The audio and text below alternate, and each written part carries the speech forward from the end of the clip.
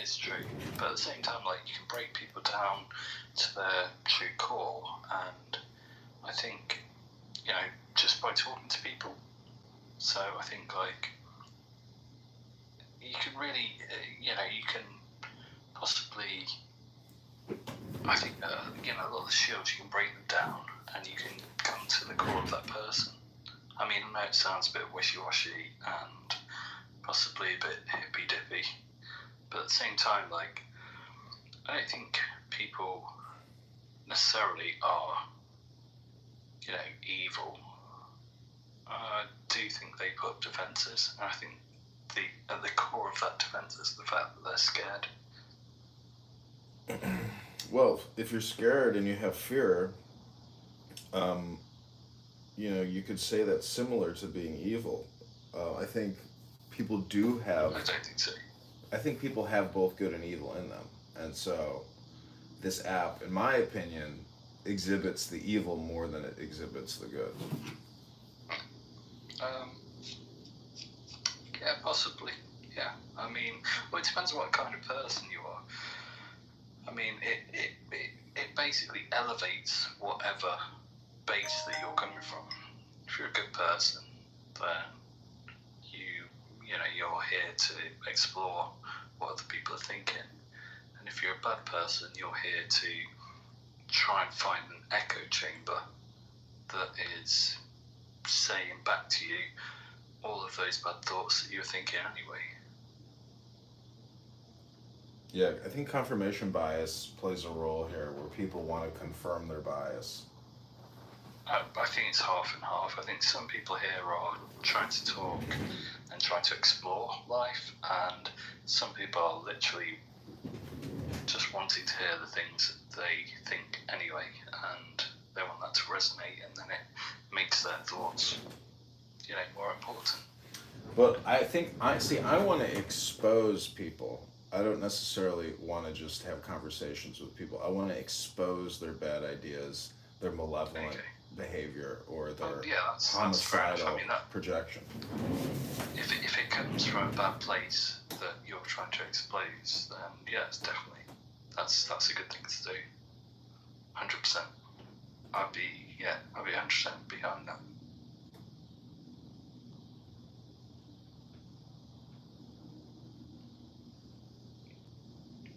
How do you feel about talking to me now? How do I feel about talking to you? I feel fine. Do you feel like you're getting anything from this conversation, or? A little bit. Well, possibly, could you tell me, like, so have you exposed anybody before?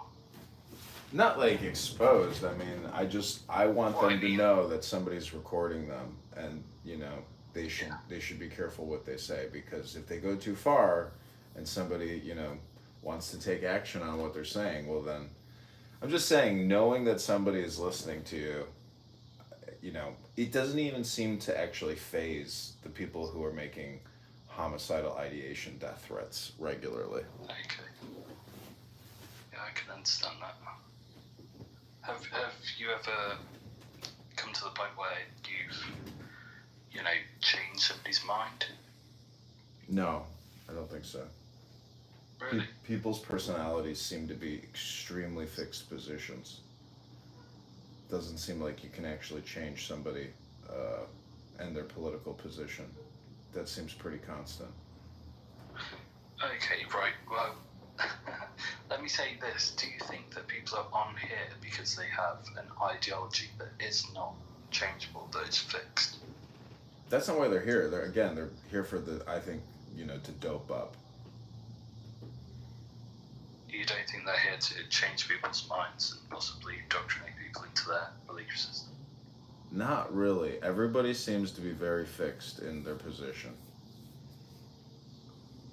And so it's more, like you say, well, like we've said, a dopamine fix. It's echo chambering in here. Constantly. People repeat themselves over and over and over and over. That's why I say they're trying to either get confirmation bias all the time, get the dopamine, but I'm ready to actually shut off my usage of this app, and like take an August break because Yeah, I have that's be definitely good for your mental health. yeah, because Yeah. you know what the alternative is. I like to read books, and when I get back into books, I realize just how foolish everybody is here. Like they're literally, it's like a brain rot exercise. Exactly. Yeah. Well, so I live in England, um, and it's summer now, so I have a hammock, and I'll sit in my hammock and I'll read a book, and I won't touch my mobile phone. I think, its connection to other people is so, it was wonderful, but at the same time, it can become somewhat traumatic with the fact that we have an open way of communicating with people that we have absolutely no idea who they are. And that kind of communication, it can be very, very difficult to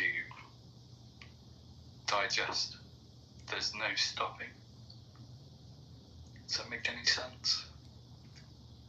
Yeah, I mean, you don't know who anybody is. You know, I rent out apartments to people I don't know who they are, but I have faith in myself, and I have, you know, enough confidence in myself to know that like I have confidence in other people, but nonetheless, you're gonna get disappointed. People are pigs. Yeah. People trash things. People are dirty. People are inconsiderate. People just they just they just they just do things which are they make people make bad decisions. You can't stop people from making bad decisions. So what I work on is how do I respond to people making bad decisions? Am I gonna get flustered and angry and scream and hoot and holler and yell and eat my own substance up, or am I just going to be an observer documenting, and analyzing, and then respond, Yeah. in a cool, calm, collected manner effectively? Well, yeah, that's definitely the way to be. I mean, also the other thing is just to understand that I know it sounds cheesy, but this is a journey that we're on. We are all born and we're all going to die, and at some point, nobody will remember our names. It's about how we traverse this little bit of life that we live in. So it sounds a bit hippy dippy, but it's kind of how it is. Well, some people are remembered. If you've ever watched a movie or a book, I mean, you are remembering the person that created that product. That's true. I mean, have you thought about writing a book? No, I mean, I like to read books, but like, I don't even know. I don't even have enough time to read. So it's like, how the fuck would I waste my time creating a book that nobody else is going to read? I need to read the books that are out there that are going to transform my life and maintain my life. I'm looking for wisdom, and that's what a lot of people on this app are not doing. They're just engaged in rhetoric and politics. So yeah, I see what you're saying. So it's all about the noise, not about what's behind it. Right. Yeah. It's about the friction and the thrill and the dopamine of that friction, as opposed to the peace that can be created by wisdom. Yeah, I agree with you. I'm with you. So what is it? It's like I think Elon Musk he says in politics there's too much signal noise, and so he can't. He has reduced the signal noise that he is receiving, and he finds it a much better place to be in terms of like life experience. Yeah, that would make sense. I mean, obviously, I suffer from. I say suffer. I don't suffer. I am autistic, so I do understand the fact that my brain will point in various different directions at the same time. So it's difficult to have clarity sometimes with who's just sitting down on a chair and just relaxing. That's not something that my brain can do. So Are you sure about that? Yeah, 100%. You can't just sit down and relax your brain through different techniques? No, definitely not. All right, if you say so. I mean,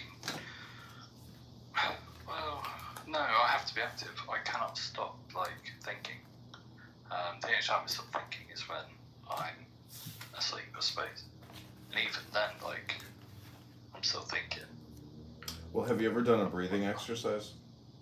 Yes, I have, yeah. So what do you think happens when you do a breathing exercise? I'm thinking about what's going to happen once I've finished this breathing exercise. Well, have you done a guided breathing exercise, I should say? Yes, yeah. Okay, well then let me prove to you immediately that you're wrong about your opinion about your overreactive brain.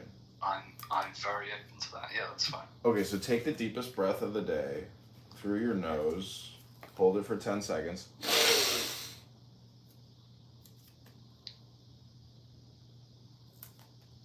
Let it go and say, I am a flower. I'm a flower. Now take the second deepest breath of the day through your nose. Hold it for 10 seconds.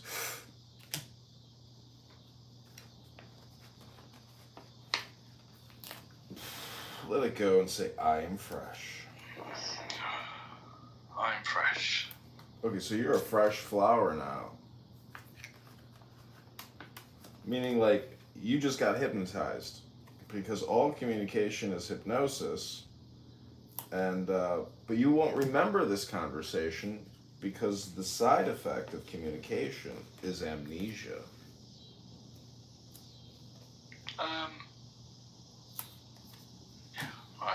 No, I don't think that.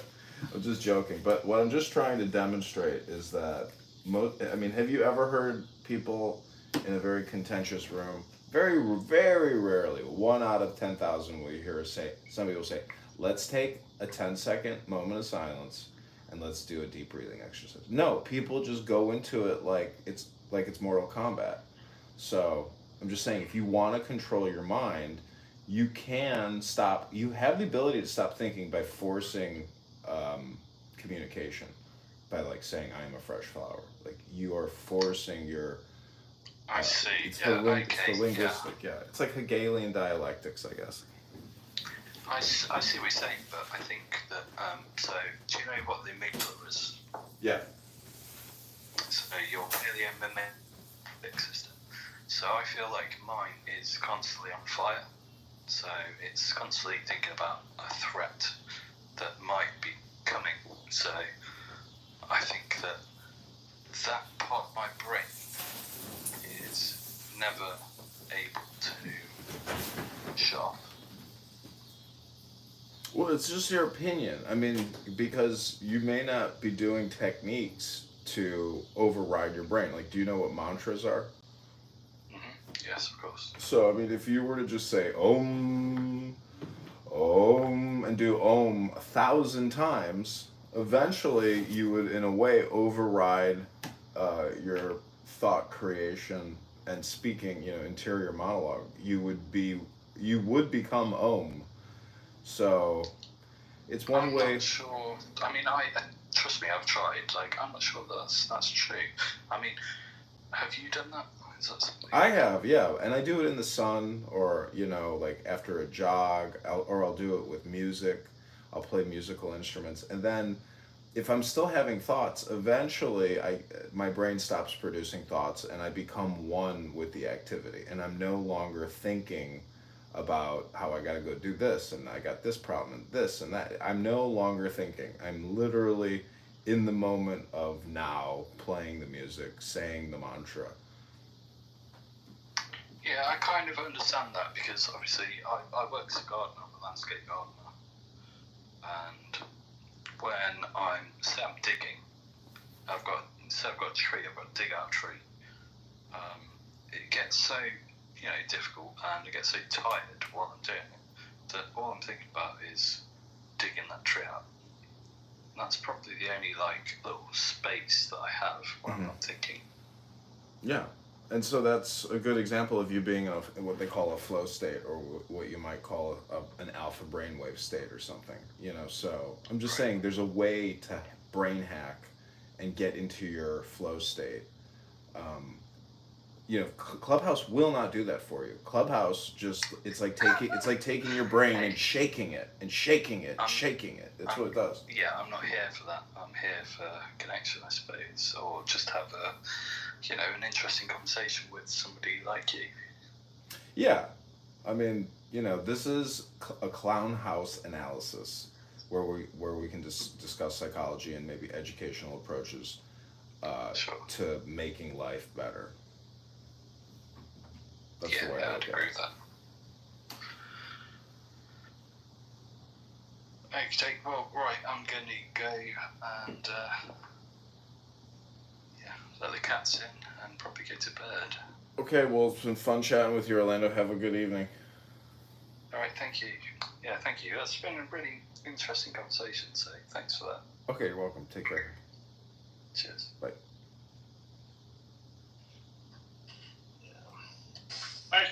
Poland was there first, right? And then they got invaded by the Russian.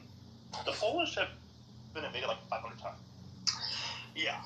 It's surprising they still have a country, because they're not the brightest. So, tactical, I wouldn't assume that they would, be smart with tactics. But bravery and strength, if that sheer alone, they...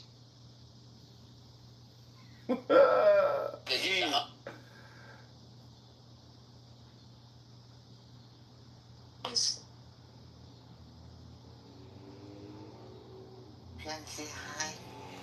My little girl. Say hi.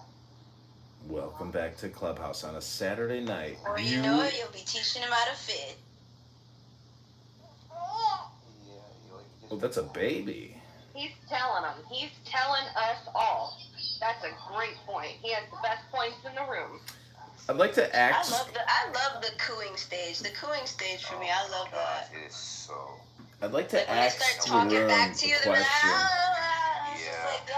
What have people here in Chilism learned about psychology, philosophy, and politics? I'm just wondering. Oh, that's great. Congratulations, Sai. And then they also have that death grip, too. They got that grip. The worst is when they grab their own hair. Oh my goodness. God, yeah. That is the worst. That is the most scary and helpless you feel as a parent when they grab their own hair. You complain. Right. But if people respect themselves, I here, that's the way that... I cannot do it alone. I think long talk here, Elizabeth can handle. And I want to thank you.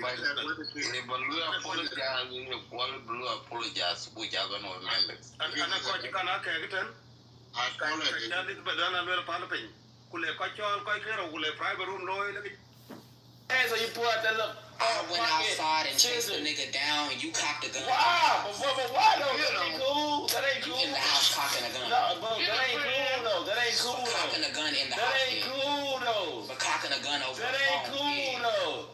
You putting out little scissors. But getting drunk and cocking. Concussion, so we should not use it. I take Can I give you my word for that? I guess the only thing that she's truthful about is the photos that I post here are from 1, 2, 3, 4, 5 years. Okay, that's true. But anything else is complete lies. Thank you for allowing me to say that, Miss Ema. And anybody, don't be surprised if this person sends you messages about myself with these lies. Okay, she really hates me being on here now. So just so you know. I just want to say something before I go. Okay, okay, sir. Look, speaking from a children's heart, okay? Just play a game. Why are we not adults? Nothing beats a Jet 2 holiday. Nothing beats a Jet 2 holiday. And right now, you can get 50% off. That's what we're talking about. Hello? Too unstable. Hello? Nothing beats a Jackie holiday, sir. Would you like one that's 400 pounds up for a family of four? Concrete, I want to ask you a question. This nigga here, I'm talking to ladies, beautiful, beautiful black ladies, and this nigga. On a Saturday night on Clown House? 400 pounds off for a family of four. Do you not have a family? 200 pounds. Do you not have a family, sir? If you don't have a family, just say that, Robert, sir. if you leave and you don't come back, I will miss you. So We'll you give might you as well a send that. single Send person me a package. DM. You might as well send me that number. That way we just keep in touch. You don't have to be like. Sir, do you have any family, sir? You miss me every time I fucking leave. You fucking crestball. Concrete's got no life. He's here 24/7, Do you have 7 any days a family, week, sir?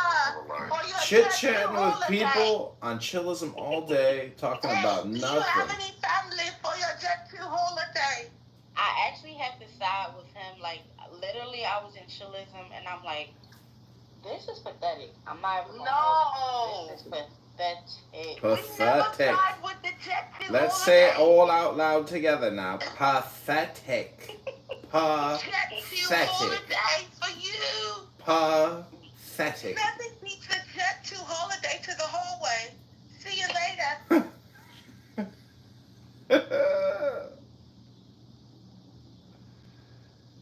Now, you can think about it and answer me another time if you want to. There's no pressure from me. Maybe you can think about that. And I think that you would do something too, actually. You know what Because, like, my mom used to buy corn nuts all the time, and he would sit and eat all of them. So I just started calling him Corn Nut. Then my niece is Chicken Little, because when she was little, she wanted to do everything the big kids did, so I said she was Chicken Little from the movie. And then the youngest nephew is Squish or Bestie. It kind of goes back and forth. Because he says his TT is his best friend, and if his mommy makes him mad, he said, I'm telling TT. She's my best friend. It's funny. Mom! Oh, and you're gonna tell too? Mom! Oh, Mom! and little dude wanted me to say that his mommy spanked him 3 times, and he cried and cried and cried. Mom! So he wants to stay with Mew Mew. Mom! What are you gonna do about that, Ashley? Can they hear us?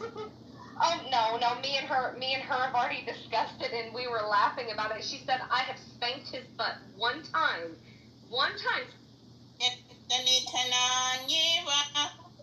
तत्र का परिदेवना आश्चर्यवत् पश्यति कश्चिदेनम्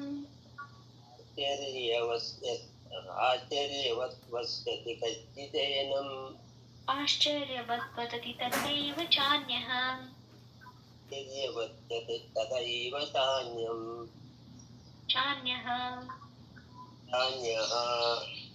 आश्चर्यवच्चैनमन्यः शृणोति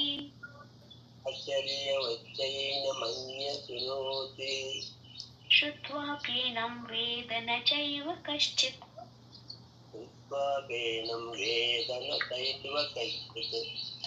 देहि नित्यमवध्योऽयम् देहे सर्वस्य भारत तस्मात् सर्वाणि भूतानि न त्वं शोचितुमर्हसि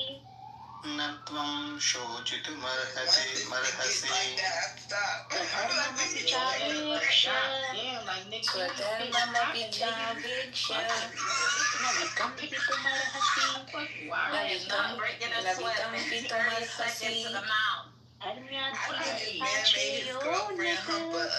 धर्म्याद्ययुद्धाश्चेयोन्यत् क्षत्रियस्य न विद्यते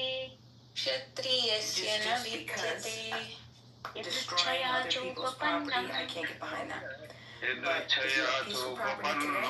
स्वर्गद्वारमपावृतम् traded for, I will radically defend you. I don't care who you are. If you harm another person in this region, that is Israel, aka Palestine, I would 110% encourage. You've lost the ability to reciprocate rights.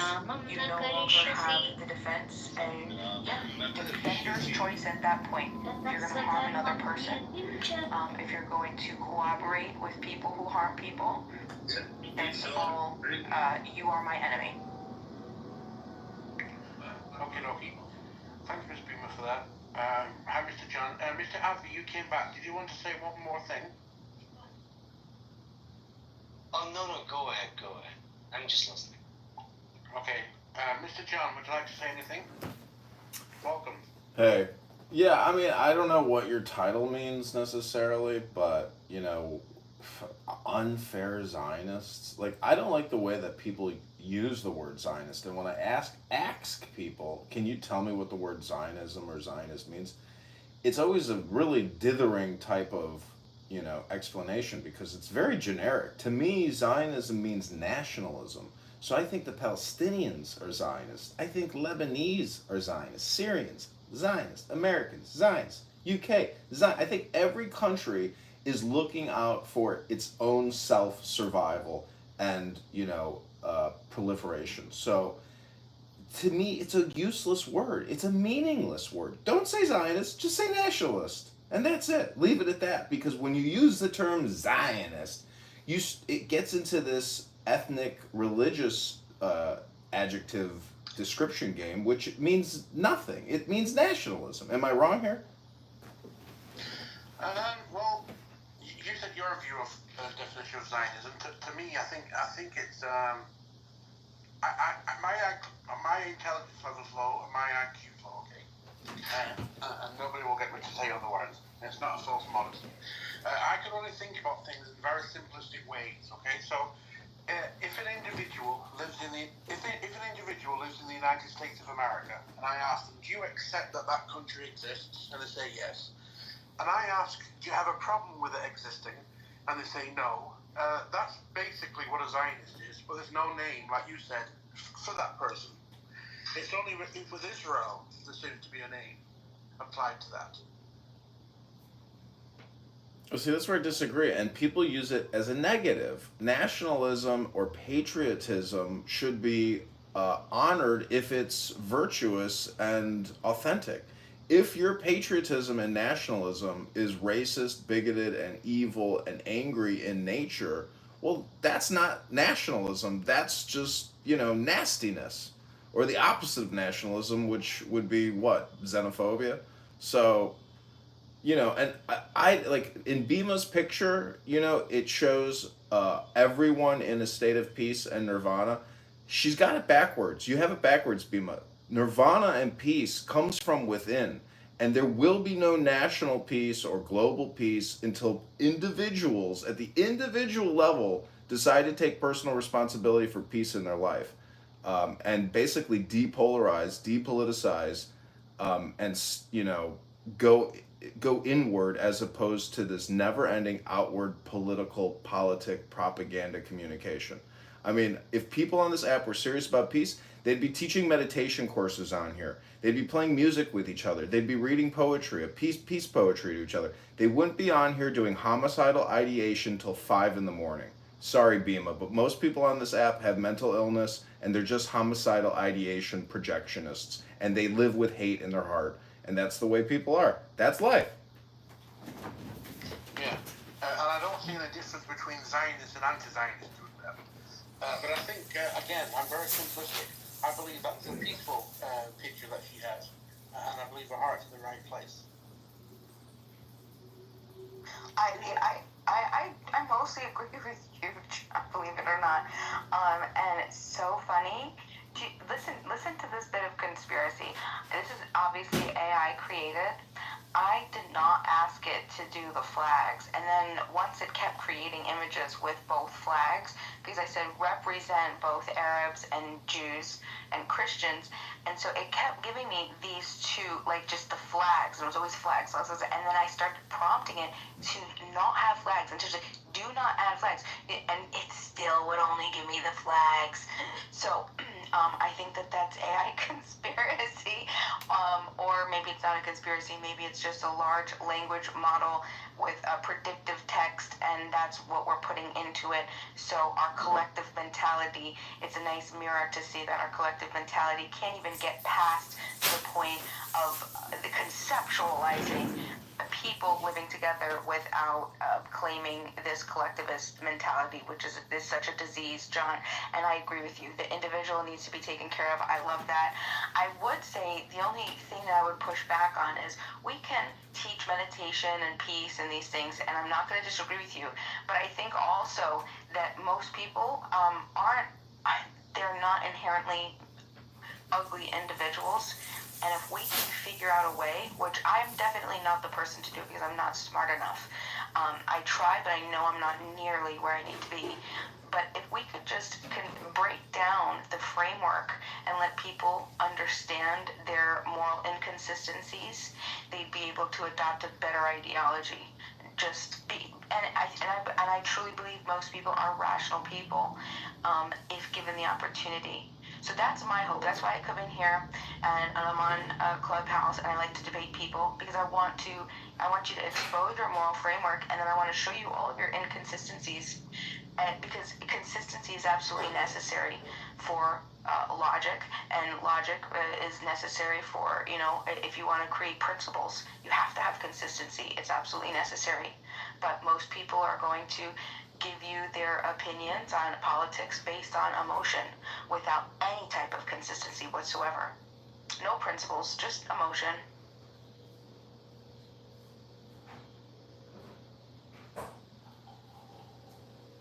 Like, let me ask you, John, do you have any moral principles that you use to run your life, to which you can put through any political issue that could be delivered to your desk right now, and you'd be able to take those moral principles and apply them and come up with an answer? Yeah, 100. No, what is the golden rule, Bima? Okay, well, why don't you give me a few? Well, the golden rule is treat your neighbor the way you want to be treated. And that's why October 7th was such a betrayal of your neighbor. And, that type of betrayal is very hard to forgive. It takes incredible mercy, incredible kindness, and incredible compassion to let that go. They were asking for too much on October 7th. And if you want to talk about genocide or ethnic cleansing, that was genocide and ethnic cleansing. And, when you open that bottle and the genie comes out and Pandora's box spills over, you fuck around, you find out. I mean, the leaders of Hamas are gone. They are dead. And if you watch their speeches, well, they hold up babies with machine guns, and they're screaming death to the Jews. We're going, death to the Zionists. That type of political communication, plus shooting rockets every single fucking night of the week for years, it's insane behavior. So, again, go back to the golden rule. Treat your neighbor the way you want to be treated. And the United States Constitution says, friends in peace, enemies in war. Those are the golden rules of life. And again, fuck around, find out. Would you agree that though would be inconsistent? Treat your neighbor the way you want to be treated. Meaning, if you were to apply that to, let's say, somebody in the I don't want to use stereotypes. Take a couple countries. Okay. Listen, let's take a Gazan and let's take an Israeli, and we put them side by side. Do you think if we say, let's take the more frustrated militant of both sides, and we say, hey, golden rule, treat your neighbor the way you want to be treated. What do you think both of them are going to come up with the same answer? It's a universal statement, and it's undeniably logically true. No one's going to deny that statement because people want to be treated the way that they treat others. And, you know, it's not, it's a very important thing to recognize that, you know, the way I treat you is the way I expect you to treat me. If I give you disrespect, I should expect disrespect. If I give you respect, you should give me respect. The moment I get angry with you and start yelling at you, I don't expect you to comply with me anymore. I don't expect you to be my friend anymore. You know, like, so, but again, there's a big distinguishment here between your average militant and your average soldier who is in a career job type position versus an Islamic jihadist terrorist who is who is more than ready to die and to go to Allah. So there's a huge differentiation between the characters in this performance, and you lump them together, and I think that's where you have it wrong. There are different people in this casting, and you should be able to know which ones are problematic and which ones are just doing a job.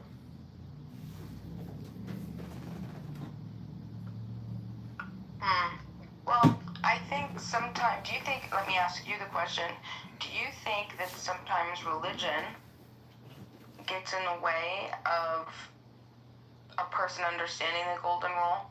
If they've been taught, trained, and indoctrinated to believe that life should be this way, and this is what God says, and they need to follow God's path, do you think that could interfere?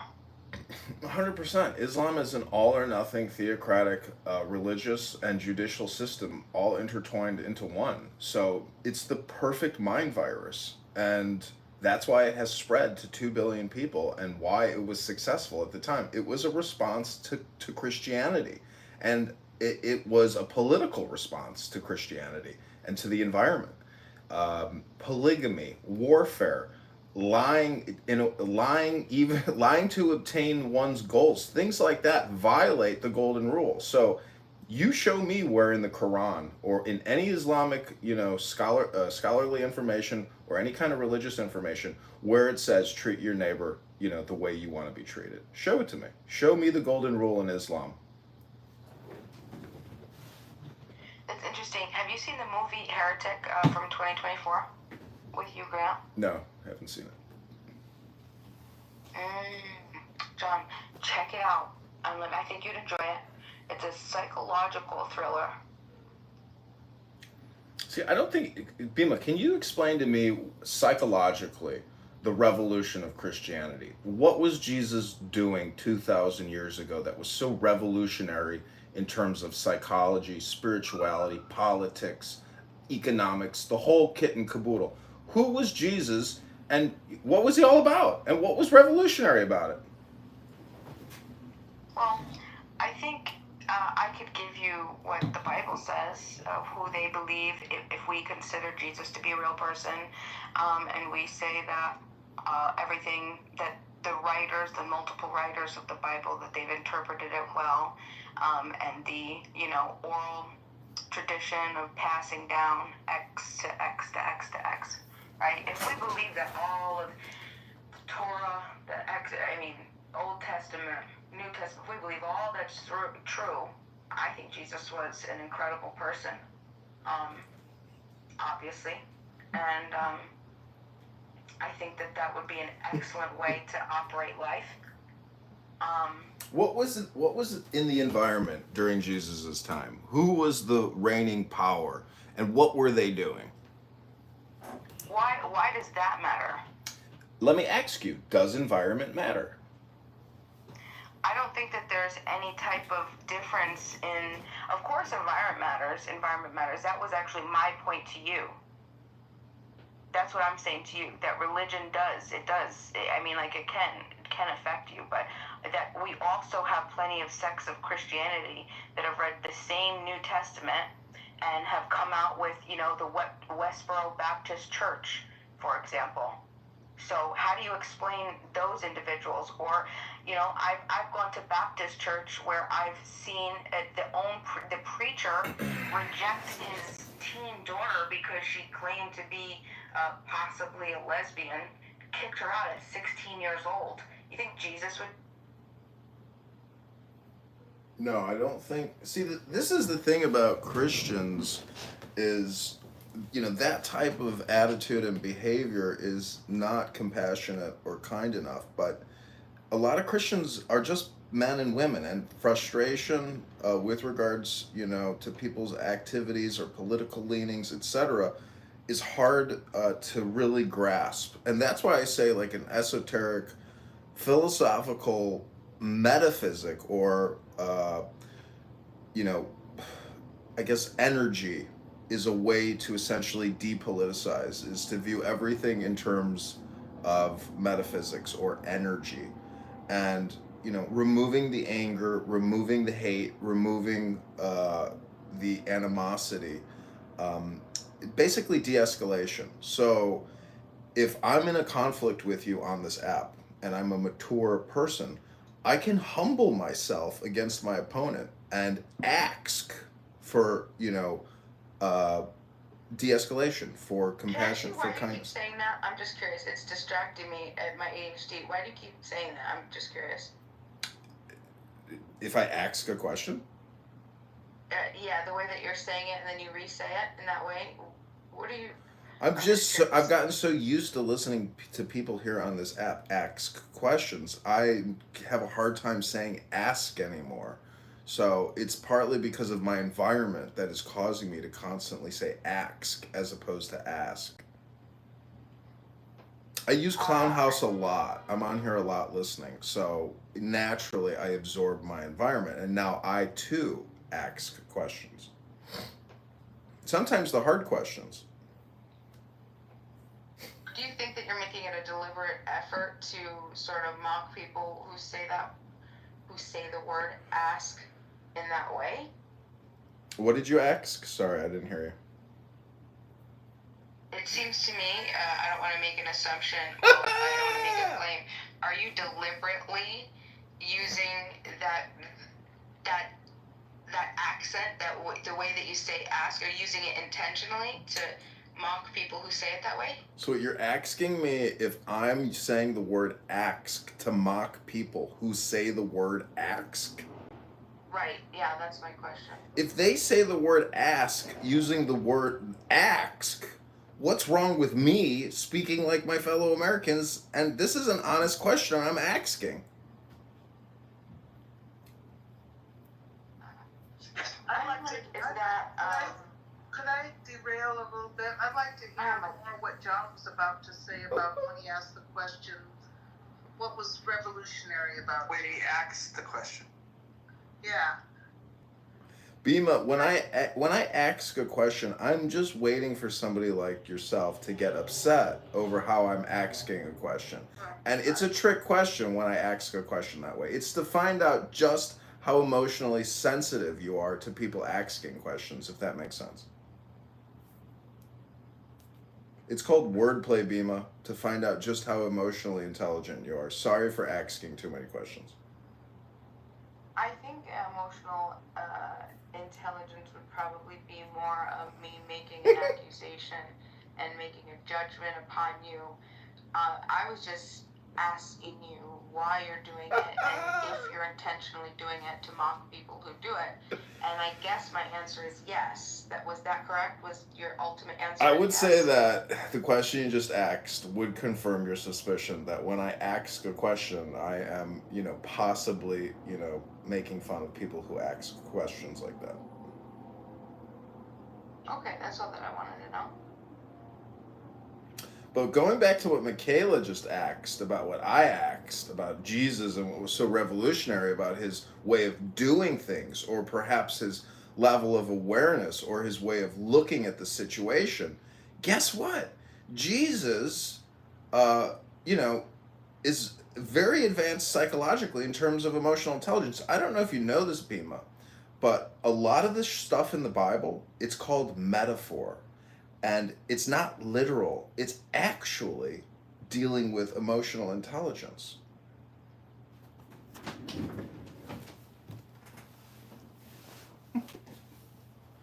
What is emotional intelligence?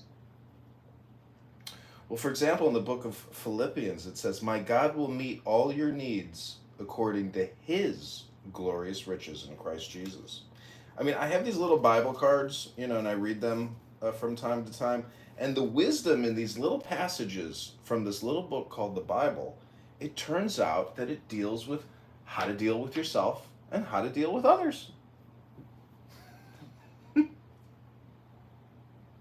So, is that little book in your cards? What did they say about mocking your fellow neighbors? This is from the book of Job 5:17. It says, "Blessed is the man whom God corrects. So do not despise the discipline of the Almighty."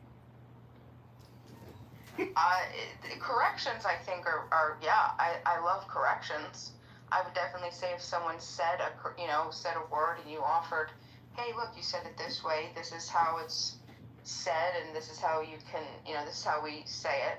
But I didn't say correction, I intentionally said mock. What does your Bible or your book say about mocking your fellow neighbor? Well, the book of Timothy, 2 Timothy, says, "God gave us a spirit not of fear, but of power and love and self-control." I just want to ask you, do you think a lot of the Free Palestine people practice self-control? Nice deflection. Do you think mocking your fellow neighbor is an element of self-control? Well, when I ask a question, to my neighbor, I generally ask it respectfully and transparently and authentically. I just wonder how many people on the other side of the fence also think that way.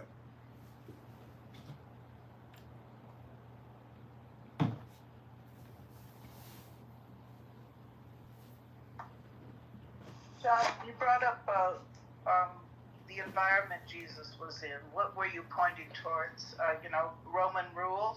Yeah, paganism, absolutely. And the insanity of that environment and seeing what pagans do in ancient Rome and how they treat each other, the mass slavery, the rule by Roman arms, the poverty.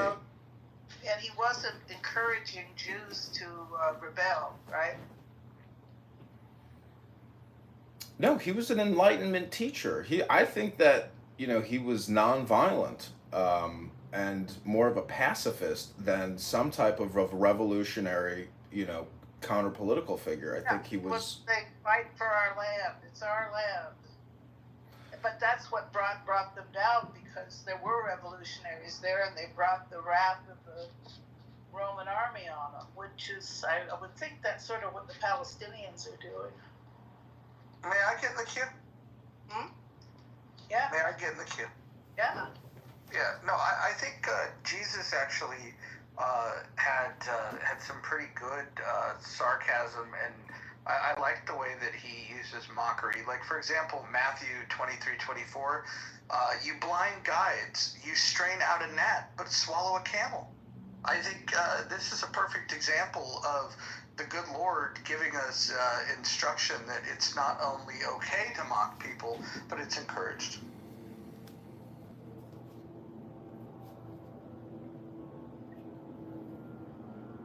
Matthew 6:21 says, "Where your treasure is, there your heart will be also." Jude 20 says, "You, dear friends, must build each other up in your most holy faith. Pray in the power of the Holy Spirit." Bima, what do you think Free Palestine people think about when when you talk about the Holy Spirit of God?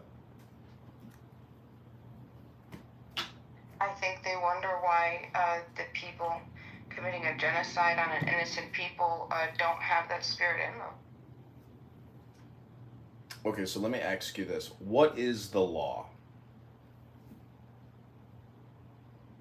You're going to have to be more specific. What type of law? Man law? Just tell me what the word law means in English. L-A-W. What does it mean to you? It depends on the type of law you're referring to. Are we talking about man-made law? Are we talking about God's law? What are we talking about? Natural law? What are we talking about? Just the word. It's a 3-letter word. I don't know if you're capable of actually answering the question that I'm asking. But what does the word in English, L-A-W, mean? You can Google it and look it up in a dictionary if you want. Can you act in a more respectful way, please.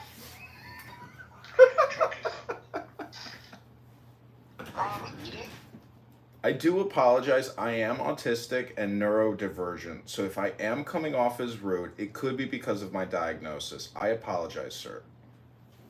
Okay.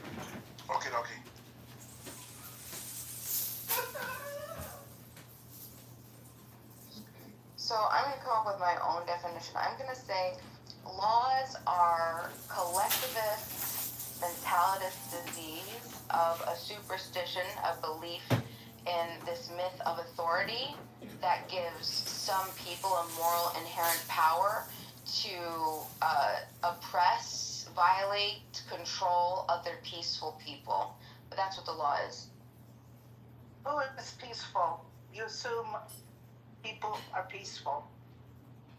Peaceful people would be represented by any human being, regardless of sex, gender, race, any place on the planet, as long as they are not harming their neighbor or their property. And don't people harm each other day to day with their words, their actions? I don't think we can use words as an objective harm, right? Because of too much subjectivity. So it has to be like a specific violation, right? And who decides who's peaceful? Objective facts. So as soon as somebody objectively, so when I say that, I'm talking about a point where you actually see somebody touch or violate another person or their property, they are no longer a peaceful person. So it's in an individual decision. One person decides who's peaceful and who's not, and then they can execute punishment on that. One person can decide the other person is not peaceful and they can punish them? Well, we each decide, so we all want to have maximum liberty, right? Not you. Not statists don't. Statists don't. But maximum liberty. Can I ask you a question? A common ground to how we determine that, and that would be Go ahead, Roger. Go ahead. So Bima, when somebody violates somebody's liberty, who has the authority to hold them accountable? The same. Well, if you stop reciprocating rights in rights-based, so what is a right? All rights are mutual reciprocal understandings between consenting adults. Just me and you coming together and saying, hey, this is descriptive. These aren't normative rights, okay? This is a bunch of people coming together and saying, hey, look, let's all take it. Let's say we're not going to punch each other in the face. We're not going to hurt each other. And, now, okay, these are our rights now. So right? just by that.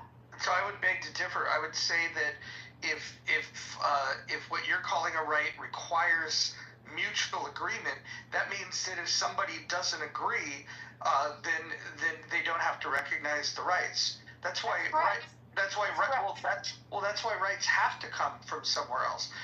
The authority first of all, who granted these rights?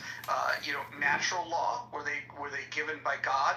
And the idea that you think that it has to be mutually agreed upon, if you said, hey, I don't want you to hit me, and I say, I'm not going to mutually agree upon that, I'm going to smack the crap out of you, then under your framework, I would not be violating your rights because it was not mutually agreed upon. So, first of all, I answered your question of where the authority came from, and that comes from the individuals. Sometimes we like to say that they're God-given rights, but we know that God doesn't grant everybody the same rights on the planet, right? And if that was true, we'd all have the same rights on the planet, but we don't. Bima, let me interrupt you politely. Same rights as Americans, and North Koreans don't have the same rights as Saudi Arabians and et cetera, et cetera. So it's all different. So what we've concluded is descriptively, it's just what people decide to agree upon when they come together. They say, okay, this is what our standards are, and this is how we're going to interact. You let me know where your boundaries are, and I say, okay, these are my boundaries. Let's make a decision. The society that we live in the West, the federal constitutional republic, which is a democracy, that's all that is. The only difference is that you're tied down, you're tied into and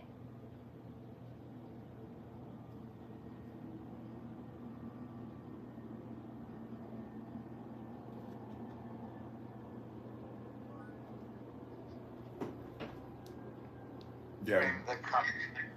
Good call on getting out of Bima's, projection there. It's she speaks as if I don't know. She uses like technical, like Marxian terminology. Do you ever notice that? Yeah, I think she's somebody that probably spent a lot of time, listening to anarchists talk, and then thought, wow, that's unique. Nobody thinks like that. Nobody talks like that. I think I'll adopt that because it makes me unique. And then really what she sounds like is a robot. It's very weird. Very, very weird. So I don't know if you've ever read the Book of the Law, but I want to just read a thing in here, if I may, if I can ask to read this to jumpstart your "What is Anarchy" room. It's just one little paragraph. Do you want to hear it? It's a good jumping off point, I think. It says, democracy daughters, ferocious fascism, cackling communism, equally frauds cavort crazily all over the globe. They are hemming us in. Liberty stirs once more in the womb of time. Evolution makes its changes by anti-socialistic ways. The abnormal man who foresees the trend of the times and adapts circumstance intelligently is laughed at, persecuted, often destroyed by the herd. But he and his heirs, when the crisis comes, are survivors. Above us today hangs a danger never yet paralleled in history. We suppress the individual in more and more ways. We think in terms of the herd. War no longer kills soldiers, it kills all indiscriminately.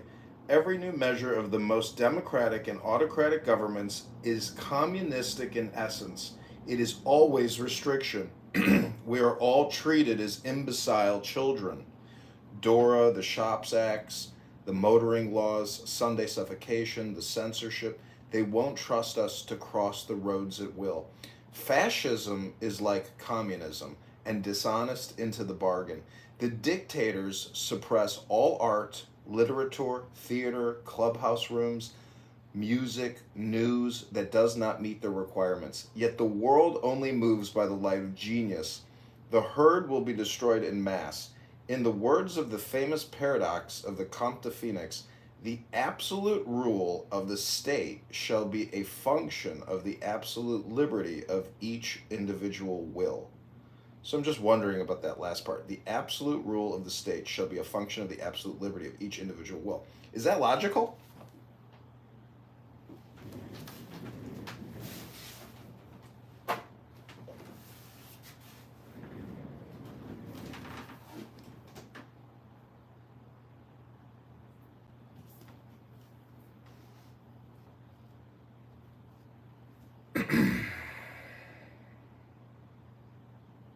Hello, is this thing on?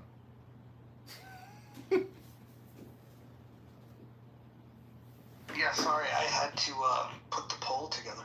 Everybody needs a poll these days, so we got a poll now. No, that was interesting. We should read that again when we get people in here. I'm gonna start pinging people, but I wanted to get the poll posted up here, so everybody can cast their votes. When I was young, I bought that, the Anarchistic Manifesto or whatever it is. It's like a booby trap book, like a warfighter book. I don't know if you ever read it, but supposedly it was banned. Yeah.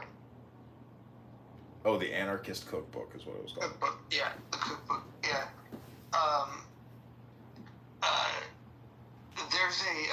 There's a book by Michael Malice. If you ever want to hear an entertaining anarchist, you should check out Michael Malice. There's a great debate between him and God, I forget the guy's name. the Objectivist. They were both on Lex Friedman's podcast debating anarchy versus minarchy. It's pretty interesting. It went the way you would expect it to go. Akiba says anarchy is ultimate freedom. It's amazing. I mean, what would you describe the conquest of the West and the journey west in America? You know, cowboys, Indians, you know, far off, distant little towns. You know, what is that anarchy, Hekima? Why you attempting to mispronounce my name? You just finna say it right, and then you just switched it up. I mean, why don't you just tell me your real name? Is it like, you know, Tony or Lamar or like, you know, it's not Hekima. That's fucking amazing. How about Lamont? That would be a good one. Wasn't that the son from San Francisco? Yeah. Why my name can't be Hakima, John? That's weird. I mean, it could be Hekima. I don't know. But it actually is. I like the name Lamont, though. Lamont's cool. That might be my next clubhouse name, Lamont. Lamont Sanford. Is it pronounced Hakeem or is it, you know, Hekima? Nobody pronounces it correctly, so you can pretty much do whatever you want. He's very accustomed to nobody being able to pronounce something that's spelled out fairly phonetically.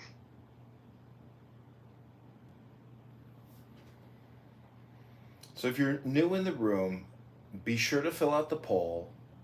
What is anarchy?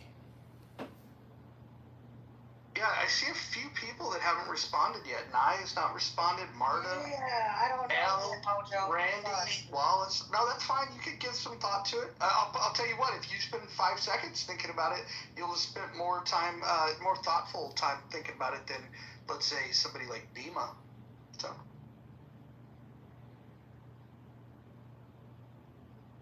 By the way, if you guys are connected to Bima, everyone invite her. Like, everyone just go in through you do the share button. If we all invite her right now, we will center Bima and we'll just all sit silent and let her drone on and on and on. And then every once in a while, John will interject and ask her a question. You know, I want to ask you a question, Mojo. Have you talked to Daniel on this app? He's a Canadian who wears a red jacket, and he goes on and on and on about how he's going to solve the debt crisis. But his explanation is that money is all fictitious, dollars are all fake, so it doesn't matter how much we print up. And his method is he wants to give you a time expiration deposit of however much you want or however much you need. But if you don't spend it within the certain time frame, it'll disappear. But the money that you do spend and the people that take your money and give you goods or services for the money, it doesn't expire for them. Okay, so have you talked to Daniel about his incredible idea on how to tackle that? David, you have to mute yourself. David, if you're going to stay on the stage, you're going to have to play like an adult. Let's see if Alfonso wants to come up. Alfonso's like probably the friendliest guy in the religious rooms. And by religious rooms, I mean people arguing about religion. Alfonso, you're the smartest atheist on the app, right? I don't know what smart means, but I think I am a different type of atheist, sort of. Yeah, I don't hear you're making the dumb arguments. Is my point, I guess. Whoa! All hail El Normo. Yeah, hold on. We're talking to Alfonso. We don't always get Alfonso. Alfonso is a. Let's talk to Alfonso for a second. Alfonso, you explain to the room your position on the absence of God. So, well, I've got a bit of a journey to tell of how I got here, and then why it makes sense to me to say that in the traditional sense, God, there's no way God would exist, right? I'm not an agnostic. I actually claim to know for a fact that there are no gods. But I am willing to entertain the idea that We can use it as a metaphor. We can use an analogy to say, you know what, I'm having such a great time enjoying the company and the conversation and feeling enlightened. So God is moving among us, right? But that's a metaphor. But your happiness means that. Okay, David, I warned you. Go on, Alphonse. So, yeah, and one of the strongest, I guess, arguments, I don't, I don't like to debate or argue, but one of the strongest thoughts I have about spirituality and theism is that for most spiritual practices, you must believe that you are a soul, independent of your body, right? People say, I have a body, but I am my soul. And I think that has been greatly debunked by modern science. We know that. So the arguments that we used to hear for the soul was it was the energy that gives us life. So as long as as soon as the soul left our bodies, it was the energy leaving it. And now we understand that by eating food, by got all these inputs of energy, and we know what these energies mean. We can objectively measure them, right? So that argument of energy leaving the body's kind of fallen through.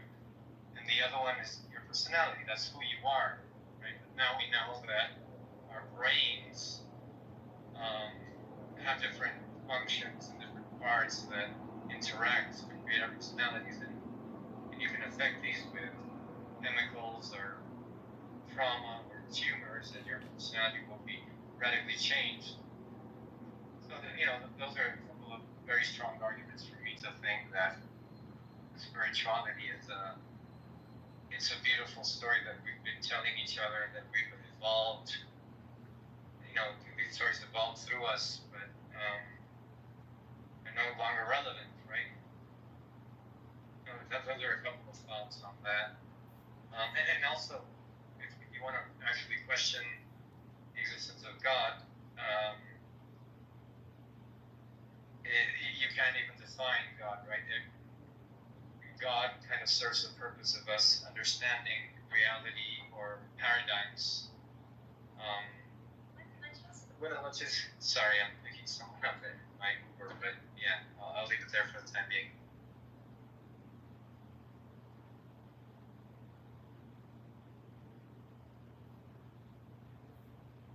What I don't understand about atheists is, have you been to a book club? Have you debated books, talked about favorite things that you read in books? I mean, that's what people are doing. And so if you think that there are no gods and there's no spirituality, but you still use terms like soul, I mean, isn't that tied into this whole God universe of the Marvel comic book known as the Bible? So I just question and ask, why do people not like information? Why are you so negative with regards to information? Is it because you don't want to read it anymore? Because you don't think it's real? Or is it really just because people are lazy and they don't want to do anything other than the easy solution, which is click a button, pick up a device and just stare at a screen and click a button? So that's why I have surrounded myself in books in my house, and I find the value of those books. And I know a lot of wealthy people. A lot of those wealthy people do have pretty big book collections, but it's generally the angry people. A lot of girls I've noticed, I go to their house, they don't have any books in their house. They got everything you could possibly need except for books. And I'm just like, maybe you're angry at the world because you don't have enough information to help you get yourself happy. It's called psychology or therapy or wisdom. Those are my thoughts. John, speaking of reading a lot of books, in 2016, I set a goal for myself that I wanted to read one book a week. So I wanted to read 52 books, and I got to 49. So I fell 3 books short of my goal. And then after that, I got so fatigued by it that now, I just download things on Audible. Do you consider audiobooks the same as reading? Yeah, I think if you're really listening and it's it's flowing through your brain and processing, and you're, actively listening. It's just a great way to read a book, to listen to somebody read a book. Even if it's at 1.5 speed? Yeah, that's what I bring up to speed generally, or 1.25. Yeah, cool, man. Well, let's get into the topic, guys. What is anarchy? Anybody want to take a shot at what is anarchy? We got a poll here. Accurately described in your poll. What was it? A childish philosophy. Yep, that's it. Yep. Has everybody pinged Bima? Let's ping her. Not friends with her, or I would. Well, we'll just go be friends with her and then ping her. I think she has to be blocked. I pinged her, but I think she's modding and running her room and getting her dopamine. Mojo, do you think people come here to dope up? I do.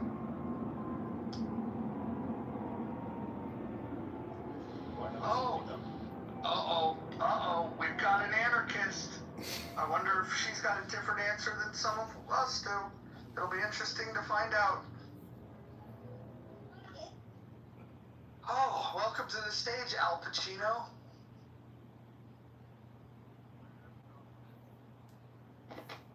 I don't think I've ever seen Al Pacino in one of my rooms. I've had other celebrities, but not Al Pacino. And Al Pacino, okay. Yeah, if you were Al Pacino, you'd afford a better microphone. No, I'm from Sicily, but I live in Germany. Yes, where are you from? Are you from? Respectfully, nobody cares. Okay, but I just say this, okay? It's okay. No, it's okay. It's okay. It's okay. I don't care about you. It's okay. Say hello to my little friend. Say hello to my little friend, okay? You want to play rough? Just joking, bro. What's it? You want to play rough? Okay. I play, okay? Okay. No, I'm. When people laugh in Italian, I fucking hate it. Don't do the Italian laugh. Can you laugh in American, please? I don't know. You say, I don't know. You love, or love. I'm not okay with this. I'm not okay with this at all. Okay, you hate? Okay, wait, my friend. you hate Italians? Let's get back to the title of the room. Can I ask a question here? Can anybody tell me the root causes of anarchy? Where does anarchy come from? I'll tell you the root causes of this room and why Bima has that opinion. Bima is a blank slatist. She doesn't believe that pit bulls are any different from other dogs, so yeah. What did any of that mean? No, that's it. She's pit bulls change her life and they have a bad rap. So she's like, they shouldn't be collectively punished. You think if she shaves her armpits, got some some effect? She doesn't shave her armpits. No, she does not. But do you think if she did, this is her words, not mine. Go. So you think if she did shave her armpits and got some effective deodorant going on, maybe styled her hair in a modern way, perhaps considered some makeup, put on some heels, and lost a few pounds, you think she would maybe abandon this anarchy thing and realize that joining civilization might be a good idea? It's possible. It's very possible. I think she just needs a shift in perspective. I'll bet you she comes back to this room. See, those are the health outcomes of, a lack of intelligence or wisdom or really understanding one's environment, I think, and what is natural and what is unnatural. I mean, asking the question again, what are the root causes of anarchy? Is it government? I would say it's, mental retardation.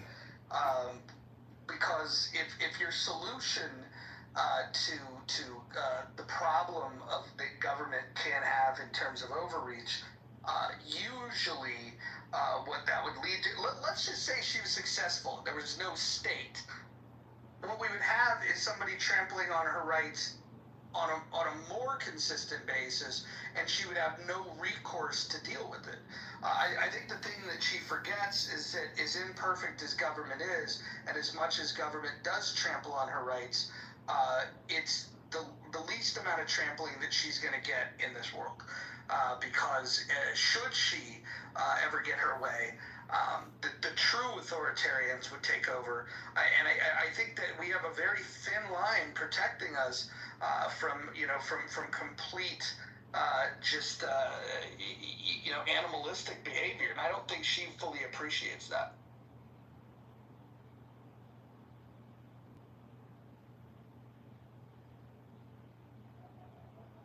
If anybody else wants to chime in with their expertise on anarchy, please go on. Or your amateur opinion, doesn't matter. Just jump in.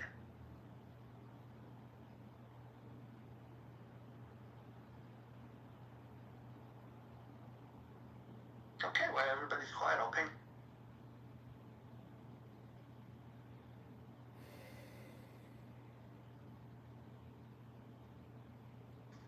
Well, Hakima, Hakima, let me see. Yeah, anarchy is ultimate freedom. Hakima, I don't know if you're trolling or if you're being serious. I'm going to assume you're serious. I almost voted the same way as you, Hakima. But then I had to think about it. I'm like, you know what? Let me go Google some shit. And then I realized, you know what, Hakima? I actually don't want to have an anarchist society. I don't want a lawless society, Hakima. I mean, unless the shit hit the fan, you know what I mean? If the world was poverty-stricken, if there's no food, I don't know, if the government turned, like the Mad King and Game of Thrones and wanted to burn us all, perhaps I would join the anarchists. But, no, I like law and order, Hakima, so I decided to vote the opposite of you, but for a second there, I was considering rocking with you on this, Hakima. I just gotta say one thing to that. Sorry, Kima, go ahead. Looks like you're about to say something. No, you got it. Came off first. You got it. Thank you. Just one thing to say. First you get the money, then you get the power, then you get the women. That's what I got. Was that Scarface? Yeah. So, I mean, if the drug, the war on drugs, I think that's an example of anarchy. I mean, why let Colombian narco importers and traffickers and terrorists control the cocaine market?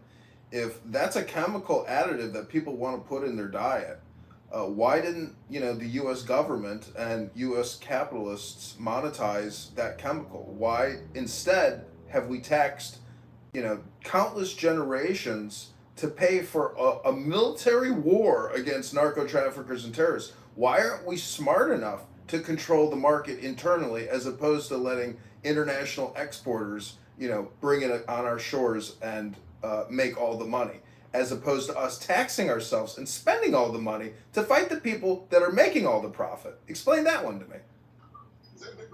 Actually, they're doing both. They needed it illegal so they can lock people up for it. So they're not worried about the tax money. They want the money in form of incarceration. That's what they prefer.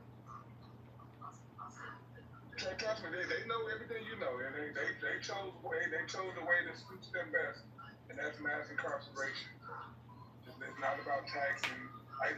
In a free country, you should be able to use cocaine. I wouldn't use it if it was legal, but a person that wants to use it should be able to. But so they rather keep it illegal so they can lock people up. Wait, John, hold on. If I was processing what you're saying correctly, don't the traffickers have the better drugs though? Just curious. Well, I think your average psychiatrist that prescribes Adderall is actually doing the exact same thing that cocaine importers do. And cocaine and Adderall, to me, I don't think there's any difference. So white people or anybody in America that has a psychiatric prescription for Adderall, they literally have a license to use speed or coke in their life legally without getting locked up. But you got to get it through a psychiatrist. And maybe that's the thing. Some people don't want to get a prescription or go through a doctor. They just want to go to, the Trap King or Queen down the street and get the hookup. It's just easier, less drama, less paperwork, less conversation, very transactional, and keep it pushing, right? And it's cheaper. And it's cheaper. And there's no record. Like, there's medical records if you have to go through the doctor. There's no paper trail if you just go to the cartel or the local drug dealer. Choices, choices. I'm going to give you the best example of anarchy at work and being effective. This is the best example you're going to get, and that's with language. The United States doesn't have an official language, yet there is an agreement socially that, hey, it would just be better if we communicated in one standard language. Yes, there's people that speak other languages, some people that don't speak English, but the overwhelming majority of people in the United States and actually around the world, learn how to speak English.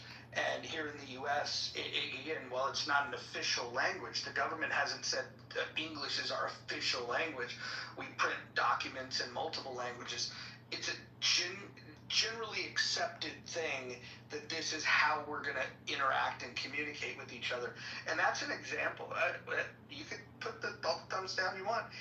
We communicate in English. And that's done in a way that people prefer to do it, because I think we all would agree that it gets messy if it's Tower of Babel and everybody was speaking their own language. I live in anarchy because there is really no rule of law here. My country, Bolivia.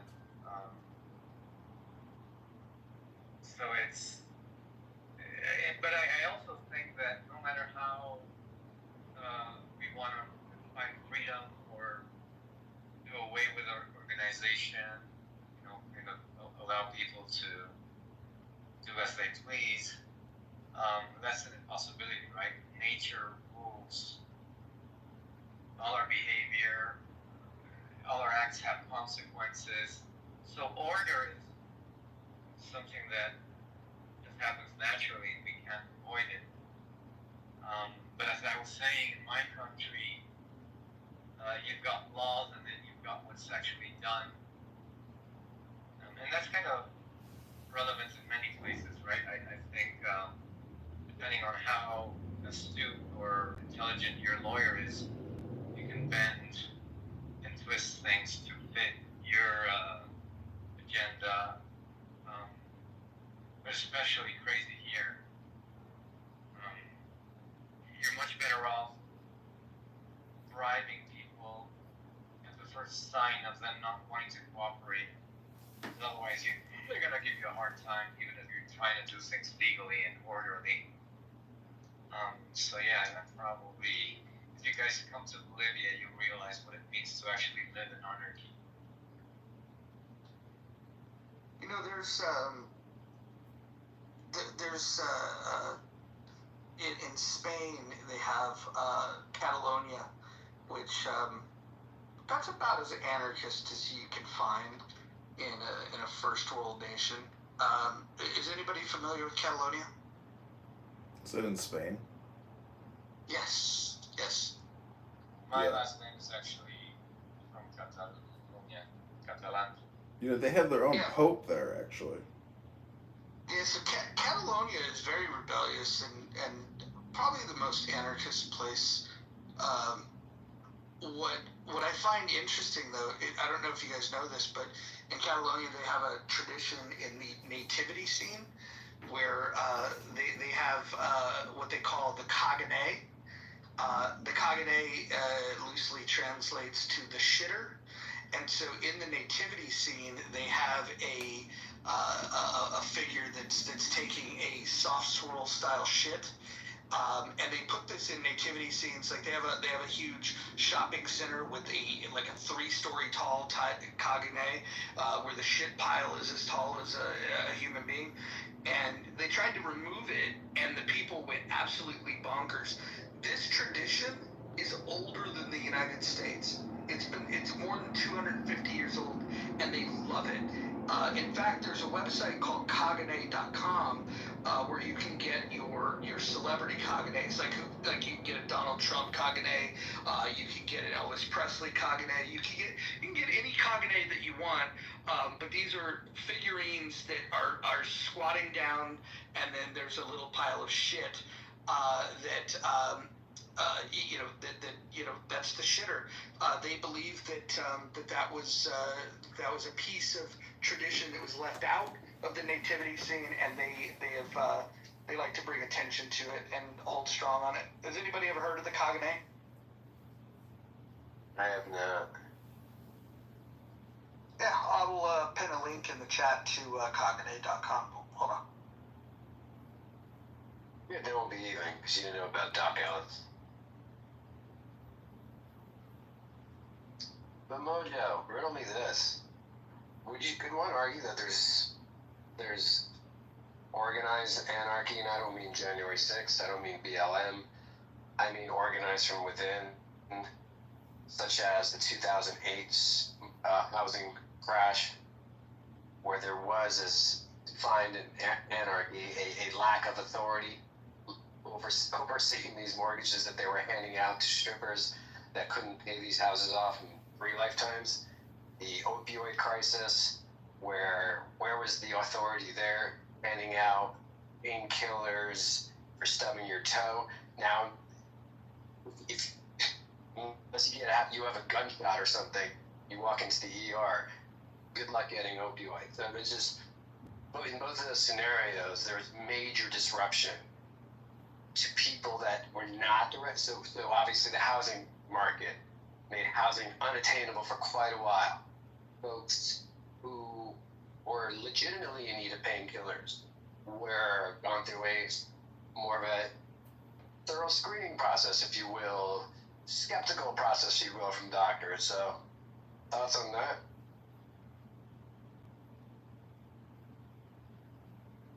Yeah, I think there's a lot of things that we do where government is in the way, government is wrong. I think regulation in general is often misguided, but I think the answer to that is not having no government. I think the answer to over-regulation is less regulation, and the answer to bad regulation is good regulation, and then just understanding proper role of government in general. I think there's a danger in rejecting the idea that there should be an authority that could make rulings. I'm a firm believer that you need to have a judge, and I'm just wondering if anybody would disagree with that, either that's on the stage or in the audience, anyone that thinks that the world would somehow be a better place if we didn't have military, police, or a judge courts, essentially.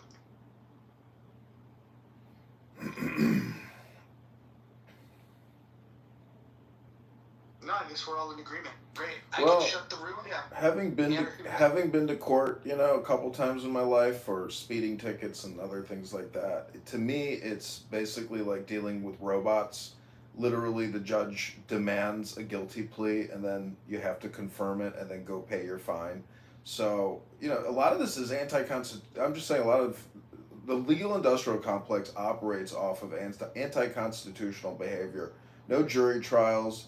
It's like automatons. It's like dealing with robots that have no care and compassion. And then occasionally you get a judge who has a YouTube channel who puts up videos of people who have absolutely nothing, are living in devastation and destitution, and because of the internet, those videos go viral. Then a GoFundMe campaign gets built up for this old granny or young single mother or whatever, and then they get a little social equity justice. But I'm just saying that, to me, robot people are the worst people in society.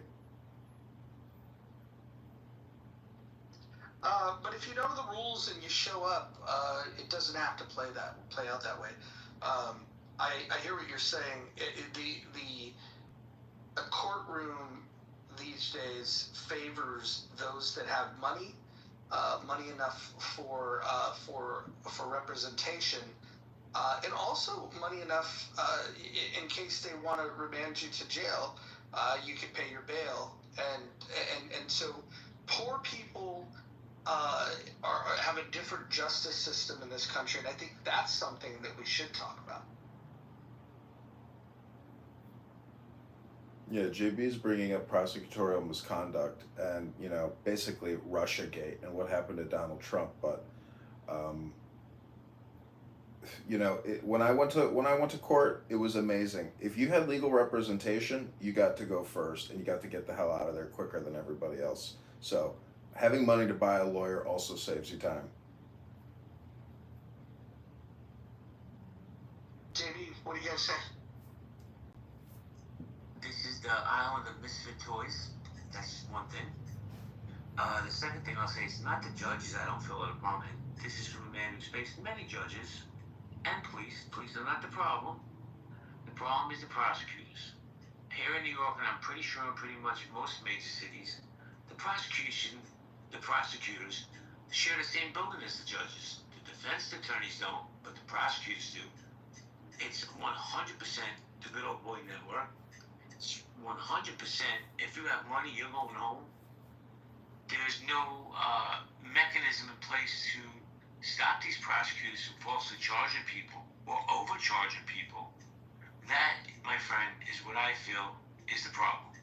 Not the judges, not the police, the prosecutors. I rest my case, Your Honor. What about the legislators that make these laws possible for the police to apprehend you or the prosecutor to prosecute you? Yeah, I was gonna say they are. Go ahead, JB. I was just gonna say, bro, here in New York, our legislator, they love criminals. You can punch a cop in the face and you're going home the same day. So I don't know. The only law they even enacted that I'm aware of lately is that there ain't no bail here in New York, so you can fuck anybody up you want. You're going home to your wife at night. Yeah, I was gonna say they all the problem, like, from the legislators to the judge to the prosecutors to the police.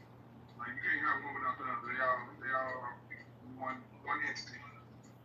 I don't separate them. They all are part of the problem.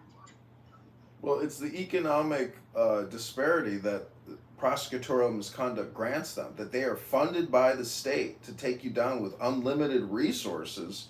Meanwhile, you know, the lawfare or the trial is the punishment because you go broke defending yourself.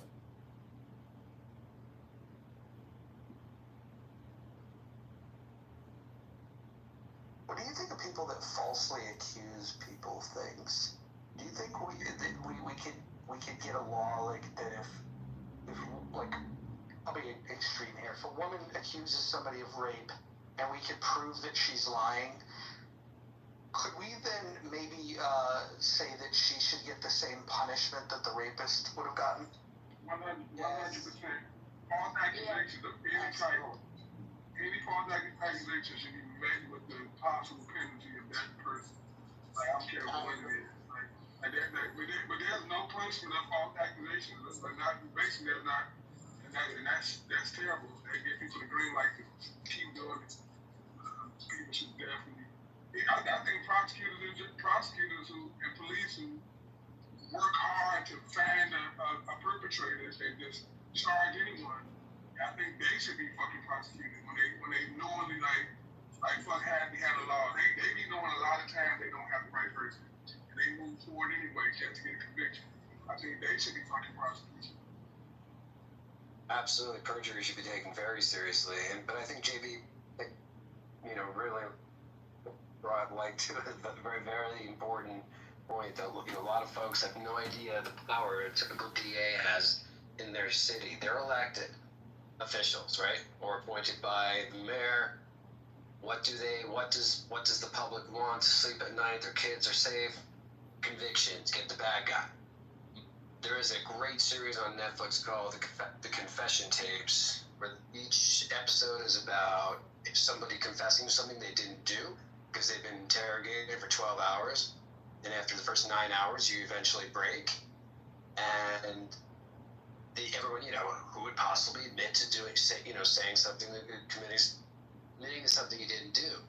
But there's studies that show that they do that, and DAs have no problem, no gumption with holding exculpatory evidence that could actually exonerate them from the beginning and not even have a trial because they want the conviction.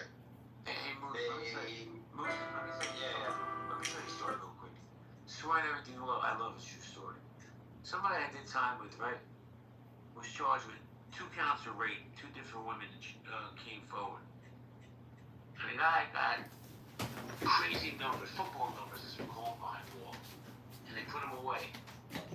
Well, a decade later, they find out that the police and the prosecutors promised both those girls different things to lie because they wanted this guy so bad. It's absolutely a true story. Matter of fact, he was able to prove he wasn't even in the state at the time, and they still moved forward with charging him. Now, if that's not prosecutorial misconduct, I have no fucking idea what is. This dude gave a decade of his life for crimes he didn't commit. And they were able to prove that the prosecutor lied and coerced these women into lying. Nothing happened to them. All they did was get a promotion because the conviction rate was through the roof. Exactly. I mean, when they do get their prosecutorial misconduct, hand caught in a cookie jar, I think it's something absurd like 1% or less than 1% are ever held accountable. Maybe less than 5 in the entire country have ever been actually fired. Like it's there. It's just fear of a bubble of protection around them is crazy. Moose, check this out though. So the guy does 10 years. He can't sue. She can't sue a prosecutor, right? And not only that, if you Google his name, guess what comes up? The charges, not the conviction, not the overturn of the conviction.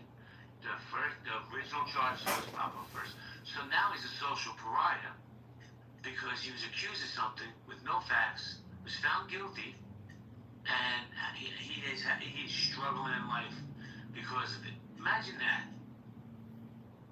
On your record for life, and you never did it. Or if you're lucky enough, you signed a plea deal, so you do less time, but it's on your record for life, even though you didn't do it. Like, literally every attorney on both sides of the aisle say if the plea bargaining system didn't exist, the justice system in this country would collapse. Well, There's go ahead, JB, I'm sorry, go ahead. I was just going to say, not just that, but also the fact of where are all these people, and I'm not saying you don't apply let it fly, but where's the outrage in this country that prosecutors have so much motherfucking power to steal somebody's life? That dude will never be whole. No matter what comes out, no matter what evidence he can produce. When he goes, he can't even get a job, bro. That dude can't get a job because let me tell you what companies do, even though it's illegal. They don't do background searches. They save the money on that, and they just do a Google search. So if it comes up, Moose likes to fuck Moose, and you don't, guess what? That's what they're gonna see. It's a horrible, horrible system. There's it's either a movie or a series on Netflix. It's about a girl who was raped, and she goes in and she tells the police, right, a few times, and they don't believe her, right? This is like the 80s, I believe. They don't believe her, and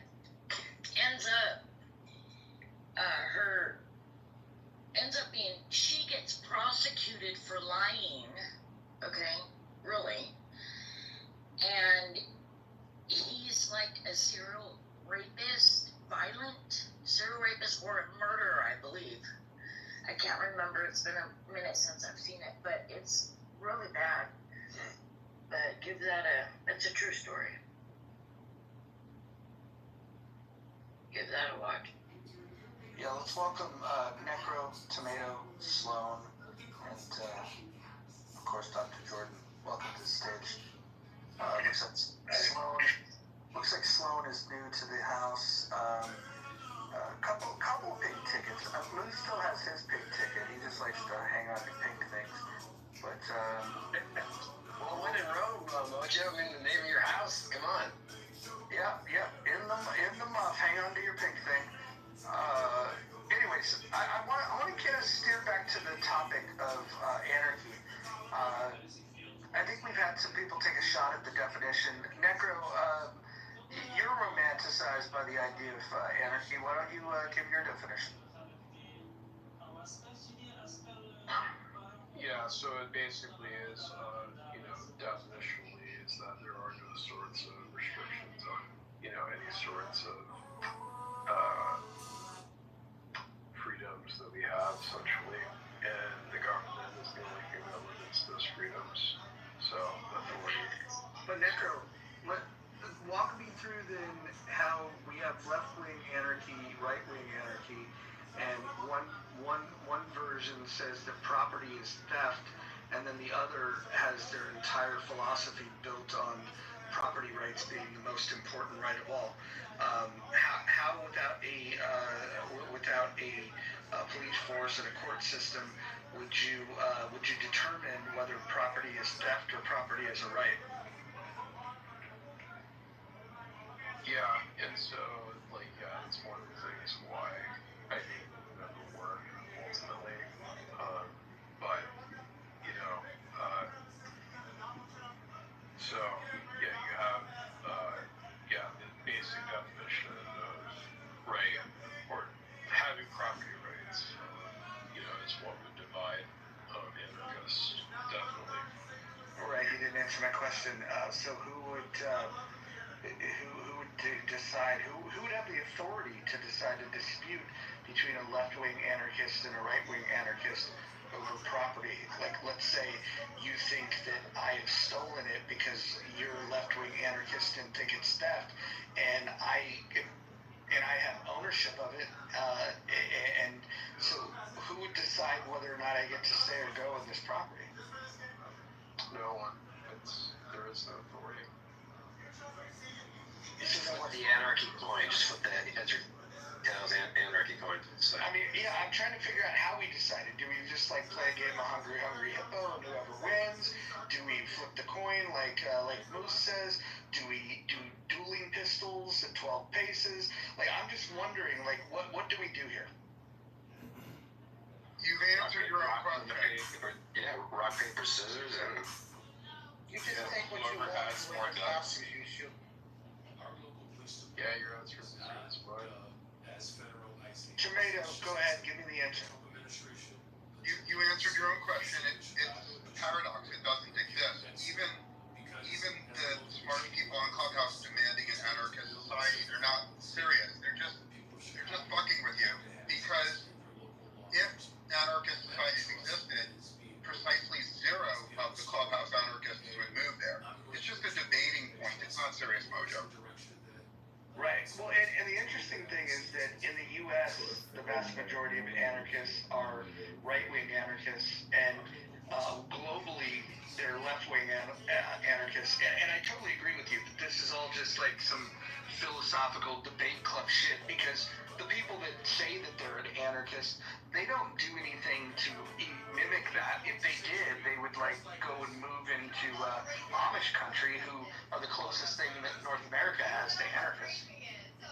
Yeah, I mean, I have friends who claim to believe in certain things, and they move to societies that espouse it. So they have credibility with me. I've spoken ad nauseum about Singapore. I have a lot of friends that wanted the Singaporean government. They moved there. They're happy.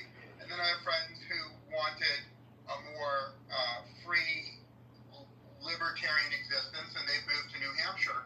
And both of them are valid. The people that are not valid are the people on Clubhouse who they complain all the time, but they never get off their ass and actually move to the place they claim they want to live.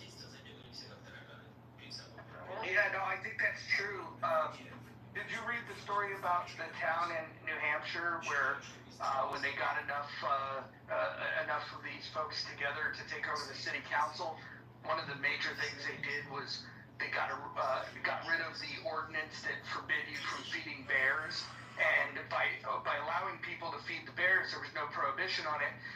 The bears started getting more comfortable, got closer into the town, and then eventually human beings started getting mauled by the bears. So there's as much as I love freedom, there's certainly a level in which if your love for freedom leads you to do stupid things, which is what I think anarchists do. I feel like anarchists are the ones that have they've decided to just go to the extreme of this idea of freedom, this notion of freedom, and to the point where they will ignore common sense. And so I don't know if you've read that story, but it's an interesting read to understand what happens if the anarchists were to get their way. We'd essentially get mauled by bears because they're stupid. You see Wild Wild Country documentary? That's a form of anarchy, I'd say. I mean, at one point they actually, the whole Raj Mahaji cult thing, and the infamous Sheila that was his assistant. At one point, she was literally orchestrating an assassination attempt on a senator in, where were they? Washington State, I think, or Oregon. Well, I would put forth the proposition that the average human being without children wants to live in a more anarchic place, right? In general, if you don't have children, you're okay with drugs being legal and it being legal to ride a motorcycle 100 miles an hour without a helmet, and legal gambling. Like, there's all kinds of freedoms that you're in favor of if you don't have children. On the other hand, most people that have children want to live in a society where those freedoms are restricted because it's just obvious, right? If you have enough children, some of them are going to be born with no willpower. And if you have a child that has no willpower and you happen to live in a society that allows motorcycles without helmets and fentanyl and gambling, like, eventually it's going to fuck up your children's lives. So even within the concept of, does a human being want to live in anarchy or does a human being want to live in a highly restricted society, I think the same human being could want different things based on their life cycle mojo.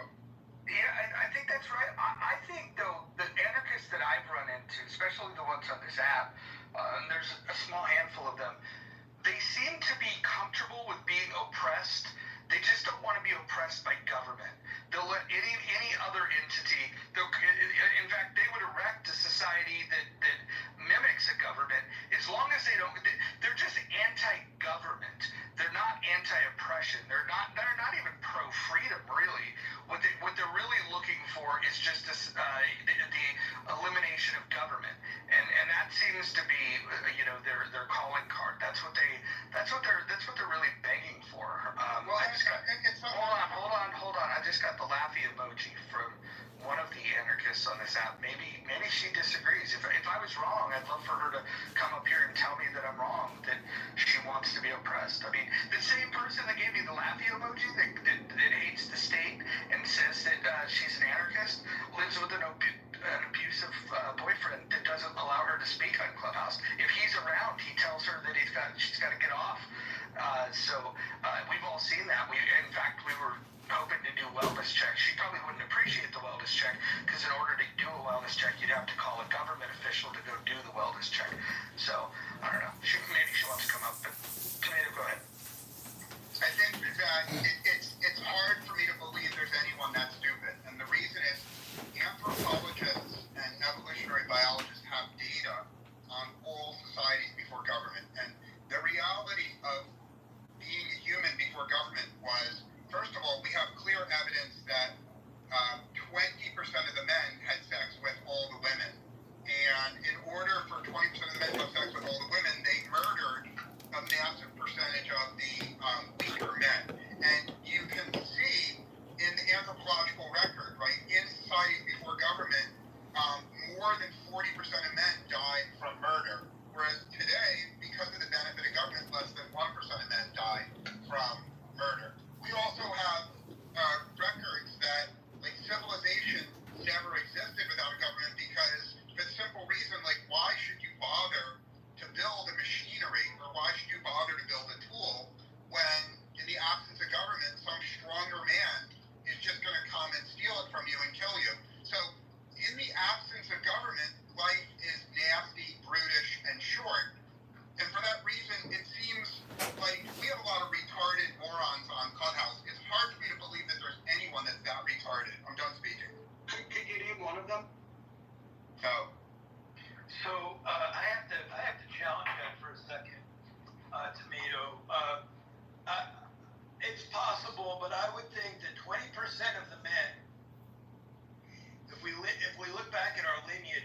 be such inbreeding depression, profound inbreeding depression, genetic bottlenecks, and also the heterogeneity that we see today with all these males who are pretty diverse.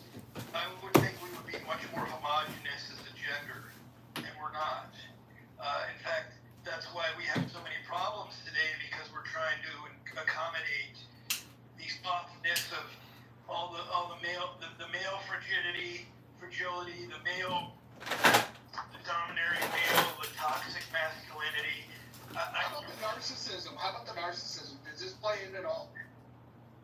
Of course it does. Can you just say the word, please? Narcissism. I think that's a record. That's a record, as long as he said taken it to actually say it. Yeah. I love it.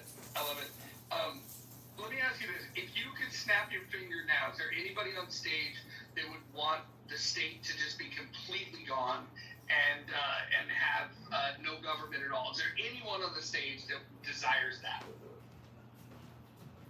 Absolutely not. I have a question for Tomato though. I can't get past if I can ask, or should I wait till we get more people? Well, you could certainly offer up a question, but I wouldn't ask him. I would ask him. No, And I would ask Tomato. I wouldn't ask Tomato. Oh, okay. I'll ask you, sir. Did you say that people without children want to live in an anarchist society, that they would prefer that over people who have children? I mean, before I continue, I just want to make sure I heard you correctly. Yeah, that I never understood, Tomato. You heard correctly. I would absolutely benefit from that explanation if Tomato could. Because I'd like to know why you think people who don't have children want to live in a lawless society where there's no law and order. Why would people who don't have children want other people's badass children coming through their neighborhoods, robbing, stealing their shit, shooting them, killing them to take their property? Why? I just, maybe a little bit more clarity, please. Sure, let me clarify. I never meant it to be a binary. I never meant it to say all people without children want to live in a lawless society. But all human beings are on a spectrum, right? And if you interview every human being about how much law and order they want, how much anarchy they want, what you will find is that childless people, and especially young childless people, want more anarchy. Now, they may not want 3 times the anarchy, but they want 5 or 10% more. Now, the issues in which you can see this are issues of should drugs be legalized, right? There's a very clear gap between the opinion on drugs about people with children and people that don't have children. But also you see it on issues like motorcycle helmet laws. You also see it on issues like drunk driving laws. In general, young people that don't have children are a little bit more desiring of anarchy. Now, even on Clubhouse, you can see it in the neighborhoods that people live in. So, for example, in New York City, a neighborhood with a lot of anarchy, a lot of crazy, filthy shit going on is Bushwick. Well, if you go to Bushwick, you'll see it's mostly filled with people that don't have kids. On the other hand, a neighborhood where it's orderly and there's no crazy shit going on is Park Slope. So if you go to Park Slope, you'll notice it's a huge number of people with kids. So within even a city, you will find young childless people gravitating, moving when they can to the neighborhoods that are a little more sketchy and edgy and dicey and exciting, and people with kids moving to the more. I'll give you the Tomato, the drugs. I'll meet you there. Okay. Parents intuitively sure keep drugs away from my kids' schools or my neighborhoods. DUIs. I'm gonna have to question mark there, because I don't think that it's, I don't know if that means you're implying that married people or people with kids are less likely to drive intoxicated, because I don't think there's any truth there, or is it you just have this reckless, people without kids, they have less to lose, they don't have to go home and take care of diapers, no one's relying on them, they can live a little on the edge, even though we're in a world now with Uber. I think the DUI thing was That like it's just when you just throw that in as one of your laundry points, it gets splendid in there a little bit. So I have to, that just stood out to me. I don't think there's data or to validate that folks people who don't have kids or are childless are more reckless, are less likely to care if some drunk driver just killed an innocent family. Well, it sounds like you agree with 80% of what I said, and you think I'm stupid about 20%. So I'll take that as a win. I'm not even going to argue the point. Stupid was your word. I never. Well, I use provocative, irritating words just for effect. Interesting. Yeah, the DUI point and the motorcycle helmet. I never would have classed. I had to write a list of anarchist behavior. The motorcycle helmet point, I don't know if that would be on the list. Dumb choices, perhaps, living on the edge, being reckless, but... Well, no, I would say 4 years ago, Mojo and I used to get in polite disagreements. Very polite disagreements.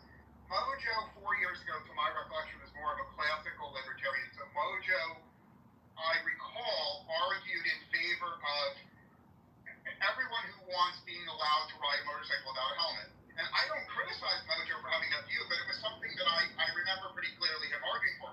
And I argued strongly against that. And I puzzled over that for like 3 years of arguing, and then I kind of realized that Mojo was imagining like a young man with no responsibilities riding without a helmet, and I think he was saying, shit, if you're a young man and you have no responsibilities, you should have the freedom to ride without a helmet. Whereas for me, I was imagining a man with like 6 kids to support who was riding without a helmet, and by killing himself by riding without a helmet, he was leaving orphans. And so I think that Mojo and I's disagreement was not a philosophical disagreement. It was just a disagreement about who we imagine when we think about public policies. Yeah, I can dig it. I dig it. I also apparently childless adults are six more times likely to not put the cap back on the toothpaste. Yeah, that's why we need to have children to remind us to, always put on pants as well. A lot of the political arguments I've heard on Clubhouse they're not really political. They're arguments between people that have different life circumstances. Like let me cut to the chase. I see a lot of crazy shit being advocated by people on Clubhouse, and I just know listening to them they don't have kids and grandkids. And I'm not criticizing people that don't have kids. I'm just saying very often their brain just doesn't work the same way as people that have a lot of kids and grandkids. Yeah, but what you're really saying is that when you have kids and grandkids, you become more risk adverse, and I think that's fair to point out. That being said, sometimes playing it safe is not the right way to go either. Some people are so risk adverse that they would bubble wrap their children, and I think that there's a risk in harming your children by being too risk adverse. Would you disagree? No, I agree with you completely. But the issue on the table is society's rules. And I think in general that whether for right or wrong, the average person that has a bunch of kids wants to live in a society where the government does more and the government has more restrictions. So for example, I think drunk driving, let me go back to the drunk driving point, even though it's unpopular, right? In general, most young childless people, if someone is caught drunk driving once, they'll give them a pass. They're like, okay, pay a fine and you get your license back.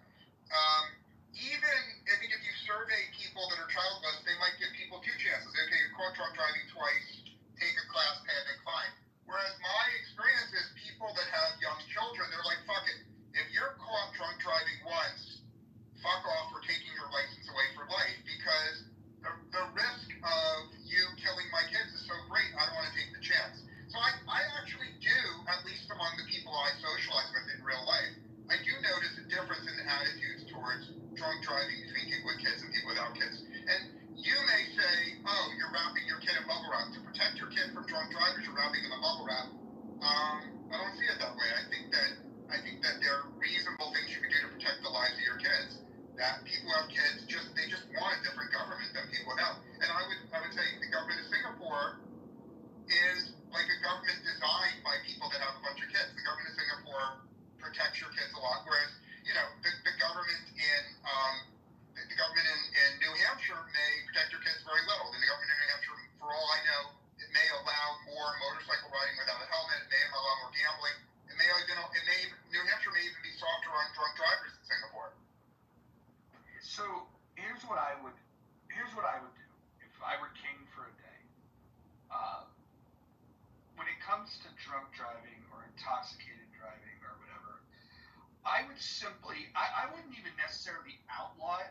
I would simply say that if you get into an accident or if you harm somebody, the penalty should have a 10x multiplier. We should make the punishment for if a bad thing occurs while you're doing this behavior, that the punishment is larger. The one thing that's interesting, you can find these studies where they've compared drivers that are tired versus drivers that are drunk, and people that are intoxicated on alcohol can drive better than people that at a certain level of fatigue mentally. And so we don't have any laws, that clearly target people that drive tired, but there's a lot of people that do. Whether it's the end of their workday or the beginning of their workday, there's a lot of people that fall asleep at the wheel, and we don't hear anybody talking about that. Roger, what about people? Why would you think that talking now while I'm talking would be the right time for you to talk? How about wait till I finish, and then whoever that was, you can respond. Here's what I would propose is if you pull somebody over for a traffic violation and let's say you find that they're intoxicated, let's say they ran through a stoplight, because you could do that sober or drunk. I would just say whatever the penalty would have been when sober, I would 10x the penalty if they were drunk. If they harmed somebody in an accident, whatever that penalty might have been if they were sober, including manslaughter, I would just 10x the sentencing for that. I think that if we just have really harsh punishments if something bad happens while you're intoxicated, I think what we would do is build a culture around people being a lot more careful, and if they choose to drink, which I think is perfectly okay, then they should take the risk that comes along with that, which is a very harsh punishment if they do harm. But if somebody was driving home and they've had a few beers and they get home safely, I really don't care. What about forcing people to have a certain level of insurance to cover the damage they do? Are you okay with that? No, I don't think mandating insurance is the answer to anything. So let's try to do this. I'm worth $1,000. You're worth $1 million. Okay? You have a grandchild. I would say 4.5, but go ahead. Okay, you're worth $4.5 million, right? Is that what you want to be worth? Closer to reality. Let's go. Okay, good. You're worth $4.5 million. That's great. And I'm worth $1,000, right? You're worth more than that, but go ahead. You can value yourself wherever you like. Go ahead. Well, it doesn't matter what I'm worth. Here's the point. I run over your grandchild and kill them or maim them for life. Okay? Now, you chose not to have insurance, and you fight me in court, and you don't pay it, and I end up being screwed. Is that okay with you? I don't think I understand your point. Can you try to explain it a little bit better? I'm trying to understand. Make your point. You're worth $4.5 million, right? Sure. And I sue you because you killed my grandchild, right? And the court system resists my ability to pay it off, and I die before the court gets it around to it, or your lawyers are better than my lawyers. Is that okay with you? No, I don't think the justice system should be tied to how much money you have. In fact, I think that's one of the perversions that we have in our justice system is everything from cash bail to what type of representation you have in a court is far too highly tied to the amount of money that you have. And I don't think understand your point, and I don't mean to interrupt you, because you're right. I don't want to interrupt you. But I find your position to be morally reprehensible, and it may be that I don't understand it, so maybe it isn't morally reprehensible. You don't think someone should be compelled to have insurance, right? No, I do not. Okay. And if I'm worth... Although I think it's a good idea. I do think it's a good idea. I just don't think it should be mandatory. Okay. I would advise family and friends to have insurance because it's a good idea, it's wise, but I don't think it should be made mandatory now. Okay, let's try inverting this now.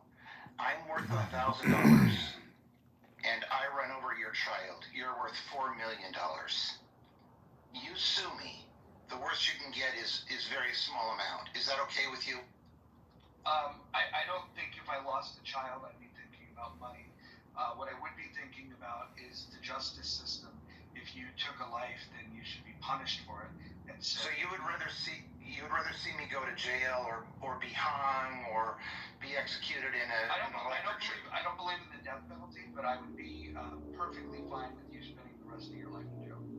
Because I ran over your child while drunk and I was only worth $1,000. Even if you were worth $1 million, I'm perfectly okay with you going to jail for the rest of your life for killing somebody. Thank you for making your point clear. Thank you for making your point clear. So I have a question for Tomato. This parental prudence that you speak of. Let's look at climate change. Let's forget that it could be anthropogenic and assume it's biogenic or geogenic, you know. So how come, you know, there are so few parents, that parents base their belief of climate change and interest in climate change mitigation on what side of the aisle they stand, right?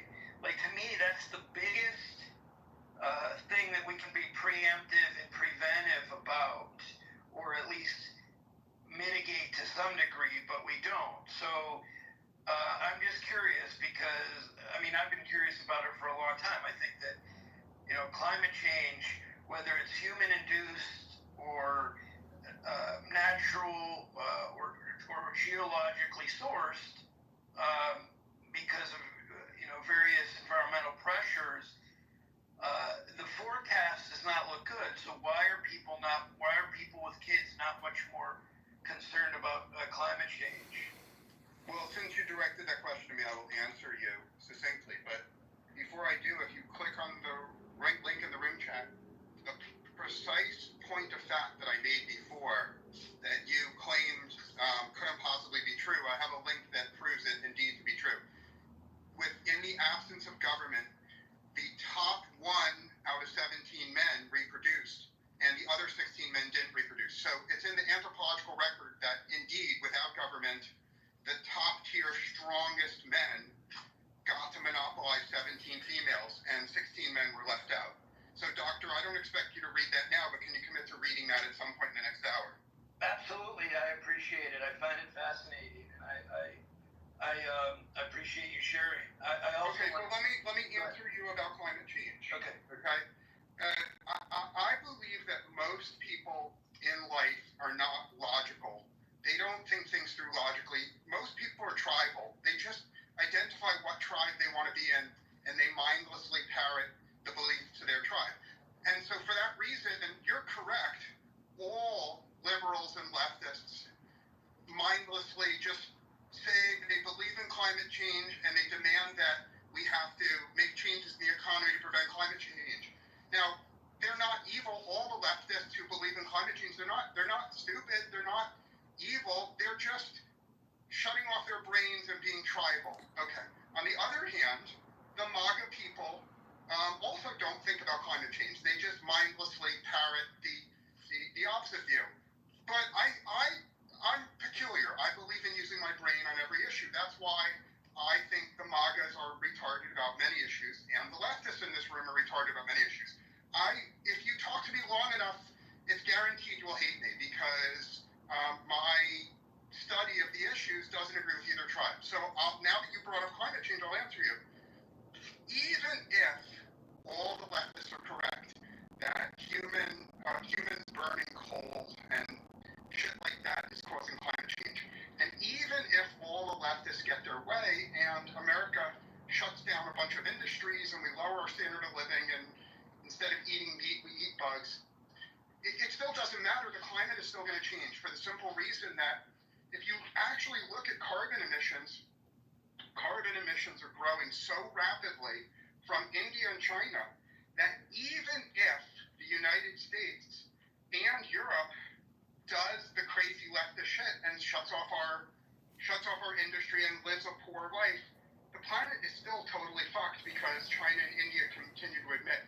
Therefore, you're like a religious person who's like giving up meat for religious reasons. Like you are so eager, doctor, you're so eager to sacrifice the lifestyle of Americans because it makes you feel warm and helpful. But even if you're right about the science, even if you're 100% right on the science, the world is still fucked no matter what standard of living Americans have because people in India and China are causing all of the increase in emissions. Therefore, your desire to cut our standard of living to help the climate, it's a nice religious tribal thing that makes you feel warm and fuzzy, but it doesn't do jack shit for the environment, even if you're correct. Well, thank you. I mean, I appreciate that. I don't have nearly the passion you think that I do for it. I really don't care that much. But my point more is to the fact that let's just say that we have some control and we are contributing more than, say, East Asian, South Asian countries, right? The point is that people aren't making that a priority. Forget about where it's really sourced and what contribution they can have. In the mindset of people, let's just say, no one seems terribly worried about the floods in Texas, the fires in LA, the longer hurricane season, the longer fire season. I'm not terribly upset about it, frankly. I don't have kids. I really don't care that much, and I was in the environmental science space in addition to biomedical, and I absolutely don't care that much. And as you know, I'm in a completely different field now. All I'm saying is that logically, the rationale for these parents should be, hey, I'd be pretty worried about, what's happening with the climate, whether I can do anything about it or not. And that's really the only point that I want to make. Well, I think maybe parents are smart enough to realize that nothing that is done by Americans has any impact on the climate. So it's 100% logical for parents not to think about it. I think if you were a parent, I know you live in a part of America, I'm not going to dox you, I know you live in a part of America where woke, leftist crazies kind of control the public school system. And if you were a parent, I bet that you would be very focused on saving your children and grandchildren from public schools that teach them to cut off their penises, because cutting off your penis is the trendy thing among all the celebrities that live near you. Now, if you think I'm exaggerating, I'm happy to hear it. If you had children, I bet that protecting them from being taught to become trans in school or being taught other insane, dangerous shit is important. And then finally, something that's not political at all, I bet if you had children, you would focus at least half your time on trying to persuade them not to take fentanyl, because the number one killer of fentanyl near you the number one killer of children in your neighborhood is fentanyl. So I think that the climate change is a nice tribal, religious, theoretical thing, but if you actually had kids, I think you'd be focused on more practical things. I'm done speaking. Who's the number one mule importer from Mexico for fentanyl? Americans. Contrary to popular belief, it's not the immigrants. Well, you realize that the creation of the cartel and the street gangs that sell this stuff on the street are both products of the war on drugs that's been going on since 1971. So until somebody wants to talk about the war on drugs in a meaningful way, I think both parties are complicit in the drug trade and the propping up of both street gangs and cartels. Well, and also, actually, speak of the devil, on August 11th, a book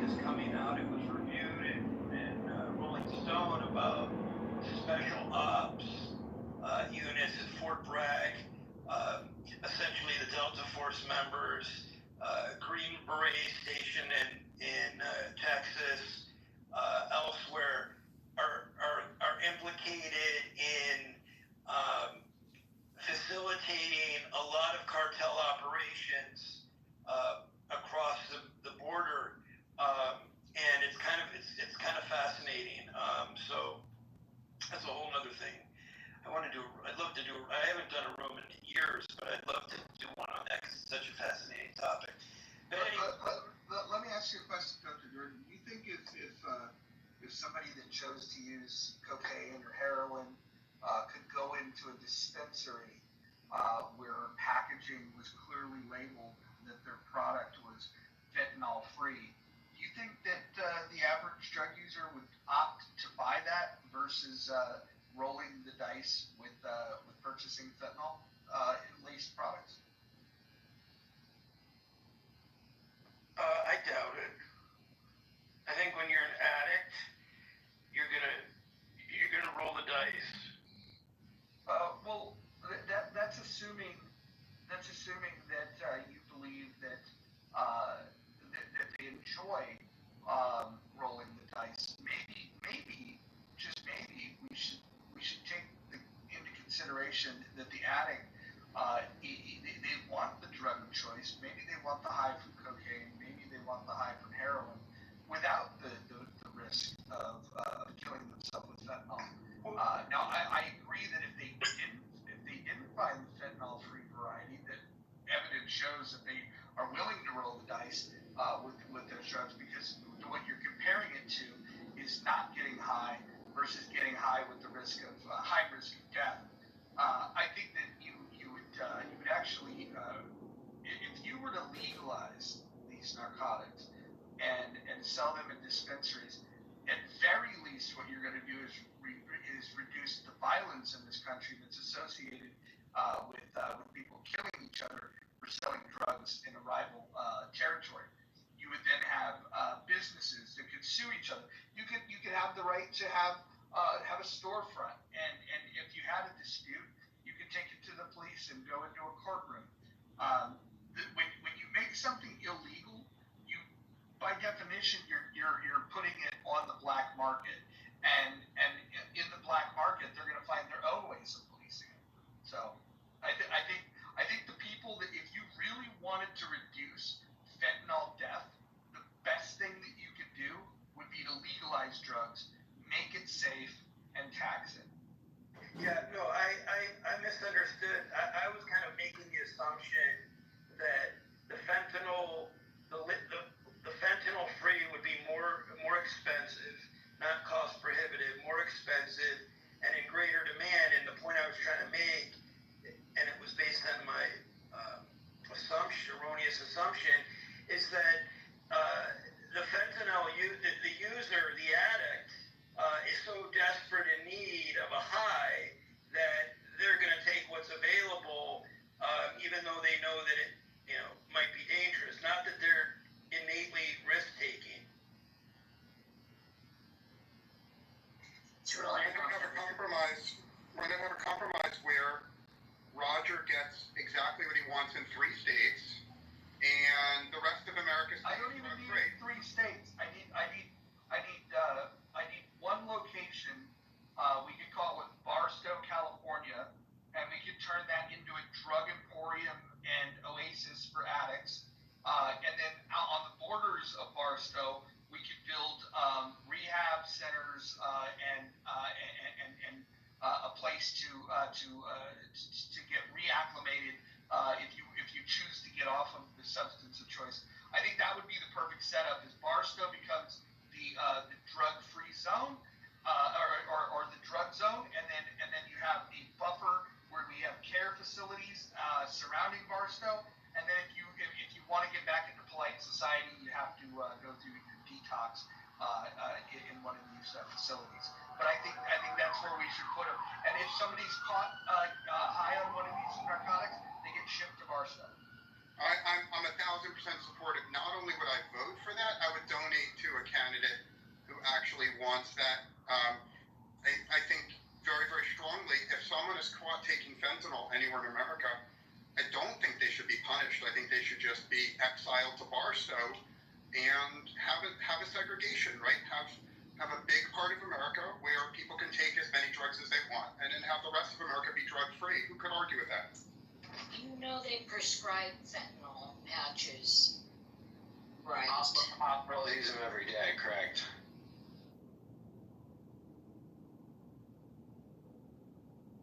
But obviously they're not using them at the lethal levels that addicts are. Right. Yeah, are you familiar with what a lethal dose looks like of fentanyl? I have no idea. I heard it's very little. It's very little. The images is very illuminating, which is what makes it so fucking dangerous. I'd be interested in hearing from any of the anarchists in the room of what they think of turning Barstow into basically a Disneyland for addicts. I would love to understand what the anarchists think of this idea.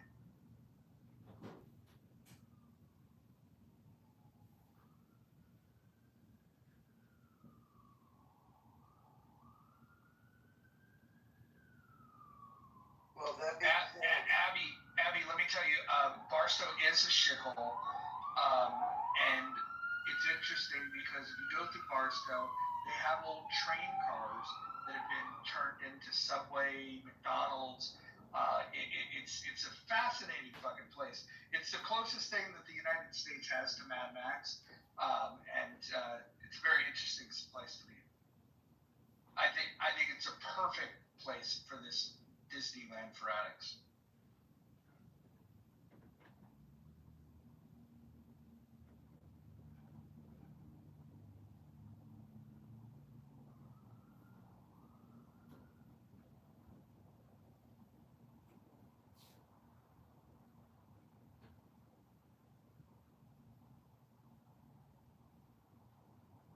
I'm with you on the 10 times, whatever the charge is for one.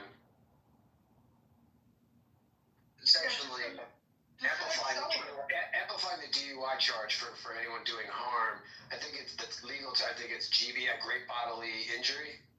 They factor that into and send the thing. I just read about a recruit somewhere who graduated from the police academy less than 48 hours while celebrating, chooses to drive allegedly intoxicated, going so fast at like 2 in the morning, flying through a very slow road. The only car on the road was, it's never had a fucking red light. And it's not that red light. This family's life has changed forever. He hit that minivan so hard that it shot into before shoved it into one of those like steel street, like concrete lamppost that minivan bent like a toothbrush. They had to do 6-7 hours of emergency surgery to save the mother, I heard. It's all over the story. Last I heard, best shot, she's looking at paralyzed for life. Because this guy wouldn't take, or this person wouldn't take an Uber. A cop that just graduated the police academy.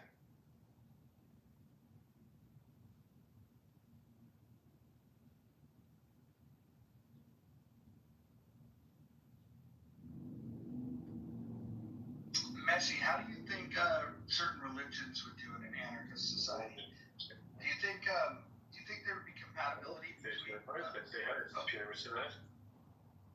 Oh, you cutting back in? Sorry. Depends on if that religion is authoritarian. Well, what do you think would happen if the proponents of Sharia law were to show up in an anarchist society? I'd love to understand. FEMA, is an interesting one. She advocates for the good folks of Hamas is who she advocates for, and but yet she calls herself an anarchist. I wonder what would happen in an anarchist society where terrorist groups like Hamas that have built a religion around a pedophile and will kill non-believers. I wonder what Bima would think of this religion. I'm sure it's the religion of peace for her. No woman, no child would be safe in that society. Well, the thing is you would have people that want to behead people, and you would have no authority to do anything because of the beheading. Yeah, rapes and beheading, a plethora, no doubt about it. Yeah. Although one thing I would challenge Mojo is that do you think that Islam is because the reason why Palestinians why they do what they do, or is it just something they use as? Well, I think anytime that you're crazy enough to submit to a religion whose perfect idea of a man is a pedophile that married a 6-year-old girl and fucked her when she was 9, and beheads people that don't want to convert to their religion. I think that if you subscribe to those things, it probably makes it easier for people of that belief system to dehumanize other people in a civilized society, which certainly could lead them to an easier decision to go and rape and murder civilians as well as take hostages. It doesn't seem like there's much morality baked into their religion whatsoever. Yeah, I mean, the reason I push back is because even though I do think, as much as I disagree with Islam, I personally think that you would still have people who would still believe that they're being oppressed, that would feel the need to elect a group like Hamas, even if Islam never existed, because that's why I've always said even if religion did not exist, in a world where religion did not exist, conservatives and liberals would still exist. So, and you probably would still have something like Hamas, just without Islam. Welcome, Marshall. Marshall, what do you think of anarchy? I think Madison had a great idea. If men were angels, there would be no need for government. If men are fucking angels, there's always a need for government. If men were what? Also, if men were angels, there would be no need for government. Men are not angels, so there's a need for government. Out of 10 people, you can maybe get 9 to do the right thing. One person's always going to choose to do the stupid or malicious thing. It just is what it is. And so a society that operated on anarchy just simply wouldn't work. Because men's evils would end up driving it into a despotic, tyrannical place. Because in an anarchical world, the person with the biggest stick wins. So it's going to be a monopoly of violence preceded by a very short time of essentially no rules. The idea that you could stay as this anarchical foundation is a myth, a fairy tale. It's a utopia. It premises that human beings working away human beings don't work. Because nothing in 10,000 years of human history since the settlement of the city Ur in Iraq that shows you life without government or a larger steering hand is not chaotic and despotic and tyrannical. And the only thing anarchy would do would be to provide chaotic space for a strong, tyrannical person or style of government to take hold, because people don't like chaos. When they can't get their basic needs met, when they cannot move up in the world, and the institutions don't help, the idea is to dump them over. But that then forms into something. So shortly, anarchy is a utopian fantasy. Well, that's true. There's a lot of good points, and I'll say the one thing that stood out, you said, Marshall, I've said it before, I'll say it again. Take away the people's basic needs. Forget the not January 6th, not BLM, not which side of the aisle you're on. Take away your basic needs, aka Uber and Netflix, you will see anarchy.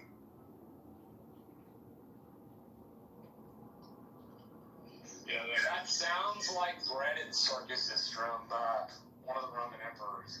Very, very Romanesque moves. It's actually a new joke on my list I'm trying out, but putting it out there. Yeah, I mean, I think about just last night, the power was out, and I felt like completely like going out and, driving off the cliff because there was no electricity. So there's nothing could be more true than that.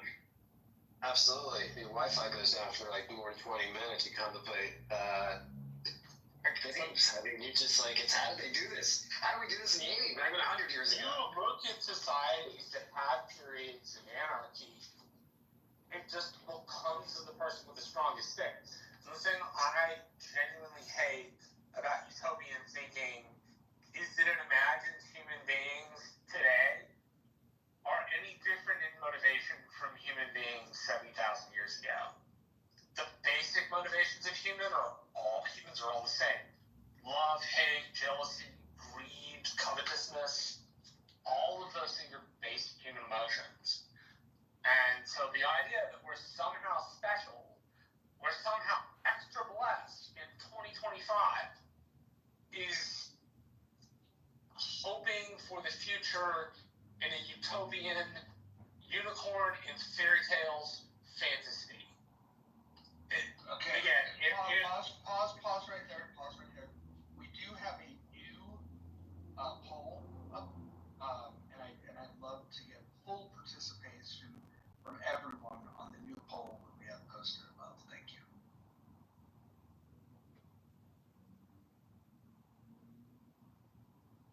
El Normo's here, the person that I voted for president.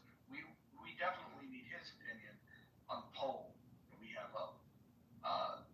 El Normo, which do you prefer? Bigger government, smaller government, no government, or sorry, I need to edit the change. I don't know why it auto-corrected. Sorry, but answer the poll, please. I'm in favor of minimal government, but government that serves our needs and our interests. What do you, when you say how do you define minimal government? Yeah, what's okay, so let me just start and then you tell me what you would add to this. I want a military, I want police, and I want courts at a federal level, and then I want states to decide what they might need additional to that, and localities to decide what they might need additional to that. But at the federal level, military, police, and courts. What do you think I'm missing? Well, I mean, aren't highways handled on the federal level and stuff like regulation of transportation, aviation, shipping lanes? I think the Romans figured out that that's best handled at the macro level. Well, the shipping lanes, I think, is something that we would agree that the government would deem that the military handles. The Barbary Pirates, for example, is something. It's why we created a navy, for fuck's sake. Right. But I mean, even internal, like down the Mississippi River and so forth. I'm just saying, commonly shared resources need federal regulation, I think. Otherwise, people are going to fight about highways, waterways, airways, right? And then I'm going to build in that I always think we need to make sure that the least among us are provided for. Hopefully they don't need to use it, but it should be there. I believe in safety nets. Well, so the least among us, why is that a federal government's job to fix that problem? Do you think that there might be other ways of helping the least among us? There might be, but I think this is a universal value, and I think government should reflect our values. So we have social safety nets currently. In fact, 2/3 of the spending that this country has are spent on these social safety nets. how much more do you think we should spend of the budget on these social safety nets? Because right now we're doing it. So we're doing it your way, and it doesn't seem to be working. I think it's helping a lot of people. I don't know if working for you is perfect, but I think the people who are caught by these nets, I think they're very grateful and happy. But I think they deserve it, and I think, frankly, the society, I couldn't say that, the society has sufficient resources to do that. I think it's a good thing. It's charity. Charity's important in life.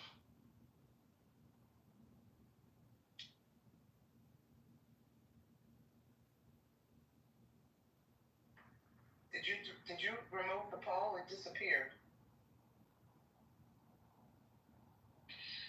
Yeah, it's interesting. I wanted to comment.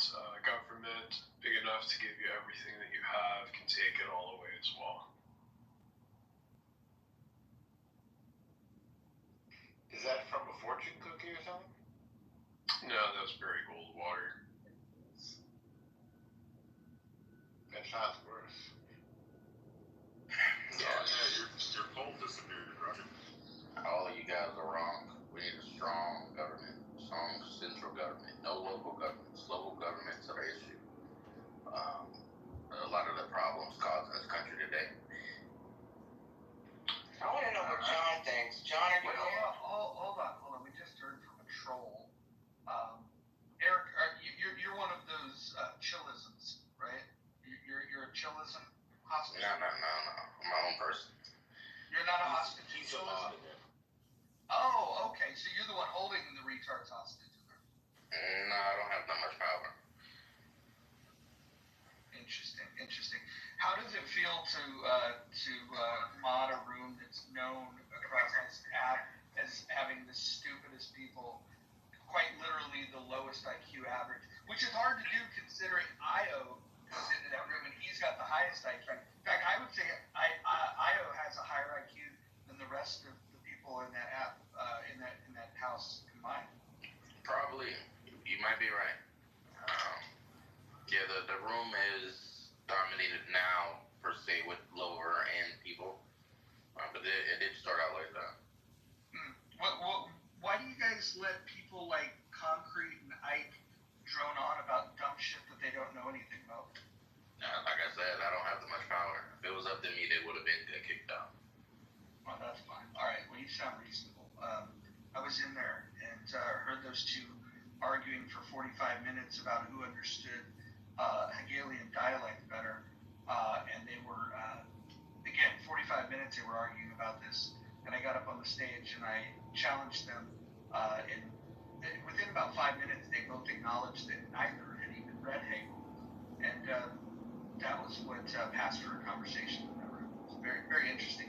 You should try to get control of it. Tally's pretty good. And I don't know if I've ever spoken to you before directly, but you seem reasonable if you agree that those guys are retarded. So you guys should get Concrete especially costs, please. Is somebody of high level intelligence. Yes, he does. Eric, you do, to echo Mojo's sentiment, you do sound reasonable. I've been in those rooms. It's one of those things where I'm like, all right, it's like a really bad car accident. I try to check my tolerance levels, how long I can actually stay in there. Like, there's bottom of the barrel. Some of those discussions are about 1,000 feet beneath that said bottom. Wait, Roger, you'd say talking apes is higher than chillism?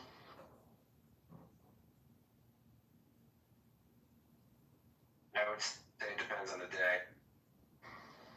Well, if you like Talia, then you'd like Eric, because Eric and Talia have a little thing.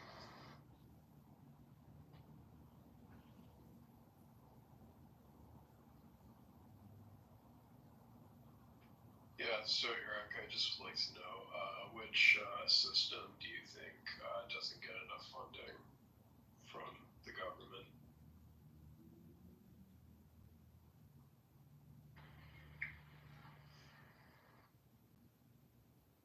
My bad, I was eating some food. Ask the question again. Yeah, my question is which program in the government do you think is not funded enough? Social programs, mainly like welfare, education, stuff like that.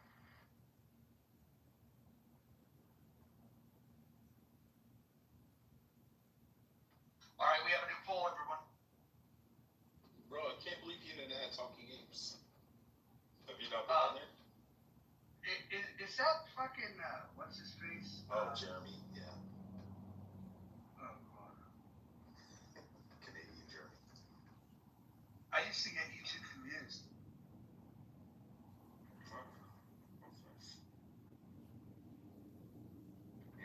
See, one's a communist, one's not.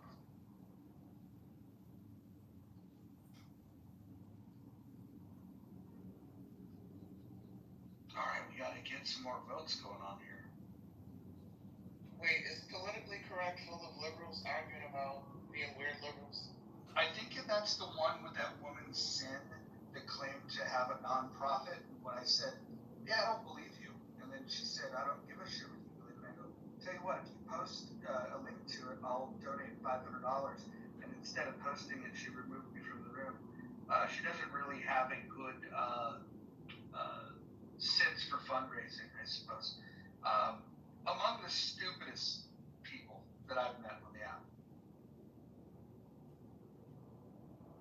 Oh, wait, Abby said it's the one with Dr. Goddess. Damn it.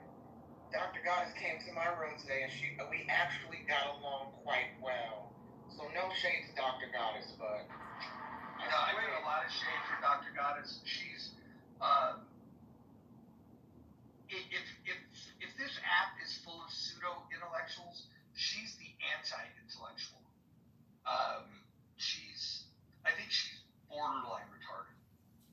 You know, it's crazy, Roger, because, I mean, is this the political bimbo crew? Yeah. Got it. Where you've got like a 7.5 patty. It's okay, you know, like at least. Well, I'm not going to call anybody out by name, Roger. You know, I'm going to respect your space. You know, I'm not going to call anybody out by name.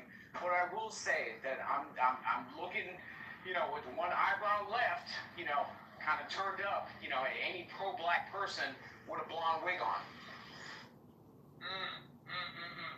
Right? You know, I mean, how are you going to be pro-black and you're sitting there rocking, you know, instead of the Beyonce, which, again, you know, Beyonce is very questionable. We'll get to that in a minute. But, I mean, how are you so pro-black and you're rocking a whole Farrah Fawcett? Like, you're not rocking a Pam Grier, right? You know, pro-black, you know, shout out to the band, you know, the Black Panthers. You know, you're rocking a whole Farrah Fawcett, right? You're rocking a whole Farrah Fawcett looking like one of the Real Housewives of Orange County. So, you know, it's very crazy to me how these pro-black people want to show up in a blonde wig. Real Housewives of No County is more like it. I agree, Adams. Right.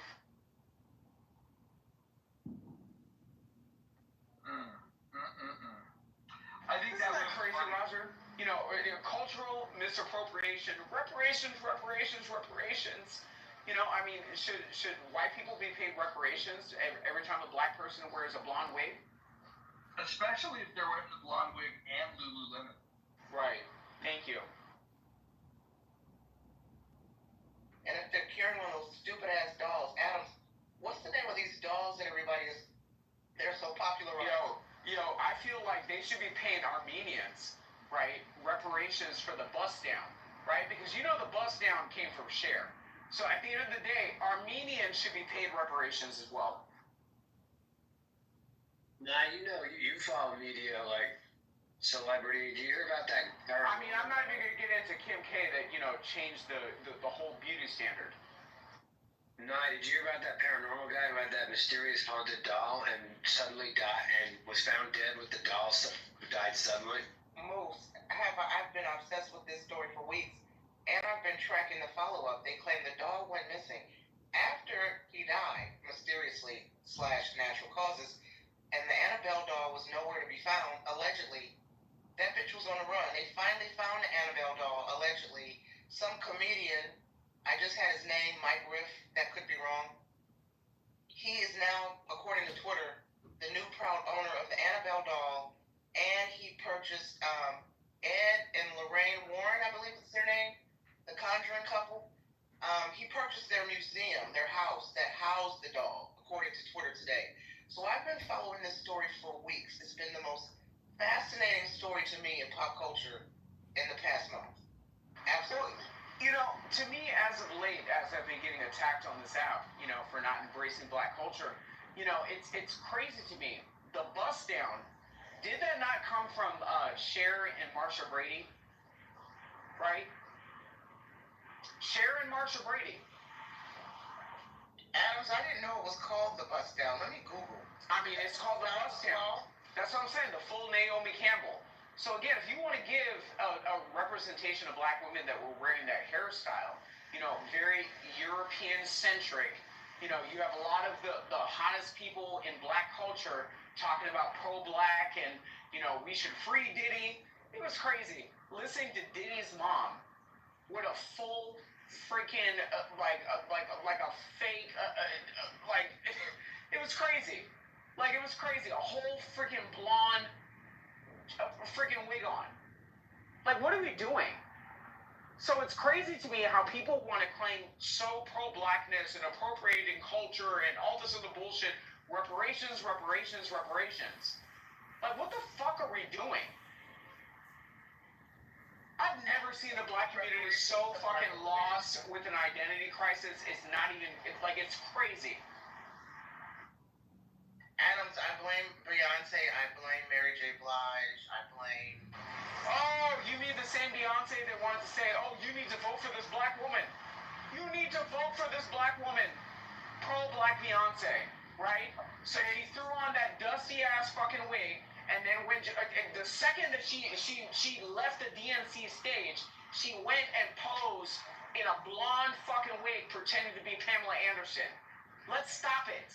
Adams, I got a question. Who's the artist that sung the song about eating her booty like groceries? Who's that? Suki Hana's dope. I just say this. That's a vulgar line. It's a very vulgar line. But I don't think that's the thing that really is happening. Because I think the people that she's singing to, unless she's singing to the white community, because black men don't even eat pussy. There's no way they're going to eat her booty. Wait. Okay. What? Is this breaking news? Wait, what? Okay. No, it's not breaking news. Eazy-E said it best. He said, "I may be a woman beater, but I'm not a pussy eater." And after he said that, a whole generation of black men stopped eating pussy. But wait a minute. Didn't he die of AIDS? Child, baby, bye. Okay. Hold on. What's going on? By the way, Roger, I'm walking right by 7th Vale Strip Club. I'm gonna take a picture of this and PTR it just so you can revel in it. Nice. Is there a line around the block? There's a line around the block at Mojo's door once they found out No. does eat pussy. The line's at Deja Vu. They have 1,000 ugly women and 3 pretty ones. Yeah. I went there on a Tuesday afternoon, and it might have been the ugliest women I've ever seen naked. Yeah, they're not sending out their top guns like most strip clubs at those hours. Those are not peak hours. Well, the supermarket lighting isn't doing them any favors either. So now it sounds like you've maybe had a different experience. Do you not know this trend amongst black men that... I don't know what you're talking about, sir. I have never heard this before in my life. You never heard Eazy-E say he may be a woman beater, but he's not a pussy eater? Well, I'm going to lean into what Adam said. And allegedly he had HIV, allegedly he was sucking, he was slobbing on knobs dark on that grape, so I don't know. No, he didn't have HIV, he died of AIDS. Yeah. So, I mean, that's just what it is. Sealed up medical coroner report, like he died of AIDS. So at the end of the day, looking at the context of that time, how much are you going to take that information as you are, Roger? Like, this is crazy. Yeah, I don't think Eazy-E's credible. Him, Dre, I mean, they probably were, getting it in with some women, but they like the tranny girls too. They like the chicks with dicks, allegedly. So. Roger. Oh, sorry, Nye. No, you're good. Go ahead. Roger, can I ask a favor, or any of the mods? No, but you can ask a favor. Okay, I'll ask. A person I know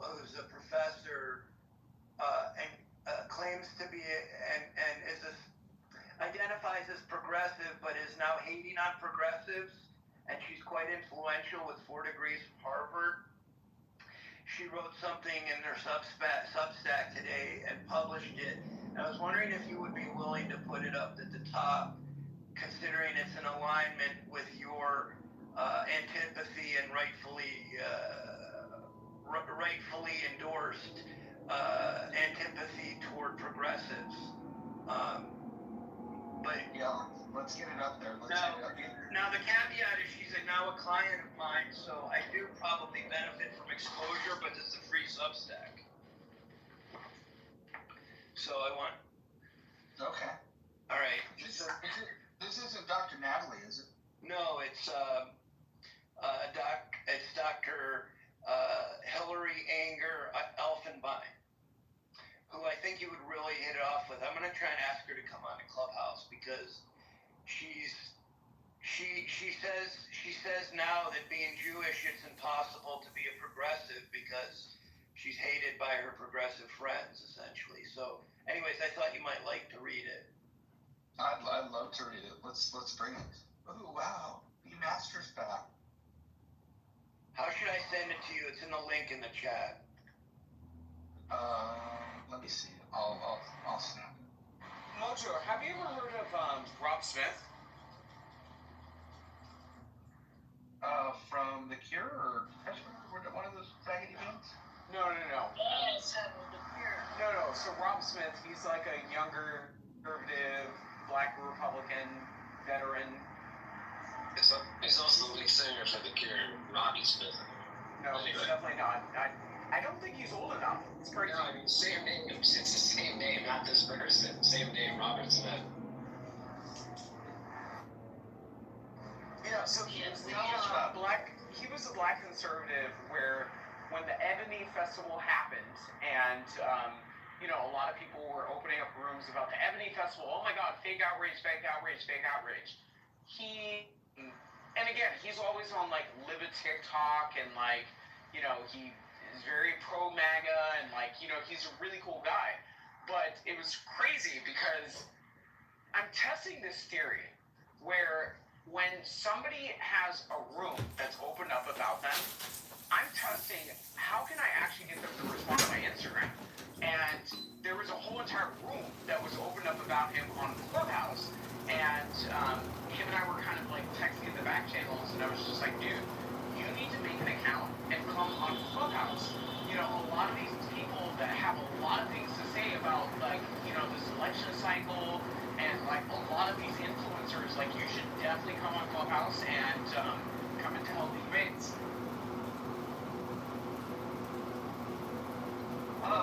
Here's the way that we used to get people back in the heyday of Clubhouse.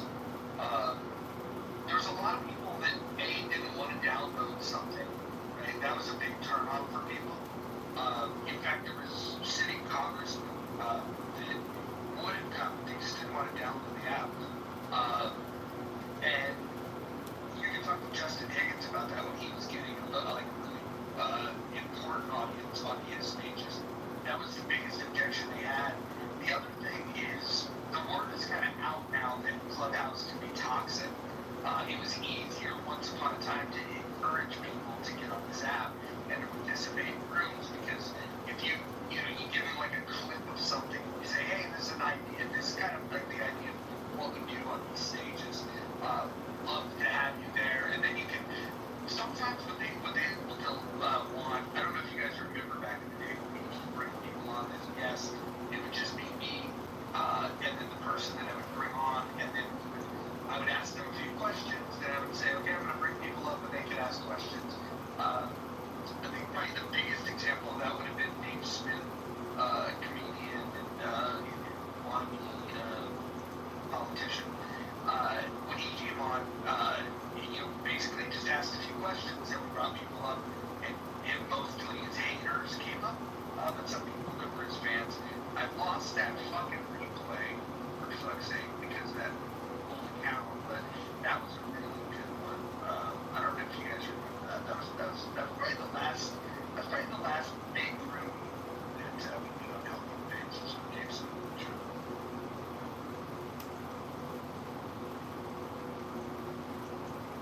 I don't think you're going to get them to the point. I think the word's out that Clubhouse is toxic. And it's not toxic because of me. It's toxic because of people like jealous. I mean, he's open to it. Like, it's kind of one of those things, like, screenshot the back channels. Like, he's definitely open to it. But it's one of those things where it's like, okay, is it going to be a divisive topic where it's worth his time to be able to come onto the space? You know what I mean? People talk about the same shit every fucking day. You know what I mean? Like, there's no variety. You know what I mean? Like, there's nothing that's going to attract anybody where it's just like, okay, I side and I resonate with a certain type of ideology, but let's have a very different perspective conversation as far as things that are pertinent to that said ideology.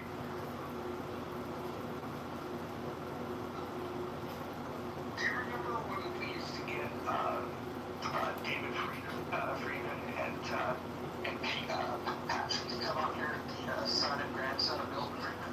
Do you remember those rooms? No. I remember the rooms where Ben Carson's son was on the app for a minute. Yeah, he was. So David Friedman and Patrick Friedman. Patrick used to say we on a lot more. But they would get on here and talk about their family and whatnot. And Rose, the mom, Bill Friedman's wife, they swear that she's like the most brilliant person that they had in their family. Which she's actually got a book that she wrote that I want to go read. I haven't done that yet.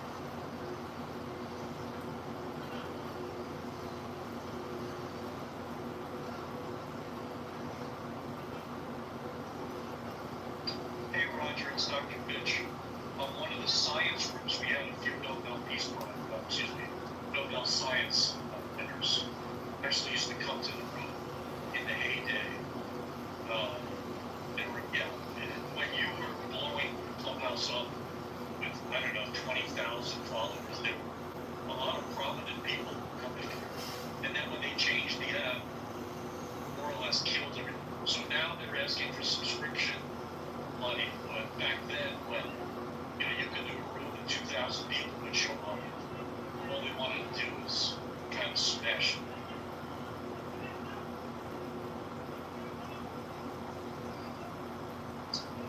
I feel like when I talk about big back stuff and posting on Instagram, Michael's will come.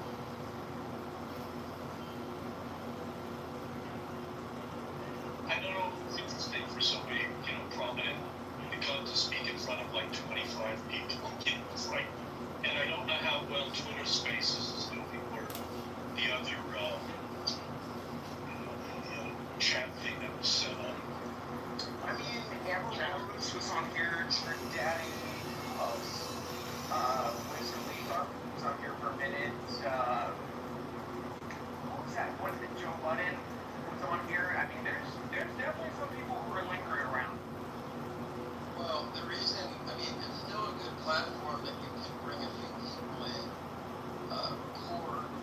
It's like any platform. Even the savvy influencers, like say a Dr. Drew knew in the very beginning that he needed to use do you like him or not, he needed to use multimedia and multi-stream his programs. And so he knew that Clubhouse was either going to come or go, but he could bring in a few people and still kind of record it somewhere else. So I think that if you can get anyone on here in a small curated room and record it, and then you can upload it somewhere else, then it's worth the time. But if someone's not going to record it, I don't see the benefit.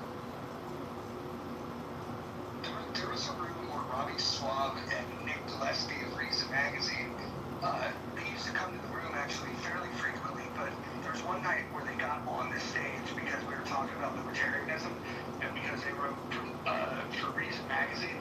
And what was interesting is how disagreeable they were with Clubhouse libertarians, because libertarians these days try to be more radical than the next and adopt this persona of being an anarchist, and they shoot that shit down better than I do. It was pretty cool. I don't know if you guys remember back when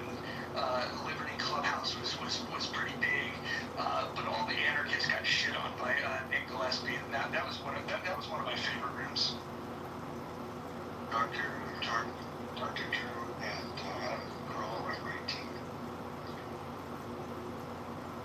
Yeah, they had really good chemistry. I was just talking to someone who used to work closely with Dr. Drew, and we're talking about, his marketing savvy, or his team's marketing savvy. Drew could be, very medical and doctor-like. Carolla being buddies.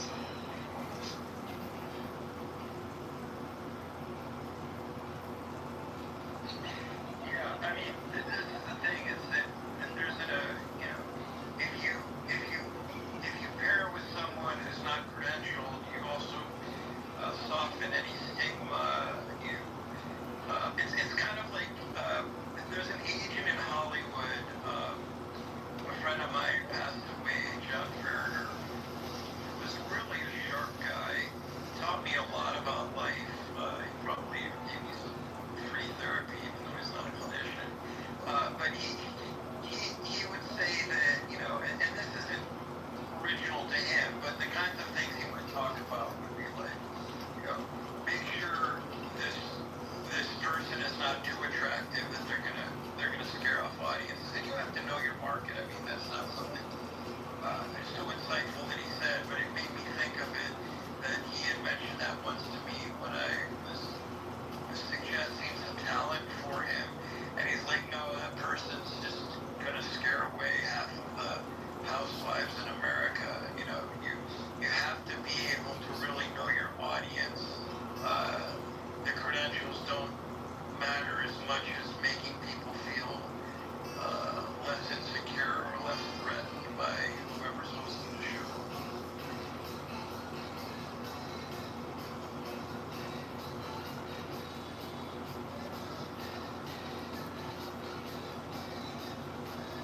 I mean, I actually think that works in the news business. Fox uses it to their advantage, catering to a demographic of men. CNN has gone the other direction. I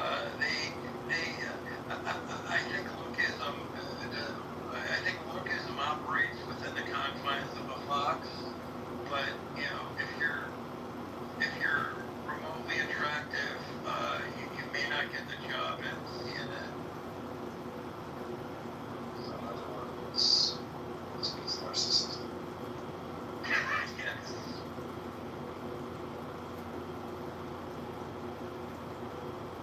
That's bullish. Does anybody still go to Chatter at all? Anybody have any experience up there? I got off because it was just getting too much. Not a chance. Yeah, I was on there last night, and they deplatformed me, deleted my profile because I was live streaming the room on Clown House back into Chatter. Thought I was being creative, but apparently the 3 people or 10 people that use it, they don't like creative people using their creator platform. Well, I can't even get on Chatter. Nelson, I'm sorry, go ahead. That's it. I'll say quick. Nelson was here for about an hour and explaining people were upset. Some woman named Bella, she'd been deplatformed, and Nelson, I don't know why he felt the need to explain it. And when I was in the room, we were good for about 10 minutes, and then it became this free-for-all, thuggism, just the most vile stuff I've ever heard. I mean, just angry with Nelson that he was actually successful and associated with white people. I'm not making this up, and it's crazy. It's crazy what's going on over there. So I was in this room yesterday.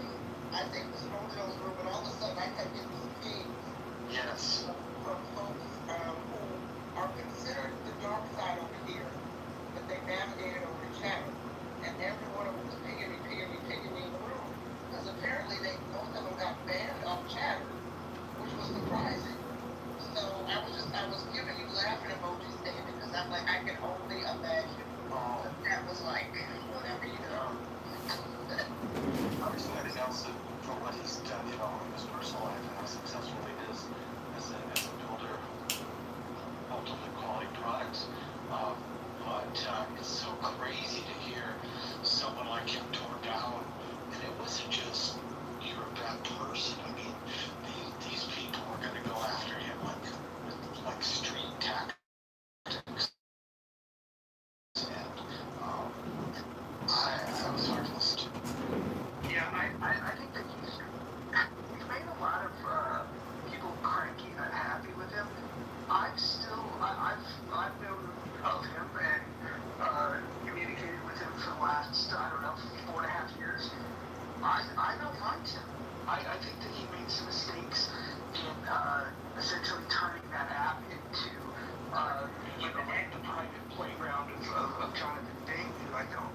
much of at all.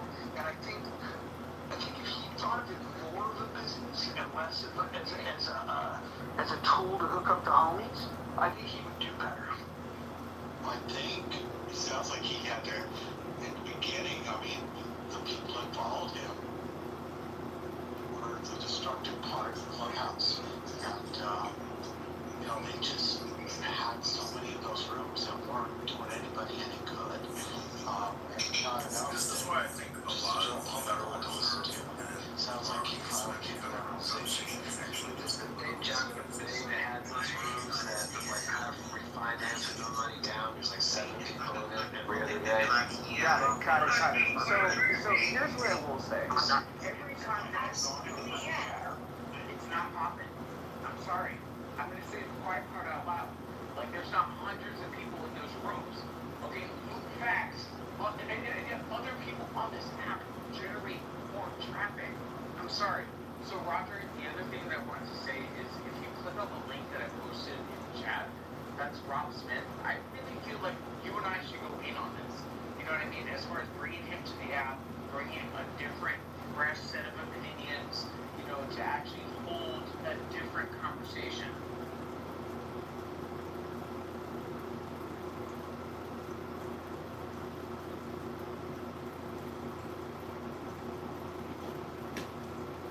But aside from that, just looking at the traffic on Chatter, I don't feel like it's the same type of hype that we're hearing on this app. I'm sorry. I couldn't even count 75 people. Then I go into the room and it's like, okay, I'm being attacked by Jennifer Lopez's, a former makeup artist. Like what? What in the hell? Like it's crazy. Like you have a bunch of people that quite frankly are in the positions that they're in. They're trying to generate a certain amount of traffic towards their own brands. It's like the social media version of like freaking the Home Shopping Network.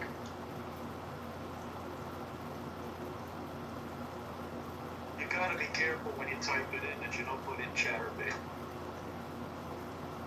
Nothing wrong with Chatterbait.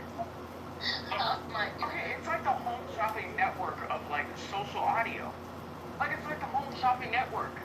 Like it's like cheesy infomercial after infomercial. I'm not trying to knock somebody's business. What I'm saying is, listen, bring people onto that app to, number one, drive traffic, and number two, Edmund gets more traffic in his recorded rooms than freaking the average active user on Chatter.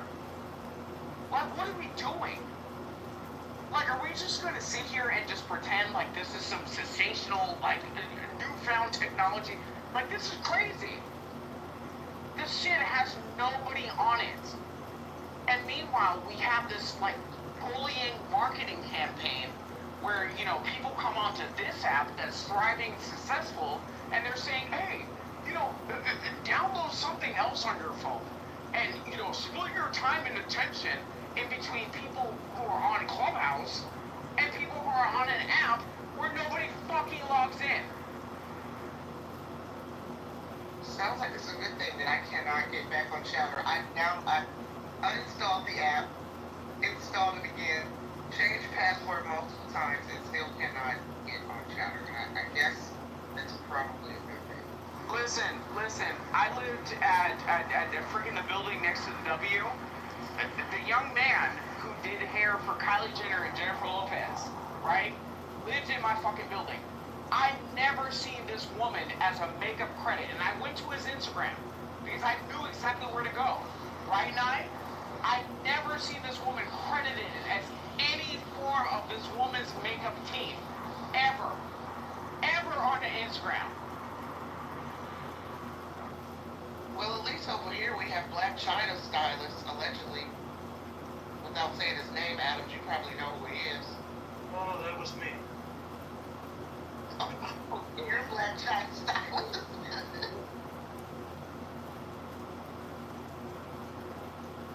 No, I'm talking about Jesus. So again, Jesus lived in my building. And again, I followed him on Instagram.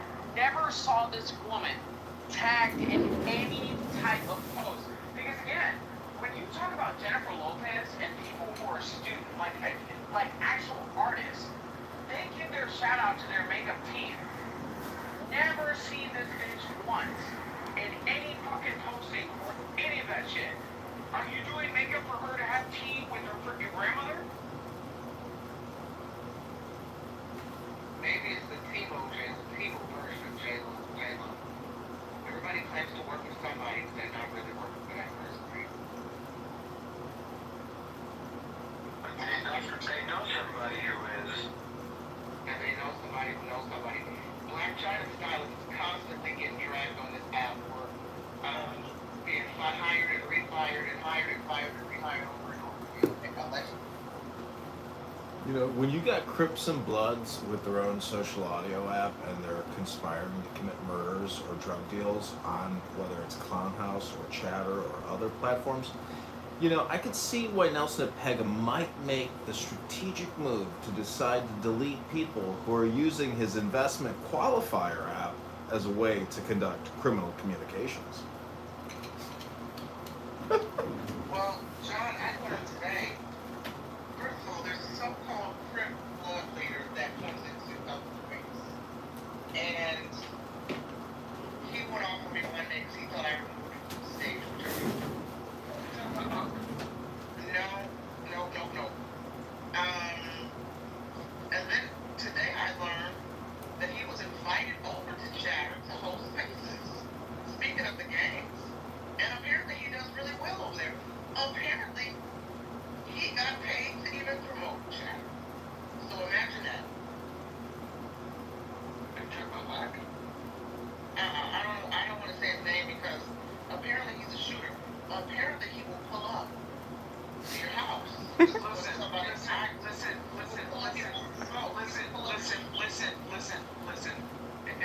and why? We don't want the smoke. So again, Black 100, I will always respect him as a business person.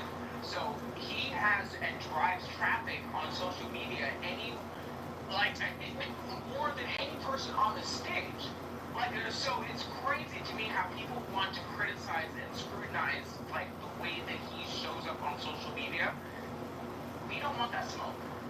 Let's move on from Black 100. You were definitely afraid of it because they let him go on for an hour without moderating yesterday. So that's interesting.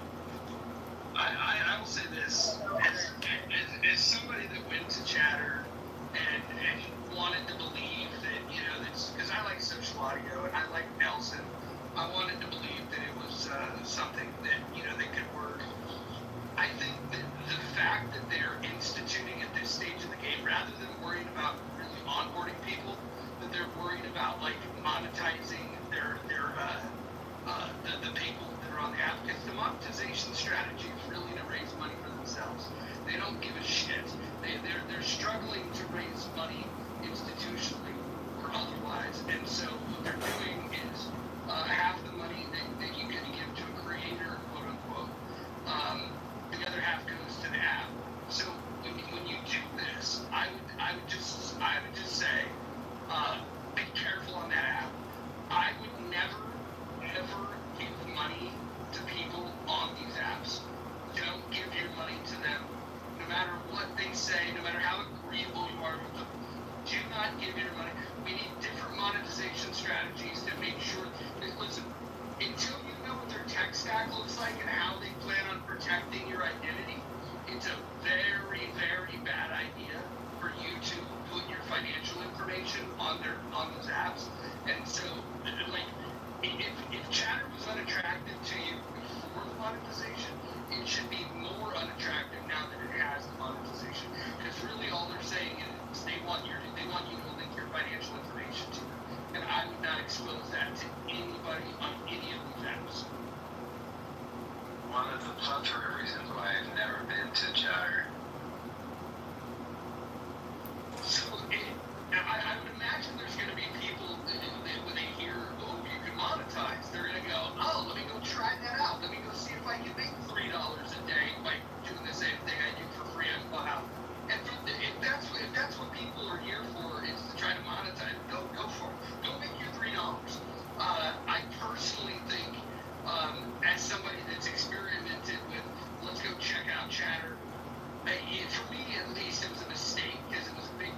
time. But that doesn't mean that I don't support Nelson. I hope that his vision can come alive at some point, and maybe he can separate himself from some of the people that are clearly trying to draft off of his momentum. I think he's surrounded himself with some boobs. Jonathan Bing is one of the dumbest people I've ever met in my life. And the guy that they have running their tech stack was a guy that Clubhouse is smart enough to not hire, and that was Nozzle. So, I mean, I would seriously look at that stuff, and honestly, if somebody's telling you, hey, you should come check out this app, support it because there's monetization. Just think of the ask itself.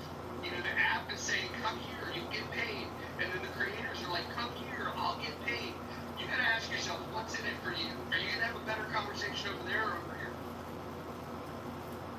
So this also begs the question, Roger, what do you think of this? I'd also be curious of others' opinion, Dr.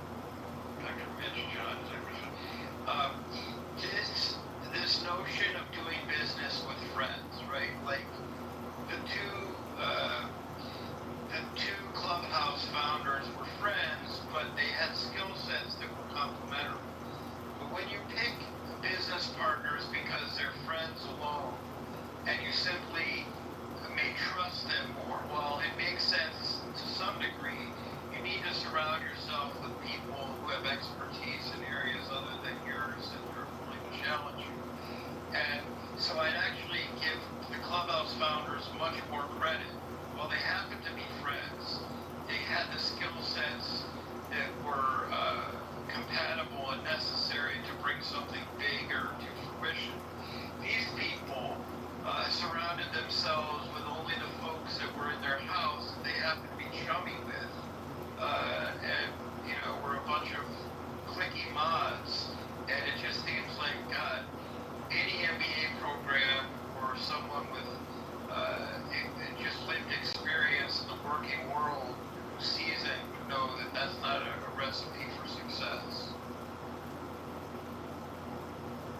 I mean, I give people credit for trying, that's all I can say. And sometimes it works to be exclusive, and sometimes it doesn't. It's why they put lines outside a night. Wait, Roger, what's the lady who claimed to be, she said she's like a realtor. She's got like some big real estate company that's worth like $100 million or something. Are you talking to Cindy Stumble? Yeah, is she the one that owns it? Is she? No. I think she's an advisor. Yeah, she's an advisor, and she runs like construction crews. She's a builder. Yeah, that's her. Yeah. No, she made it sound like she owned the company. She was telling me Stumpo is the real deal. And if you knew her story and what she built and what she's accomplished since in her 20s, you would be blown away. So don't denigrate her. Was it? Hold on. He was just asking if that's the person. I will say this. Our own Dr. Jordan had some very choice words for Cindy Stumpo at one point. Dr. Jordan, you want to talk about that? Yeah, Cindy Stumpo survived me, as hard as that is to do. I had a moment of narcissistic rage. There's the word for you. Moose is still in the room. Moose is in the room. Appreciate it, Roger. I appreciate that. Yeah, I was about to leave, but you just said the word, so I'm staying. So, I went off on her because my take on it is as nuts as I am. So my family on both sides is in commercial real estate, which makes me no expert, right? But I did grow up in that space. And I had this chip on my shoulder because she talks like she's the God's gift to real estate. And she is a builder of residential properties and does a phenomenal job and has really high-end clients. I can't knock that. But something triggered me in something she said that night. And I had to bring out my insecurity was going ape shit, and I had to call her out on you know nothing about the International Council of Shopping Centers and this, that, and the other, and there are bigger real estate people out there than you. But I went on this fucking absolute died. Yeah, it was. And then, as Mojo and others of you were there to point out, then I went into my self-victimization program and sounded like I was at a 12-step reunion.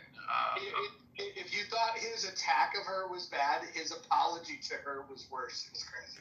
Cindy's had a lot worse happen to her in her life. She probably doesn't even remember it. So Can I ask you a question, Dr. Jordan? So last night, Nelson Apega was getting absolutely torn up by this girl who lives in Chicago. And if you go to her Instagram, she's Bella Larica or whatever. She looks like a prostitute on her Instagram. My question to you is, she kept screaming at Nelson saying, I thought you were a federal agent. Gossiping. You kept coming on this app. I know I'm gossiping. You're And gossiping. I'm going to finish my statement, even if you loud mic me. I don't care. I'll turn the volume down. She said over and over, I thought you were a federal agent, Nelson, and you kept promoting the vaccine. So my question to you is, Dr. Jordan, I have also heard people accuse you of pushing the vaccine. I'm just wondering, in hindsight, after COVID-19 is over, are you still a supporter of the COVID-19 vaccines? That's the only question I wanted to ask. Thank you. I'm asking you. Thank you, Edmund. Thank you. So, I'm so far removed from the vaccinology space. You should ask Dr. Mitch this stuff. But to me, I just saw that the chief vaccinologist, that's not the actual title, from Norway, died at 53 the other day. And there's all these conspiracy theories being floated about this particular guy. I mean, hey, the amount of research, like, if only canine coronavirus had been studied this much, veterinarians would be making a fortune. They've studied this stuff so much, and the epidemiological data. I mean, I don't know what to say. I'm more skeptical of science now than ever, and part of that has been influenced by COVID. I'll say that much. That's a great answer. Trust in the medical community. There's so many things were done to suppress information treatment that what it really did is it eroded confidence in research, science, and medicine. Shout out to the pure blood. Does that answer your question, Tom? It does, but I just still think it's interesting how people are still calling people out for being vaccine promoters, and you were recently called out as being a vaccine promoter. So that's the only reason I brought it up, Dr. Jordan. Yes, I definitely was. Well, you got to remember, my work was in preventive medicine, using a lot of animal models, and everything that I learned, I was almost programmed to vaccinate for everything, even the rabies vaccine, the mRNA rabies vaccine had come out, I think, in like 2018, and if you work on the veterinary side of things, everything is about prevention. Parasiticidal agents are prominently used. It's different than human medicine. We focus on infectious disease because of food safety, and the concern about zoonotic pathogens is a real threat, even in the wildlife conservation arenas. So I was programmed for that stuff far before COVID. So that would be my excuse.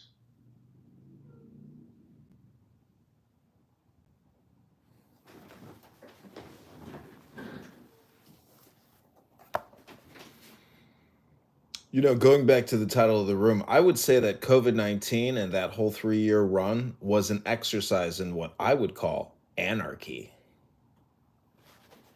I agree, and I believe we were attacked by that virus, by the makers of it, as if we were attacked physically by bombs or in war. And I think we haven't seen the full. Who made it? The lab in China. See, David, I think you got it backwards there. It's not the Wuhan lab that was the attack. It was the Pfizer, Moderna, J&J vaccine that was the attack. That's my opinion. No, that's wrong. The attack came from Wuhan. Whatever you think about it. First of all, that should never have been called. It should never have been called a vaccine. That's the first wrong thing about it. It never was a vaccine.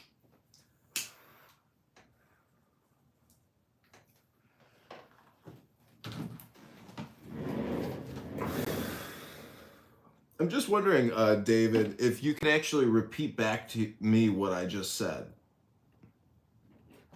I'm not your puppet. Okay, well then I rest my case. You made my case, by saying exactly what you're saying. I think, you're actually a victim here of propaganda, and unfortunately, you can't recognize it. Yeah. I know propaganda when I see it. I heard it from you. What, 6 years now? 5 years? Delusion. Okay, I mean, do you want me to post the links about what J&J recently disclosed within the past month? Do you want me to post a dozen other links to show you that what you're saying is completely opposite truth? Okay, so relax. I am relaxed. I'm just asking a question.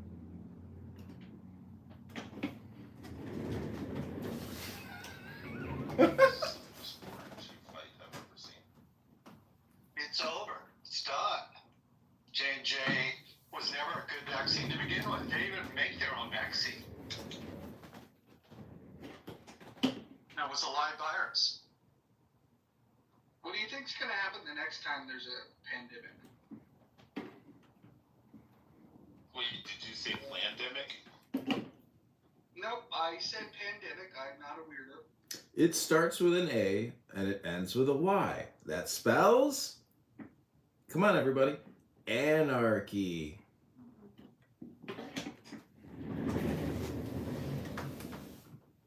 They'll just set up another booth in Costco and have you bring your babies and stick them full of shit. It's FEMA split tree. Well, RK Jr.'s in charge. It'll be interesting. I think that guy's a fraud. Really hard to tell. I've heard suspicious conspiracy theories.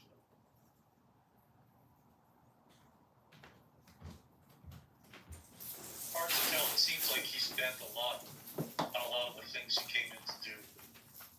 The medical machine is so huge. I mean, it's a behemoth. So I don't think that's an easy system to change by any stretch. True. 14 years of heroin use, getting people in his family addicted didn't help either. Dr. Mojo, I'm wondering if I could make a special request. I was the first person in this room, and I read what's called the next steps from the Book of the Law with regards to anarchy, socialism, communism, fascism. Would it be okay if I quickly recited that to the room, Dr. Mojo? Is it short? Yes. No. Yes, it's very No, short. of course it's not. It's very short. I read it to you when you first opened the room. Okay, hold on 1 second. Oh man, he's about to read that. Your favorite communist just came back right here. Wait, hold on. Are you calling Bima a communist? Well, I mean, she doesn't actually want anarchy. She wants to remove our current government and replace it with her strict authoritarian government, where she rules everything. Don't you think it's weird that the person that doesn't like government also likes oppressive regimes like Hamas that was elected to govern the people of Gaza? Okay, I'm ready to read this. If you're ready to let me read it real quickly. Let me know what you think. Yeah, go for it. Read it.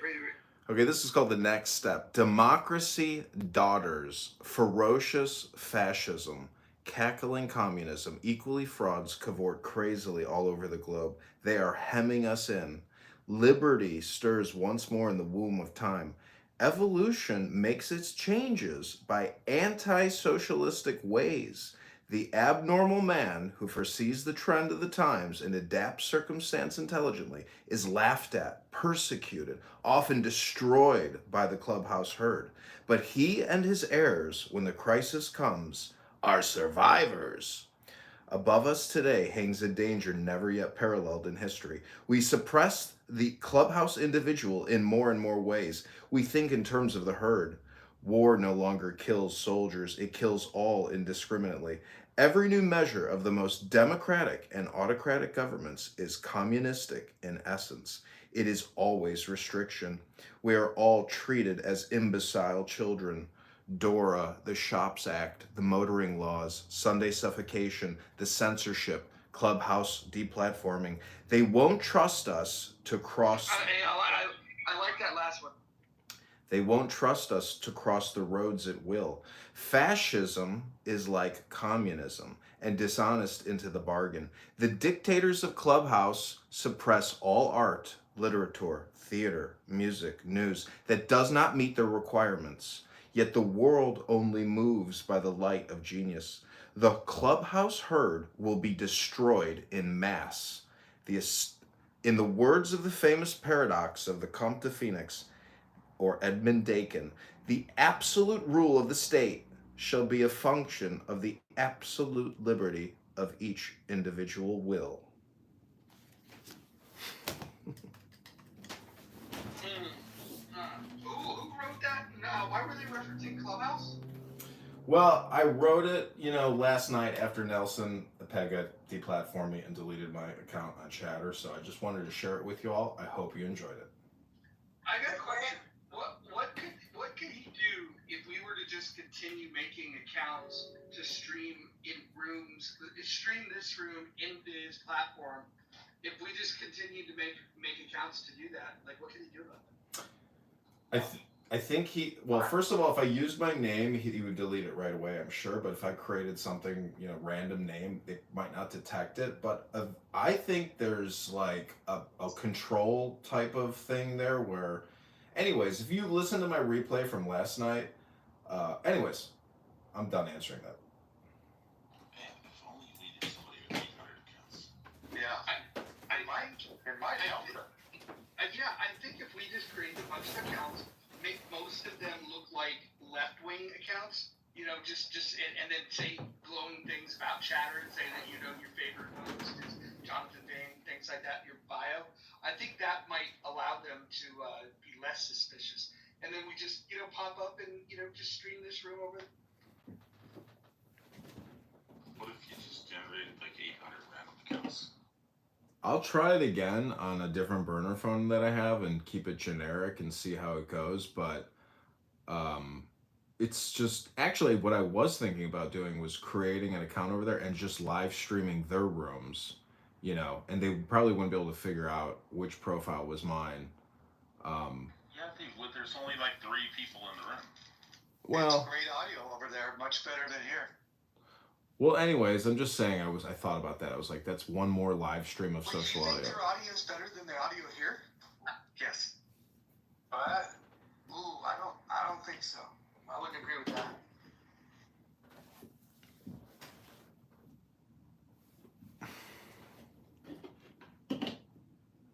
So did anybody have any thoughts or opinions on what I just read to you? Nope. My first thought was when I heard Clubhouse, I knew instantly you wrote it. My second thought was this individual is such a fascinating human, John/Edmund. You truly are intriguing, sir. Thanks. I have to warn you, I'm susceptible to flattery.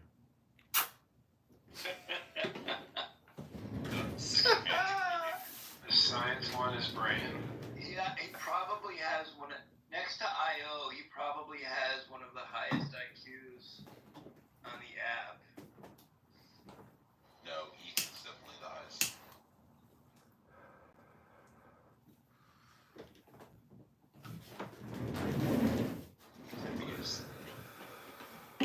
Oh, are you guys saying who? John who? Well, I'm just going by the name and his PTR. I know it's not John.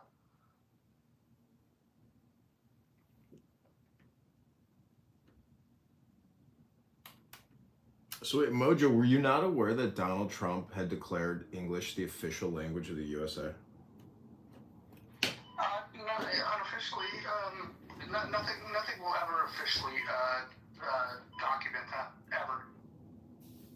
Mojo still has to press 1 for English. So one of the things, maybe this isn't newsworthy to most, but the fact that he said something apparently about not pardoning Diddy because of something Diddy said during the election, is that the most asinine thing? Like the one thing I have now in common with Diddy is that I won't get pardoned by Donald Trump because I said a lot of things that he wouldn't like. You said a lot of personal. Were you a vet at some point or are? I taught vet students, but I have a PhD. Why? I wanted to ask you, have you ever heard of a case of a dog chewing up glass, like a glass jar, swallowing it and surviving? I mean, I'm sure it's possible. Why? Oh, I was just curious. I mean, it's probably, it's probably possible, but like, I don't know how you would, depends what else it ate, it depends on all kinds of things. Bima, can I ask you a question about pit bulls? So say you take your pit bull to the park and this guy has a little Yorkie and your pit bull gets off leash, grabs the Yorkie and just tears it to shreds and kills it. But then that guy pulls a gun and kills your pit bull. How do you respond? Yeah, I would, that would be self-defense. I would have no recourse. I mean, I would obviously be very upset, but you know what I mean? So, okay, let me just ask you a question. The thing is, Bima, do you think that Diddy is innocent?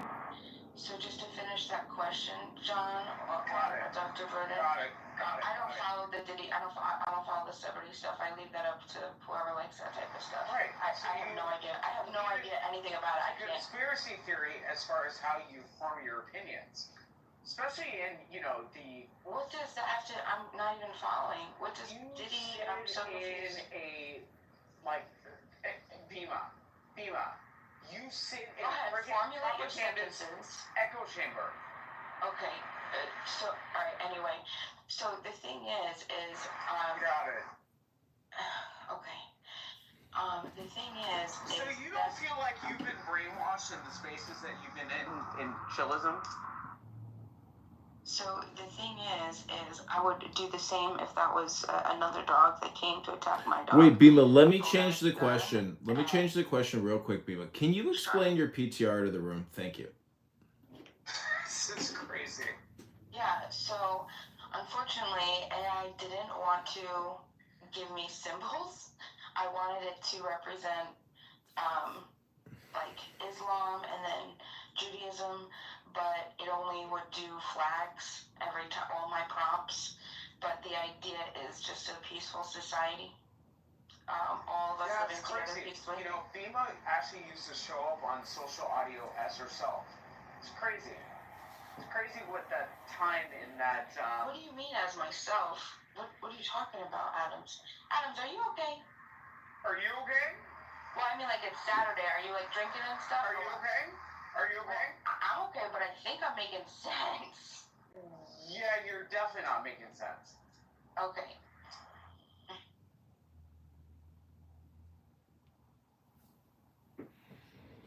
So, Bima, what's the source of coexistence? Again, the question is, what is the source of coexistence?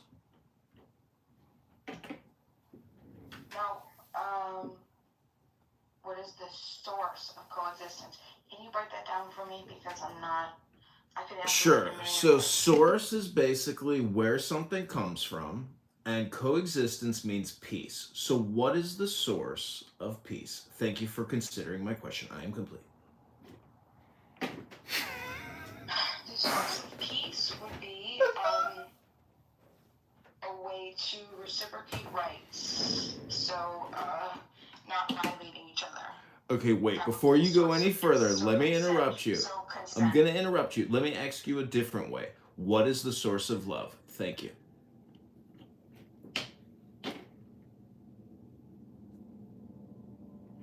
So that's much more difficult. What is the source of love? God? Wait, That's how I would answer it. But you're I gonna know say David God? would That's your say answer? no. Ding, ding, ding. Winner, winner, chicken dinner. Yeah, but not everybody answers that way. Not everybody believes in the same God. Not everybody is even a theist. 2,000 wars in the name of God since Christ. That's the love. So, David, let me ask you a question. What's the source of life? The one time my parents had sex. The hydrogen. I got a question for Bima, if you bear with me here. If somebody were to steal your car, who would you call first after your car is stolen? I'd call this whatever security firm, aka the equivalent of what you guys would understand as a police, right? It would be my. No. We're living in the world that we're living in today. Like so you go outside your double wide and your car is missing. Who do you call? Ghostbusters. Oh, if you're being very honest with you, I wouldn't call the cops right away. You wouldn't. What would you do? I would try to figure out who took it and what's going on with it. I would try to find it myself. Are you a skilled investigator? I have skilled investigate. Yeah, I have very high sources that can help me. Sure. Phenomenal. What happens if you found it? What would you do? I would take it back. What if the people were armed? What if they don't have to worry about them being armed? They have to worry about me being armed. But if you were to shoot them, you would go to jail. And wouldn't that be something? Wouldn't that be something that someone who's protecting their property, right? A peaceful person, not harming any other person, but the person Well, if you who shoot them, you'd definitely be harming them. Well, I wouldn't just shoot them right off the bat. I would only shoot them if they threatened violence or they tried to stop me from claiming my property, which would be right. Don't you think a more prudent step would be to get the police to retrieve the vehicle for you? I mean, this is the thing. I don't subscribe to the police, so I would do it myself first. What do you mean you don't subscribe to them? I don't support. I don't align with anything they do. They're terrorists. And wait, well, hold on. Even if they could retrieve your car and return it to you? See, this is the thing. I would appreciate just being able to. I don't trust them to return my car because listen, worst case scenario. Okay, listen. I'll be real. Likely, I would try to retrieve my car, but I'm not going to kill somebody over my car, right? And I also wouldn't want someone to be killed over my car. That's why I'm not going to call the police. So I would like to deal with it. I would deal with it. What if you found out that the people that stole your car were a dangerous militia that was heavily armed? Would you then just say, "Oh fuck it, I guess they can keep my car"? Well, if they're a dangerous militia who are known, who are violating people's rights and have already been proven to, harm other people, well then yeah, they have no right reciprocation, and I'll go and get my car the way that I see fit, so that I wouldn't care.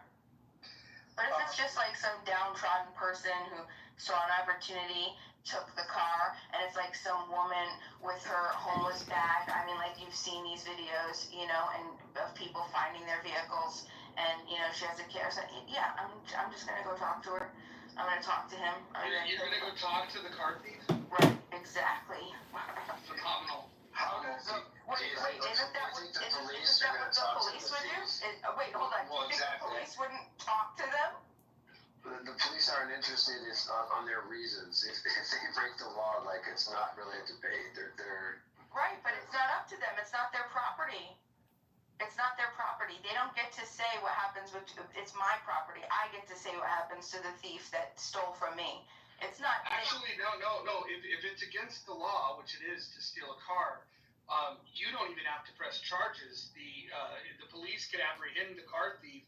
And a prosecutor, without you testifying or willing to press charges, the prosecutor can press charges on their own because they want to rid society of car thieves. They want to crack down on this stuff.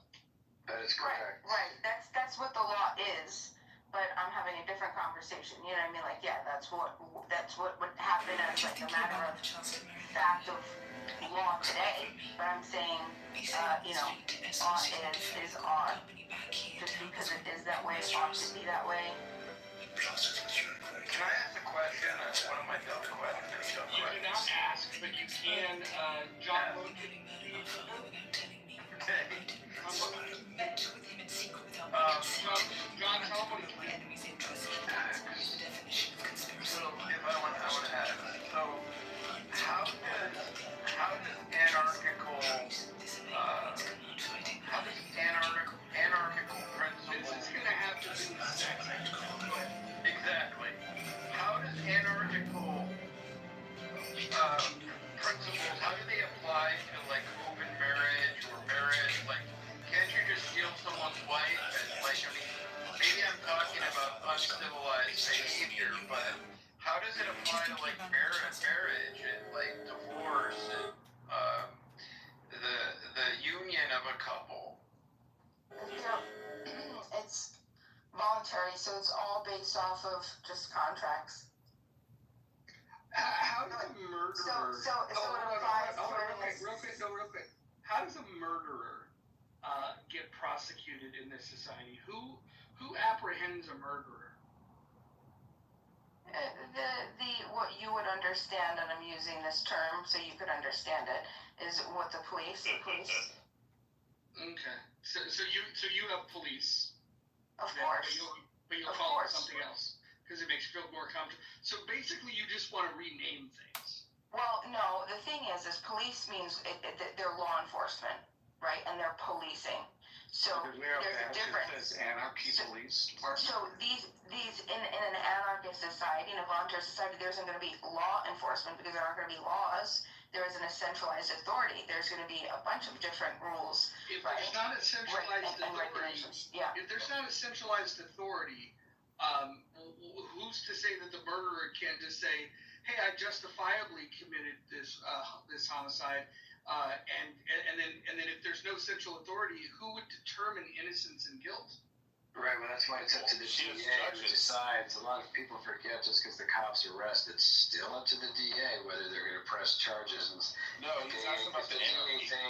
if the DA thinks there's enough evidence that a jury would... We're talking about in this imaginary anarchy world. The anarchy world. She believes that what you're going to have is you're not going to have courts, you're not going to have judges, you're not going to have police. Oh no, she doesn't say that. But you'll have she does say that. But what she says is that you're going to replace it with something that's like police and like courts and like judges. Oh yeah. Okay, I see what you did there. And what would those be exactly? Judges, police. People who couldn't get on the rail, police. We would just refer to them as a private security agency, and that would make her feel better. Yeah, we had that for 2 square blocks in Seattle during the Summer of Love. 4 people died. Yeah, I was gonna ask how that turned out.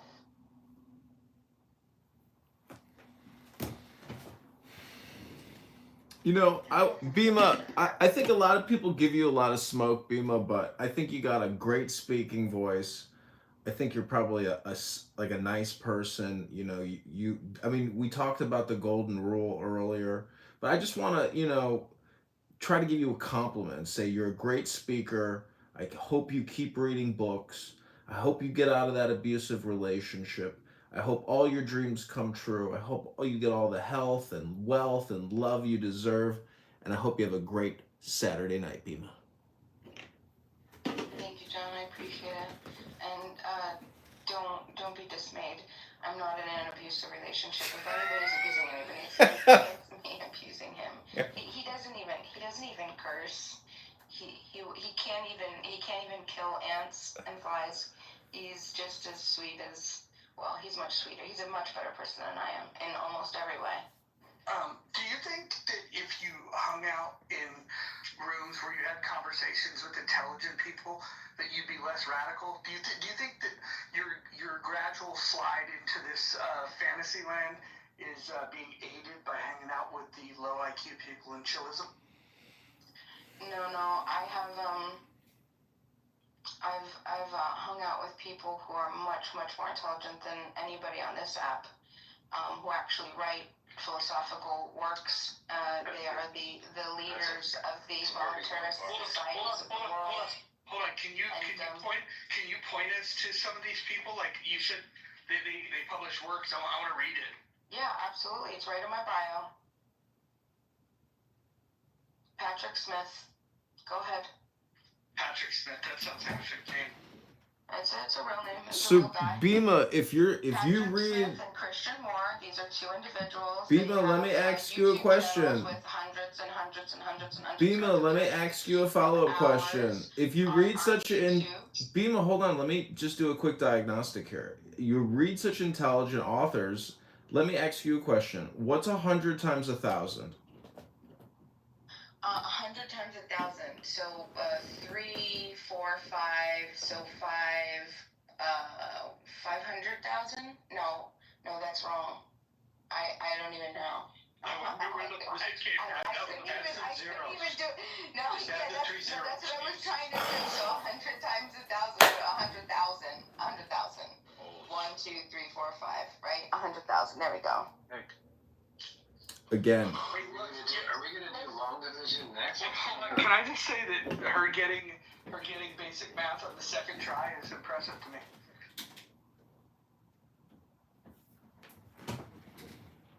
I mean, what kind of diagnostics do you use, Bima, when you gauge these magnificent intellectuals that you consume in their books? Like, It sounds cool. how do you measure intelligence, Bima? Ask them if they'll come and debate with us. Oh yeah, they absolutely 110%. But I don't trust. Like, I wouldn't ever. I don't. I mean, like, if you were to make a pledge to me that you wouldn't, act like you do most of the time. Like, if you were a decent human being, I would. But I would never subject people that get paid to speak at universities and travel the world and to come here to be treated like. Bima, let me ask you a follow-up question here. Like, how high do you think you are, like, in terms of comparing yourself to people in this room? You sound very egotistical in a way. Does anybody agree with me? Egotistical? Oh, yeah. About what? Well, how about when you go on about how much you know about the conflict between Hamas and Israel? I don't claim to listen. It's only. Do you know that you're the only person that has a problem with it? When I'm in other rooms with intelligent people that have civil dialogues. Exactly. I'm also in Ruben's room and Daniel's room and Tobias's room, and I have wonderful Simon's room. Okay, and I have Bima, let me ask you a follow-up question. Bima, let me ask you a follow-up question here. Anything that happens in this room. When I say egotistical, Chillism 2.0. Bima, I'm just wondering, when I say egotistical, can you tell us what the ego is? Thank you. I get the I, right? The belief in the I, the thought, the understanding of what and who,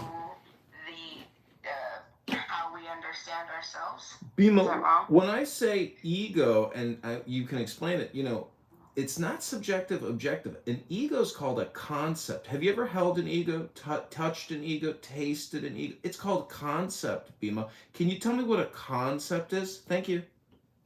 An idea? That's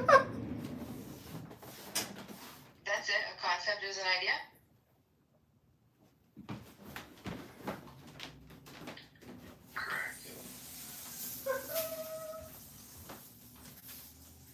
John, are you done with the deposition or no?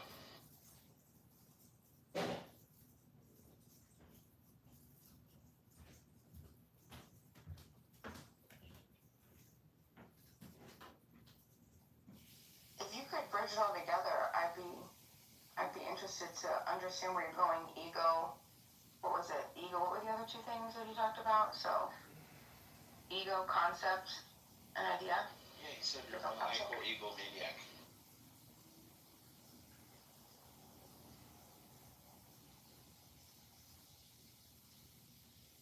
And you're dumb, you can't do math. Well, anarchists will have calculators.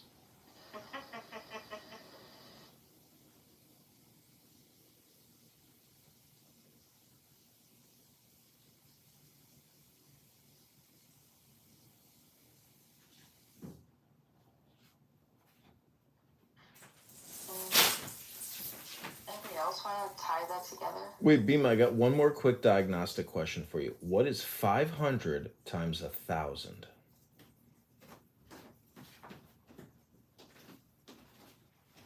The fact that it takes this long.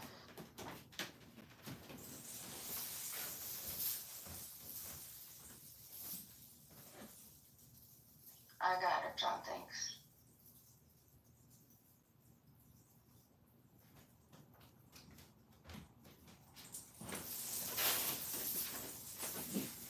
So I got one more follow-up question for everybody in the room before I go to Emerald Island.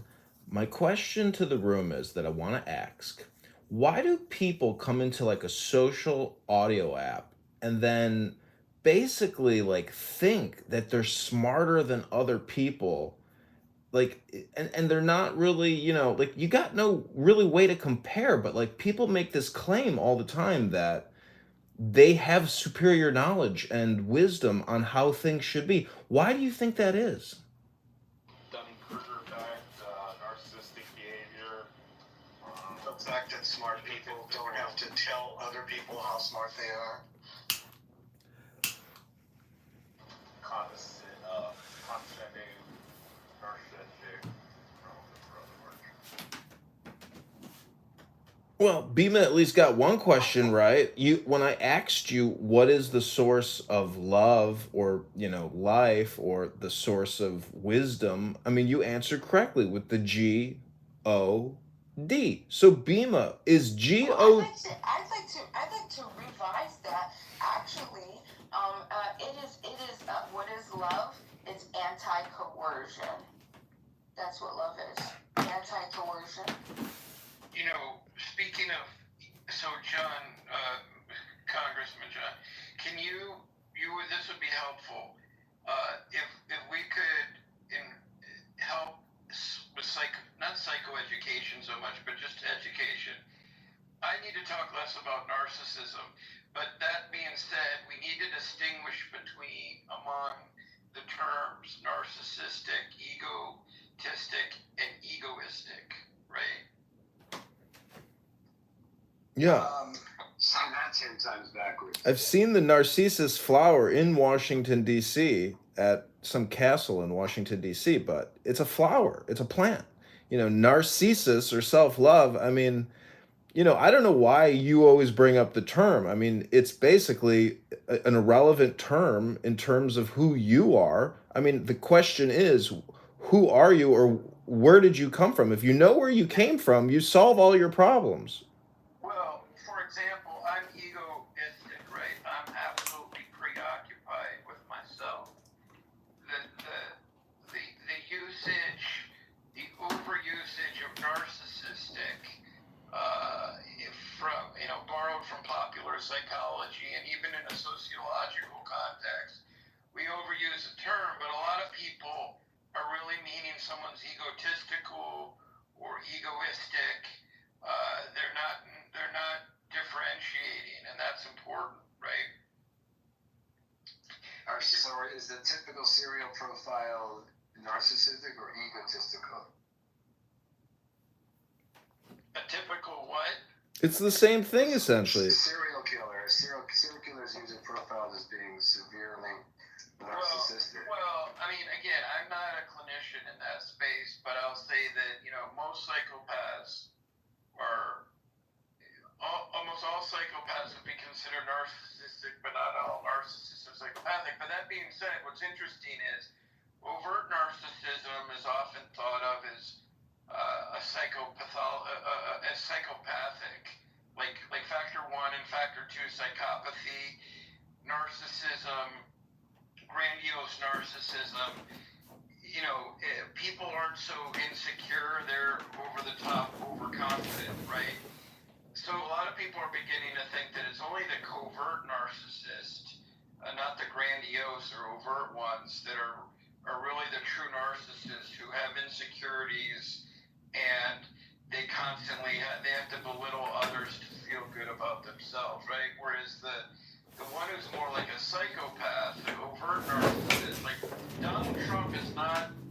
It may have a little bit of a thin skin, but he's not spending his time preoccupied with really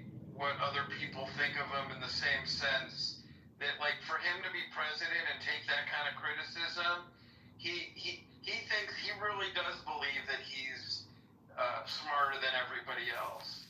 And so he doesn't like criticism, but he really believes it. He is so overt. He's a malignant narcissist, but he's also so overt, right? Like, he's great. Well, hold on, Dr. Jordan. It's not about whether or not he thinks he's the smartest. Sometimes just being decisive is the power, right? True, 100%. Being able to make a decision. You know, was it Abraham Lincoln that said the worst thing to do is nothing. You know, the best thing to do is the right thing. The wrong thing is somewhere in the middle. Like doing nothing is worse than doing the wrong thing. Like, 100%. Go ahead. So here's my point. When you take if you're going to try to analyze somebody like Donald Trump, you need to analyze him without a political lens. You need to just figure out, like, okay, well, what is it that makes this guy tick? And clearly, it's not that he doesn't have a desire to be the smartest guy in the room. What he desires is to be the winner. And sometimes you can be the stupidest guy in the room and still win. Yeah, so a hallmark characteristic of a narcissist like Donald Trump, and this is to his credit, like, they can go, when you're overconfident and rely on instinct, you see the world so different than other people. And even if, let's say someone's a scientist at the top of their game, and they're narcissistic, they're still largely relying on instinct. They may be able to provide empirical data to back a lot of things up, but they are, Dr. Adams, you're, hold on a second, I'm not modded. I think there's great benefit in relying on instinct, but think of the other narcissistic people in your lives. Do they tend to rely on instinct? Go ahead. Well, hold on. Here's the thing, right? It's not just instinct, though. It's about talent. Like, if you were to compare this, let's take it out of an intellectual realm and just say, let's say we're talking basketball, right? If I'm physically gifted and I know the fundamentals of playing defense, and let's say I'm quick, I can afford to play you very close man-to-man defense. I'm less worried about you beating me than somebody that's slower or less skilled.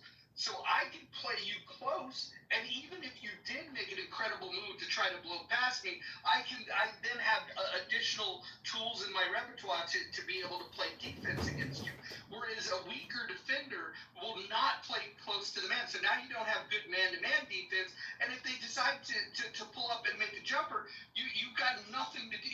You're not close enough to even defend that. And by the way, if you give them room to work, they still might blow by you. And so the point being, and the thing I'm trying to translate here, is that if the more skill you have, the more like talent that you were born with, confidence.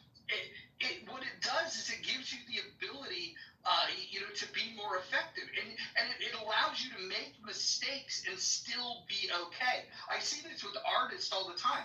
But there's a girl that I know that paints, and she sells her paintings for quite a bit of money.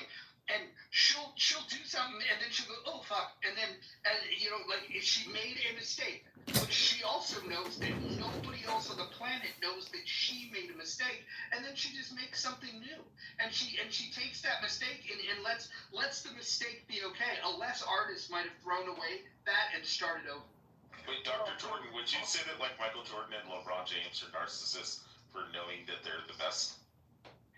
No, but Michael Jordan definitely has, I mean, he's got a healthy dose. He's a good example of someone with a healthy How about LeBron?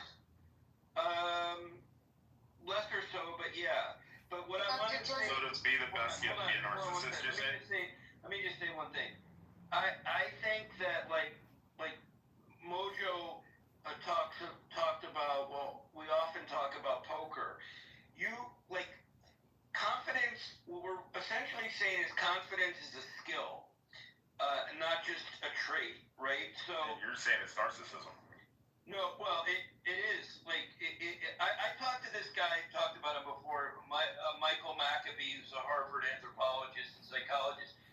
He wrote a book about productive narcissism, which Donald Trump read and reached out to him and wanted to be lumped in the group now he said to me, I was interviewing him because I was working on a documentary that has never come to fruition. But anyways, Michael's like 90 years old if he's still alive, and what he said was that, but the fact that Donald Trump became president means that he is technically a productive narcissist, right? Like, you can't become president of the United States without me meeting that criteria. But where I'm going with this is that everybody's ever been president's a narcissist. Oh, 100%, but to different degrees. But where I wanted to go with this, and I'm forgetting what I was going to say, was that there's something to be said for, like, oh shit, I forget what poker. Like, the confidence, the idea of confidence being a skill rather than, more of an arbitrary kind of, a trait that's left up to kind of subjective interpretation. If you're a poker player and you don't have confidence, like a poker player with fewer brain cells but great confidence, probably going to be far more successful, right? Like, and this is true in many fields. Like, if you're in real estate, you don't have to be an intellectual giant, but if you have a ton of confidence, you're going to do far better. I told you guys last night, I was watching this documentary about this woman who was an escort, and she's like, it's amazing how many escorts become real estate agents. These are women who have a lot of confidence and charisma, and they often become successful in real estate if they choose to go into it because it caters to the kind of characteristics that they often have. Wait, so Dr. Jordan, you're saying we should stop using narcissist as a negative term, since if you want to be successful and good at anything and be the best at anything, you have to be a narcissist? No, because I believe it exists on a spectrum. Like, yes. And if it exists on a spectrum, so does psychopathy. Like, psychopathy exists on a spectrum. If you're too far on the spectrum, you're going to end up in prison and you're going to kill somebody. If you are, much more closer to the middle, right? If there's a middle, you might become a surgeon or a Navy SEAL 6 member, right? Team 6 member. Like it's all about balance. Would you describe this this spectrum as kind of like the spectrum of AIDS, where some people get AIDS and they die, and other people like Magic Johnson get AIDS and they go on and live forever?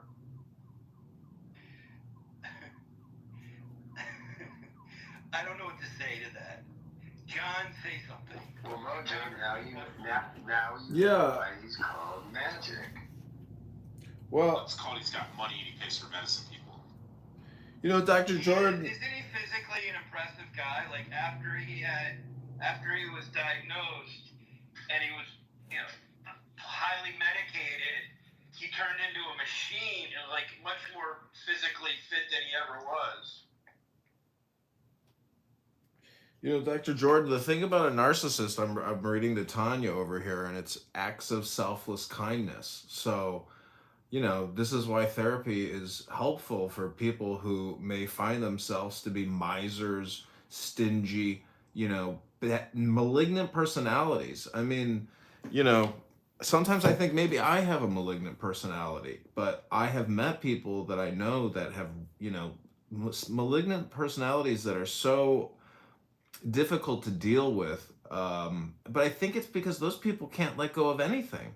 They hold, people that hold grudges carry a lot of weight with them, and so I have a picture of the Buddha near my toilet, and I painted it, and it says "Let it go." So to me, that's the words and the thoughts. And if you just constantly talking about narcissists, I mean, all communication is projection.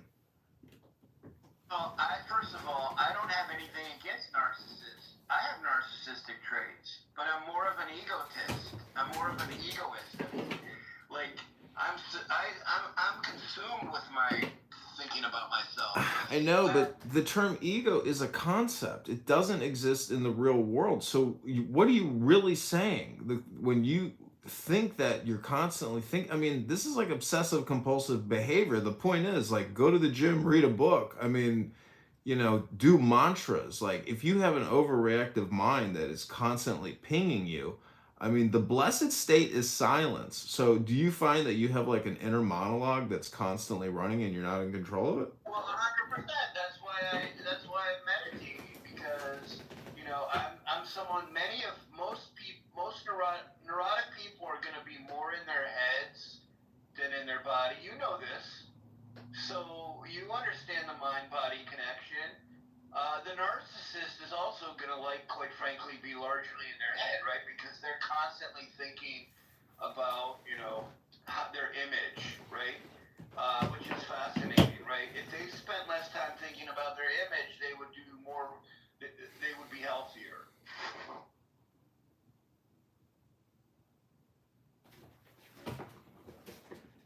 Yeah, John, that yoga makes you a narcissist. I mean, I go to the gym, I lift weights, and now my elbow's hurting. Like, cause and effect. You have to have, like you just said earlier, that balance. So, there's a guy on here called Heronstone, and I said, do you know that the heron is like a bird in the mystical aviary? It stands on one foot, so it's like in a yoga pose of great focus and concentration. And at 42, I mean, I see how cell phones have essentially brain rotted people's, like, brains, maybe mine included. But the point is, you see how younger people are just, to me it seems like there's a health crisis on top of a fiscal crisis or a debt crisis. It's my opinion. If your elbow hurts, you're doing it wrong. Well, that's what she said, but I got to get to the bar so I can try to meet her tonight.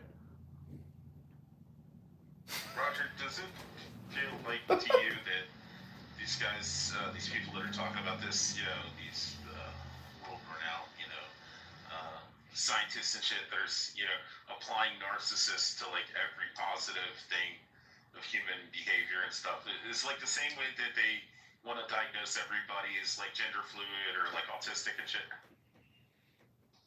I actually think that people are pussies when it comes to dealing with narcissists is the problem. It's not usually it's not the narcissist. It's the people that are incapable of communicating with them. Like Dr. Jordan and I are good friends.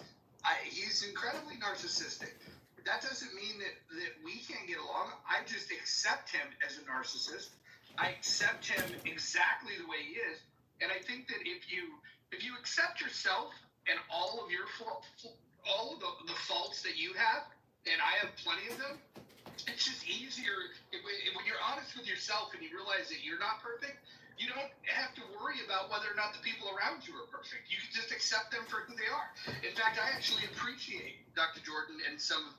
I mean, dude, I'm the only person on this stage that's been in a car with Dr. Jordan. He damn near killed me in said car, and I think that it was a bonding experience rather than me thinking less of him.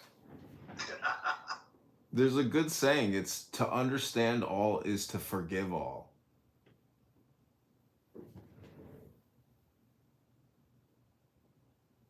Do you think we can find it in our hearts to forgive Bima? Anybody? Yeah. She stops being a communist. I'm telling you, if you spent a day with her, you'd actually, Forgiveness for. Well, okay, so first of all, she's intellectually dishonest. That's number one. Number two, she's guilty of sympathizing for Hamas terrorists.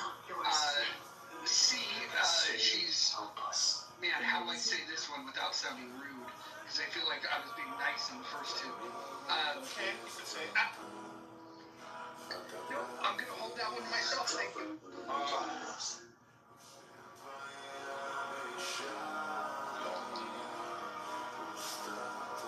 I don't want it to sound like a personal attack. I want it to just, it's just observations of the way that she engages. And what I'm unsure of is if she even believes the bullshit she's saying. If she does believe it, then I think she needs some clinical help. And if she doesn't, doesn't believe it, then I think that we've gone easy on her because she's just being a fucking weirdo. Well, do you attribute some of it? She sounds young. Has she ever actually said like early 20s, maybe even? No, she's not early 20s. Yeah. College, She's like almost my age. She's like I'm gonna ask. How do you know that, Rich? Shamos is the same age, and Shamos and Dima were dating for a period, and they're like almost the same age. Oh my God! Somebody on this app dated that? Yeah. Well, I'm not interested in anyone's personal business, but that surprises me because she sounds younger. But don't you think? She sounds like late. She sounds like late 20s, early 30s. Don't you think though that there's a communication problem? Like, there's not a your large language models aren't matching up. Yours is bigger than hers, and she can't. There's a failure to communicate. But if there's no violence, well, that's okay. But I mean, that's kind of the point where it's like if you were to spend a whole day with her, technically you should be updating her LLM, by having these conversations. Do you think that she'll ever grow to the point where when somebody asks her a question, that she'll maybe pause and say, you know what, I don't know that, or I'm going to have to think about that more? Do you think we'll ever get that version of Bima? Because I feel like before we even finish asking our questions, she's already just starting, the spin of bullshit. I think if she was to just pause and maybe think, it's possible she could tap into a library of different words. Yeah, I think one observation after using this app for so many years is people are so set in their ways and so conditioned, and their personality is so formulated. Like, there's no budging. People will die on a hill for their concept on this app. And I've never seen people just repeat themselves. I mean, nobody is, upgraded from using this app. So if that's this app, imagine all the TikTokers and Instagram and YouTube consumers who have horrific brain rot, or even more. I mean, total cultural brain rot. The rest of the rooms on this app right now, if you were to pipe in some of the bang rooms happening right now, to me, that's like schizophrenic, or ghetto schizo, basically. Like, for example, in Ghetto schizo. like, they just speak over each other, like, constantly. And even an appeal to the mod, you ask them, like, hey, can I go? They don't have any concept of that. Their preferable communication style is for everyone to speak all at once. It's wild.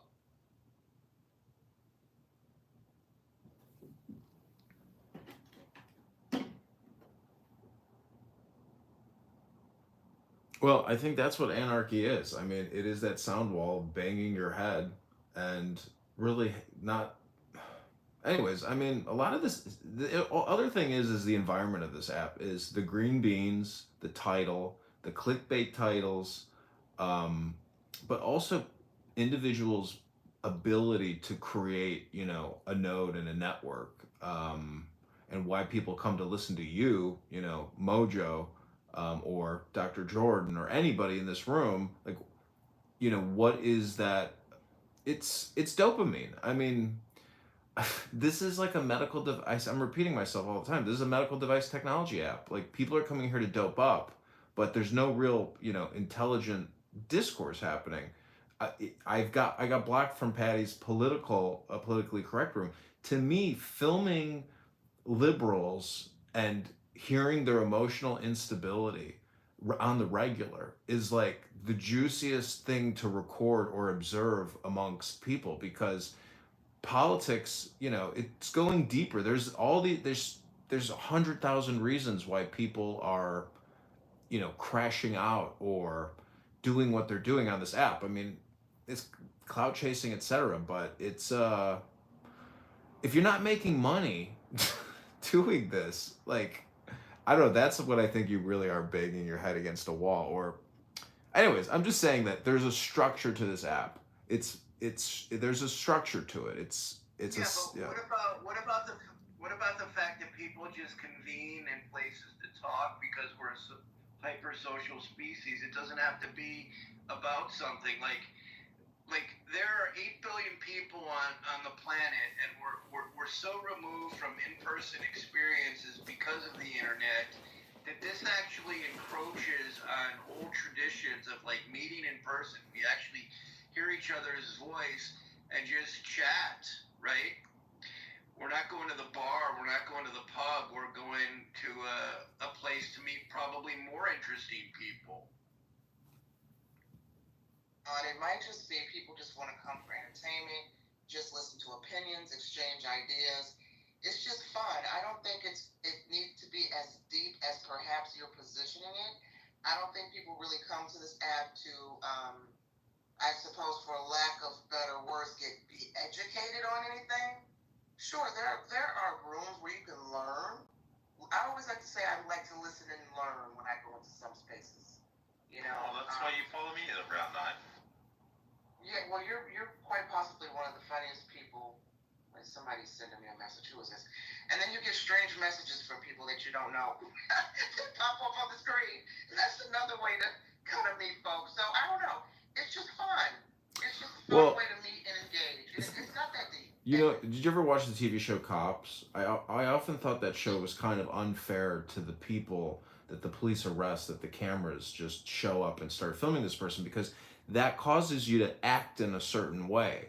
And so if you were in Nelson Apega and Jen Bubblicious and fucking Whack 100 last night, the Bang Room is really almost like a cacophony of performers. And so it's very easy to... A better example is World Star Hip Hop.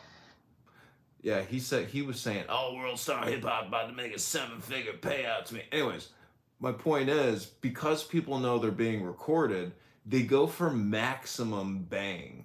And I never heard this kind of shit in my whole life, but a Bang Room, like a Whack or a Cray, Orange Cray, whatever the fucking guy's name is from, what I'm talking about, Cray.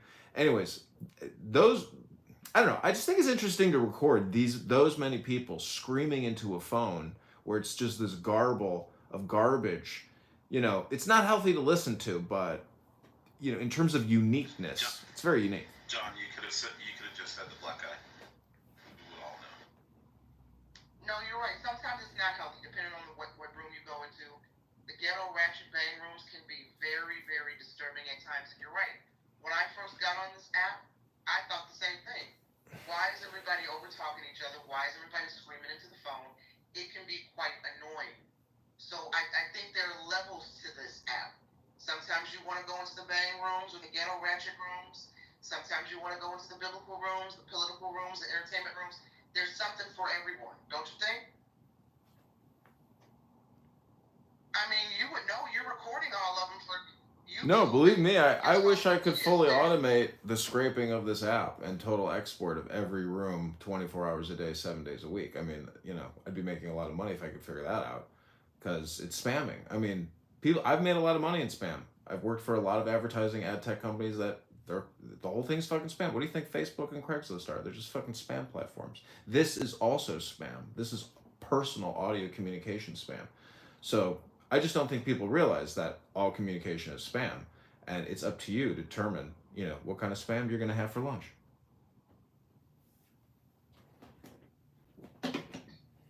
Well, as much as there was intellectualism, if you will, early on in the app, there was also a lot more garbage. For example,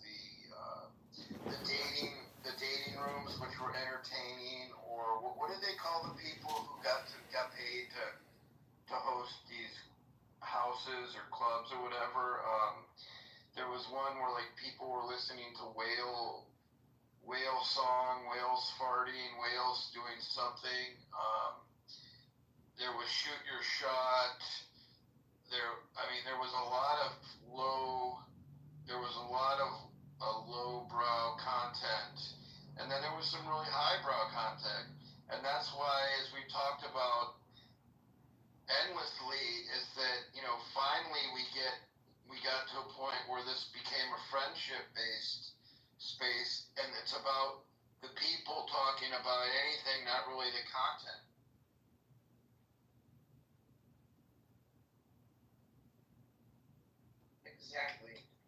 met some, and not in person, but I've met some really pretty cool people on this app. And I've maintained, relationships. I use that term loosely because I don't know any of these people in person. Over the years, and they're cool. They're seemingly cool people, authentic people. Sometimes I get on here and I'm looking for certain people, like, where's so-and-so, where's so-and-so? Because you just want to tap in, listen to them, kind of absorb the energy that the social audio space brings, right? Surely, John, you've met a couple of people. I mean, listen, you yourself have admitted you've made a whole movie and website and your URLs built around Mojo.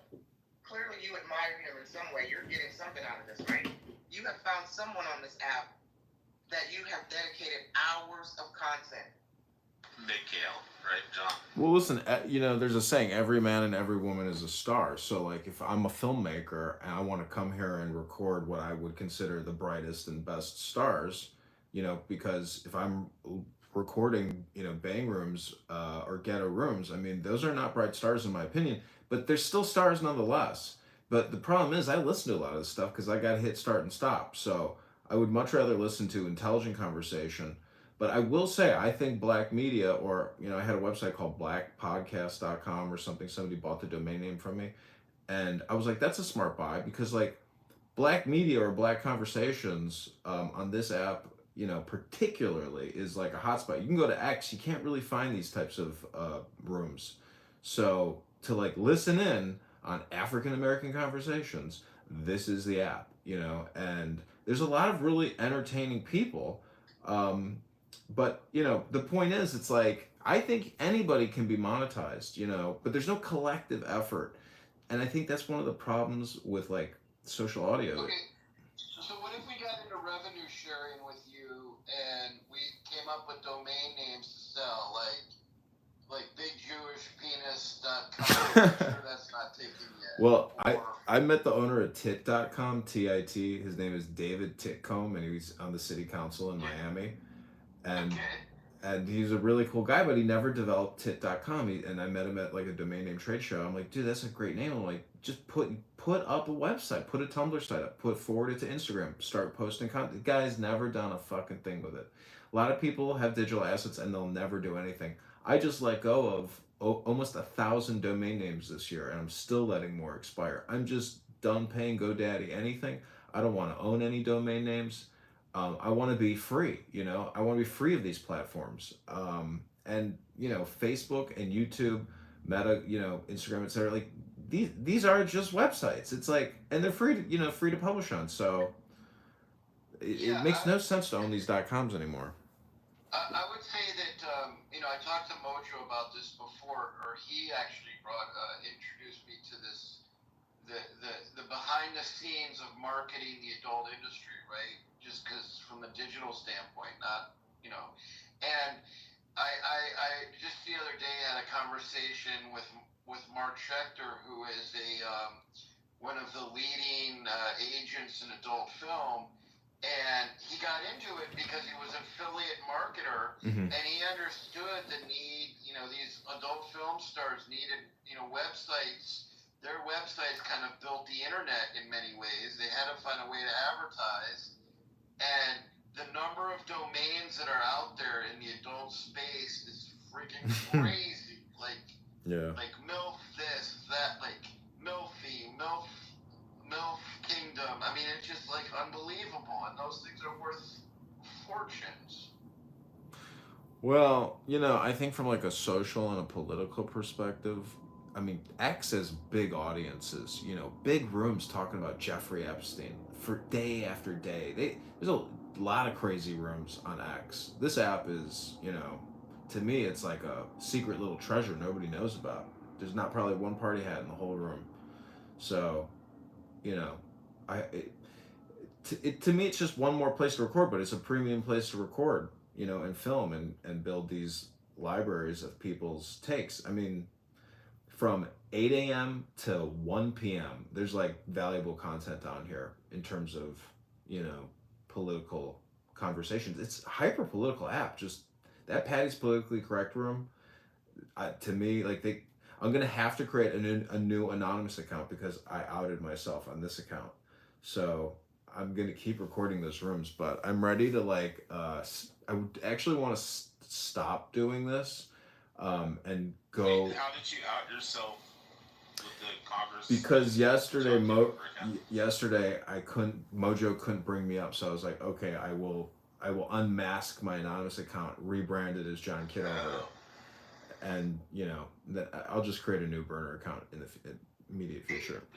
What if we did this, John? What if we start doing rooms where we just say what's going on Clubhouse, and we just have you pipe in the other rooms into this room, and then once they say something really just like crazy, then we'll stop the streaming, and then we'll just have a conversation about whatever they're talking about, and then we could go, okay, let's go tap into another room, and then just do that and like allow their content to become our content.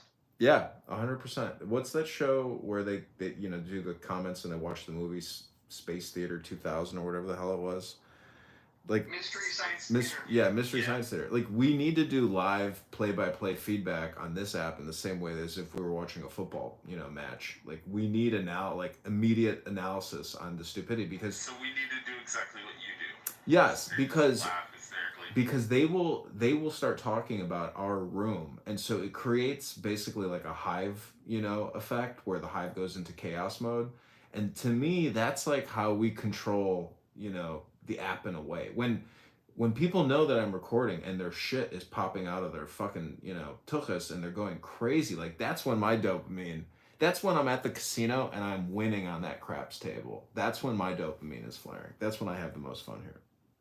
Roger, I would just like to say that you've gotten the best of Nathan when he goes and takes your fucking picture. When he does that, that's his form of crashing out. That means he doesn't like it. You know who went in? Go ahead. Well, hold on.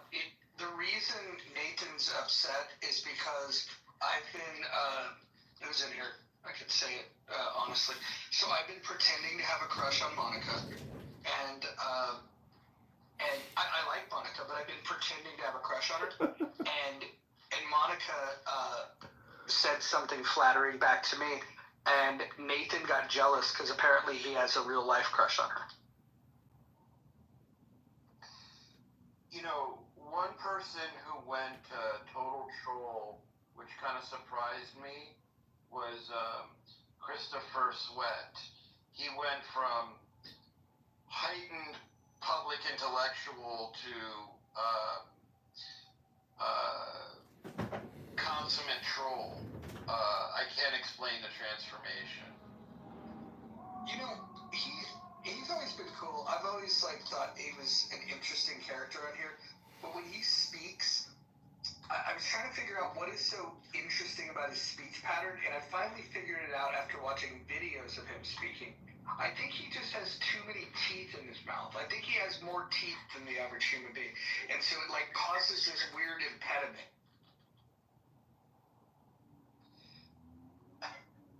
I mean, that's not the direction I was going, but I can now hear his voice, and I get what you're saying, 100%. Speaking, just to turn the subject on that angle a little, I met a woman the other day who was very open about, it was weird, she told me she had an overbite, and I'm like, I kind of thought to myself, well, I think I can kind of tell, I didn't say it to her, but I'm like, you didn't have to say that. I kind of knew that. I thought it was such a strange comment. Nothing bad. She's a very lovely person, very nice looking lady, but she kind of put that out there. It was just so weird.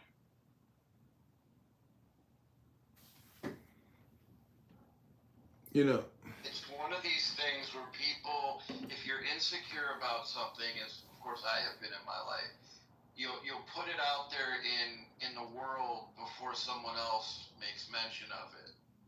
But you don't have to, because most people don't notice. Alright, what are you insecure about? Oh, I'll say one thing. Don't talk about it. It's just girth. I need to take some size off. You need to be de-girth. You know, going back to anarchy, like this app is a huge like advancement in my opinion in terms of psychological or human action. I was looking at the Mises Institute. You know, this is a perfect place to really even run experiments and do observational studies and research on people's behavior and personalities, particularly the liberal mind, the delusional, you know, mind that would run a pizza business into the ground in 3 days. That type of like disastrous type of person, in a way. There's a lot of, you know, if you talk about narcissistic personality disorder or, or leadership defiance disorder, all just people who are so obnoxious, inflexible, or just people you would never want to work with in the real world. You can listen to them here. So, uh, anyways, what I'm proposing is if we do live stream rooms and do a Mystery Science Theater 3000 on these rooms, you know, like in the morning, that's the best time to do it when they're doing their morning MSNBC redistribution news cycle. So, but the thing is, back to anarchy, this anonymous feature causes people to really get paranoid, and it's really interesting to observe paranoia. It's not often that you can observe it, but you know, recording these rooms, and they know, they go, oh, that fucking John, we know his fucking name, fucking John Kitover, and they put up my address, and then they come on the YouTube and, you know, give me death threats or say they're like Isaiah, aka Goat. He called my local police department 2 blocks away. He called them twice. Isaiah and Goat are two different people. Okay, well now he calls himself what is it? A man who doesn't like a woman. I'm rambling here, but anyways, Goat. He called the police on me twice. You know, of course they didn't respond because if you. I'm just gossiping here, but he claims he called the police on me twice. Because he, you know, I live stream his room while he holds his liberal fiefdom, discussing, you know, whatever topic under the sun that he's talking about. He doesn't like to be recorded. But Anonymous, you know, Anonymous forced these people to create friends only rooms, which I think is, you know, totally fair, that they can have a private room and not be recorded. And they, because what they really want is just their dopamine. But the problem is they can't play the cat and mouse game and invite the opposition party up, bat them around for a good 30 minutes to an hour, and then get a new, you know, person to bat around. I'm just saying that, you know, if you're academic and you like books and you've been to college and you sat in a class for many fucking years, you know that this is like entertainment and toxic communication, or a waste of time is what I like to call it. Okay, so I'm thinking programming wise, if we did regularly scheduled rooms in the muff, and you know, maybe we'll just you know, shoot the breeze, and then we'll say, okay, let's go see what's happening in chillism, and then we set up the streaming. I would imagine that it could stream in here as well as stream onto YouTube at the same time. We could and then what I would say that would help the algorithm is for all of us to have YouTube accounts, so we can like and share those streams, so we can help promote it. And then what we do is as we're streaming it, we go ahead and we you know, like, we wait until somebody says something, and then we communicate. We like, for audio quality, we don't say anything in this room over top of it until, you know, we communicate through chat only. And then once we decide, like, okay, let's pause it, then we'll pause it, and then we'll critique it, and we'll have a conversation about it. And then, you know, and then as soon as that's not fun, then we go, hey, let's go see what's happening in Politically Correct. And we could just go around the app. We might even discover rooms that we're not familiar with today, and just figure out what the hell's going on in these rooms, and then we'll just spend our time critiquing it because we're so smart. I agree. See, that's why this is a roast app. You know, self-deprecating humor, or, you know, Schadenfreude, you know, taking pleasure in other people's misery. That's what this app is all about. You know, it may sound cruel, but like, good comedy is a little cruel, you know, because there's some truth there. So that's, to me, the optimal way to use this app, and it's artistic, critique. I think we just got our strongest, reinforcement that this is a good idea. Jarl says, you guys might need to take a break from this app if this sounds fun to you. So I know what sounds fun to him, and if he doesn't like this, I think this is a good indication that we're on the right track. We could start it right now if you're open to it. Can't. I'm actually going to be logging off here in a minute. I'm going to watch some television, but we could definitely get this thing started, and I will be back channeling some of you to coordinate so we can facilitate this in an organized fashion. And I think if we put a little bit of thought into this, this could end up being the go-to room, because if we're playing the clips there and then breaking them down, it's kind of like an aggregator. Like, nobody watches nightly news anymore, but they'll watch a podcast where somebody's breaking down like the news of the week, essentially. So this could be the place that people come to just make sure that they're not missing anything. Well, yeah, I mean, how about various iterations? So rough in the muff, puff in the muff, fluff in the muff. I'm not joking. Different people take on different themes, and it's. So I want you to think of it this way. Are any of you familiar with NFL Red Zone? No.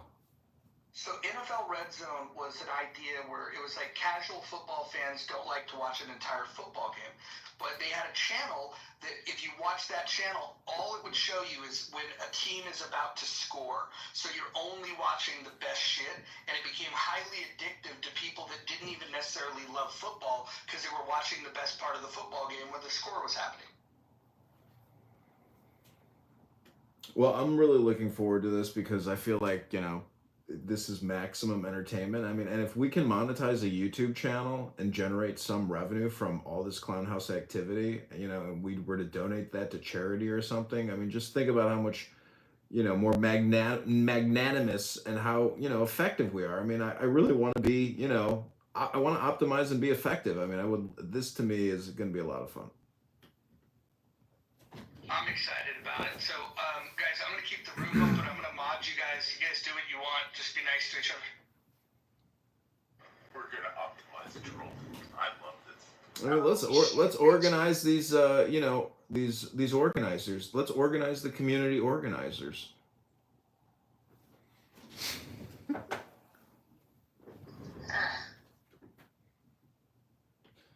Let's call the room Organizing Community Organizers. Don't want George. Well, you don't have to. One of the things is that we don't. Actions. It would be interest. So you have much greater interest in organize the community organizers to not create harm, because you don't have laws protecting you. The things not violent, not necessarily, not just don't think like, oh, because of somebody will just kill somebody, but all of the other things that could stop somebody from hurting you. So criminals would still be, they're gonna have like due process. These things will all still exist, but they're going to happen under private investigators and arbitrators and DROs. It's going to be much more effective. It's going to be much more fair. There's going to be a lot more transparency. There isn't going to be the bullshit of the system of police and profiling and sentencing and falsities and all this other stuff. That isn't going to happen because they get paid to do this. The police get paid to do this in a way that there's this, they're incentivized. More corruption, though. Like, I could see that as becoming more corruption, because then you're gonna have the rich and the super elite. They're able to get justice, but the people that are more poor, they're not going to be able to get justice at all, because if I have to pay the police force, right? What do?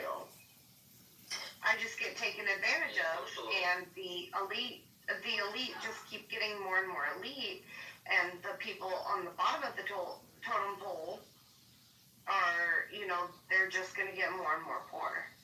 Yeah, that's what happens now. That's the system that we have now. We have the poor being sucked dry, being taken advantage of, being harassed, traffic court. If you ever show up at traffic court or any of these other little things, no money, putting the worst circumstances, if you can't afford bail, all of this shit. But none of that would be the case in a voluntary society because, objective, investigations and facts have to come first. There's not going to be this, this other type of...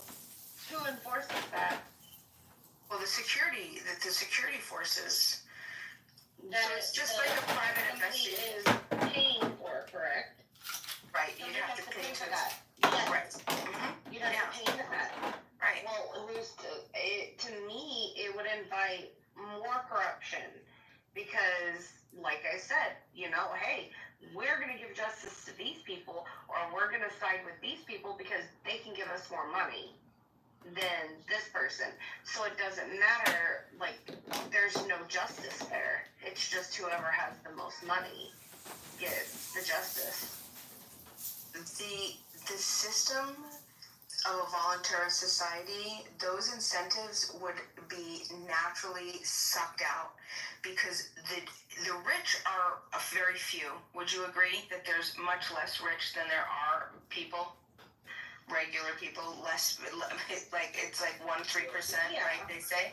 Okay, so the majority of the funds, right? The majority, the type of society that are going to champion. You're going to want to put your money into the institution that's not, offering fraud or offering this or that. So you're going to want to put your shit into the systems that are going to better serve the little guy.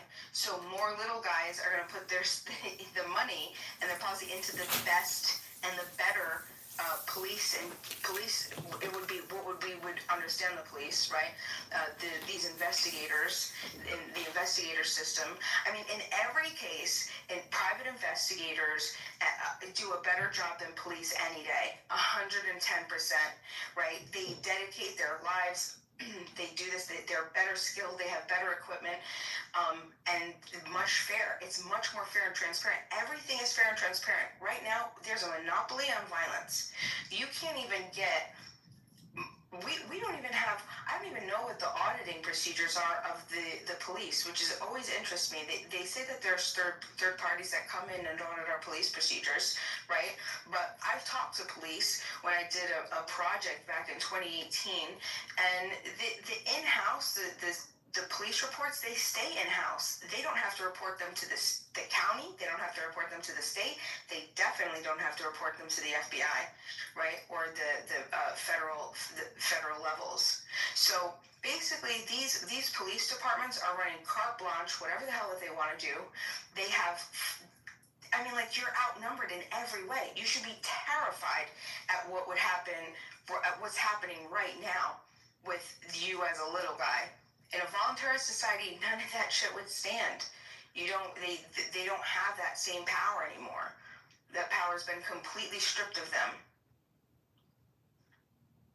Do you want police reform, or you want to create this? You want you said it's like a volunteer society, but it has due process of law. So everyone volunteers for what that law is going to be. That's another question. Who sets the rules? It's all kinds of fucking loopholes here. I don't even know. How much you begin with that? You said there's due process, but to receive due process, there has to be some kind of constitution, right? That's the highest laws that everyone volunteered for, yet they're breaking the law. No, yeah, okay, thank you. Got it. No, so yes, you're right. Everything would be very, very similar. The structures of society that we have today we've already figured out that this stuff is good stuff, right? We've already looked at evidences and logic, and we've been able to figure out how good laws work, right? We got a little out of control, and there's a lot of overarching power structures and a lot of coercion and a lot of force and a lot of violence where there shouldn't be, a lot of over legislation. So basically, sorry, I got distracted. You would still, the only difference is that you would be voluntarily, you contract in and you give explicit consent. The difference of the society today is you can't. You cannot withdraw your consent of whatever type of system, whatever type of police, whatever type of life, all of the stuff that you have to subscribe to, you don't have a choice. You know, your funds, whether right now, congressional report just said we're sending over, I don't know how many billions. I heard anywhere from $22 billion to $100 billion over to Israel to do what they're doing to Gaza. And the Brown University report said 70% of what's been waged on Gaza in the past 2 years has been funded by, our tax dollars. Listen, if there are people that want to say, no, I don't think so, that's not what I support, they can withdraw that. That's my point. They can say, no, we're not going to put our money to that. We're not going to give you our money for that, right? We're going to instead go to a defense system. We're going to say, okay, I want to put my money towards defensive measures. I want you to defend my property, and I want you to defend me, right? Defend, what would be the nation, right? Right? You're talking about America and taxation with representation and how we're represented by Israel. We're not representative. We're not represented. It's a farce. We're represented. You're not represented. It's impossible. It's impossible. Parts of people, like parts of the populations are represented, but they're not even truly represented because you can't make the decisions. You on an iPhone or a cellular phone right now? Yeah, I'm on a cell phone. And you're on the internet? And I'm on the internet. How are these services made available to us if the U.S. Army didn't develop them with funds from our proxy wars? They could still be collected if these were. You don't think that peaceful people could have put their heads together to say, okay, let's pool our money and create this? You have shit imported from China. 90% of your phone is imported from China. So let me ask you this. That was imported based on dollars that we had to invest in China, and businesses there were still factories. All this, every war we've had, Vietnam, all that, all the way back to like 1899. All right, we've started. Hey, we're gonna get in the war business, right? And that business has generated a bunch of revenue, and it might be your tax dollars that are going into it, but it's kicking back, right? Because all this technology we have, and you can see how the United States is a little bit more affluent than other countries in the world. That's directly involved with the proxy wars we've been in. So are you? A lot of money flowing in from that. So you're making the case that, oh my God, it's. Yeah, taxation with representation is in the Constitution, and it has to be physically determined that these tax dollars are going to things that represent us as Americans. They do. You're never going to get that on the military-industrial complex, because everything from the internet to the fucking highways you drive on, all that, it comes directly from those funds that we put into our defense budget. So let me ask you a question. You said that we're represented. How are we represented? Is everybody represented, or just some of us represented, or how does that work? Well, we're all on the internet right now. They're not saying we can't use it. Yeah, but you're making the claim that the internet wouldn't exist without a state, and I would beg to differ. The internet was developed by the military, and so was our highway system. To move military equipment in. I bet it would have been.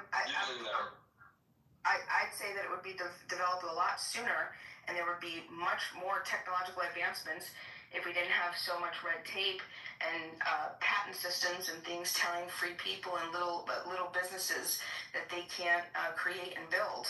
We would have much greater than we have right now. If you look at a place with similar ideals to you, like a voluntary society, like the one they have lost in the Amazon right now, They've had all the time in the world to build this utopia. Why are they still hunting monkeys in the jungle? Well, that's like an appeal to what? Like, what are you saying? Like, you have to have the idea. Have anything that would, like, anything you mentioned that you wanted to be free of in American society, they don't have that. They're completely unburdened by that. Yet they're still in the jungle hunting monkeys. They haven't developed internet or roads or anything like the U.S. did, right? Off of war dollars. So are you saying, this is the thing, like, are you saying that they are less of a people than the West? No, they have all the freedom in the world. They get up in the morning. They don't have to fucking, like, barely, they don't have the same stress that I do, like bills and shit. They're perfectly fine living their lives in the jungle hunting monkeys. The worst case scenario, they might get, like, bit by a snake. Right? These are very minimal stresses compared to the stresses we have. So my only argument. There's pros and cons here. We're on the internet right now, and that's directly involved. Like, we were represented by us bombing Iraq. Because those bombs were purchased from U.S. companies who pay taxes, right? To stimulate the economy, and all wars have done this. And that money is sent to China to bring you your smartphone and shit like that, so we could build factories over there. So all I'm saying is, if you, and this is what's excellent about this, if you, I don't support what you think is valuable in this particular case. So what I'm saying is, how about you and I, you put your support into this military that's going to go and do all that and bomb other countries. I'm saying that, listen, if they're going to have any type of issue, they're going to come and they're going to find you. I'm out of it. I have nothing to do with it. I don't want to be involved in that. I'm living a moral life. According to my own morals, I'm not harming other people for the sake of other bullshit. That's toxic. Go to Toxic's house, right? And they could find, they'll be able to, and then you're going to have to, for violating other peaceful people, depending, right? You're going to have to, you're going to have to stand for that, right? And that's what I'm saying. I don't want to be a part of your shit. You want to go and do immoral shit? You do it on your name. Don't do it under my name.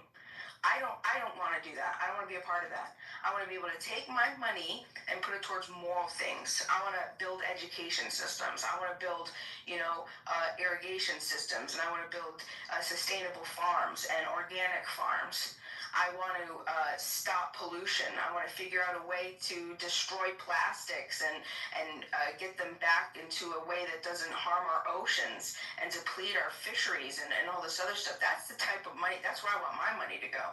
You want to put your money into this other bullshit? Go ahead. But I'll guarantee you at the end of the day, I'll guarantee you at the end of the day, the people, they're going to want to also benefit off of the beauty of the things that they have, that they see, the beautiful oceans without plastics, and they're going to say, hey, you know what, I'm not into dominating other and violating other peaceful people, and I'm not into that either. But like, that's what you're talking about, what you want, but the mechanics of all this, like the United States, I explained it to you, like us going to war and having an Israel in the Middle East so we can launch proxy wars all around it and whatnot. You don't have to sugarcoat it. That generates revenue, and our tax dollars get invested. It's an investment we make, and it kicks back a lot. And I mean a lot. We've made trillions of dollars off of wars in like fucking 200 years. All right, you're saying that you want where's your money coming from? You live in a volunteer society. What are you doing? You got you do slave labor for other countries? How are you making money? No slave labor. The free exchange of peaceful people coming together, contracting with people. It's nobody else's business. How are you making money though? Contracting with people. It would be the same exact thing. Whatever I do for business now, I would be doing it in a volunteer society. The people want to contract with me. What's the problem? What are you contracting with these people? Whatever contracts it is, whatever jobs it is. Whatever it might be. It could be anything. It's labor. No, it could be absolutely not. It could be marketing. It could be whatever. It could be a million different things. It could be whatever job you can think of right now. It could be one of those. In every category. One of those. Of course it could. Well, it's just like Except, gatherer or slave laborer. why do you think that why are you using it as a primitivism? Like, that's weird. That has nothing to do with it. That's the exact opposite way we're going. We're moving forward, Toxic. We're taking the great Constitution that we've founded already. We've already figured out that a lot of it works. All right. We've also figured out that a lot of it doesn't work. We figured out that the foundation was pretty shitty, and we started off pretty bad, and we had a pretty bad start. And it wasn't even until maybe 50 years ago that every person in this nation even had the same fucking rights. Okay. If we started that Constitution in a different way with explicit consent instead of implicit, things would be much different. So I'm saying, let's take the Constitution and upgrade it very simply by adding explicit consent. And as soon as there's something that happens that violates your moral... I understand all this. I understand you said all this, but the mechanics behind this, all right? If you look at another place that is isolated, like North Korea, it only exists as another proxy state for another large government.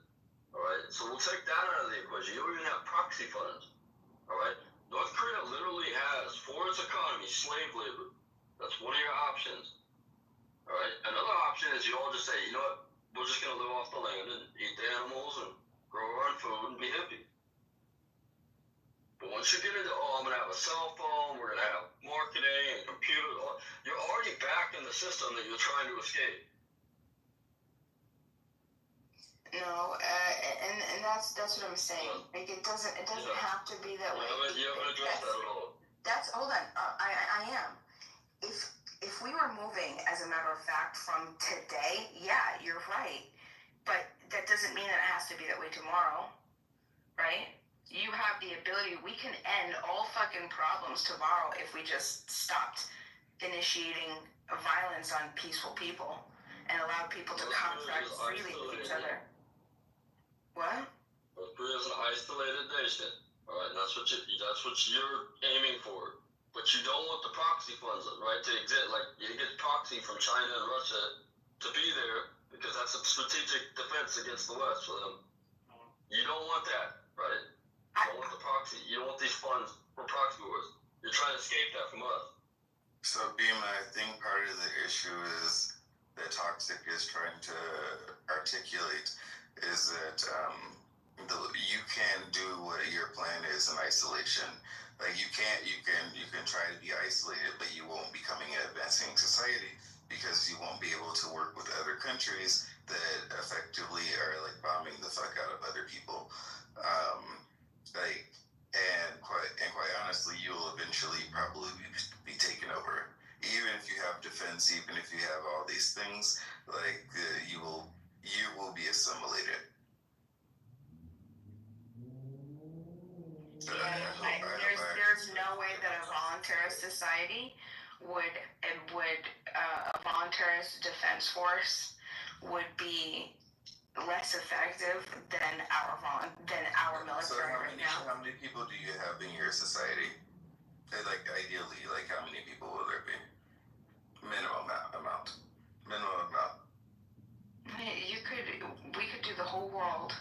We could have the entire world in on it. If we had the whole world, then we would be like a utopian Earth, right? Then we would have like one like law. We would have one like sort of moral standard because morals are specific to places and communities and collectives, right?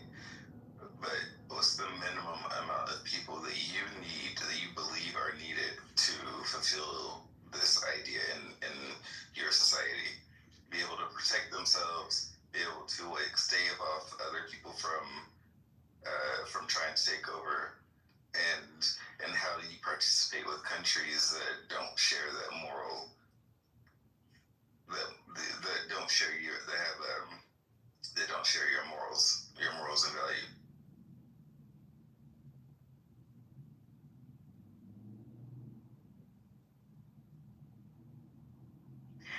I think you're forgetting that countries, especially the United States, operates in a way that it represents everybody in the nation, supposedly, right? That's how it operates. So when it goes around and it commits these war crimes and harms other people, steals resources, whatever else, these are things that what the quote unquote military is committing, right? So that is why most of the hate happens. Like, why would peaceful people aren't going to hate peaceful people? Like, that's not what psychology says. That's not where we've come at this point. It's not in our self-interest to hate peaceful people. So the hate comes from the idea that we're committing these wars to begin with.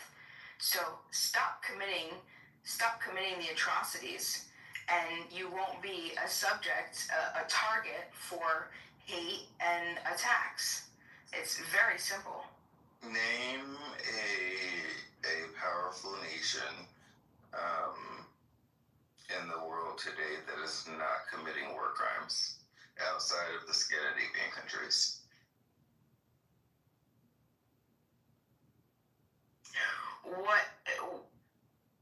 Name a nation, name a military? No, a powerful nation, a powerful sort of self-sustaining government today that is not committing war crimes. Name one. I have no idea.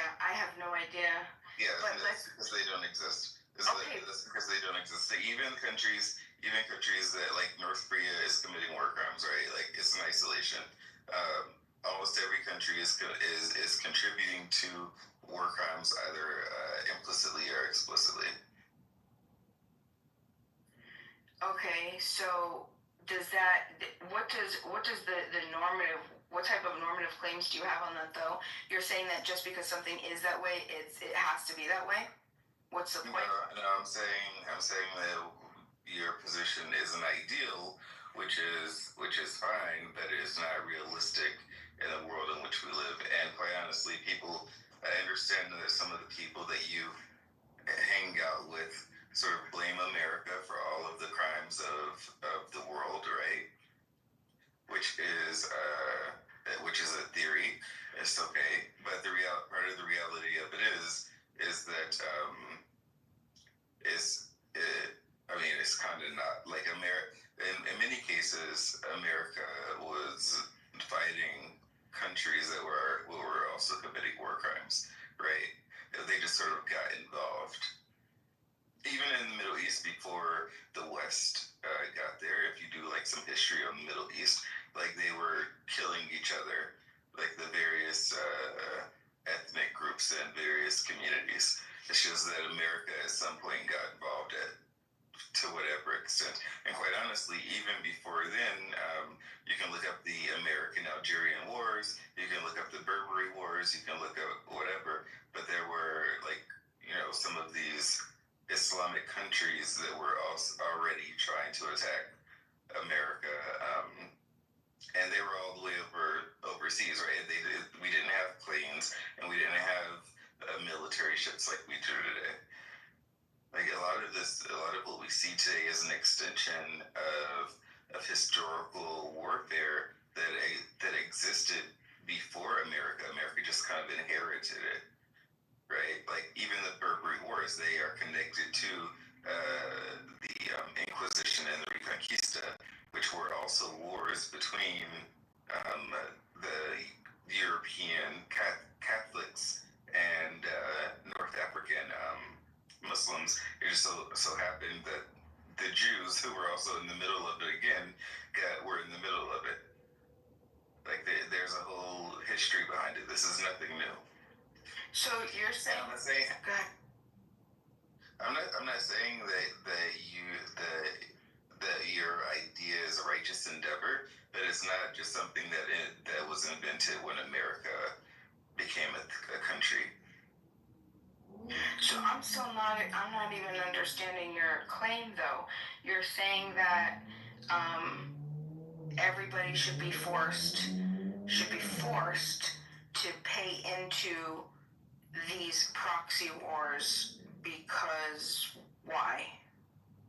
Yeah, it's not just even a proxy war. Like people, like you think that America, I'm sorry, that the Israel Palestine thing is a proxy war. No, it's not necessarily a proxy war. I mean, well, to some extent it is right because in a lot of ways, Gaza is a proxy war for Iran, right? So everybody's part of a proxy war to some extent. The Hamas, they are being paid by Iran or facilitated by Iran to fight a proxy war. The same with Hezbollah, the same with the Houthis, all of these people, right? Like you brought this up earlier. This is not and I don't know if America is using Israel to fight its proxy war, but I think everybody's to some extent participating in a proxy. So no, but that's my argument. My argument is if I don't want to participate in this war, I don't want to put my tax dollars into the system and fund these things. Well, you can leave. And go where? A place where they aren't participating. You know that's a logical fallacy. Saying that you should leave doesn't remove the moral claims. I said you could leave if you want. Sure. And some of my friends have done that, and some of those same friends that have actually left because their families, their entire history was built in the United States, that if they try to come back to visit them, they've been denied over and over and over by the embassies. They're not allowed back in for the pure reason that they have too much there's too much incentive for them to not leave again. These are Americans that were, born in America, raised, and then decided, hey, I don't like what the system's doing. I don't want to pay into the system. So they left to a place where they didn't have to do that. But then they're not even allowed to come in to see the family. So the point is that running isn't going to stop anything, and running isn't going to change anything. And it also doesn't say... I don't know. I don't remember. I mean, if it was a place where they didn't have to pay taxes, they went to a proxy where I would be very interested to know which country that was. Vietnam, Cambodia, Laos, someplace where Yeah, I'm not sure. I think they bought an island somewhere. Okay, so they weren't on an island. They were in isolation. Sounds like it. Maybe that's what they did. They're still not able to come back. But still, don't let it. The idea, though, it's a logical fallacy to say, I'm telling you, right, if I brought to you, I said, hey, look, this is the United States, slavery's fucked up, and you say, you could leave. I'm saying, no, how about we just address slavery, right? Telling me to leave isn't going to stop the injustice, isn't going to stop the crimes. So when I say to you, why should I be forced to pay into a system that's violating? If I don't want to, why should I have to? One, slavery on the land is different than proxy wars or whatever you want to call it in other countries. And quite honestly, for whatever reason, countries do have vested interest in certain things. And Toxic is right that a lot of the things that America has, the comforts and luxuries that we have actually brought to a lot of the world, even some of the countries that we have had proxy wars with, do benefit from those things. I'm not saying that it's great. I'm not saying her ideology here. Don't forget her ideology here. Her ideology stems from American. Because Americans are the first people to do this. Because when Americans came from Europe, they found endless farmland. And before that, they lived in feudalism, which means there was a little bit of farmland, and people would fight over it, right? They had to have wars to control that. And the peasants had to work it. But people came to America, and there was more farmland to build a farm for every person on the fucking planet. So everybody could just come and go, hey, look, fuck you guys, I'm gonna build a farm, live with my family there, and there's nothing you can do because I'm so far away. And that's where you get this ideology from. Because this is the only place where self-sufficient farming ever existed. Now, obviously, it didn't exist long because there's other colonialists say, hey, America's got a lot of land we could get, so you need a central government to protect your little self-sufficient farmers. There was anarchist writing in the 1700s talking about locations and regions around the world in the 1500s and the 1400s. It's mutualist societies isn't an American thing. It's not a Western thing. It's just a moral thing. That's it. I'm pretty sure it's just gibberish. Well, you want me to? I mean, like, what else you want me to say? The point is that it's not Western. These ideas, mutualism, right? Reciprocation, consent-based organized communities. These have been around for much longer than America has ever existed. No, the anarchists just want the government to go away. But then you're talking about building a new government, so you're obviously not. No, it's not building a new government. For more than a couple days. Yeah, it's not building a new government. No. We talked about this. If you don't build a new government, how can you give people due process of law and shit, all the other shit you were talking about without a government?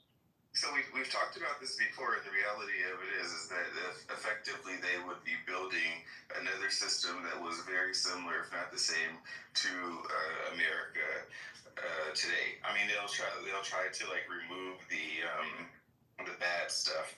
I guess the things that they find are bad, but essentially it'll be the same thing. Like, what if I kill somebody, right? God forbid. What if I kill somebody and I decide that I'm opting out of the system? Like, am I really opting out of the system, or will like your police forces, our security forces, like take me away because I actually killed somebody and I violated other people's rights? Like, you can't opt out. I mean, I guess you could create a system like that, and the game just say, oh well, I opt out of the system, so you can't do anything to me. So you can't opt out of a system by violating just to violate somebody else's rights. You still have the consequences of that, whether you opt in or out. It doesn't matter. So if you're violating somebody else, you're still it doesn't matter. You don't have to opt in at that point. You've stopped reciprocating rights, so you don't even get them. So if you're gonna violate, rape, rob, murder, you don't get rights. There is no protections for you. Be scared. Okay, so then effectively you have the American or the modern policing system, right? Like it may be the ones that we have today may be a little more aggressive in some ways, but essentially, like, you have the concept of like this universal rights that people don't have to opt into, and then you have this other system of rights that people do have to can opt into if they choose to, and it depends on like certain interactions. What if I steal somebody's building, right? Like, what if that's the negative rights versus positive rights. I think there's a whole book about this. Actually, I have a book here that you might be interested in called The Concepts of Law. Let's see if I can find it. Yeah, positive and negative rights. That's a great concept. We're going to have to get into epistemology and then metaphysics, metaethics, and then we're going to have to talk about what the role of government should be. And we could do all that if you want, no problem. But I'm going to guarantee you we're going to come up with the idea that you are going to, have your idea of what morality is. I'm going to have my idea of what morality is. You're going to have, everything's going to be subjective. We're going to have different ideas on what the role of government is going to be, right? And what I'm saying is that we both, the only society where both of our moral principles can be honored is in a voluntary society where we're able to align with like minds voluntarily, freely. Otherwise, we're forced under a coercive state to operate under whatever the majority says, whatever majority rules, whatever the biggest gang says, right? You don't have to, in the police systems, the police forces, I mean, they wouldn't at all be the way that they are today. They're one of the biggest reasons to remove yourself and sever yourself is from the what modern police and law enforcement is. Law enforcement is law enforcement because there's law, right? And a lot of laws harm people because they consider them criminals and cage them and allow the state agents to use violent force, put guns to people's head for victimless crimes. That is insanity. Have you ever asked a cop, next time you talk to a cop, I want you to say, hey, look, if I didn't use my signal and you walked up to my car, you pulled me over and you walked up to my car and said, hey, license or registration, and I said, hey, look, I'm sorry I didn't use my signal, but nobody was harmed, so I'm just going to be on my way. You say, what would you do? And they're going to say, well, find out. And then when they say, well, I'd ask it for you again, I demand it. And they say, well, I don't want to give it to you. I'm a peaceful person. I've never harmed another peaceful person in my entire life. I didn't use my signal. I'm on my way home. I gotta go, so I'm just gonna be on my way. I'll make sure it doesn't happen again. What would you do? They will, in all cases, they will escalate all the way to death. They will say that they will use a full. That is insanity. That is what we have right now, policing our systems, policing our societies. Carte blanche authority, judge, jury, and executioner, just random dudes with power trips, right? Just human beings. And a lot of the times, I feel bad for cops because they don't, the stresses and the pressures that are put on them, it's not realistic and it's not fair. I don't think that every time somebody misuses a blinker or something and they are stopped by the police, they die. No, I'm saying that in our society, you could ask any officer in any state of the nation. They have a duty. They take an oath to uphold the law, right? And I'm saying if it's a law that's broken, that's harmed nobody, no person, no property, nobody's been harmed, they'd be willing to follow through and enforce that law, that breaking of that law, all the way to your death. And that's just a matter of fact. That is not a sane or rational society. You did harm somebody, though. You harm society by breaking its laws. Right, and that is the bullshit. That is where you call bullshit. That's that's a myth, that no person has been harmed. The only time you can say a person's been harmed is if they have a name. You harm the person that's driving behind you that doesn't know that you're going to turn, or that's why we have traffic signals. It's not just so that law enforcement can flex, it's because in a majority society, you gotta tell people where you're going. So, every little law, there's a reason, because somebody else can or will have been harmed by something.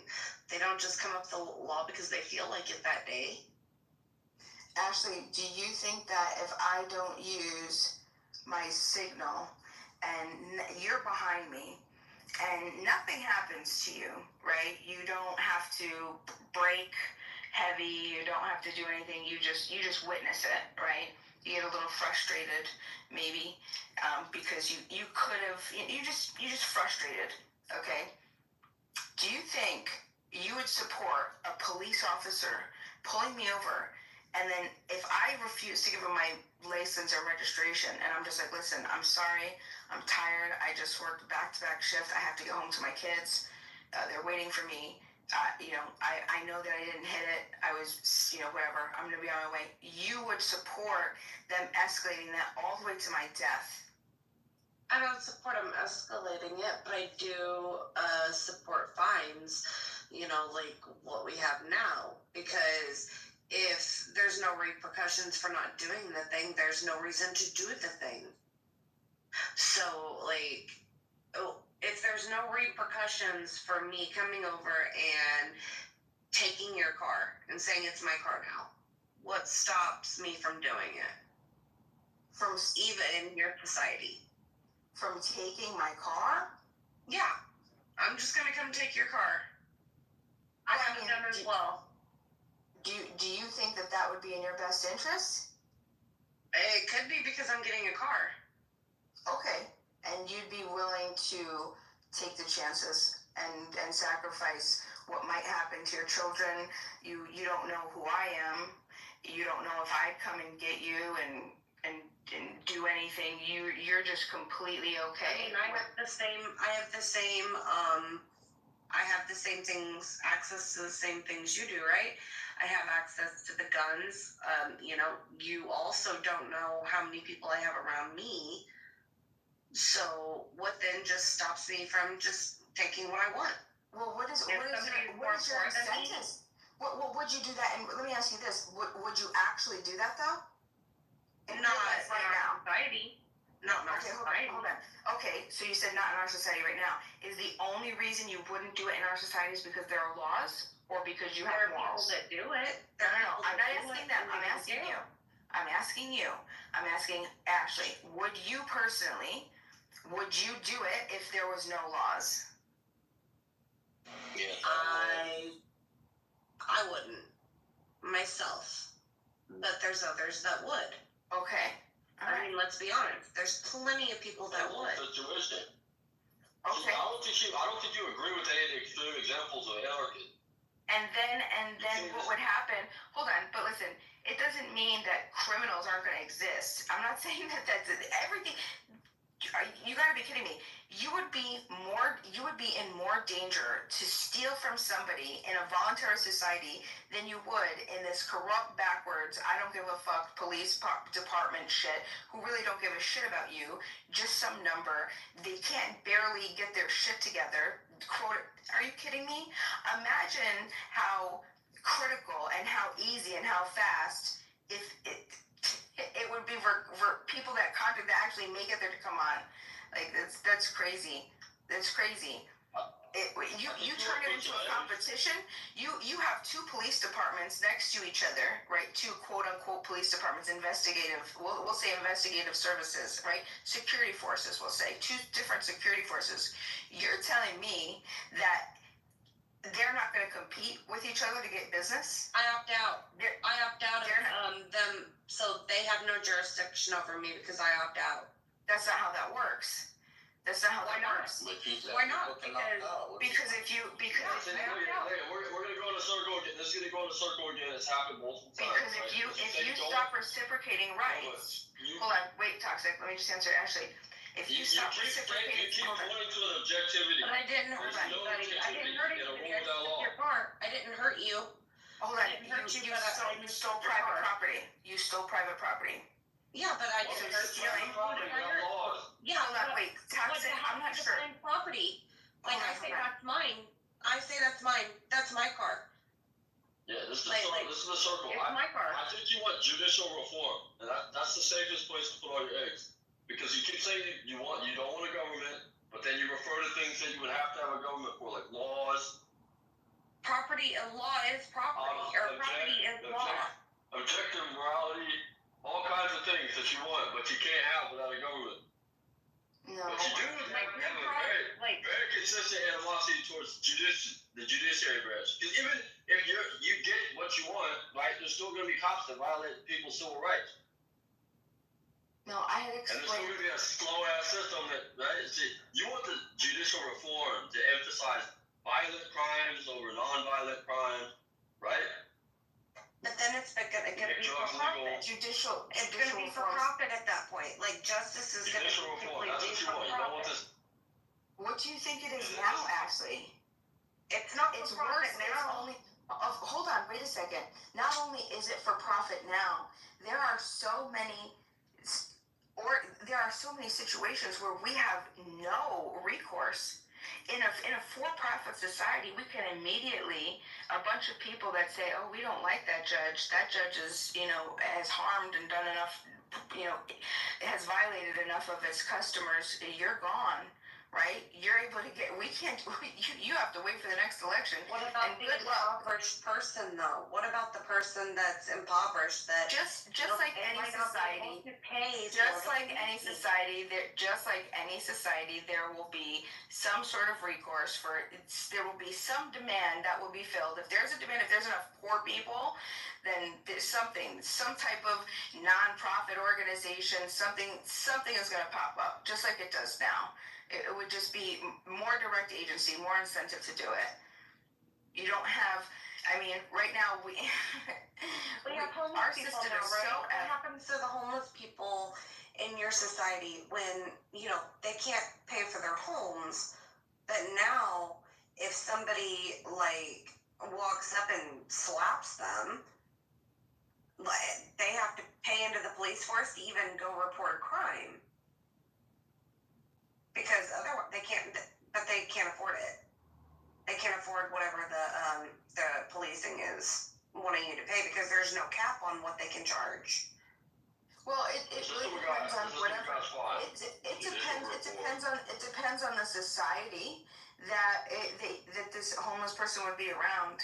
It would be in the self-interest of police departments, no matter what. If somebody was slapped, even if they're a homeless person, it would be in the best interest of that what would be a security department to find out who's running around. And so it doesn't matter. Listen, because I'm not getting anything from that person. But it's in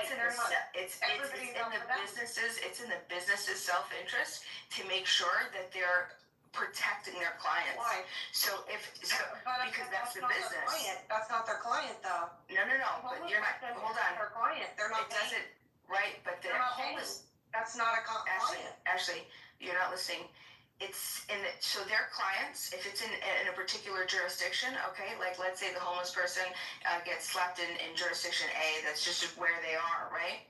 There's going to be some security department that is going to be incentivized to find whoever slapped this person, because if they're violating a homeless person, guaranteed they're now putting their customers at risk, their clientele.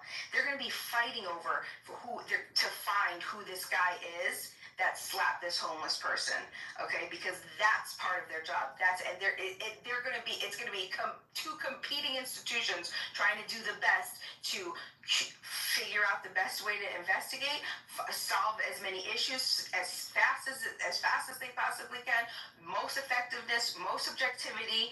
I mean, it's literally built into the business model. That's all that it would just be better in absolutely every single way. I don't think so, because then you got to think about what if this homeless person doesn't actually live there? What if they're just passing through? It doesn't matter if the person got hit, and if it got. Listen, that's not my client. They're not my problem. I just explained this, Ashley. I'll explain it again.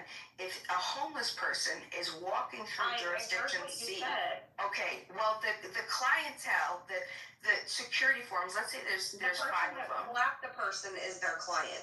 The person they slapped is not their client because they are not paying into that system. Hold on. And that's exactly why they are incentivized for that homeless person who's not paying into their fucking thing. Go to them, hey, look, I just got slapped by somebody in your jurisdiction. That puts your clients at risk. They're going to be out there trying to find who violated that client, that person, not that client, who violated that person. Because even though that person is paying into the system, because if there was a violation in their district, it's their responsibility to go out and make sure that their clients are protected, because whoever the violator is in jurisdiction C. Right, so it's built in. It's just an incentive. It's just a built-in incentive. Client. That is not their client. What don't you understand about it being the self-interest? What moderation? Are there any Kendos left in the audience? What is going on, Kendo? We got 3.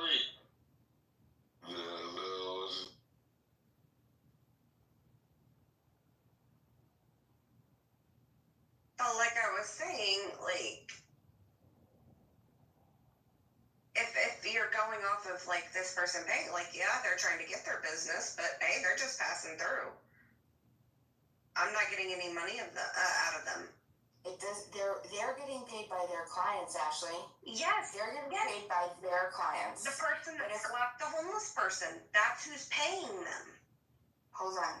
The person, it doesn't matter. It doesn't matter if the person that is the violator, okay, it is in their interest to find out who the violator is, even if it's their own client.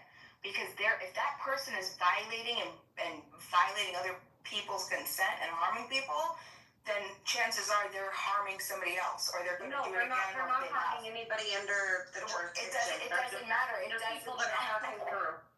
It doesn't matter. People don't just go up and slap people on a regular basis, okay? It's okay, we're not going to say slapping. We're going to say, that's the people that they rob. You come through our area, and hey, I'm paying. Do you think that the client is protected? I'm going to rob them. Hold on. Do you think that the client is protected? Let me put it to you this way. Okay, so that's where you're going to make confused. The person that's not paying.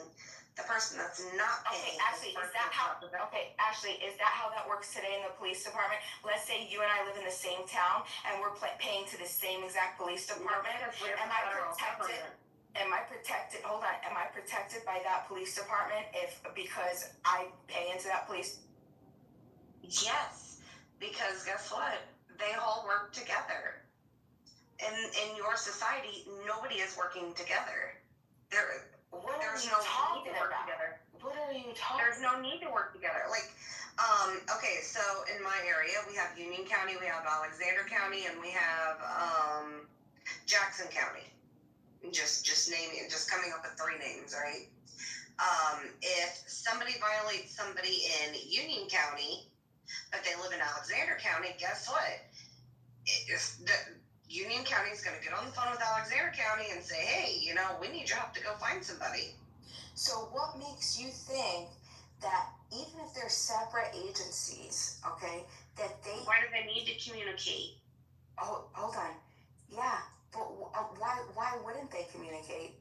It would make sense. Because it takes away from their profit. It would take away from their profit for another agency to come in and do the job that they need to be paid for. If everybody's independent, and they're all competing, they're not going to work together. You're not going to work with somebody that you're competing with. No. Come in to do the job. That's not what I'm talking about.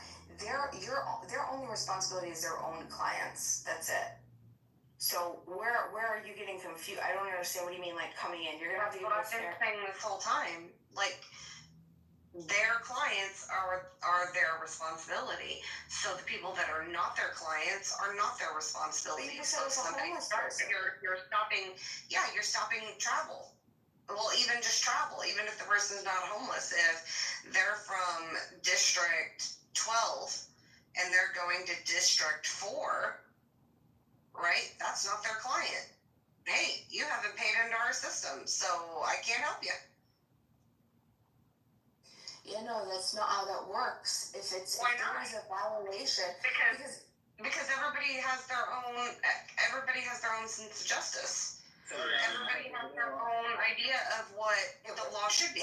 It would be a poor business model because then their clients wouldn't be protected. They need to make sure their job in District 12, their job is District 12 to protect that person.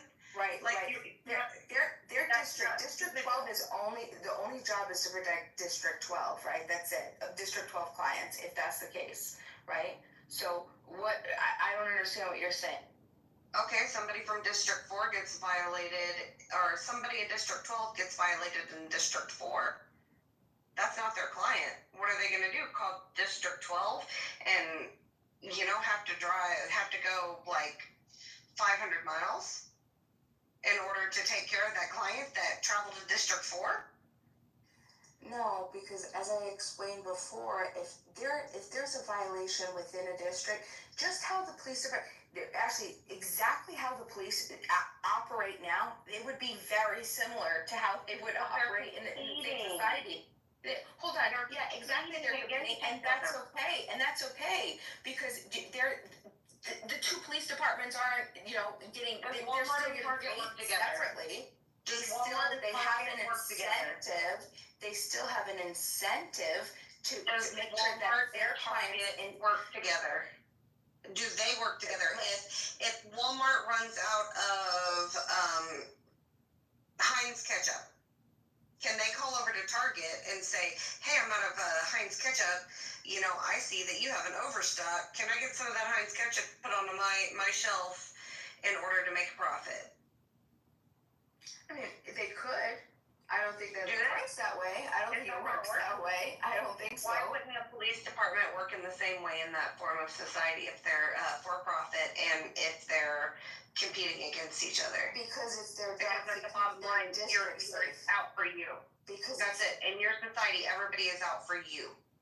You are out for yourself. Because And if everybody is individualistic and if everybody is out for number one, then nobody's looking out for anybody but themselves. And I think security and the security department is a for-profit system. So, like, what if somebody pays more money to that, even if it's within the same district, like somebody pays the opposition, right? The person that violated you has more money than you. They can pay for them to like drop the case. Yeah, it's a bad business model, but but they still make more money at the end. So it's a good business model, actually.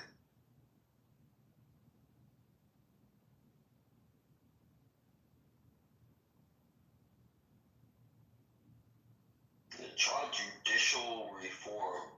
You might have to compromise a little bit on some of the other social issues. Judicial reform sounds like what you really want.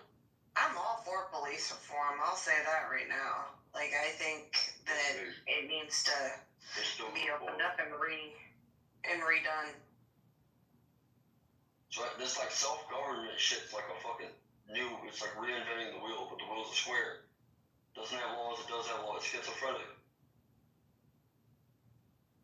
Yeah, it's like it's based on this idea that there's a universal morality that everybody sort of agrees to, and which we kind of do already, right? But you have to be indoctrinated into the system of morality. It's not something that you can like come up with yourself or by yourself. Like we all do it. Every country indoctrinates its population to have a system of morality towards the other people within the state or system, right? Like we are all Americans. We all drive on the same side of the road. We all pay for things with this type of money through this type of system. We're all indoctrinated into it. When you go through school, you learn who the police are. You learn who the firemen are. You learn what their jobs are. You learn what doctors are and what doctors do. School is a system of indoctrination into a moral society. Whether or not you agree with the morals later on in life is something else. But that's how societies work. You have to socialize people. You have to acculturate people. You have to create a system of law and teach those people the basic foundations of that law. You don't have to. It's just what you want to do. No, you have to. Otherwise, you raise children who are disassociated from reality, right? I find a lot of people. I have a lot of friends who grew up in very religious communities where their parents homeschooled them or put them through a private school system, and they didn't learn how to deal with people in the rest of the world. And in some cases, they got in trouble. In some cases, they learned like pretty quickly once they like left those communities how the real world works. But essentially, you have to, and that's part of the job of the adult is to raise their children in the society around them to perpetuate the society.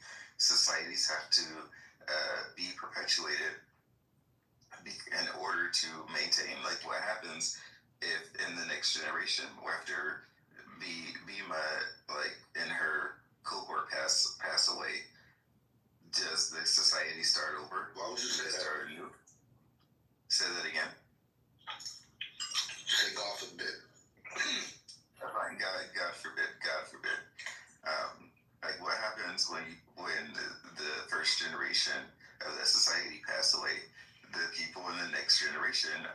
either continuing what was started because they were indoctrinated into doing it, or they will start a new society or new structures of society, or maybe a combination of the two.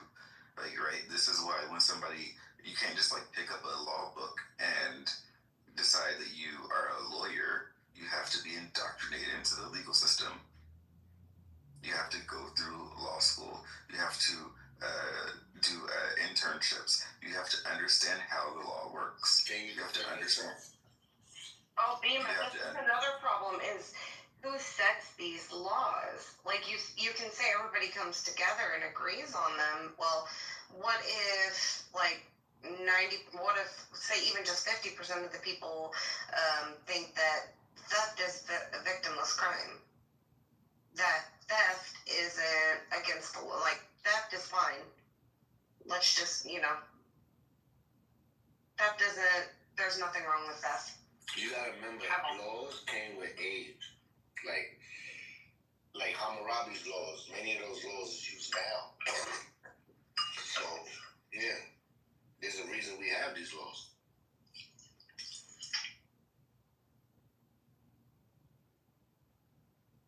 There's a book that I came into contact with recently called, I think it's like, it's about Bedouin law and how Bedouins in the desert developed their own legal system. And I think this was like pre-Islamic, but it's like, the desert is the Wild West, and Bedouins are a sort of traveling people. They don't stay stationary, and yet they find a way to create like a legal system in case certain things happen. They're outside of their social norms. Like what happens when, a 3-year-old dies because her husband killed her or something like that. I mean, and in their system and their reality, in many cases, or in some cases, it is illegal to like marry, children. And you would say from your system's perspective that is morally wrong. It has an objective moral reality, but it doesn't. That's completely subjective. It sounds crazy, but the reason why we got here today is because of Western civilization. Oh wait, another thing I can point out. Okay, so everybody's agreeing on laws, but what is it like? Each district has their own rules because you can opt in or opt out. So let's say again with travel, that system makes travel impossible because if I don't know, chewing bubble gum on the sidewalk on a Sunday is illegal in District 12. But in District 4, it's fine. Like, how do you keep all the laws in all these different districts straight? Yeah, the same way that we do in the United States. People, state to state, you get, get arrested and jailed for a victimless crime in state A, you go to state B, and it's perfectly fine. You can't, put your basketball hoop on the street to play basketball in this city, but it's a misdemeanor of up to $5,000 or however that would work, and then a fine, right? Or in this other place, it doesn't matter. It's the same way. It's a bunch of people coming together and they're deciding on what they want to do. And I still haven't gotten a better answer from anybody of why I should be forced to do something or why I should force you to do something against your will. That I'm not making moral claims. I'm saying that in society. Right, but the whole. But all these little laws that we see is but that's according to you. I disagree with you, and a lot of other people would disagree with you. So who's right? Traffic lights. Ashley, just go with that. Hold on, Ashley. It is a victimless crime to run a stoplight unless there is a victim that is trying to cross that intersection. then there becomes a victim. So then that's why it is a crime, or that's why it is against the law to run a traffic light, because you don't always know what's coming. So Ashley, so you have the way that you think society should be, and I have the way that I think society should be. Who's right? Me or I would say whatever benefits society the most. I think that stopping at traffic lights, it benefits all of society. I think that if you just leave it up to people being honest, I think it would crumble. I really do. I do not trust people. And so I say the same thing. I say the same thing about my society. I think my society would benefit the people more. That's why I want to do it. So now who's right? In your society, if this person, they get in the habit of running red lights, but there's one time when there's another car, everybody's just running red lights because there's no reason to stop it. There's rules. There's rules. No. There's rules in my society. There's rules in my society, and if you violate the rule, however those properties would work, they would all work as systems and businesses or collectives, but they would be voluntarily. But that's why it's called voluntarism, because they would be voluntary collectives. Okay, so now I say, but don't get distracted with that though. My point is, hold on, Bookie. So my point still now is you still think that your society is the best for the people. I'm absolutely certain that my society is best for people. So now,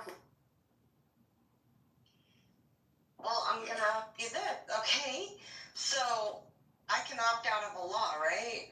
No. Actually, I'm talking about, listen, we could go through, hold on. I opt out of the rule.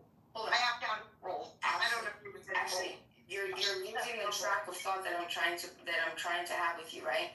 I'm not talking about the specifics now. I'm saying after you and I have gone down 100 issues, we've gone down thousands, right? We've spent 5 years going through every issue, you and me, back and forth, everything that we could think of. And at the end of the day, I say, look, my society is better, and you say, my society is better. Okay? Now, I have my evidences of why, you have your evidences of why. Now, who's right, you or me? Everybody's gonna say me. Everybody is. Okay, hold on. People are different. Hold on. I'm asking you who is right, me or you, and according to what? Just because other people are saying that you're right? I am. Just like you say you are. Okay, all right, now good. Because now we're getting somewhere. Their own rules. Everybody's operating under their own rules. So now you're saying you're right, and I'm saying I'm right. So now the difference is that under your society, you have no problem enforcing your preferences and the things you want on me, but I am not going to do that to you.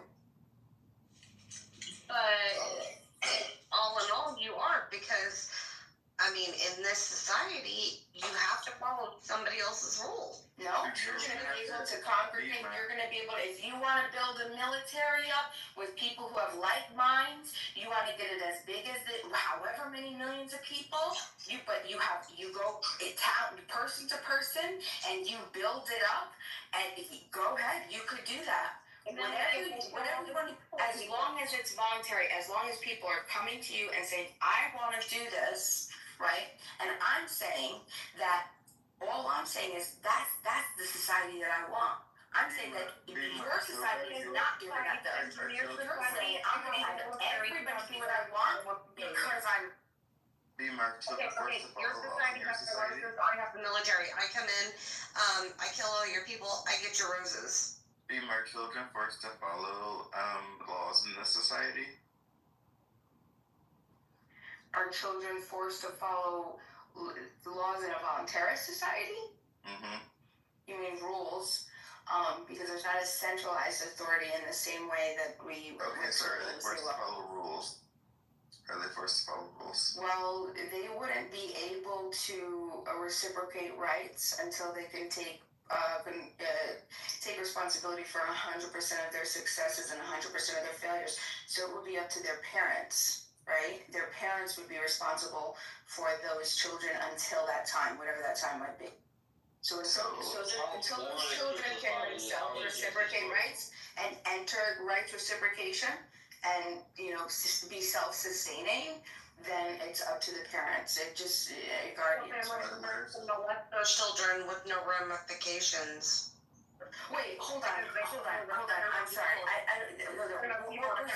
We're still getting away, and I still want to know who is right, Ashley. And I want you to answer this. You're saying that your society is right only because of what? You have nothing. You can't give me any moral justification of why your society is right over mine.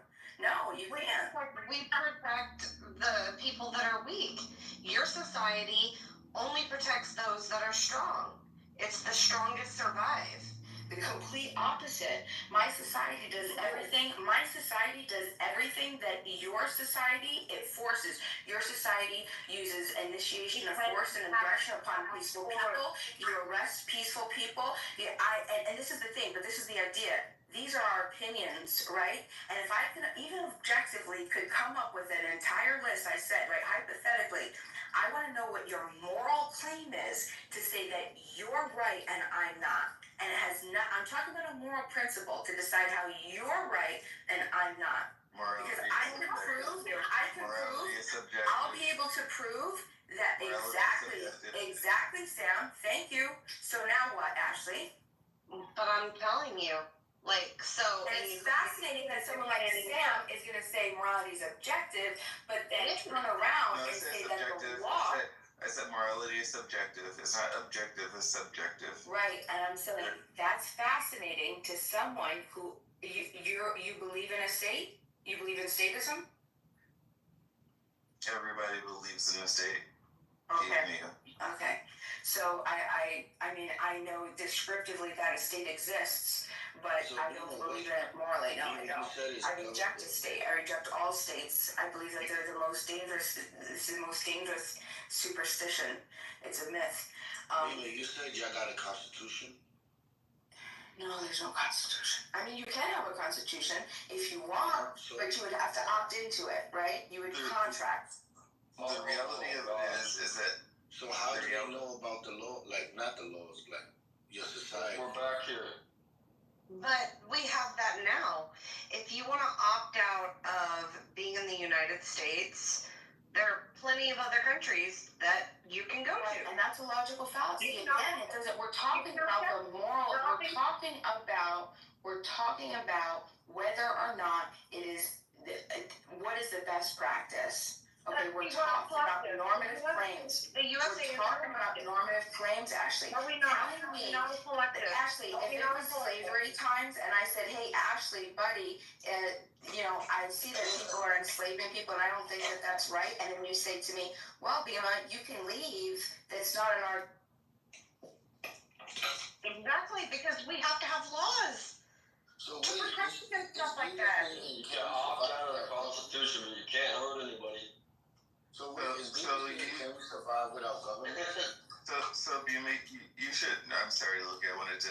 So you should know about slavery, right? The reason why these people who had slaves were able to maintain the idea of slaves is because they also didn't count those people in their society, right? They said only people within our society are the people that cannot be slaves. So all of these other people who are outside of our society, however they got there, whether we deem them outside of society or whatever, they can become slaves because they are no longer people. There's a concept in law called personhood. A person, right? That's not just because you have a physical body, but because you belong to the system or the body of law, that therefore you have personhood. We in America is really the first country that said outsiders to our system have a type of personhood. This is why we have this argument right now about like what ICE and Trump are doing, because through the Constitution we have developed a system of law that gives anybody that is on American soil what they call the 5 basic laws, right? And one of those things is due process.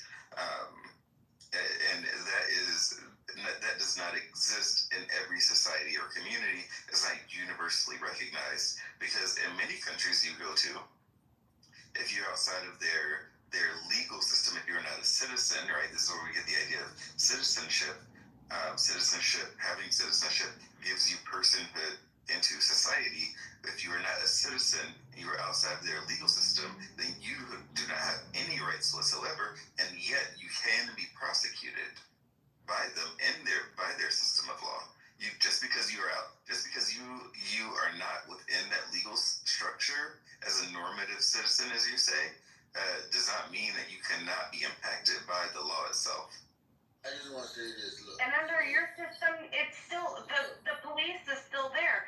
So I mean, in all reality, they're still coming in. Even if I do a basic,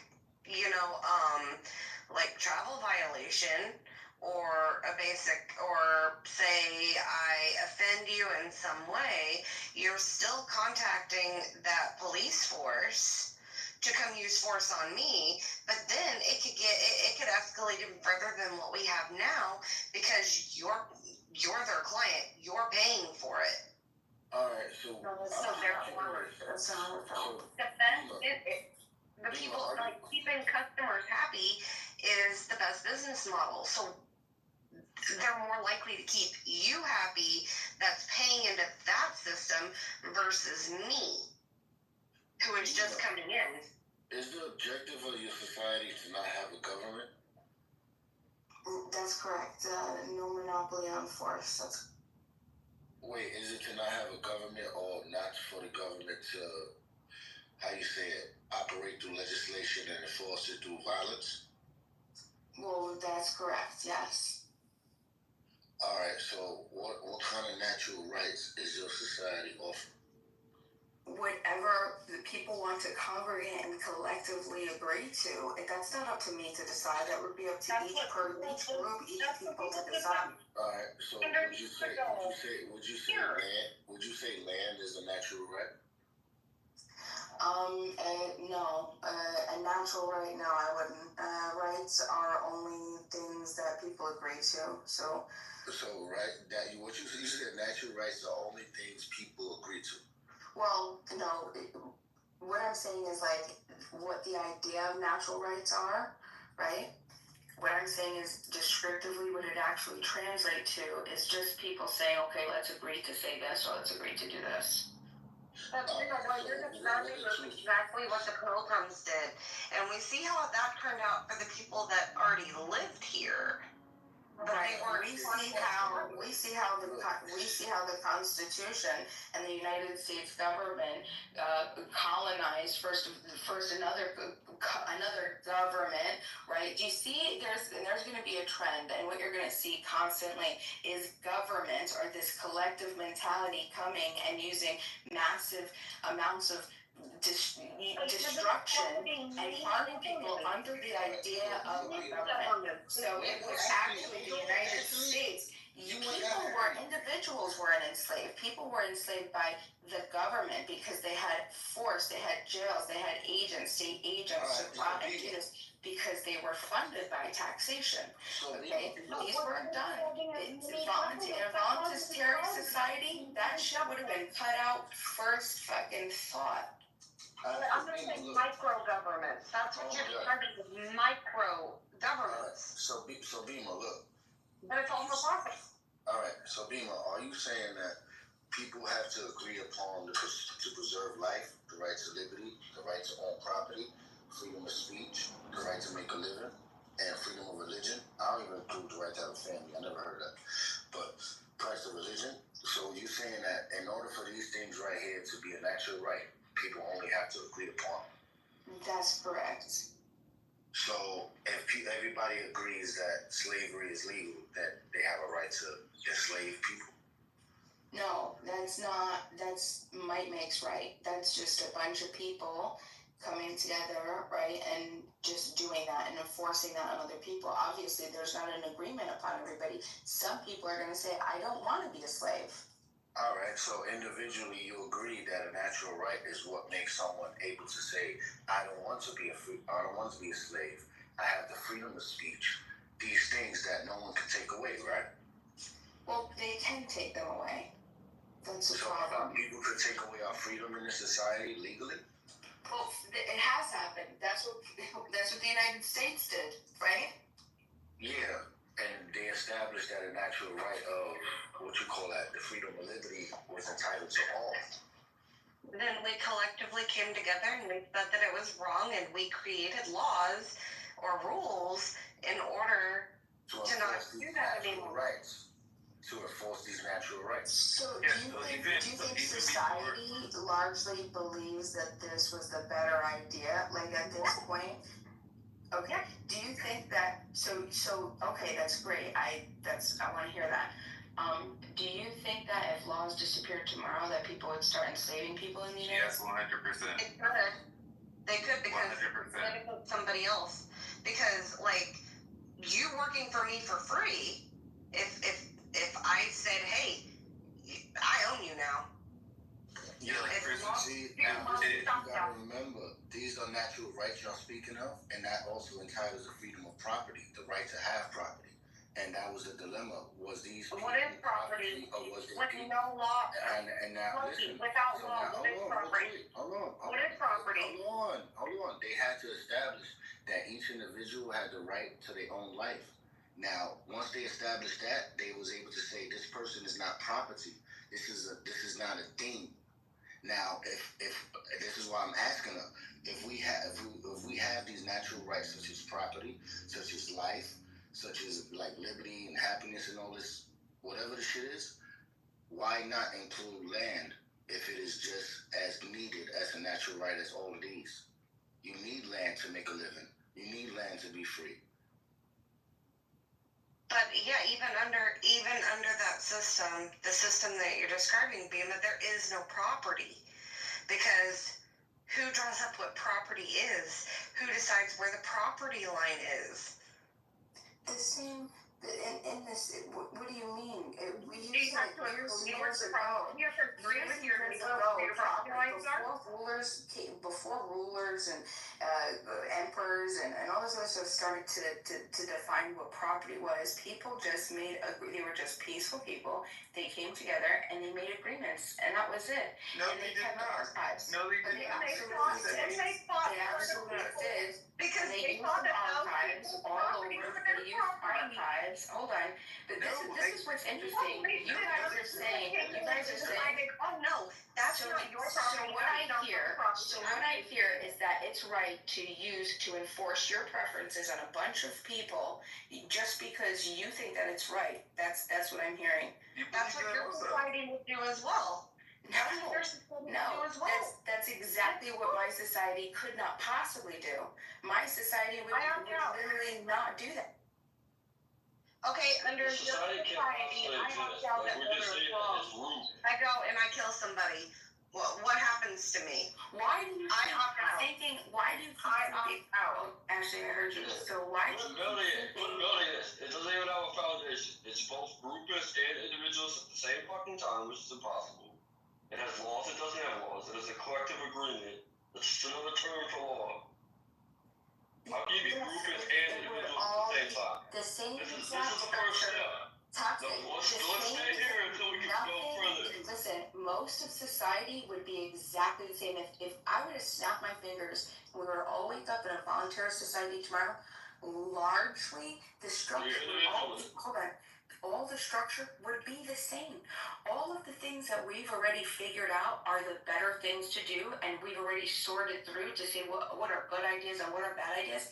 We're not just going to disregard them. We're not going to just start to regress as people. The only difference is that we would mature because we'd be able to put our productive ability into things that align with our principles. That's the only difference. Details are relevant. You're going to wake up tomorrow. Imagine you woke up tomorrow. Under the jurisdiction, correct? Actually, but you opted out. The details just keep going around. I opt out. Okay. I opt out. What happens to me? I opt out. What happens to me? And that's absolutely. No more details. I don't think murder. I don't think the details will keep coming. Don't get anywhere. Murder. You stepped on my toe, so I murder you. Ashley, You step on my toe. What happens to me as a society? I opt out of the system. Ashley, you can You opt step on my out. toe. Oh I think that's an egregious act. I think that's an egregious act. You stepped on my toe. So therefore, I pull out my gun and I shoot somebody. But I opt out of the system. I don't think murder applies to me. I think if you step on my toe. They collectively agree they're gonna live together and not kill each other, right? But are you individualist? I cannot opt out. I don't agree with that. That's what I'm trying to figure out. What happens to me? They're individualists, but they're also groupists at the same time. Let her answer. I opt out. I do not agree that, that there are certain lines that can't be crossed. Me as an individual, that if you step on my toe, then I have every right to murder you, because that is the morality that I have set for myself. That is what I opt in for.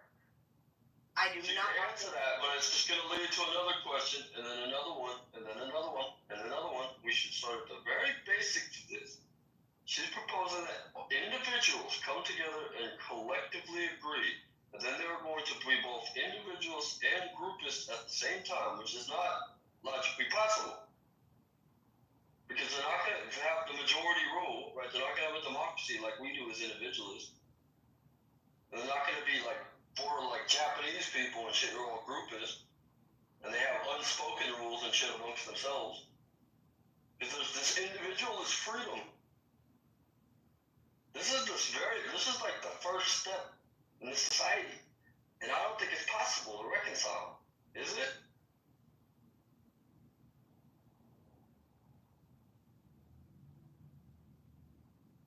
So actually, I don't even really know how to. It sounds like you're gonna. I mean, you're giving me these scenarios, but you know that you would never do that in real life, right? This is like a sociopath.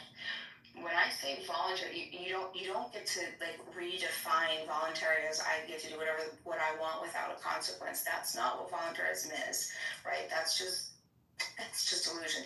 She's asking how that's one contradiction. You can That's a bigger problem. I give you a smaller opt out of the voluntary society, the mutual respect what you want, but you can't opt out of actual reality of what your consequences are. If you violate somebody's life or somebody's property, you still are the aggressor no matter what, and you just gave everyone around you moral and practical justification. Hold on, but what you just did, hold on, Ashley, let me finish. What you just did by shooting somebody that stepped on your toe was you gave everyone around you moral and practical justification to stop you by any means necessary. Because you're describing psychopathy wrapped in words. You're using opt-out to avoid responsibility for initiating violence. Right? That's exactly what voluntarism condemns. That's what voluntarism condemns. You understand? Voluntarism is you can live however you want to live as long as you don't initiate force. But once you decide to initiate aggression, you become the aggressor, shooting someone overstepping on your toe. You're not practicing voluntarism anymore. You've broken the one rule, which is to not hurt people and who haven't hurt you. And that's it. You can't scream. You can't say I opt out and then murder somebody. And we're gonna think it's to say I don't believe in ownership, and then they get to rob you. It doesn't matter. It's not about you opting out of you can't opt out of consequences. You would be stopped, and you would be stopped quickly for the same reason why you wouldn't do it today. Okay, you don't need a government to justify self-defense. What I'm trying to say, but Ashley, you would be ostracized. If you decide decided to shoot somebody who stepped on your toe in a voluntary society, nobody would pick you up in any way. You'd be ostracized, you'd be blacklisted from any type. Nobody would want to interact with you or contract with you. You would be a liability. You would be living on your own, completely isolated. Nobody would do anything. You'd be free to act like a lunatic, but no one else is obligated to tolerate it. Nobody's gonna want you in their stores. But everybody else says that other person aggressed on me first, right? Because there's no law saying where that line is. Is it when I fear for my life, or is it when somebody steps on my toe? Because that can be seen as a form of aggression. If somebody pushes me, that's a form of aggression. The non-aggression principle is a maxim. Actually, it's supposed to say if your life is threatened, right? If someone steps on your toe, if someone slaps you, if someone just like these things, okay, those are violations, but they're not life-threatening violations. If a 3-year-old kid comes up and slaps you on your leg, right? Your life isn't being threatened. Yeah. You can live in a group of people and not kill each other. Yeah, it's called groupism. It doesn't need to be a law. It could just be rude. It could be frowned upon. They all agree. They all know they can't survive. That's called groupism. There doesn't have to be laws etched in stone. Now, individualists do need those laws. And you have both. And you didn't address that. I don't think you can. A very simple problem. Didn't we have this argument? Bima, didn't we have this argument with Carmelo Anthony with that whole trial that you said because he aggressed on because Metcalf You can't build this shit, he had every right to stab him in the chest and end his life? Weren't you on that side of the argument? No, so the thing is that listen, you were on that side a lot of things. Listen, he could have done a lot of things, and that's not saying that should be the standard created for that type of scenario. Okay, but that's not what we're measuring when we put somebody on trial for murder. What we're saying is whether their actions were justified or not. And I'm saying that ultimately was hold on. Ultimately, I'm saying ultimately. What I'm saying is Carmelo Anthony. Ultimately, what I'm saying is Carmelo Anthony. Was he a coward? We could say he's a coward. We could say he was a pussy. We could say he was weak-minded. We could say he was stupid. We could say that he had that he was a horrible human being. That he was a piece of shit. We could say all of those things. But if we're going to put him to trial for murder, you cannot put the onus on the defender for a series of events that were initiated by not the defender, by the aggressor. That person stepped on my toe. I'm going to go right back to that. That person stepped on my toe. And I explained to you that that's the max of the non-aggression principle isn't to say you stepped on my toe so I get a chance to murder you. Nobody who believes in the non-aggression principle is going to say something stupid like that because it's not how it works. The idea is that it's used as a maxim to say if you believe your life is threatened, which you have to be able to logically, you have to be able to show, okay, look, my life was being threatened, so I'm able to defend myself, okay? If it was an accident, obviously these things, that's not non-aggression principle violations. That's just an accident. And what's another way of kicking these people out of your society? Jail. Because you said that, hey, I can't murder this person because they stepped on my toe. Even let's say the step on was purposeful.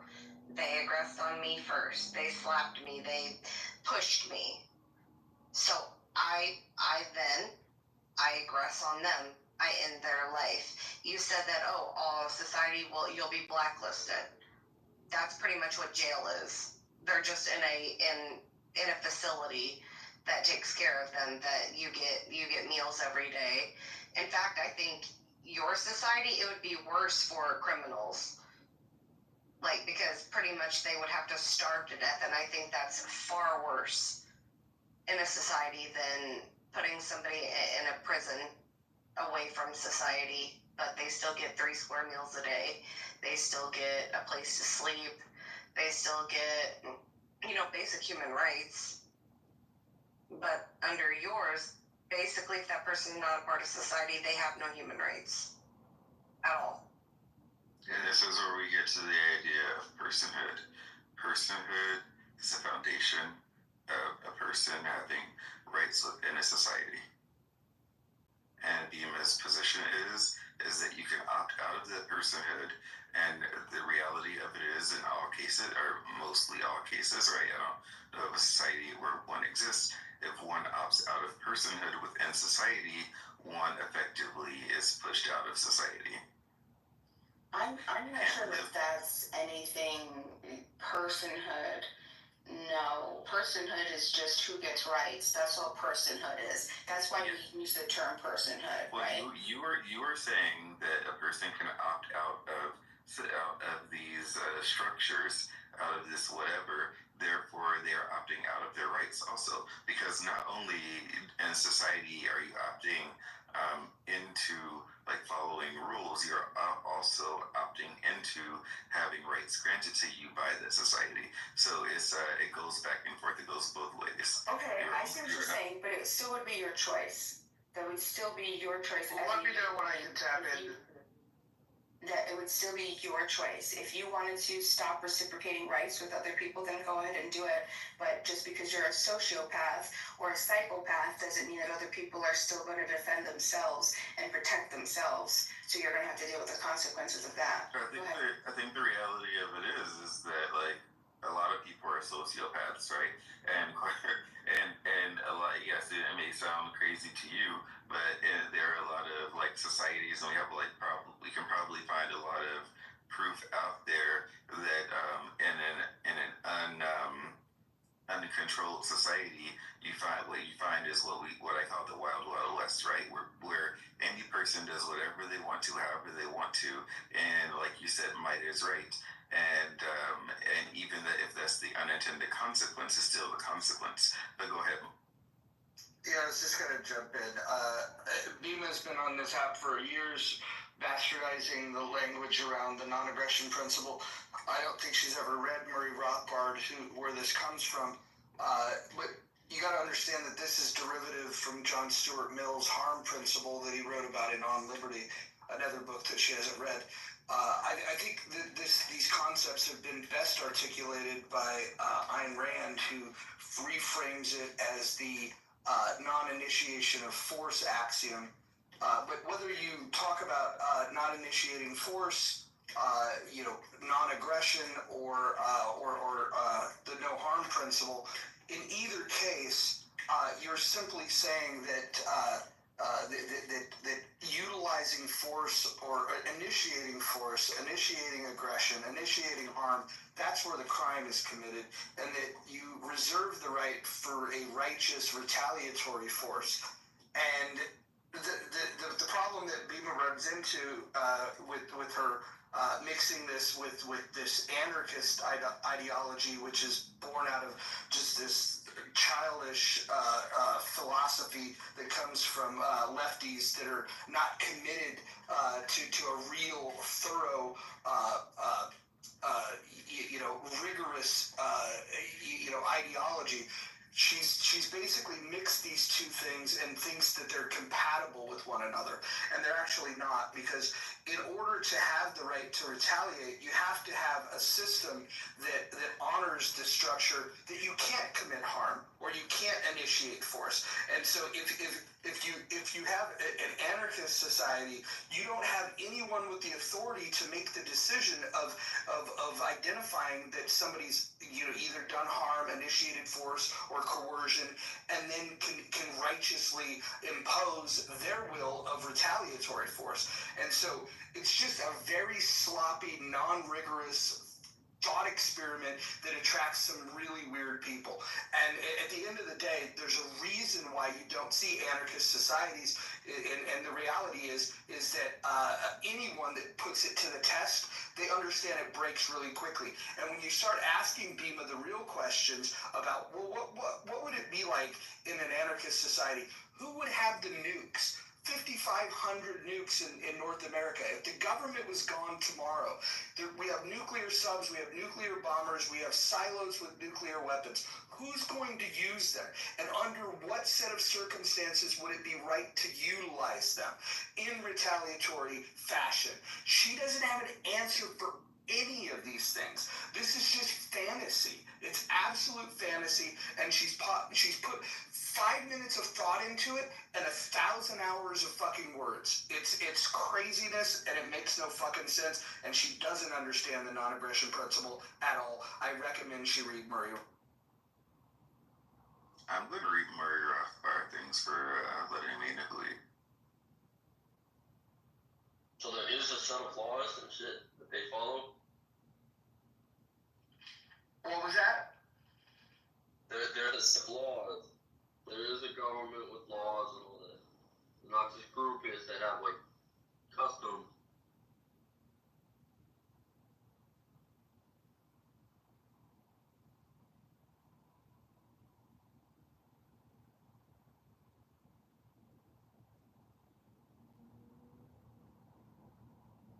Hello? Is anybody there? Okay, so Toxic asked the question. So in Murray Rothbard's conclusion, or his idea is there are laws that people follow. Like, I've not read them, so I don't know. And apparently, So what Murray and others have proposed is that you don't need government, and what you would do is that you would privatize security, and you would have private security forces that you would engage with. So, and let's say you were accused of a crime. Let's say you were accused of murder, for example. You would then find a contractor, security contractor, that has lawyers, and you would privately seek their counsel to protect you. The victim would then hire a separate one that would then try to prosecute you. The problem in this system is that there is no arbiter of justice. There is no judge in this system. So they talk about having private security forces, but one security force is going to be more well funded than the other. And the people that have access to resources to be able to pay for the best security force, they're going to be the ones that get the justice. And so what happens is you take an imperfect system that we have today and you make it even worse by not having a system of justice at all. You're essentially saying that whoever has might can go ahead and inflict their will, and then in order to bring them to justice, you would have to pay for a security firm that can then go and exact that justice. And so if you have no money, you're not going to be able to participate in this, because nobody's going to voluntarily fund you. If you're accused of murder, nobody's going to want to defend you unless you have resources to defend yourself. And so what Murray Rothbard theorized was that the idea is that he was critical of this idea of how did he frame it? The monopoly of violence. And he said that the state has a monopoly on violence, and that they could come with guns and they could apprehend you and they could take you into court, they could lock you in a cage. All these things are true. The problem is the alternative he's proposing is a democratization of violence. What he's suggesting is that you should give everybody the ability to commit violence, and by democratizing it, somehow that's better than having someone that has an authority with a responsibility, with a standard that you're upholding, such as individual rights, and then having a codified set of laws. The other thing that's interesting to know about Murray Rothbard is when he failed to convince people that this was a good idea, this guy that was an anarchist, the guy that wanted to sell you on the non-aggression principle, you know who he tied in with politically towards the end of his life? Paleo-conservatives like Pat Buchanan and KKK members like David Duke. And so when you really start thinking about who this guy is fundamentally, what he was a guy that read philosophers that were much more intelligent than he was. He was in a school of economics from the Austrian school that had much greater economists, guys like Karl Menger, guys like Ludwig von Mises, Friedrich Hayek. Rothbard was the bottom barrel, and all he did was took ideas that he barely understood Whitney bastardized them. He famously feuded with Ayn Rand, who, when Atlas Shrugged came out, he wrote a letter. You can go Google this and find the letter that he wrote to her. It was a love letter saying how much he really appreciated it and it changed his life. I read that book, felt the same way, by the way. And then later, when he started taking her ideas and tweaking them a little bit and making them worse and making them make less sense, she called him out and said, well, he took the best parts of what I said, gave me no credit for it. I have the love letter to prove that, I'm his inspiration, but then he took things that I don't believe in and he tried to, and then he put all these bad ideas layered on top of it. The only people that paid any attention to him were radicals that were looking for something to believe in. The early Libertarian Party was fascinated by his shit, and then when he realized that they had no real political swagger, that's when he tied in with these paleo-conservatives, and really the only thing that his mantra was at that point is that he went from an anarchist to a closed-bordered bigot. And these are the ideas that Bima comes and talks about as if this is like this enlightenment that is going to free everybody. You guys should read Murray Rothbard, the early stuff, the middle stuff, and the late stuff. It's interesting, but it's not as profound as he makes it sound. If you want to understand a logical sequence that borrows from these same ideas of reducing government power and a government authority and asserting that you do have the right to retaliate, you should read Anarchy, State, and Utopia by Robert Nozick. He's a minarchist, if you're not familiar with what that is. It's an advocacy for minimal government, not anarchy. And what he does in his book is he destroys anarchy from top. Thank you. Actually, all of these things actually came up earlier to varying degrees. Ashley and Toxic both presented her with some of the same issues that you brought up, and there were no clear answers. And I actually brought up the idea that if someone were to game the system in this sort of pay for security forces system, isn't that just re-perpetuating the might is right situation, which she wants to get away from because she believes that America as an entity is using this might is right to inflict pain on other people, and she wants to opt out of the system. But effectively, if somebody or some collective of people were to game the system, they would wipe out all the other security forces, and then all the security forces would be their own because they will have the largest amount of money, they will have the largest amount of influence, and they would do the same thing. Also, the idea of having lawyers without having a governmental system to to impart justice,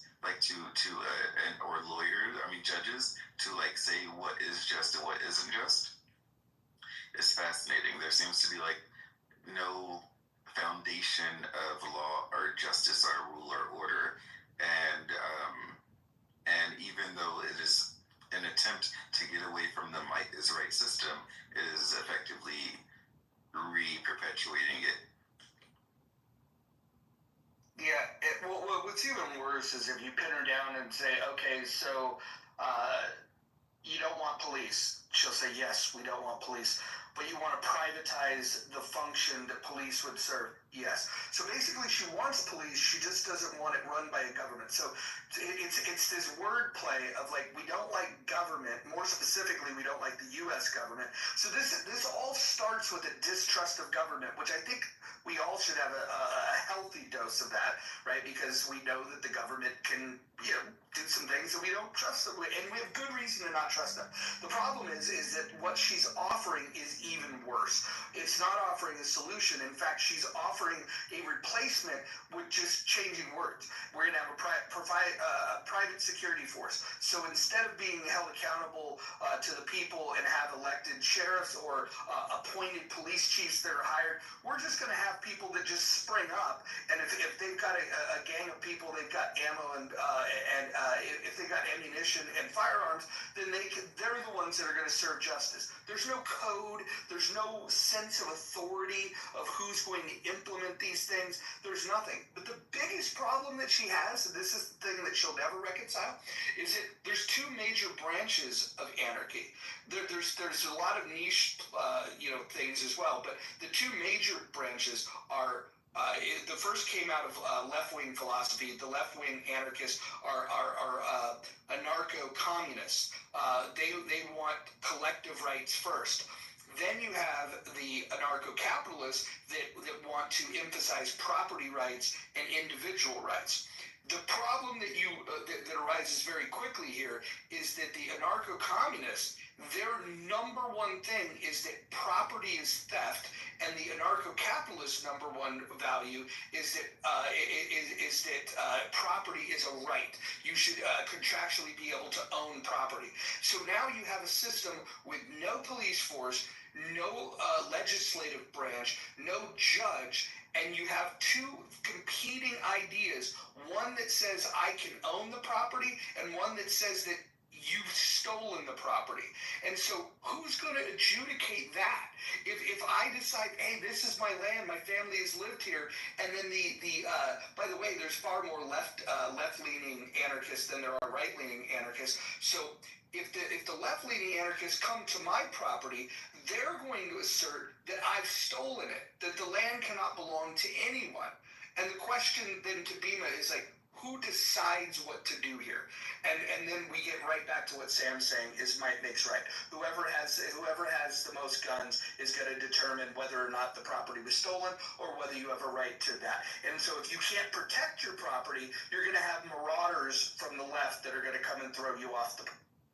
Right. My whole point, though, is the reason why I'm an advocate of voluntarism is to say that all of our interactions should be based on consent, which is not might makes right. That is the entire point of voluntarism.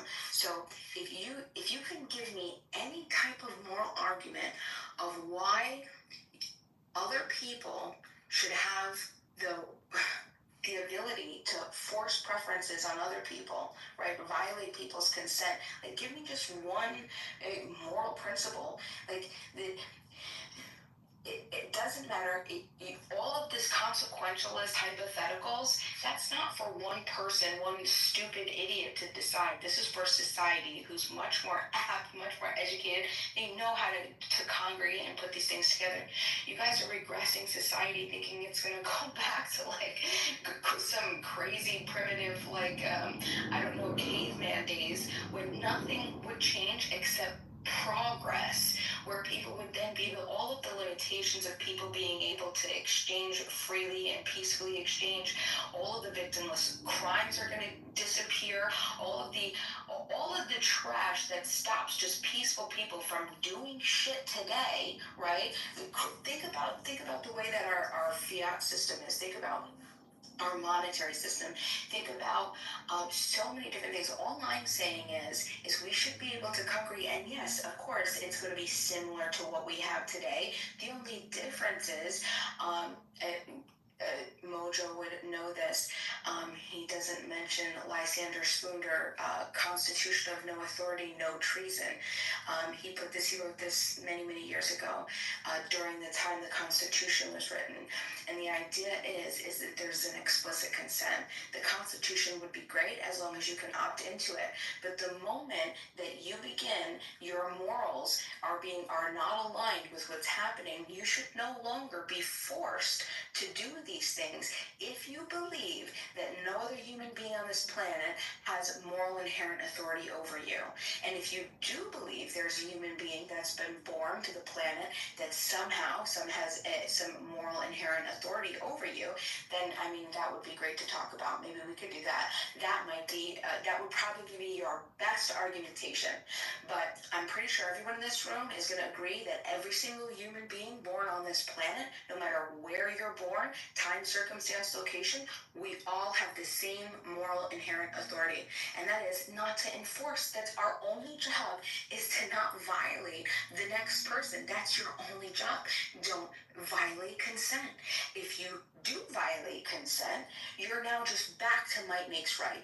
So what I'm saying as an invitation is we can continue to operate off of might makes right, because that's the system that we have now, right? It's not exactly, not entirely, the worst might makes right case in the world, but it is a general might makes right, right? So it's probably one of the best systems of might makes right, but you're still operating in the amoral state of nature, which is just might makes right.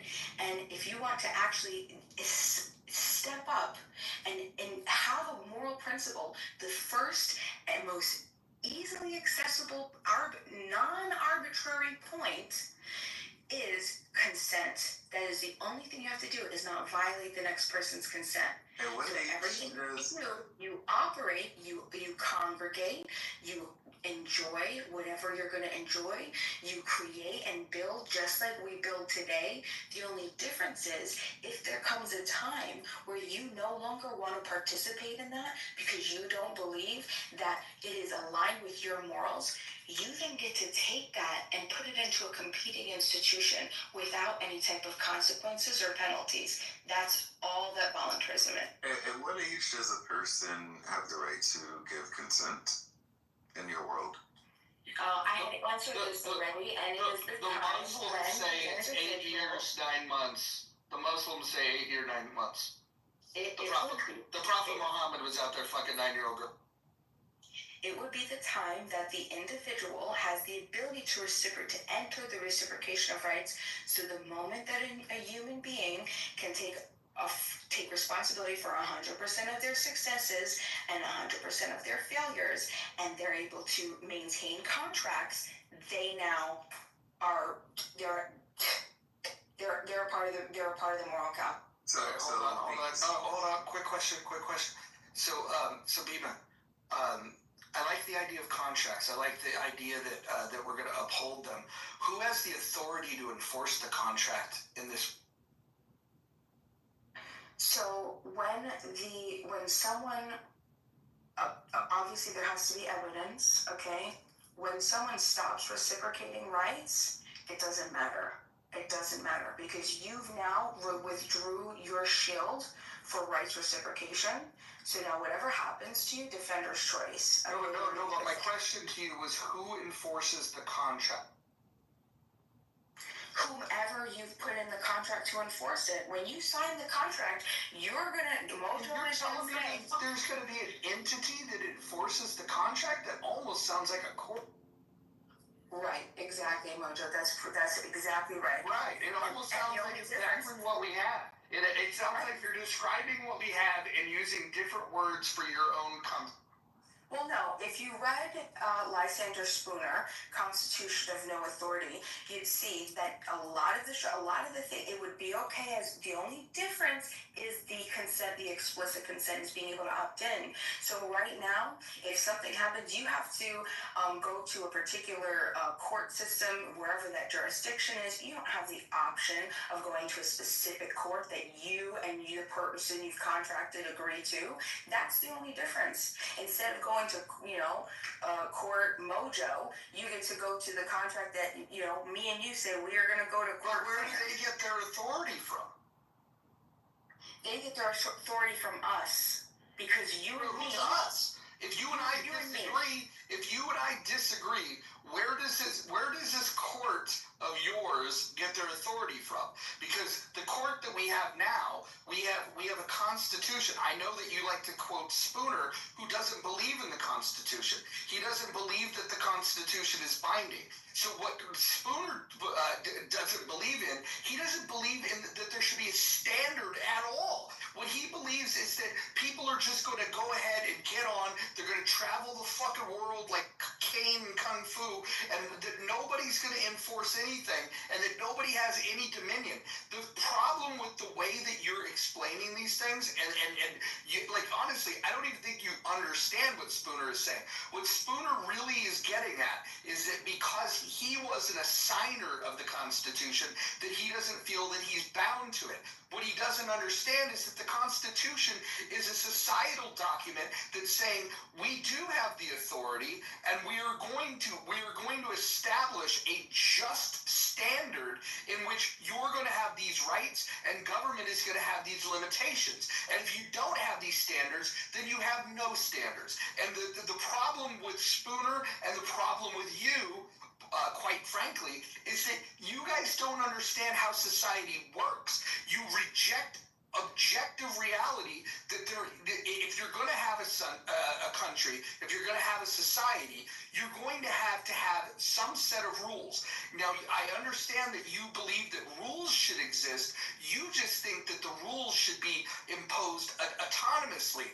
And the problem with that is that you can decide that murder is okay, where the rest of society says, no, you shouldn't murder. And when there's a conflict of you murdering somebody, you making a claim, a moral claim that, oh, I was capable of doing that, I decided it was okay. My moral subjectivity led me to believe that murdering somebody or taking from somebody was okay. You need to have a standard in which everybody understands that these are the rules, and if you break the rules, here are the consequences. You have to have lawmakers, you have to have people that can apprehend criminals, and you have to have a place to bring them to make sure that they have the chance for a non-partial arbiter to decide based on the framework of laws, not the framework of fucking anarchy where fucking you have your thoughts and I have my thoughts. There has to be a code. And the one thing that we need to agree upon is, are we protecting individual rights, yay or nay? And so when you have your collectivist rights as a lefty anarchist, and I have my individual rights, which is the standard of the United States, we're in conflict with each other. We're going to be in constant conflict with each other because you don't uphold to a standard. And that's why the standard must be imposed on people that don't want to play by those rules. Otherwise, we have utter fucking chaos. This is why anarchy exists nowhere on planet. Just real quick, the answer that you're going to get as to what the enforcement is or how it's going to be enforced, I think I've asked the same scenario in a different set of ways so many times. Here's probably, I'm just trying to steel man it if I can. She's gonna say competing security for it. No, it's not those. It's not any of those. Usually the things that she'll say along the lines of, it's enforced by the people, and then when you ask the follow-up question, what about a disagreement? Well, everybody's going to act in their best self-interest. You wouldn't be acting against your best self-interest, or you wouldn't be acting in your own self-interest to not agree to the contract or not follow through with the contract, etc., etc. And then if the follow-up question is, so what if someone doesn't care about their self-interest? Then the response is most likely, well, everyone cares about their self-interest. And then that's where it usually ends up going into a circle. Okay. Yeah, I've already started with some of the smartest bystander Spooner, just to respond quickly. Oh my God. Just to respond, you're incorrect, Roger. Okay, Lysander Spooner in his work, he explicitly says that if you do decide, the concept, what he was trying to put forth was that the Constitution has no authority. Okay, so without consent, and so if you don't explicitly sign it, then you are not bound to be contracted by it. But if you decide to explicitly and voluntarily consent and sign, you can be bound, but only you can be bound. That's the whole thing. So the Constitution, he makes it clear. Clearly you haven't read it, which is hilarious. You like to say what I didn't read, because if you read Constitution of No Authority, you'd see all the different ways that he talks about how you can be bound and how it would work as long as explicit consent is there as well. You have to explicitly consent to it, because how else can a piece of paper and a bunch of other people have authority over you? You then have to claim that magically some people just are they're just born with inherent authority to bind you to contracts. We don't do that in any other area of society. No other person, you haven't been bound to a contract contract today in any area of life that your grandpa's neighbor signed a contract to state for you. It doesn't work. That's why it's the myth. It's the constitution of no authority. Not if you haven't explicitly signed to it. We're individuals first. We each have. That's how society's supposed to change. It's how it's supposed to grow. It's how it's supposed to be adapted to and adopted to. And Sam, you were talking about this too. You're like, well, what are you supposed to do? You're supposed to start over?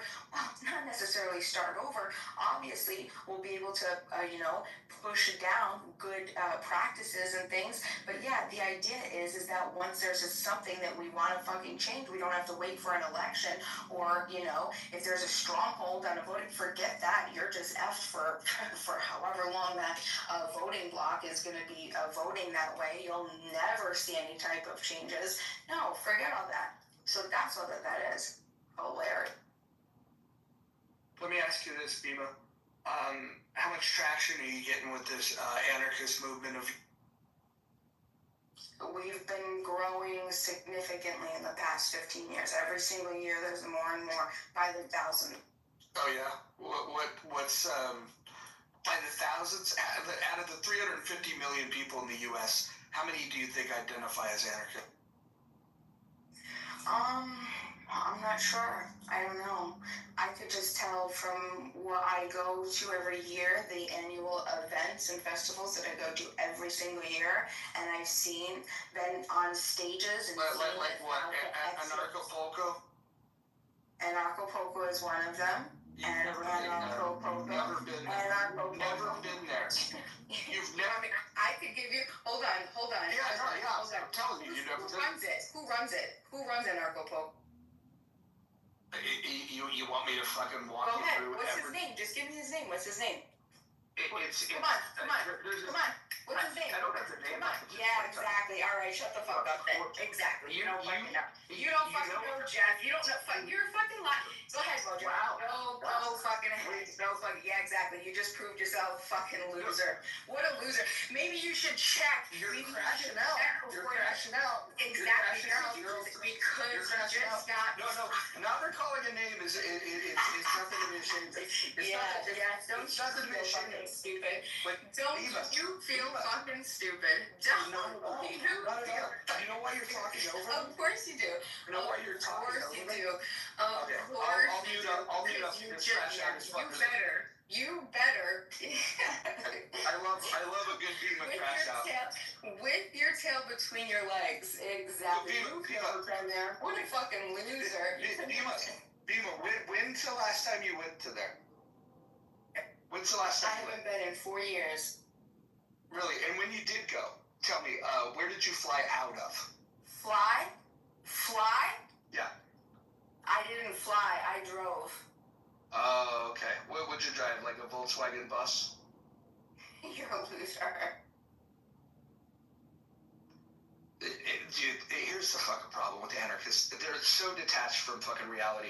When you start quoting Spooner, just so you guys know, Spooner's big claim to fame is that he rejects the Constitution.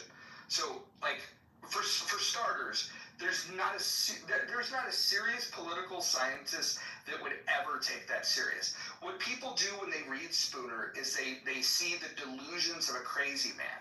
And crazy people are drawn to this. And they say, oh, well, that is interesting. I didn't sign the Constitution. Maybe I'm not bound by it. Let me just say this. If you commit a crime, Bima, I want you to tell the police that are arresting you and tell the prosecutor and the judge when you're in a courtroom that you don't believe in the Constitution, and then go ahead and quote Spooner, and let's see where that. Well, yeah, of course. I mean, like, that makes sense because we've been taught, trained, and indoctrinated to believe this, right? But that's still, when we still get down to it, Roger, what gives, and where does the Constitution get its authority? You tell me. Let's just go through it. Okay, well, hold on. Let Roger answer. Roger, he'll say it. Roger, where does the Constitution get its authority? Very simply, we have a representative government, so it's the people that give it the authority. Okay, so we're going to say the representatives? No, the people elect the representatives, and the representatives are there to represent the people. Okay, so what happens when the people go vote to elect somebody, but they don't get the person they want elected, what happens then? Are they represented? No. Elections have elections have. Do I get to answer? Is this going to be Bema Crash Out Hour? Yes. This is fun. If it is Bema Crash Out Hour, I'll just go down to the audience and eat some popcorn. This will be fun. But if you want to have a conversation, I'm happy to. Listen, elections have consequences. And if your ideas are less popular and your guy doesn't get elected, then he's not going to be in office. If he's not in office, he doesn't get to impact policy. So here's a question for you. How are you, walk me through the transition from the government we have to the world that you want, because right now we currently have a constitution, and in order to dissolve it, it would require abolishing it, which would require having power and the desire to do that. You can't even today get a convention of the states because we can't get enough people to agree that we should do that. So the changes that you're looking for, I want you to walk me through. Take as much time as you want, how you're going to go from the constitutional republic we have to this fantasy world that you've dreamed of. Walk me through what that transition looks like and make it make sense. And I would like to add, just as a little quick note, nobody is going to fully 100% be representative. There's at one point where 399 million people have voted in one candidate and one person doesn't vote the other candidate. Guess what? Someone's not represented in that one either. It's not that strong of an argument unless you have a literal dictatorship that forces thought upon people in order to. Well, can we not interrupt her? I want her to be uninterrupted to walk us through the transition from a constitutional republic that we have today. I want you to walk me through step by step, Bema. How do we get to anarchy from? I didn't think. That wouldn't be for me to answer, Mojo, and you know that. You know that that's the exact point of voluntarism. The idea is for to avoid questions. No. For competing institutions, ideas where people have better ideas than others, right? That come up and then just. You didn't answer my question, though. Hold on. You want me to tell you like how to transition? There's a million ways that you transition. Go ahead. Hold on. We're in a current state where we have a constitutional republic. Everybody knows. I don't have to describe what that means. We know the system that we have today. What I'm asking you to do, because you painted this fantasy idea of a future state. So we have the current state, constitutional republic. We have this future state that you've dreamed up, or that you're repeating that others have dreamed up about an anarchist society. I'm simply asking you to walk me through current state to future state. What does that transition look like? Yeah, that wouldn't be for me to answer. I wouldn't be able to answer that. You mean why do you think I would be able to answer that? Why do you think it would be up to me to answer? Well, you said that there's this optimal future state, and you can't tell me how we could get there. If you don't know how we're going to get there, then how the fuck are we going to find? Yeah, all we would do is we all wake up and we all just start operating off of consent-based interactions. But what about the government that doesn't want to yield their control? What do we do with it? Well, they would have to obviously want to operate off of consent-based transactions. Everything would stay the same. The structures could stay the same. So nothing's going to change. The biggest things would change, right? We would no longer become an offensive military force. But we have a Congress, and we have a president, and we have a judicial branch. How do all those things go away? Walk me through how do those things go away? We have political parties that are well funded that want to continue with the system the way it is, and the majority of Americans want to continue with the way it is. And the majority of Americans think that your ideas are batshit crazy. Walk me through how we're supposed to go from current state to future. So all of the politicians, if they still wanted to have those particular jobs, which I think it would be a good idea to be able to organized, but that's all that they would be. They would be organized, and they would be like board members, right? To offer you suggestions and opportunities of what you could or should or shouldn't do in your particular society. No, But that's ultimately you're what just happened. explaining what the future state looks like. I'm asking you to walk me through, where is this linchpin? Like, what is the process? Like, does somebody emerge as a leader and then just declare, okay, the government no longer exists by decree? Like, walk me through the mechanics of how the transition from current state of having a republic constitutionally recognized to this anarchist society that you are advocating for. You're advocating for something, and I'm asking you to explain to adults what it would mean to walk through this transition. If you can explain this, maybe you'll convert somebody, because otherwise you're just describing some utopia that doesn't exist. Walk me through realistically how you see this Okay, yeah, so you wanna, I don't know, false dilemma me. Wait, hold on. Yeah, hold on. I got a question for XG. My question is for XG. XG, do you think that I'm committing a fallacy by asking her in good faith to walk me through how to get from current state to future state? Do you think there's anything problematic with my... No, because you've asked me the same question on my worldview, and I've been able to explain it. There we go. Okay. And I'm able to defend mine as well. Okay, so let me ask this. If I can give you, right, an entire breakdown of how society is supposed to look, what is that supposed to... It's not even an entire breakdown. Hold on, XG. I'm sorry. It was from Mojo. Yeah, it's very clear. We have a current state. You're describing a future state, and I'm simply asking, could you walk me through how you would envision we would get there? And typically, if you have even the most radical ideas, there's usually like a roadmap. Even if it's less likely to happen, there's this idea of, well, first this would have to happen, and then that would have to happen, and then after this cascading effect takes place, then we eventually reach this conclusion. My question is, how do we take the first step of this constitutional republic that we have? How is that ever going to go away? And more importantly, why would it get replaced with anarchy? You do first of all, I think you do a terrible job of describing anarchy. Secondly, you do the worst job I've ever seen of defending it, and I'm giving you all the opportunity to crush me right now.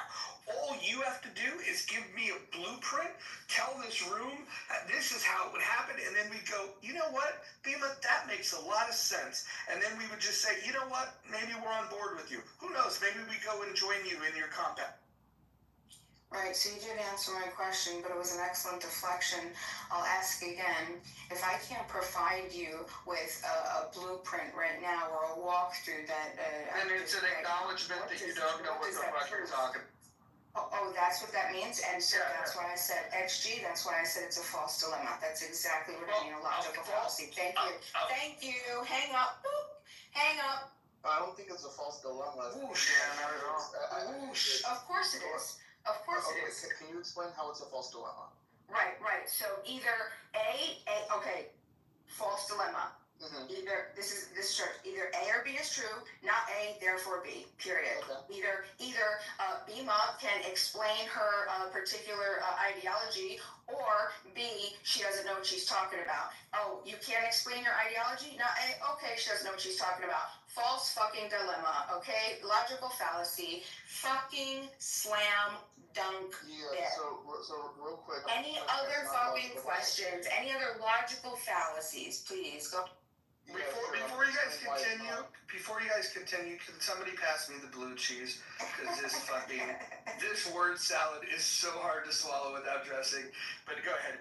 Yeah, so the reason I don't believe it's a logical fallacy is because I believe it's a logical conclusion to come to as the second version of dilemma. For example, I would pose a false dilemma dilemma as something completely different than how you described it.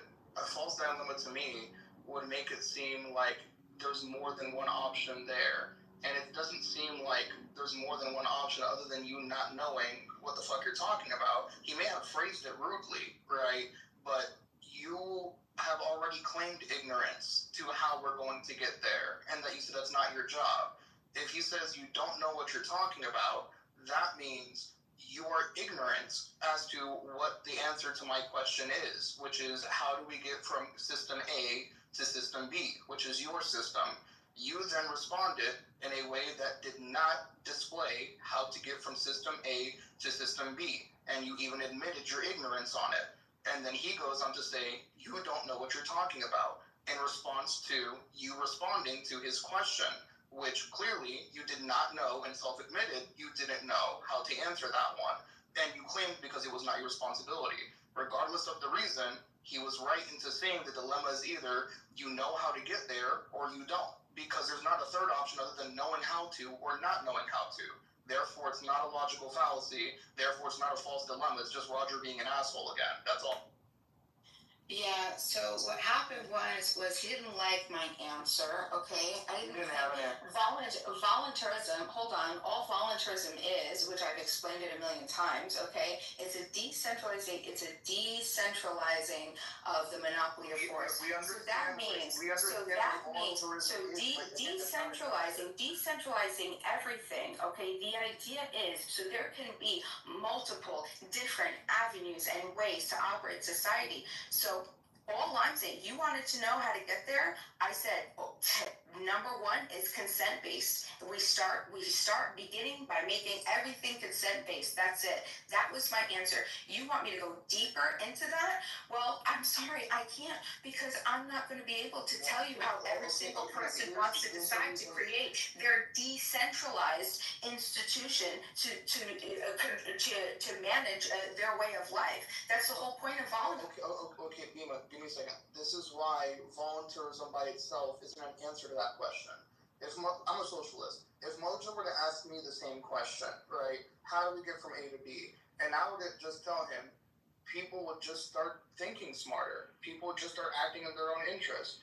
And then he were to ask me a follow-up question, what incentivizes them to act in their own interest? What incentivizes them to be a socialist? What incentivizes them to do X, Y, and Z? I would start naming, well, if we start looking at them working, their labor costs, and what they end up doing and reaping rewards of their own labor compared to what they're doing right now, oh, boom, you got that happening. That would be an incentive that I would name. Roger could argue against that incentive. I'm not saying that incentive is completely correct. I'm not saying it's the end-all be-all, but it's at least a reasoning that I can give, or something else added to just a very broad idea that's being given.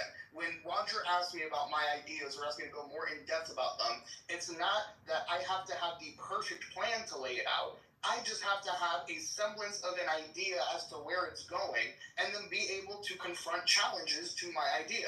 Am I more than happy to do that? Absolutely. Am I going to lose on some of those challenges? Sure. But that's only going to make me rethink them and understand, maybe my idea wasn't the best. Maybe it's time to rethink some of the aspects of that idea. Or let me look into it a bit more and see if what they've said really applies to my idea, right? It's not let me just present voluntarism, right? I want an explanation as to, hey, what would make me want to adopt voluntarism? Why would others, and why should others adopt voluntarism? What is the incentive, and what would make them pragmatically do that to be able to bring us to your society? Whether Roger agrees with your explanation of those answers to those questions or not is irrelevant. It's the fact that you never provided an answer to any of those questions other than just saying voluntarism and explaining the definition of what voluntarism is rather than the incentive to go towards voluntarism.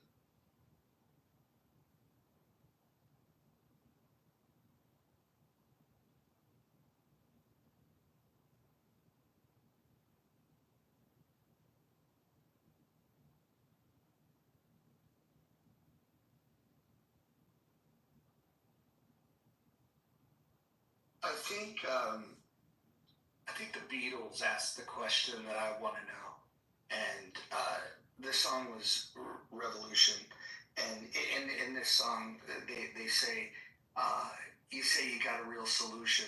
Well, we'd all love to see the plan. So That's what I'm asking for. You want the revolution. I keep giving you the plan. I keep telling you, but it's just not satisfactory. Did anybody in here hear her walk me through the plan on how you get from a constitutional republic to an anarchist society? Can anybody? I mean, type it in the chat. Say it out loud here if you're awake. But I don't recall her answering it. And matter of fact, I heard her say, "I'm not the person that can answer that for you. I don't know." That's what I heard her say. I want to hear the fucking plan. And I said, all you gotta do is you take the Constitution, you start over, everyone gets explicit consent, and then you. Okay, how does that work? Okay, great. No, this is a good starting point. How do we get rid of the Constitution? So you're not getting rid of the Constitution. The Constitution is going to remain the Constitution, except the people who are going to be a part of it, who want to have and benefit from those rights and those privileges, right? Those are the people that are going to sign it. And so when they sign Congress going to resign? Is Congress going to resign? Is the president going to resign? Are the Supreme Court justices going to resign? Like, how's that going to work? Walk me through how that works. Is the military that command, Joint Chief of Staff, they're going to quit? Our generals are all going to quit? What happens to the enlisted personnel? I'm just kind of curious how this. No, I think everybody is probably going to, if it had to happen tomorrow, which that's not realistic at all. How long would it take?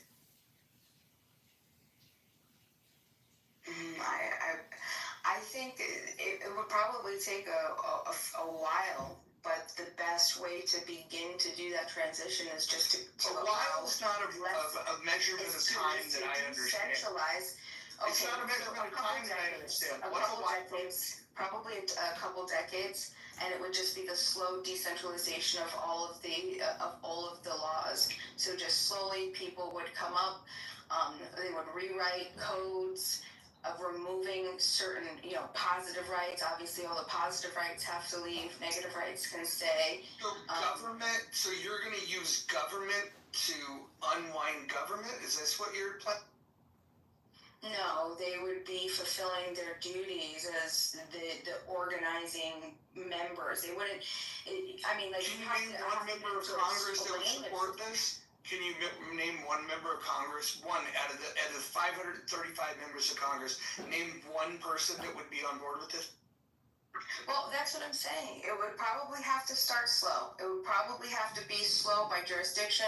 We would probably have to start taking over small little communities, towns, hamlets, villages, cities, getting bigger, maybe counties, and then state, and then it would have to spread that way. And once people began to see the better opportunities, the better the way that people are treated, the competition, the way innovation, all of those things, it would slowly be adopted. If I were running the society, all of those people would be killed. Wait, just really quick, Nima. You said why would they be killed earlier that I don't think we harped in on enough. You said that when it would be rewritten, that people would get to choose to opt into these. At what age should people be able to opt into these? I've already answered that like a million times. As soon as you can reciprocate rights. Okay, and what age is that? It's going to depend on whenever you can reciprocate rights. There isn't going to. I wouldn't know. What does it mean to reciprocate rights? What does that mean? To enter to be able to contract. So to be able to enter a contract and then you'd be able to take, like I said, 100% responsibility for your successes and your failures. You can uphold the contract. If you breach the contract, you'd be able to pay for the contract. Minors are, of course, minors have rights. They definitely don't have 100% responsibility. Right, principle of potentiality, right? But they're contracted through their parents until then. Their parents are responsible for 100% of their successes and failures until they're able to do it. And whenever they're able to do that, whether that's 13 years old or 16 years old or 24 years old, it's going to be different. You just said something extremely contradictory.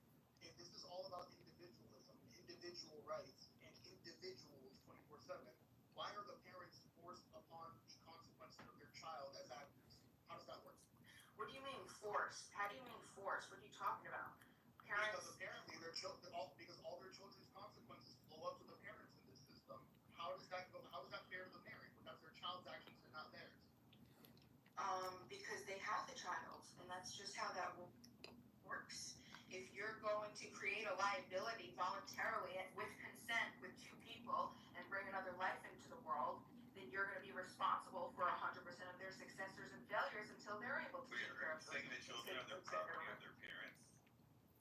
No, they're not the property of their parents. They're Yeah, under they the go, care of their they're guys. not the property. If they're not the property of their parents, what? No, they're not. They're not property. Not your new wait. If it's not the parents' property, how are they guaranteed rights or viewed as individuals if that's the viewing of individuals from your constitution that excludes them from opting in until they're quote unquote ready to? Are they not a person until they're able to opt into this constitution or an individual? Okay, so I think they're No, let of your course they're a person. I'm not understanding your question. I don't understand what you don't understand. Well, hold on. I think they're letting me off. I want to go back to this transition. So, you said that you would rewrite the laws. Does that mean that we would start a political party and run anarchists to get elected in elections? Is that what you do? I mean, like, And so people are going around saying, I am that I am. You see Javier Milei, you see, right. Yeah, no, man. He's not an Tried this. He's not an anarchist. Yeah, you should probably. Did you take a listen to his speech at the economic forum? I did. He's actually by definition an anarchist. Okay, so you're going in it. So this is the thing, and anarchists argue about this all the time. They want you know what I love? You're doing descriptive, right? I know what you're saying. Anarchists argue about this too, right? How can you be an anarchist if you're participating in the system, right? But how do you get a part of the system? How do you transition the system unless you're not a part of the system, right? So you guys do talk about the transition. If there's no way to do it from the outside, right? You'd be barred, you'd be jailed, killed, whatever else. You have to do it through utilizing the system, right? So the good news is it sounds like anarchists are discussing what this transition would look like. So I'll go back to the question. Can you describe to me what that transition from the current state of a constitutional republic looks like? Yeah, I think it would probably be a grassroots movement starting very little hamlets, towns, village, cities, people gathering, explaining. There has to be some protection because it's going to be impossible if you have a monopoly of force. The federal government will always be able to come in, always get, Trump state is always going to trump whatever you're going to be able to do. So it's going to be difficult. I mean, unless it's ideologically, people start subscribing to it and saying, okay, yeah, let's elect, quote unquote, elect an anarchist, and then the anarchists can get in power and do away with the laws. I love the word anarchist get into power. I love that phraseology. It's a defensive power though. It's a power to remove power. So it's the power to remove power. So basically, you don't like the current government. You think you know best, and what you want to do is replace the government with people that think like you. Imagine that. So Mojo, have you ever heard of like the defensive patents? Like people actually have to get patents. They're forced to get patents because if they don't get patents, other people will steal their idea and then get patents and then force them out of their own original idea. So it's defensive. You have to play in the system in order to be effective in it because it's just too powerful right now. So unless you start with, ideologically, that's the best place it's right now.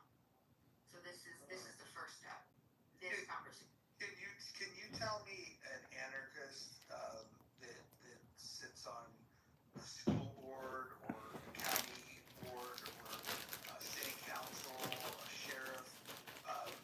Is there an anarchist elected anywhere in the United States? It wouldn't shock me if there was.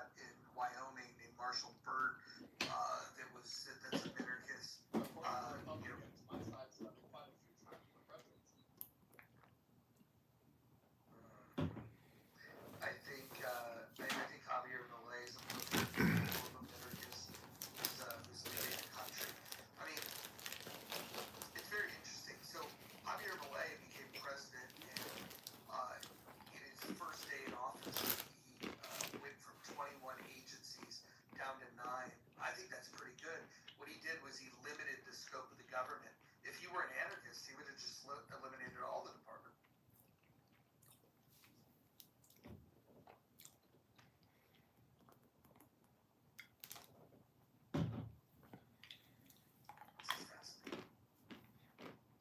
Yeah, it's really interesting, but I can actually see why BEMA supports terrorism.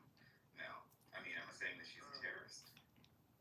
No, I wonder if she knows that Javier Milei is a strong supporter of Israel.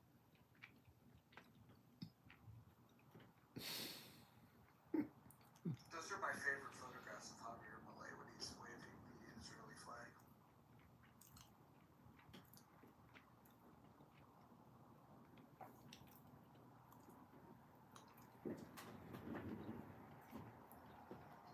Roger, if given only these two choices, who would you select? If you say commie or an anarchist, I'm just gonna fucking.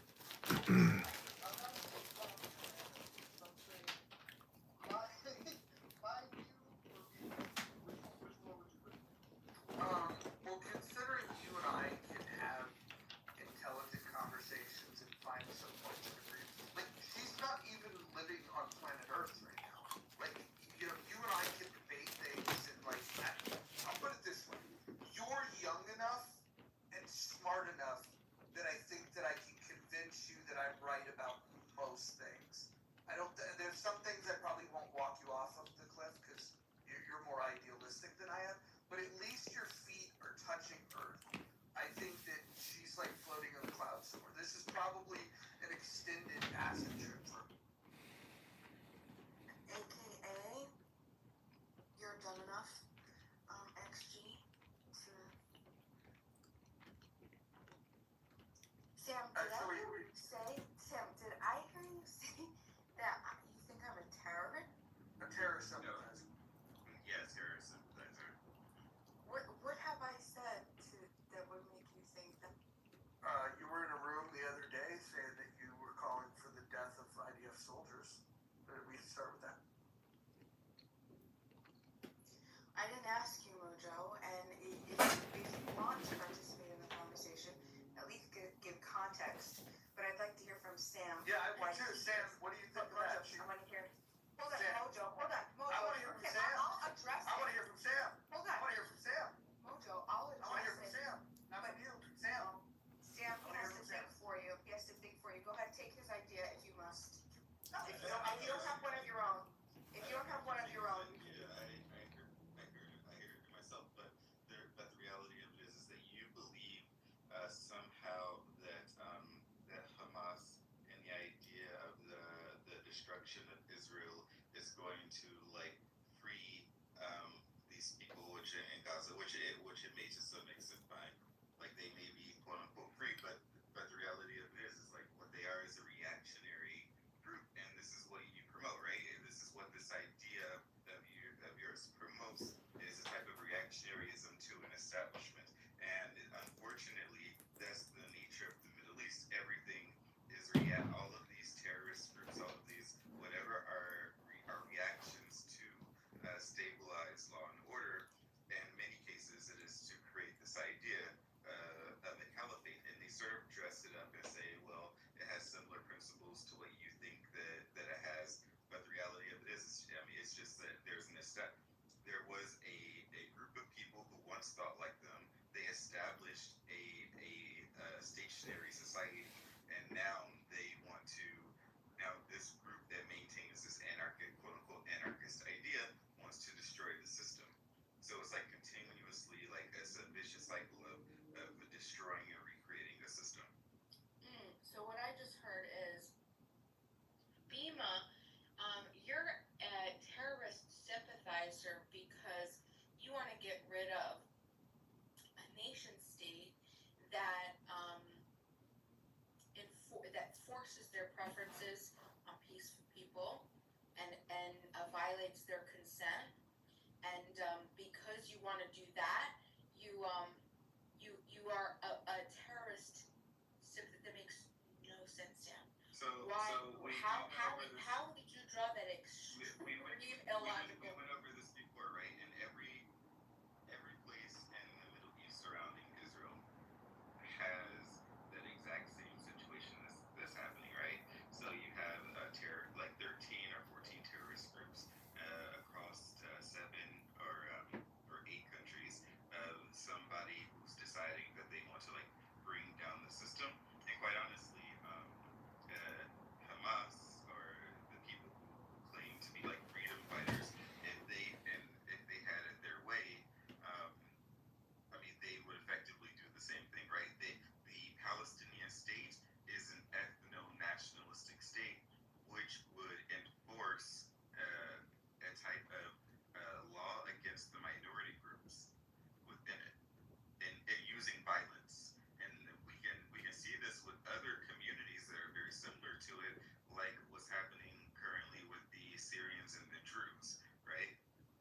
So But you know, stupidity exact same without thing. wisdom. That's what that is the part of the reality that that's part of the reality that Hamas and their sympathizers want to enact. They don't say it in English so much, but they do say it in Arabic.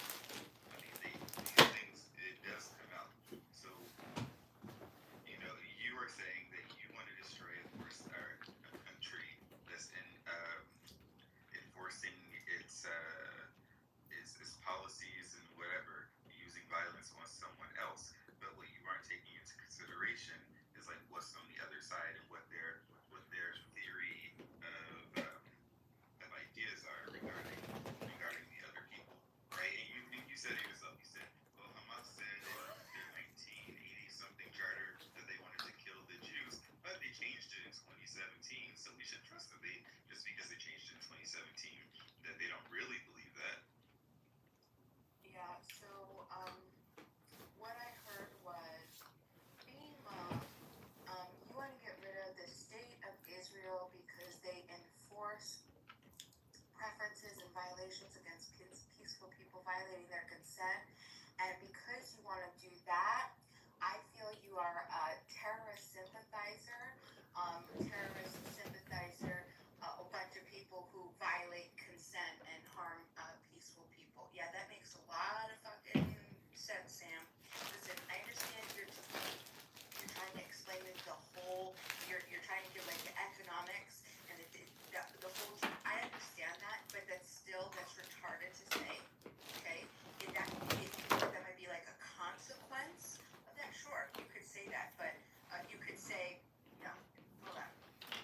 You could say that, hey, FEMA, by destroying Israel, by the nation state, you can unintentionally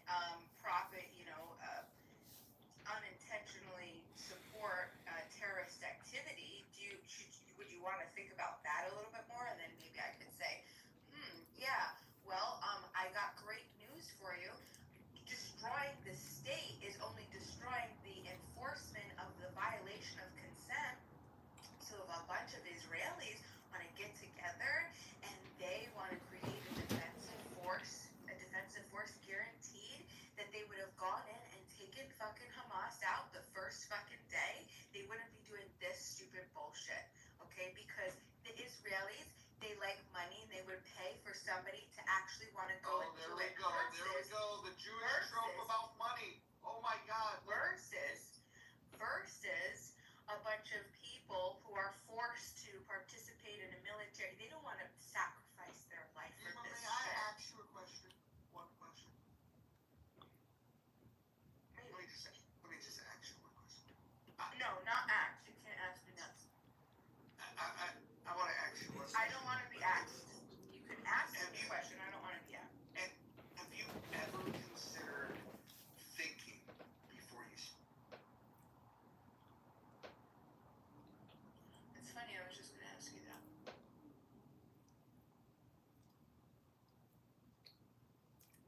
You are one of mine.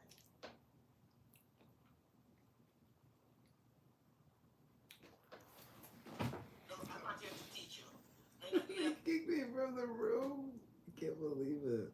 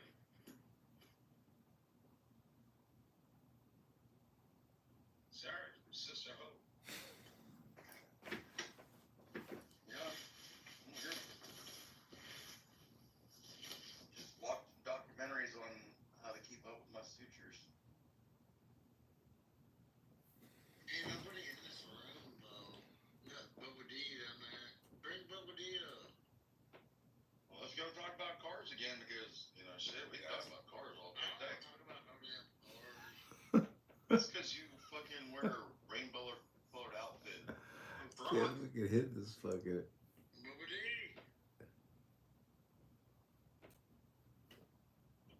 I like Brock's truck. That's nice. I like it. Oh, I bet you like Brock's cock. He had a deer head in his back truck. Yeah, had a deer head. Yeah, let's go with that.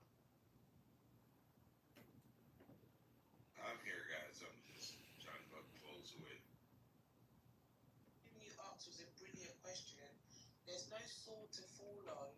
What people have done is they've misconstrued your question and they've taken it as because people are not able, so they've misconstrued the answers to your question, sorry.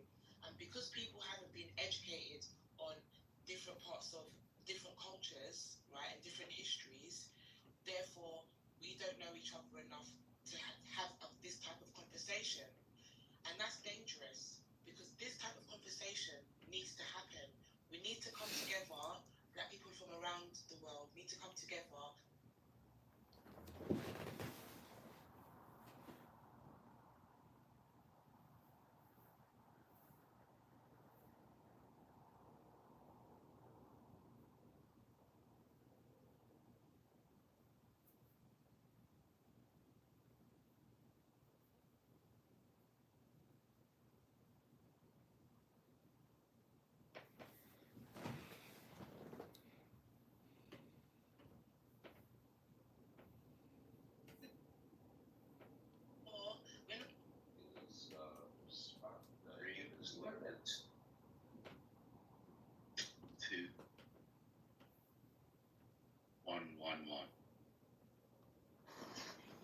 What's up, Jeff?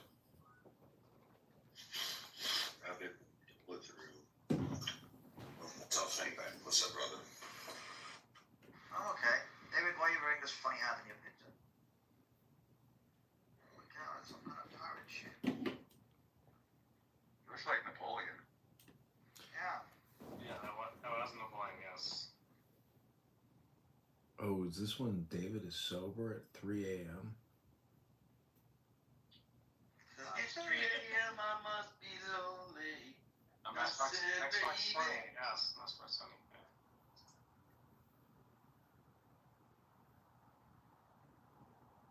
So is adult late night conversations like Delicasto? Oh, we had a blast before you came. We had a big focus. Is that Edmund? It's John. Yeah, of course it is. Yeah. Oh, what's going on, Chief? Well, we're all sitting in the after party in the mansion. It could be worse. Oh, no. We just have. You're right. We could be politically correct. No, we just sit down and just having conversations, shoot this shit about anything. Nothing serious.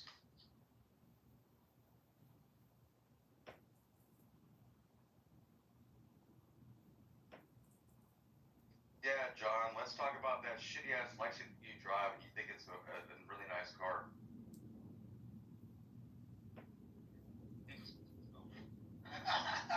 We were talking about trying to buy like a car for KP's old lady. I don't know who you're talking about buying it for. I thought it was your old lady. You youngin'? No, I didn't know your old lady or your young.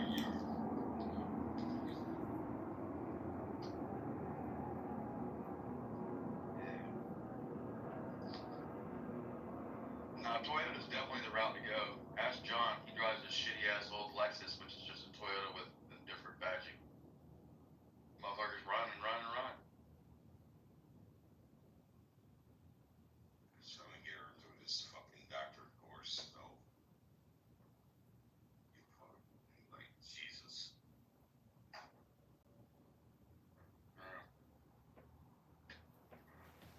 John, I called you yesterday. Why didn't you call me back?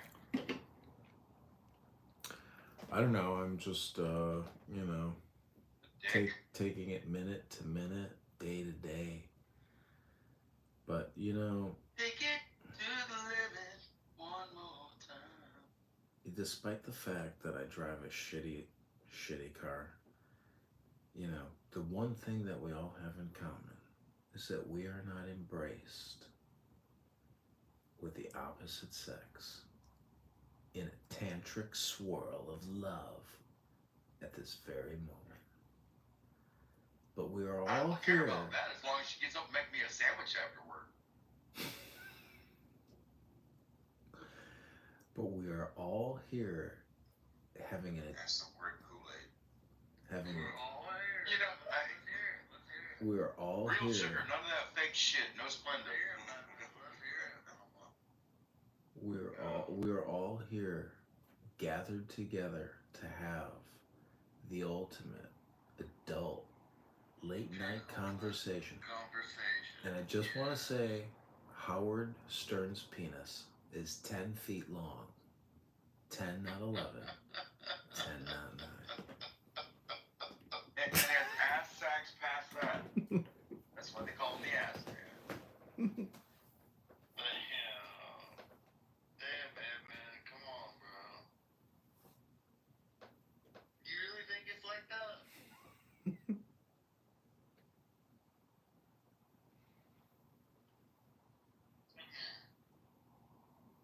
We don't really care whether it is or not. It was just a joke. You're the one that's like, ooh, really? Is it really? Is it really? Is it? Come on, I want to see. Come on, guys, I want to see what. Come on. Hey, Mikey likes it. That's so funny. There's no we to it, Doc. I think you're a we kind of person. And I smoke weed all day. What are you talking about? I said we was a W-E, no D. And you Well, wild. it's not my fault you don't know how to slang that D. You wild as fuck, Doc. Don't nobody give a fuck about no damn admin.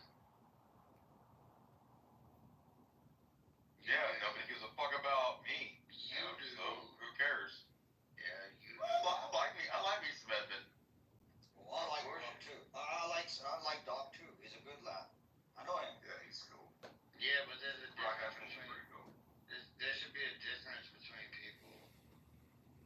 No, I like Brian for quite a bit long. He's a good Doc lad. Doc is like a uncontrollable drunk that fucks with Edmund. But he still sounds smarter than you. He does? Really? Yeah. I mean, I have seen him drunk. I have seen him pissed Cook drunk. me some breakfast. Oh, you heard. I'm literally just waking up. Come on, man. Bro, I tell you, man. I have seen him pissed drunk. He never had a slur speech. Stop. He never had a slur speech. Stop fucking doing that. Yeah, stop interrupting him interrupting. Idiot. We're all on the same team. No, I don't think we are. You're trying to put me in opposition to Doc, and that's not. No, I'm not putting, bro. Yeah, that's what you're trying to do. But you're talking about my acquaintances like you know who I am. It's also you might have to go in. Nothing against myself. We'll get into it. He's over in the periods. I'm about to slap some. I'm in the mood to slap some. Get your fatty time. It sounds like you better slap some vodka on a tampon, shove it up your ass so you get drunk at work without getting caught. Or he about to get his cheeks slapped by some guy. Fucking sleeper, fucking left face down sleeper. I've been wanting to put a dent in a Tesla. Fuck is wrong with you, man? Get yourself that fanny pack. Pull up 2 tampons. You really require that. Right, I'm listening to you guys for a second here. Just gotta warm up some food. You like that? I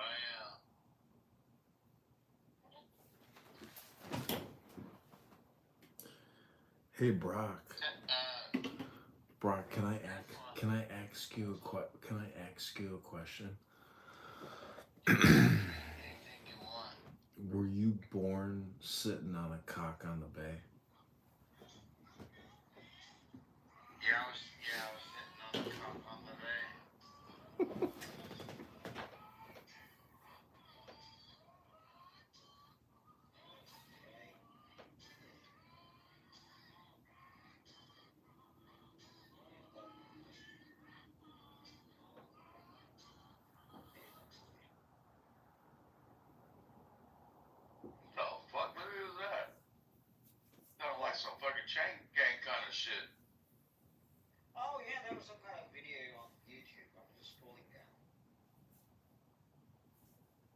That's crazy.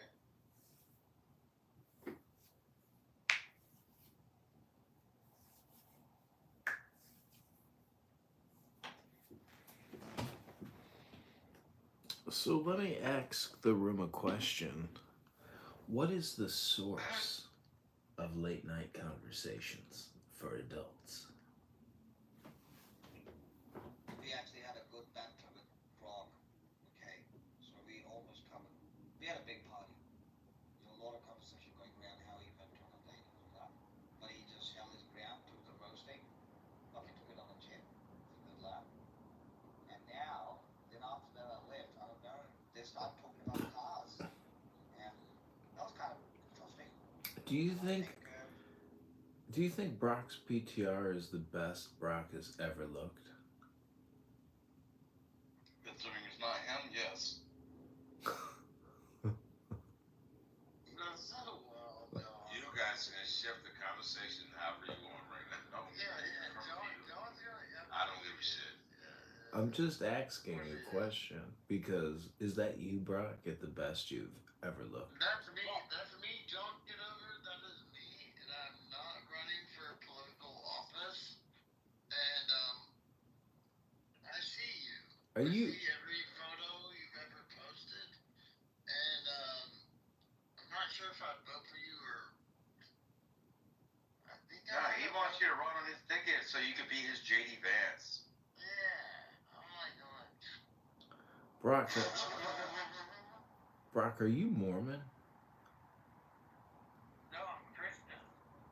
I'm asking if you're a Mormon. Wait, Mormons are Christians. Listen, Kitover, listen. Why are you trying to sample me? Because when I was in what they call undergraduate college, there was a Mormon named Brock. I was just asking a question. Oh, wow. Yeah, so you love you some Brock. No, I'm about to go to sleep. Love me some broccoli with cheese. Yeah, broccoli. Of course. Broccoli with some orange chicken, some white rice, Yeah. bell Ooh, peppers. that Szechuan style. Ooh, kung John, pao, I think jiao John's cao. more like the person that is a master debater, and I can debate. I really can't debate, but At the I'm a gay master bar. debater, so I mean I'm halfway there. At the yeah, gay bar. exactly. But it's like Kitover, like no. At the gay No, bar. I'm not your guy. I'm not your guy. I'm a master debater at the gay bar. Gay bar. You're giving me pedophilia vibes. Projecting. This is how it starts. Call Judge Dredd. Notify Judge Dredd of Brock projection.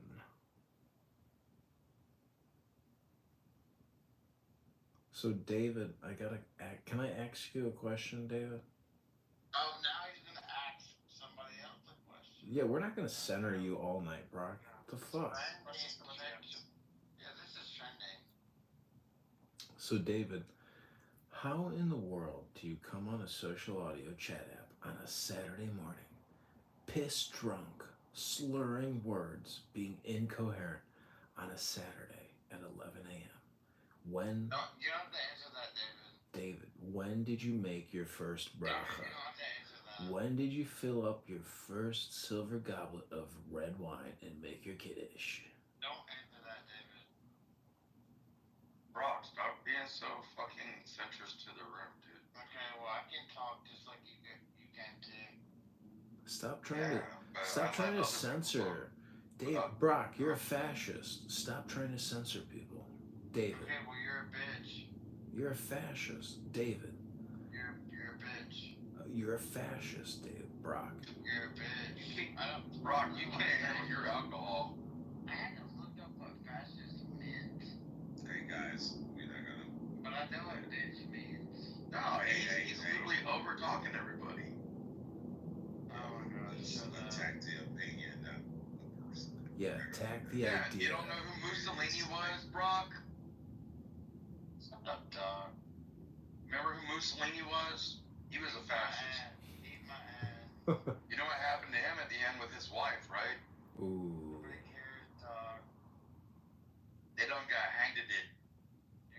people. You're a piece of shit.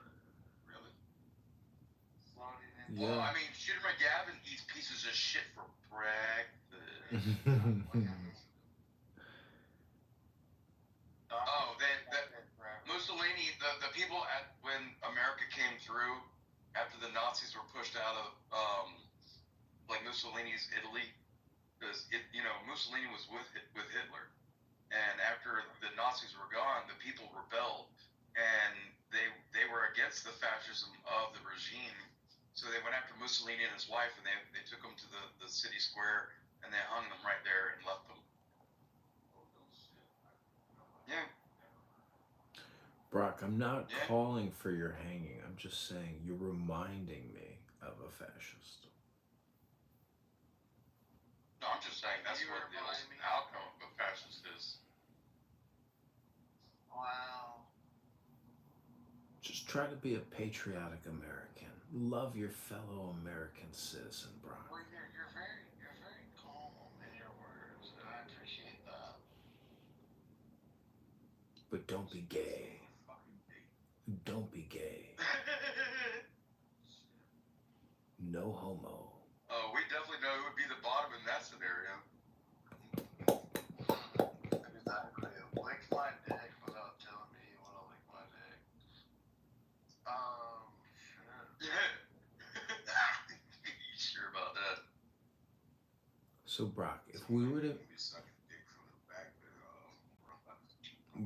Brock, let me ask you a question. If you were king of America and king of the world, what would you do for your people? Oh, this is like a beauty pageant. Oh, I love this. Wow. I'm gonna make the world a better place, and I want peace in the Middle East. What is the source of peace? Just drink. Don't kill people. That's the source of peace? Yes. Well, you get an F-. You failed the test. Thank you very well for participating in our survey. I did not win. Fuck me. Somebody's gonna fuck me, though. Try reading more books next time prior to taking the survey. Fuck me, right? Negative. Not the lady that you went on a date with. I'm a good candidate.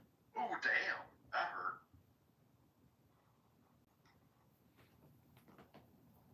Good candidate for getting another vaccine and 2 more boosters. Yeah, no, you didn't look into it on What the fuck did you just say? Yeah, we're Any lady would love to fuck me. Yeah, exactly. Except that lady who went on a date, lunch date. Brock, let me ask you a final follow-up question. What is your body count, Brock? Alright, one more question. This is the last question, and then I have to go. What is your body count? What is my body count? Is crazy. 3? Alright, I'm gonna go. Sorry, I'm gonna. 3? I have to talk to the Russians, and we're doing another deal over here. Okay.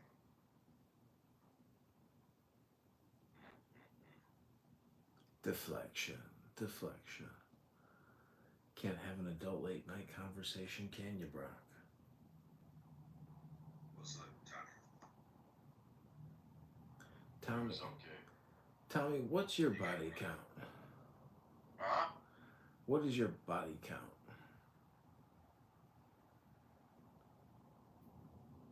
Stupid. Why would you ask somebody that? Yeah, I mean, like. Because this is an adult late night conversation. I hate that about Clubhouse. This is an adult late night conversation.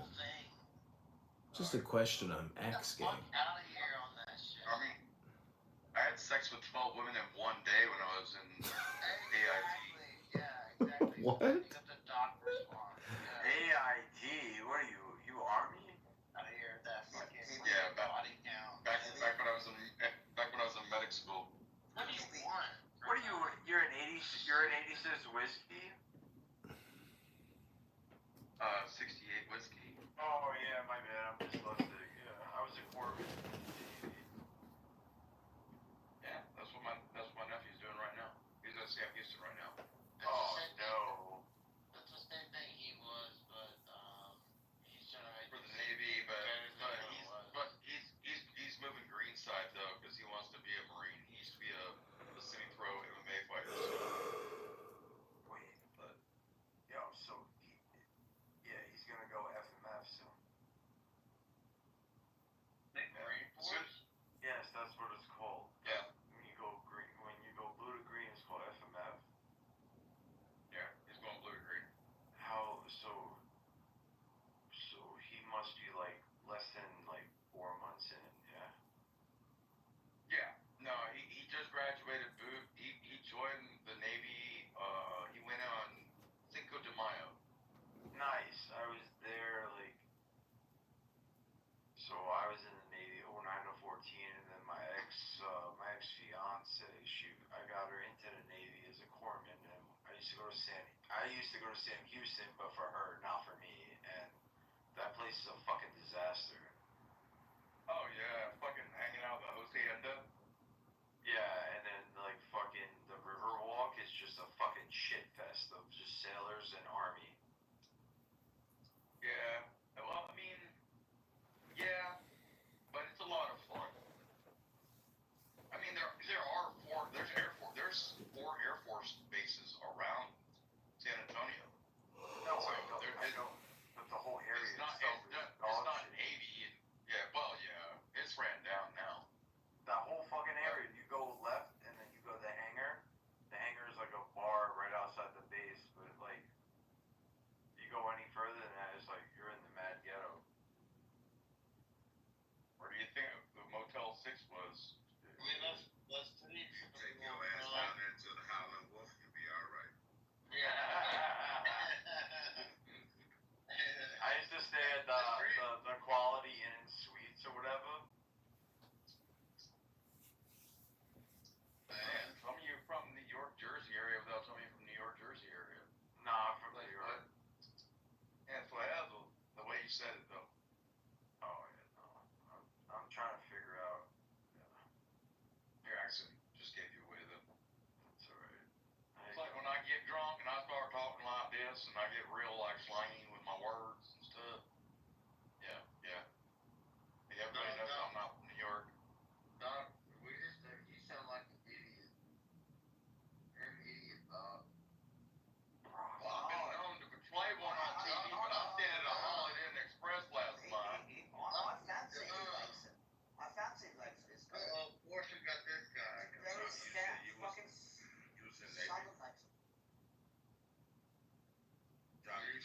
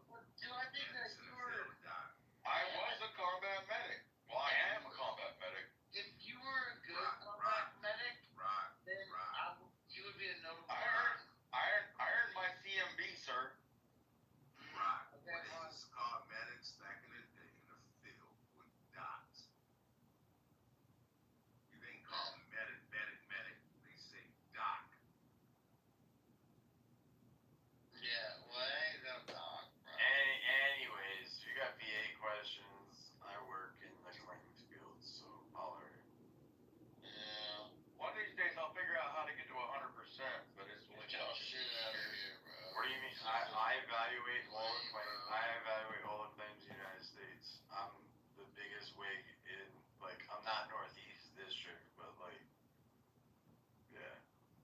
I was down 7 Well, feet. it took them from 2010 to 2020 to push me from 40 to 80. They didn't have me PTSD treatment for 10 fucking years. Yeah, because anxiety, depression, and PTSD, it's the same fucking shit when it's umbrellaed. And what a lot of people try to do, a lot of vets and whatever, everyone tries to claim that PTSD and blah, blah, blah, but they use an old school system from the 1970s, and you need to have the 3 subjectives to say that, like, yeah, you have PTSD. But if you just went the anxiety and depression route, it's so much easier to claim, and it gets evaluated the same. So someone having PTSD and someone having anxiety and depression, it's the same. And the problem is the fucking veteran gets hung up on this. I got PTSD, but they're actually suffering from mad anxiety, mad depression. But it's all evaluated the same. So a feather is a feather. See, I think that's a beautiful thing that you said, because I hate that. No, it's not. Hold a second, bro. No, it's like He's the king of the room. I would listen to Kay. he's talking to. Hold on a second. What? Hold on. God damn it. No, we don't want to do that. No.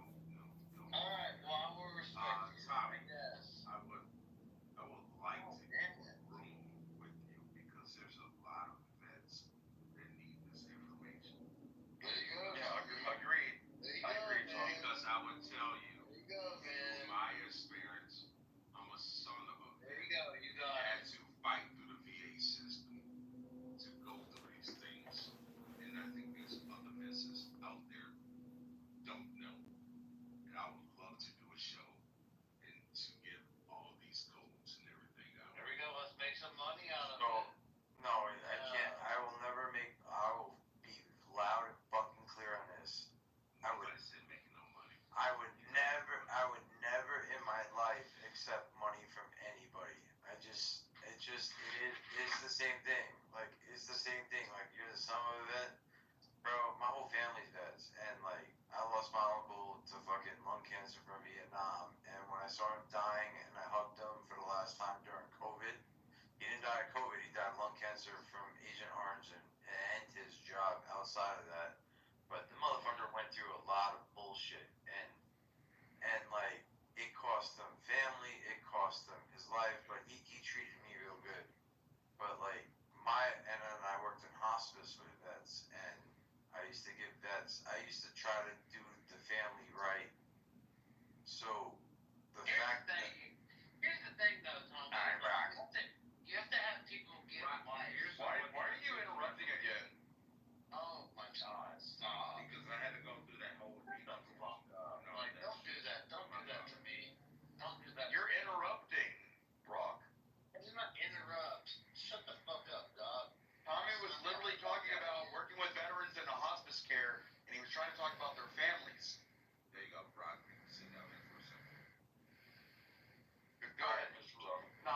Long story short, I don't make profits off nobody. I work for the government, and I do all vet claims. And the problem with mental health, yes, it's a big percentage. Like, meaning when a vet gets 70%, it's like a huge deal or whatever. But like, what happens is the vet is obsessed over the thought, like, I have PTSD. No, I have this and that. But like, what a lot of the VSOs and all them, the private attorneys and all this bullshit. Private attorneys don't guarantee you anything other than if you just go to the VA and you file a claim and you talk to someone that works in my field, they do the same thing.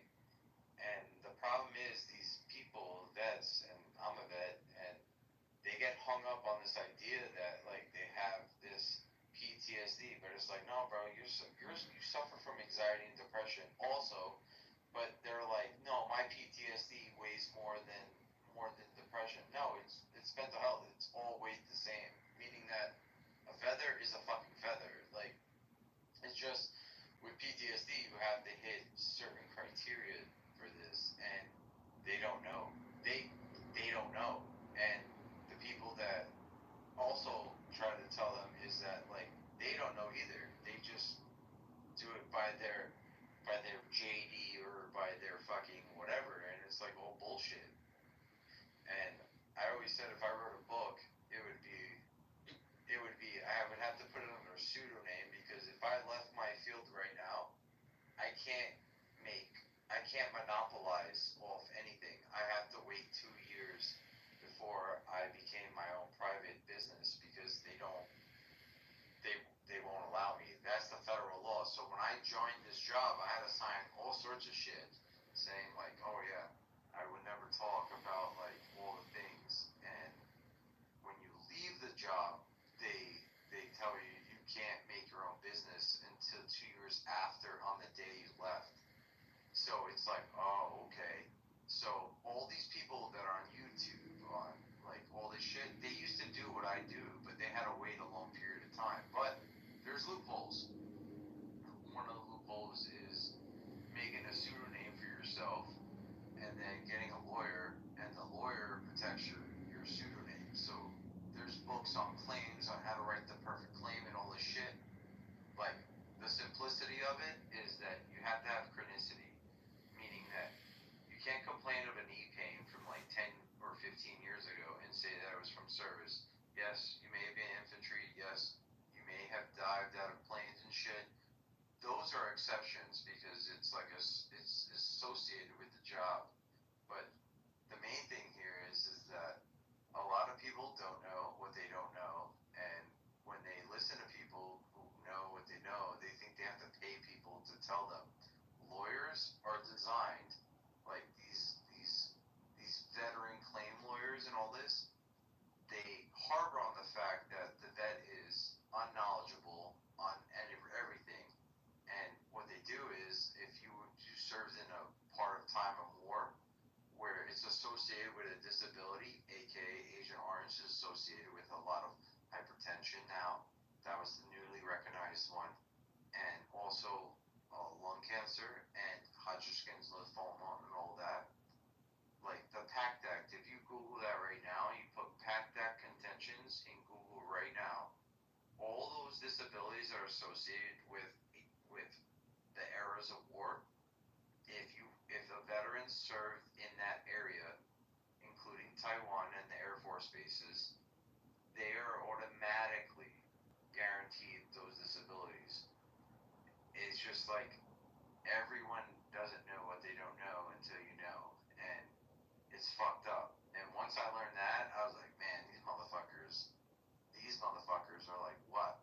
So Southwest Asia, that's Afghanistan, Iraq, Kuwait, Saudi Arabia, all those Southwest Asia states, countries. Sorry. If you got diagnosed with cyanitis, rhinitis, all that, you're automatically getting it. Even if it's zero, it doesn't mean it didn't happen. It means that you're service connected for it. It didn't rise to the disability of a compensationable thing. And that's the misconception. Yeah, this is a weird room. I hope John is entertained. Hope everyone is feeling good. I hope so. Rob.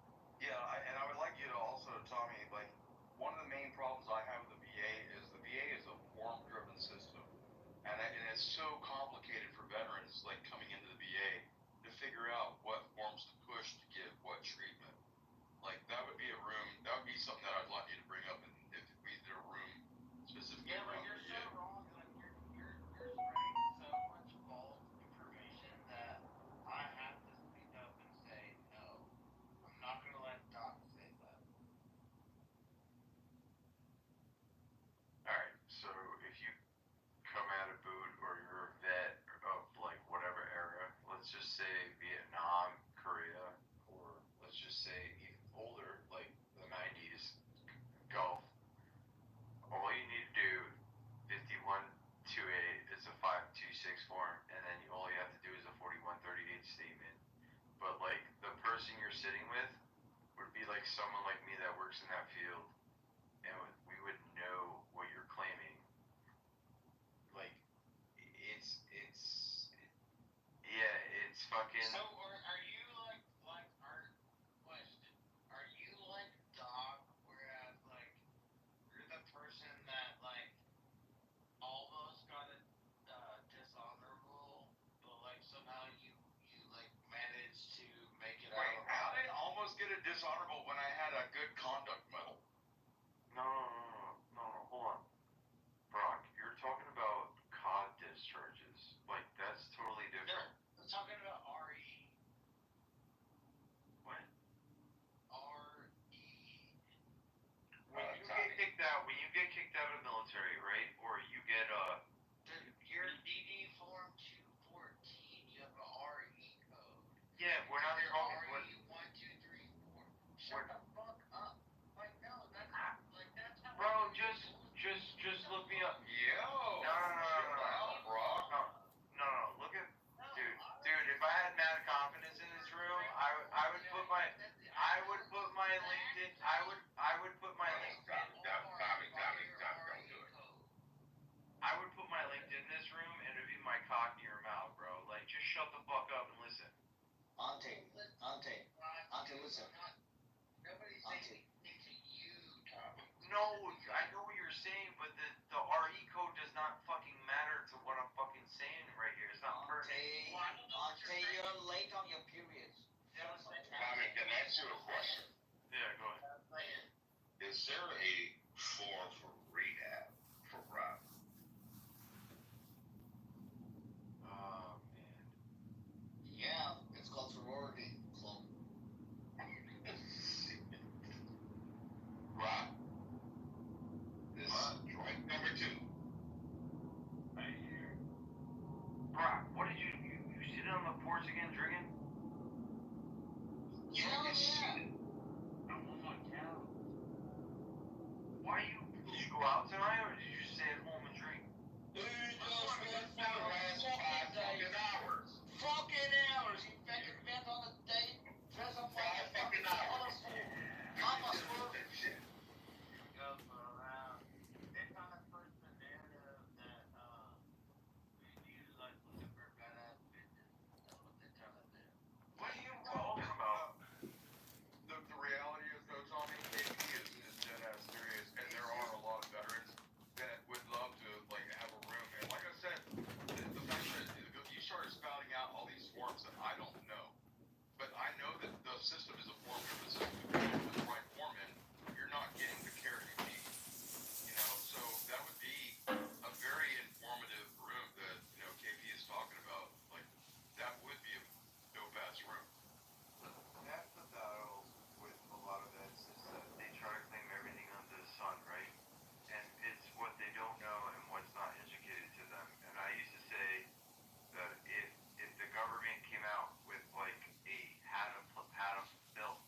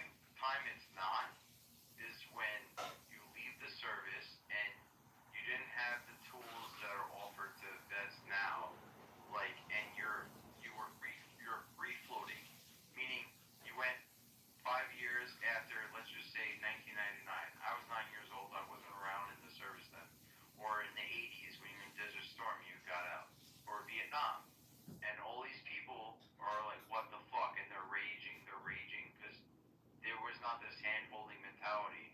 When you get out of service, like when I got out in 2014 and when Brock got out in 2014 or 2015 or 2016, I think he was around the same era as me. Can't speak for Brock, but we had almost hand-holding style, like how to file a claim. Okay, I was hurt here. I had this disability. I have this going on. But Vietnam didn't have that. Korea didn't have that. Desert Storm had almost some similarity to that. So now you get this cockamamie style where you get these older vets that come in and they never filed a claim before because, quote unquote, they feel like they're stealing from other veterans, and that's not true.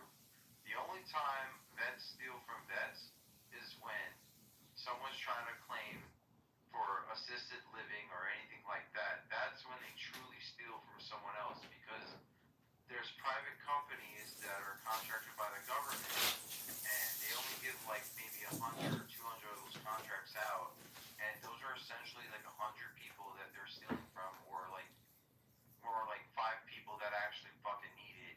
And then they post on Instagram bench pressing like 400 fucking pounds and they're saying they're this disabled or whatever. I don't like to use the word disabled because the verbiage when you get compensation is compensation. Yes, you're disabled to a degree, but it's truly not disabled to the fact that you're thinking that, oh, I lost my arm or my leg and like I'm lesser of a human or anything like that. When you went to MEPS, when you did this and that, MEPS is an insurance company. If you were to look at it in a private entity sense, MEPS is a private entity that tells you you can join or not join based on whatever you're telling them that you can and cannot do. When MEPS says you can't join this branch or that branch, it's because they found medical evidence saying that you can't do this job because you have plantar fasciitis, chronic plantar fasciitis, or you have flat feet, or there's something wrong with your fucking back, and you're a liability to the government. When they give you a medical waiver and they find this out, which is 99% of flat feet of people, they're assuming the responsibility of you to whatever happens to you in the service. So 18 and 19-year-old, you're like, yeah, I'm signing up. And you go to MEPS and you're like, yeah, I made processing. They're just validating everything that your 18 years of life says that there's nothing wrong with you. And it's because what you don't know and what you know. So if you went in there as an 18-year-old guy and you're like, yeah, I hurt my back once, and you keep your mouth shut, you're like, you do more harm to yourself. If you tell them that you had a little minor procedure on your foot or something like that, they're making you a medical waiver saying like, yeah, you can still do this job, and we're assuming the responsibility of your medical condition. And that's what grants you disability when you leave, because it's called an aggravation. So you'll if you work in the field, you'll see vets that are like, yeah, I signed in MEPS, and I'm 20% now connected because they gave me aggravation. It's because back in the day they had no idea what the fuck they signed off on or whatever MEPS signed off on. It's because they assume the responsibility of you, and it's like, holy shit, it's mind-boggling when you just think of it. It's Brock is raising hand. He's in the audience. Put him up. I can't. I can't take it. I'd rather hear Tommy like finish the I actually sent without him interruption. I just don't like the interruption when somebody's incoherent. Especially this.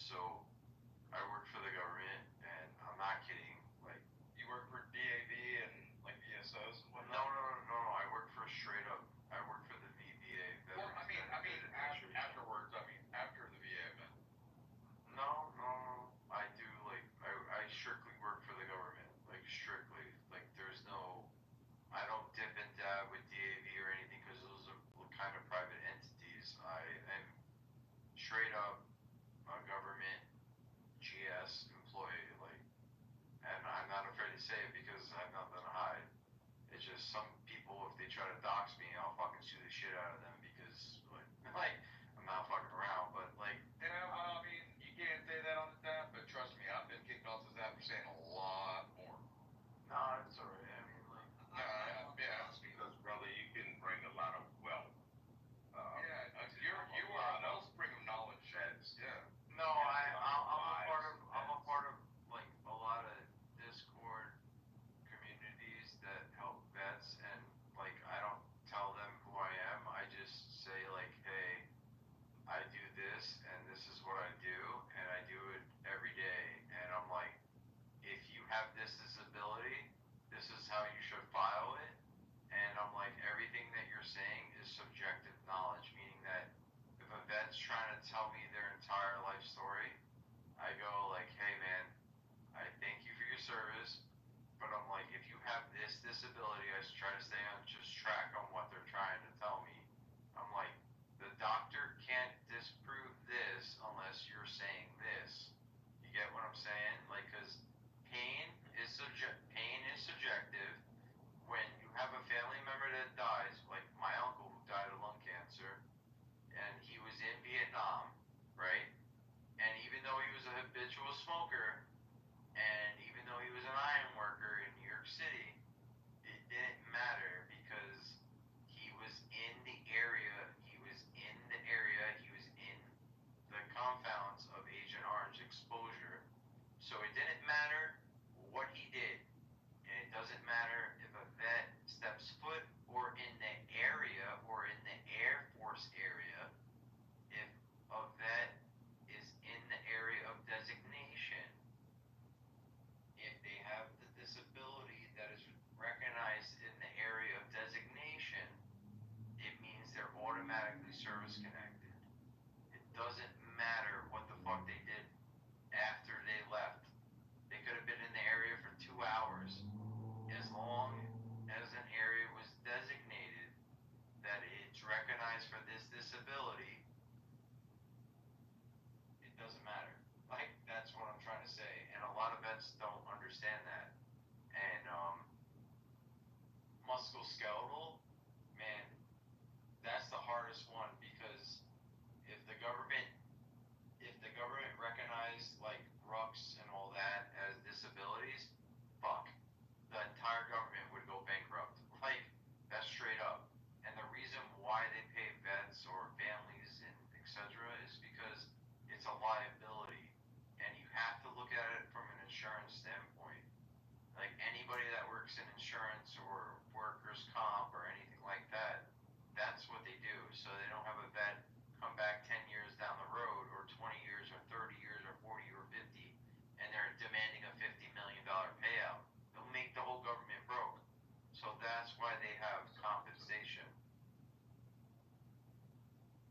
Master Cole, can you come on stage? Yeah, my dad. Now you have another vet that's sitting here.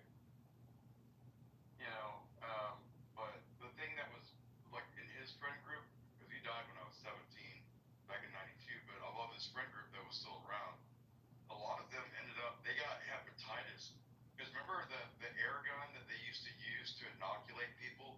Like you go up and you just squeeze an air gun, and then like it started spreading hepatitis to everybody. Yes, because it was cross-contamination. Yeah. Yeah.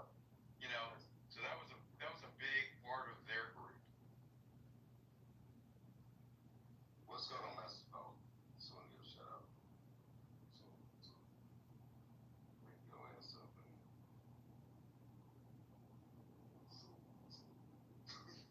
You know, I actually grew up in a military boarding school, and I know forces in India, and you know, your medical expenses are covered for the rest of your life. You get pensions for the rest of your life. After you're dead, your wife get the pension up to she's alive, and your medical expenses for your family, everything is covered, even after you get retired.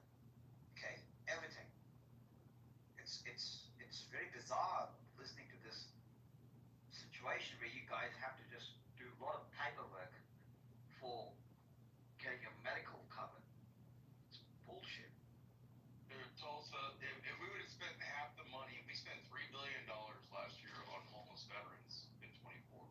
spent $63 billion on illegal immigrants. If we'd have spent a third of that money that we spent on illegal immigrants on the homeless veterans and added into it, we'd be able to do the exact same thing you were just talking about. Yeah, but Exactly, because this is very ridiculous. Somebody say people have never in your country. Let me put it that way. In your country, they have never experienced or get exposed to any kind of bombings, like shells dropping on them, or any kind of war zone experience. Okay, only the people who are in the forces are exposed to that horrendous situations. At least one person. Yeah, I mean mainland. Let's talk about that. So the veterans, they put their fucking lives on the line, and these are homeless people, and they ask literally, it's kind of begging for the medical covers. It's ridiculous. It's the richest country in the world, but yet absolutely no respect for the veterans or ex-servicemen. Stupid. Yeah, but I'll tell you another little caveat in the government that really not a lot of people know that goes on. So, yeah, okay, we'll say homeless vets, right? And we all think that they're all honorable discharge. A lot of them aren't. A lot of them aren't. Like, a lot of them aren't. Yeah, they're vets, but they're not honorably discharged. And I read a lot of COD cases, so character of discharge cases. I can tell you confidentially, and I can actually, without saying people's names because like HIPAA violations, I can allume to your Google searches right now, and this is verbatim. If you Google San Quentin, right, and you Google San Quentin, that's California, I personally read 2 Marines, without saying their fucking names, and this is CNN, this is Fox News, this is fucking the biggest highlights. These 2 Marines killed their fucking corporal and raped his wife and had him hogtied while he watched his wife get raped. I'm dead serious on this. And these guys. What branch were you at? Well, it doesn't matter the branch. No, I'm just gonna. Oh, on me. But On me. I was in the Navy. I was a corpsman. I was a medic. No, I'm asking master. What branch were you in? So what? He's an oorall. He's a window crayon eater, just like Sid. Oh, yeah, crayon eater. Okay. Yeah, no, but What's a crayon eater? Don't worry about it. If you don't know, you don't know. If you don't know what your favorite color is, you've never been to war. And if you know, you know. so anyways, we get guys that get kicked out, right? And then they try to file claims for shit, and that's what eats up a lot of the claim process. Is just like bullshit. It's bullshit. Well, I mean, isn't there a special that's how you're calling COD when like your separation code's all fucked up? Yeah, what Brock was trying to say, I guess, was that like, oh, they care about Anti-Brock. okay, anti-Brock. When he's like RE4 and all that shit, RE4-Tech 1, all that bullshit, like there are people that get kicked out who are in prison and they try to file claims for things that they did, and they need something, and that takes a lot of time from people that actually served honorably, and it actually takes up a big chunk of time. And I wrote to the president, I wrote to JD Vance, I wrote to fucking Secretary Collins, and I try to bring exposure to it because I'm like, bro, if you rape, kill, or murder somebody, or like murder, because killing and murdering are 2 different things, you should automatically be fucking barred from any type of benefits. They don't have that explicitly stated. When you get kicked out, the military kicks you out, but not the VA. So the VA has to determine if it was under honorable conditions or they upgrade your discharge or anything like that. Yeah, I understand understand some people smoke weed, do coke, do Molly, do whatever. I'm completely copacetic on that. I understand that certain things happen. People need a stress relief. And if it's one time, that's me personally speaking. Okay, give it a one-time pass. But like, there are vets out there that raped a 9-year-old girl, or a fucking, or somebody, and they're in jail, and they're trying to file benefits because the military kicked them out, but the VA has to determine if they're under honorable conditions. So you got people who are civilians, and ex-military reading these paperworks, and I'm like baffled by, like, I have to sit here and I have to adjudicate the fact and waste my fucking time and money and effort and tax-paying money on some scumbag that is serving 30 years of life for raping a fucking 2-year-old girl in front of their mom, and I read the whole court case on how they got UCMJ'd, and I'm still reading about them. And like, that is a 5% thing that goes on in the government, but not many people know that because they don't know it. They don't know that goes on in the government, and it's a legal loophole. So it's like, if more people knew that that shit went on, this is my moral of the story. If more people knew that that shit went on, and more public exposure, it would eliminate the real vets that actually need a lot of, like, their papers moved up more, and it would move up a lot more time and efficiency, because when one person who can do 13 or 14 claims for 5 different veterans, when they get stuck on these cases, it can take anywhere from 2 to 3 hours, and the employee could only work 8 hours a day. So it costs a lot of time and a lot of money in the end for the taxpayer. So yeah. Alrighty. I appreciate that. Yeah. I think you guys, we could set something up to do a room and give some some good tips to move through the VA system. It's a rough system to move through. A lot of paperwork. We're investors here that even us, as me as a civilian, going through that system is hell. If you file the wrong dang on form, hell. But to get some good knowledge to help out our brothers and sisters in arms, and I respect and love all you guys. What's up, Mexico? The thing is, like, Tommy, and like, it's not necessarily for me. I'm not worried about it. I apologize for I interrupted. Cold Mike is low. Talk to that camel suit hand. Motherfucker must be still on Iraq somewhere. He's still over in Iraq.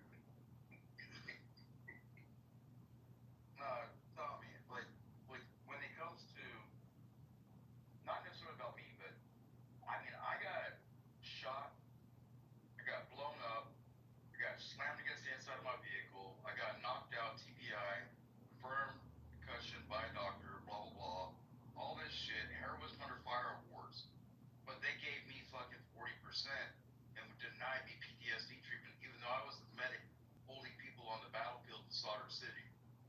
You know, and Well, if I were but man, let me finish real quick. The point that I was getting to is, like, regardless of what I did, I got all those awards. I got all those nomenclatures and those things added to my DD 214 in that special block. But for all the guys that did everything that I did but didn't do those things, but they're still fucked up, they're not getting any. If they're giving me 40, I think they're giving them 0. Yeah, but it's based on symptomology.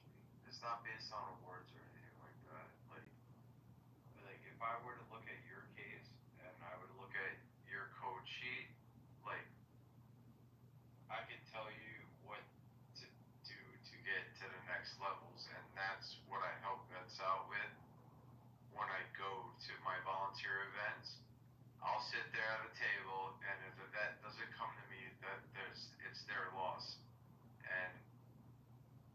it's not saying that you didn't get recognized for your services. It's saying that if you have the disability and if it's zero or whatever, it's based on symptomology. A lot of vets don't know this, and I'll tell you this: if you type in Google and type in DBQ and you type in like PTSD, you type in mental health, you'll see two DBQs are the same, but like it's based on symptomologies. That's how you get evaluated to the next levels, and it tells you when you get your narrative. That's the big white envelope that comes to you and has like 1,000 words on it, and it tells you what to do to get to the next level. So you're 40%. I don't know what your disabilities are, but like I can almost guesstimate that if it is mental health, you probably got like 20 or 30 or 10, and then you have the musculoskeletal or you have a scar. Your scars, if they hurt you, and that's subjective to you, meaning the doctor can't prove that pain isn't the problem. If you say that you have pain on your scars, that's 10%. If it's disfigurement, it's on your face, you can actually argue the scars. So like, there's a lot that goes on, and it's intricate because not everybody knows it. So like, you'll meet those vets that are chest pounding, like I did this and this. Why am I only getting 5% or not 5%? Excuse me. Why am I getting 0%? It's not saying that you're not getting recognized. It's just saying that you're not getting the symptomologies that warrant you that 10 or 30 or 50%. And everything is different when it comes to the human body. If you get your back connected, you have like 5 different disabilities that you could be entitled to. It's just you don't know what you don't know because they won't tell you. And it's because like it's only if you look at it on both points of the view, they're not going to tell you that because like hello, it would bankrupt everybody. It would. So like, you know, your nerves, right, on your leg. You have 3 nerves that run down your leg. The biggest one, everyone, is like sciatica, right? But you have the perineal and you have the femoral nerve. They both run differently throughout your body on the legs, and they can both. You can have 2 nerve disabilities on one leg, and they can both be rated differently. Meaning you can get 10 for sciatica and like 20 for perineal. In AK, you have 30% right there. And if you have your back connected, it's 10% for pain, and then your range of motion, meaning that I don't know because I'm not a gyno, I'm not an orthopedic, but when you bend your back and you're at those compensation appointments and they're telling you to bend your back, and if you can't go more than what they're saying, they can't push on your back, they can't physically touch you, they can't do nothing to you. It's based off however far you can bend. But if you're saying, oh, it runs pain up the back of my leg or the front of your leg, well, those are 2 different nerves you're talking about. And you get like 3 percentages right there. You can get a 20% for your back, a 30% for your femoral nerve or perineal nerve, and then a 10% for your sciatica. And there you go, you got like 50% right there. Like your shoulders, for instance, when you raise your shoulder,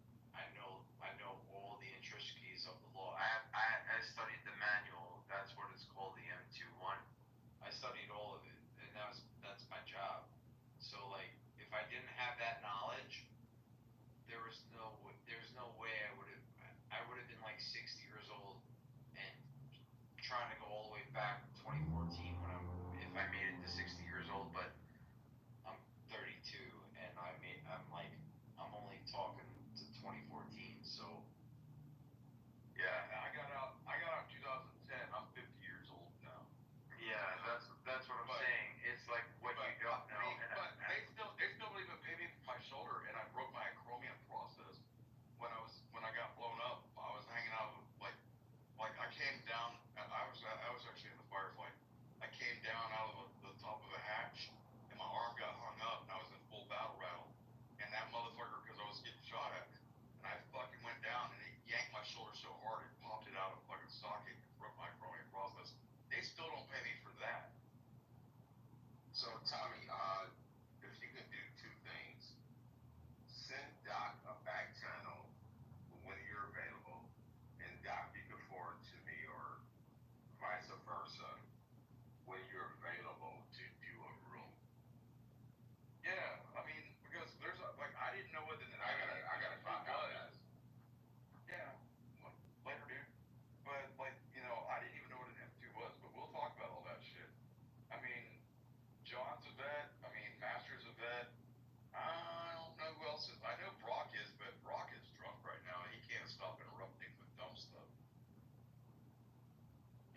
I'm just waking up because I'm about 20 minutes away from going on my run, like I do every morning at 6 o'clock.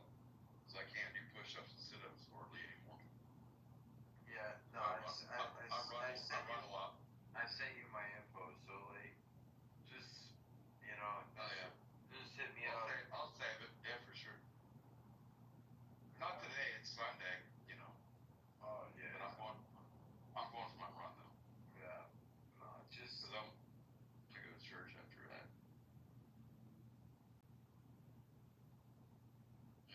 But I appreciate you, man. We need veterans like you. yeah.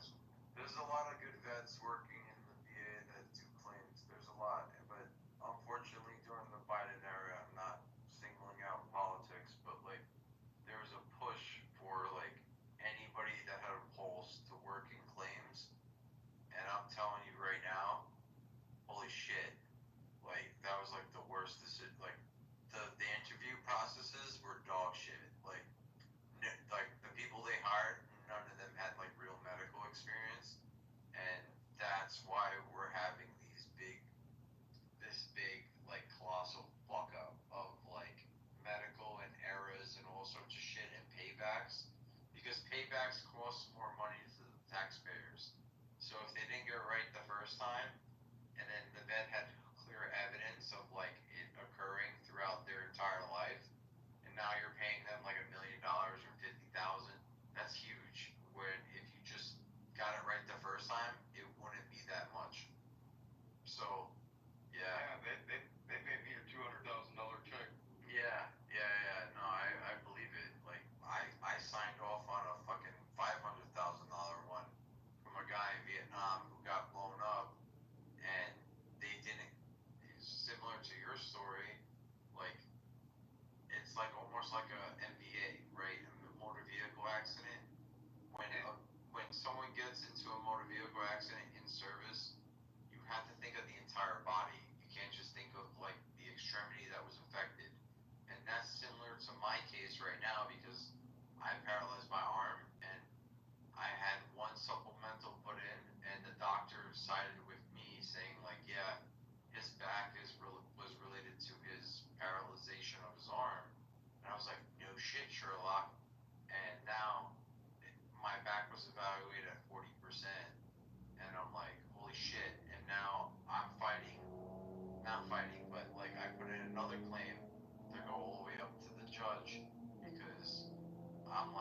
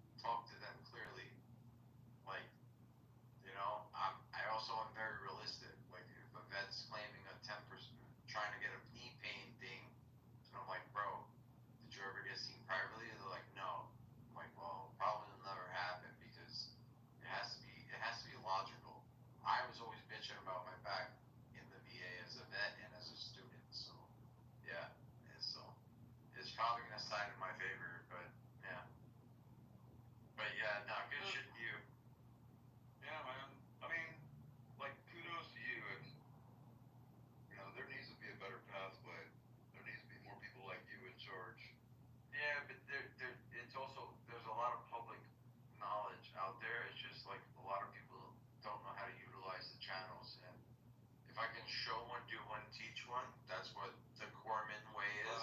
Hey, adapt and overcome. Yeah, adapt and overcome, but also show one, do one, teach one. You can always See one, do one, teach one, but yeah. no, but that the Corman way was show one, do one, teach way. So show one, do one, teach one is the same concept in my field right now. So that's what I try to pass on. It's like the difference between raw and ooh. Like there's no aura in ours, but they're the same damn thing. Yeah, but I'm gonna go to bed. Yeah, do your thing, bro. I'm about to go on a run here in 20 minutes, so this room is like short-lived. Yeah, you guys have a good night. Nice meeting you guys. Yeah, peace, love, health, wealth. Have the best day of your life. Thank you for all the info. And no worries, you too, man.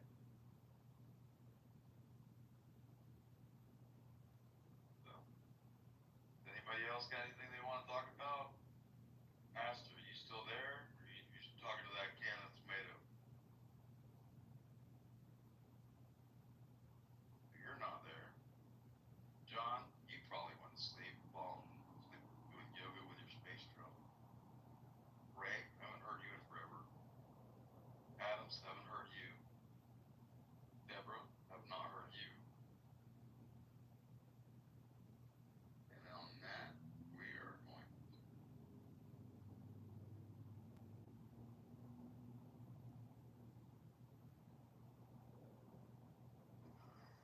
I'm not going to say West Africans. What I'm saying is that is it possible that these were the melanated inhabitants of that land? Definitely in islands, the Twa tribes have been noticed that they were there. Serious, can I go after you? Yeah, Just speak for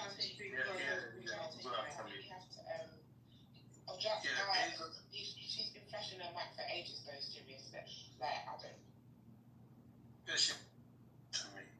So I just want to round up with that Twa tribe that is in Ireland. Definitely, they are the leprechaun, whatever they call it. They call them pigmen, but they're not pigmen. They have their own indigenous tribe. And they'll get wiped out. Yeah, they get wiped out. And the land gets stolen. They used to give goats, and they have information about their background, and they're black.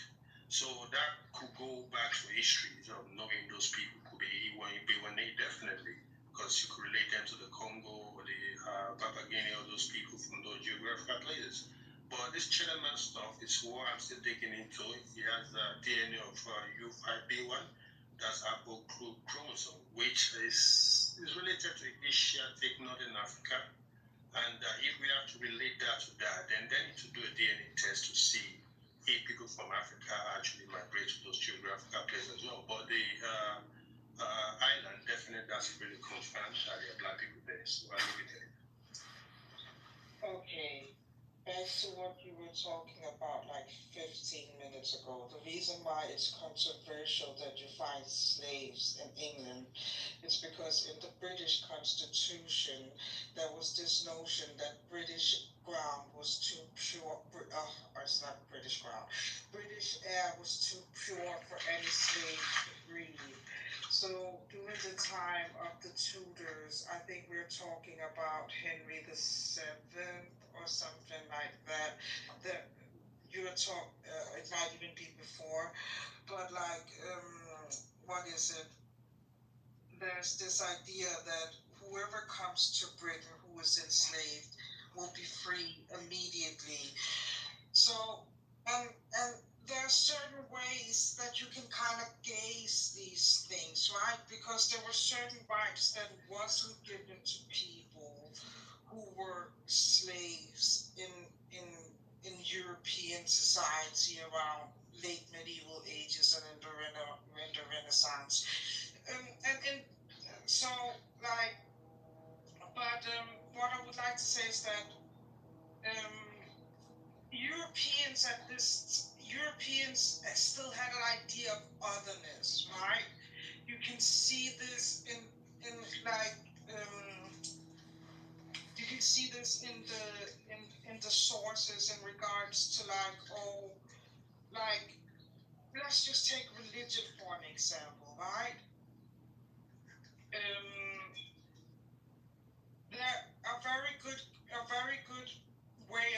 tracing like, okay, how many people could possibly have been black at this time is by going to the sources of people who got baptized, who have the name Nigar, Blackamoor, Twanimore, all of these things, because that's how a lot of the black people were baptized. If we're just talking about Britain right now, we know that these people were othered in some kind of way, because this otherness is even in their names.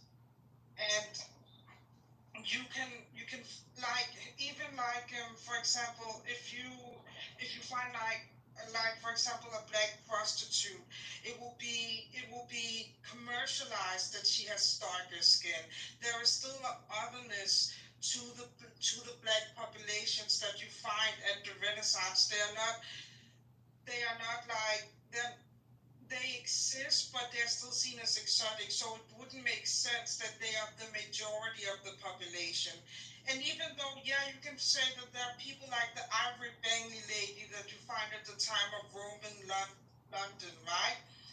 There is no source material. And when I'm saying source material, the Ivory Bangley lady did not write her diary like Anne Frank did. So there is no material to concretely historical material source to concretely form a narrative about who she was, right? You would need to go into different fields to try to reconstruct what she did and what she didn't do, compared to the late medieval and the Renaissance people in England, because people were documenting things like marriages, baptism, court cases, right? We know black people in England could testify, so that also gives us an indication about that they could testify if they were Christian, right? So again, why it's important to go back to the baptism, because that could give you a kind of census about like how many people were possibly there, but they were not like, I think it's a bit I think it's a reach to say that there were enough black people for them to be genocided. What we know from court cases, from like the church documents, that a lot of black people married white people, right? And in that sense, a couple of 100 years later, their descendants would have become white. Ms. Johnson, are you familiar with the term iconoclast? What? Are you familiar with the term iconoclast? No, I'm not familiar with that term. Yeah. Okay, so iconoclast is when you literally whitewash an entire part of history. You change all of the characters who used to be black, and you say that they were not black, and you say that they were white. This is literally, if you go and actually listen to what Putin said when he opened that vault and he showed the black Madonna and the black Jesus who had locks. You know what I mean? He also, because he's an Orthodox Christian, he also referenced iconoclast. I personally feel like he did that for a reason. I think he was trying to actually stir up some shit when he did that, because he was trying to let people know, yeah, your history's been fucked up, but he was doing that for the people in the West to say, yeah, your history's been fucked up, and they've been lying to you this whole time. Iconoclast. That's what they call it. Yeah, but what I'm saying is that, okay, if you look at it, Europe and Africa are not far away from one another, right? Did you read the definition, Mama? Or you responding to that? Like, can I respond? Yes, ma'am. I think like, you could have a powerful response if you take the definition. Oh my God. It's all love. It's okay to respond. It's all about love. When you cut people off, you ruin their train of thought content, so stop doing quiet. it. Be quiet. No, but you be quiet. You're not my wife. I do agree You with don't want to be, so I don't want to hear Miss Jada, continue. I can hear you. Continue. I do agree with the fact, like, there has been a lot of whitewashing of African history. For example, when people saw Sudanic Sahelian architecture, it was argued that black people couldn't have built, like, the different monuments or, like, Great Zimbabwe and so on. Like, and I think it becomes more, I think it becomes more complicated when we're talking about Black Europe. The reason why I don't think that, okay, we can say like, for example, the Black Madonnas of Europe that you're talking about, right? People know that they're there. Black historians have talked about the Black Madonna and Child for a very long time, before Putin did. Now, But I don't think it necessarily means that every single person in Europe was black. Why don't I think it means that every single person in Europe was black? Because, for example, when Septimus Severus became the first African Roman of the first Roman man, the first Roman of the first emperor of the Roman Empire, right? Roman emperor. Yeah, the first Roman emperor. Yeah. He would, like, there was a distinction between him and other Romans. Again, he would, like, speak, like, African Latin was not the dominant Latin.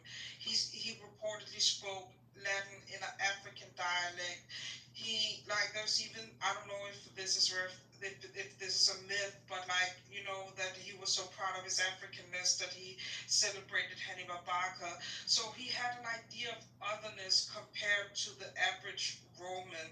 And I know that there are some new studies that say that black people, like, darker skin existed in Europe for a much longer time. But if you look at depictions of the Severan dynasty, you will see Septimus be portrayed as significantly darker than Geta and Caracalla. And Right. I think that's That was after Hannibal. Yeah, Septimus Severus is after Hannibal. Right. Like the That's Punic the reason Wars. why he had the dark skin, because Hannibal was in Sicily for 30 years. But go ahead. I think, like, again, it becomes even more difficult to quantify if the further back you go in Rome, because we don't know how, well, some people, well, there are some theories about how Hold on, I'm about to connect. Roman people thought about race, right? But, like, to say that they did a census, and I think, like, even if you look at Caracalla's, like, attempt, Caracalla was not a Pan-Africanist in that sense. It wasn't why he made, like, people in the outer coast Romans. He did it because of because it was monetarily beneficial. So I don't think that, you know, everyone, like, in like, around him would have. Take your time. Take Miss Jada. Chill, Arnold. I'm hearing her talking. Chill. Miss Jada, take your time. Take your time, Miss Jada. You don't need to rush what you're saying. I think what. I think, like, there's a process of. Oh, wait, let me finish. That's a process of otherness when you're talking about Black Europeans, right? And it goes all the way back to Septimus Severus. It goes all the way back to Caracalla. I don't know if any of you actually knew who Caracalla was before people talked about him being black. But Caracalla is portrayed as one of the most monstrous rulers. And the Severan dynasty is not portrayed as a stable dynasty. There is an otherness when we are talking about how the African dynasty is portrayed. Even when we go later up in history to, like, Alexander de Medici, right? There was like, people would argue that all black people are so inferior, can't be rulers, and the example is Alexander de Medici as the first Duke of Tuscany. So there's always been an otherness, and that otherness is essential to a cultural identity that is white. So I don't believe that the majority of people in Europe at any time could have been white. If they were white, there wouldn't have been a force, like a force. You wouldn't have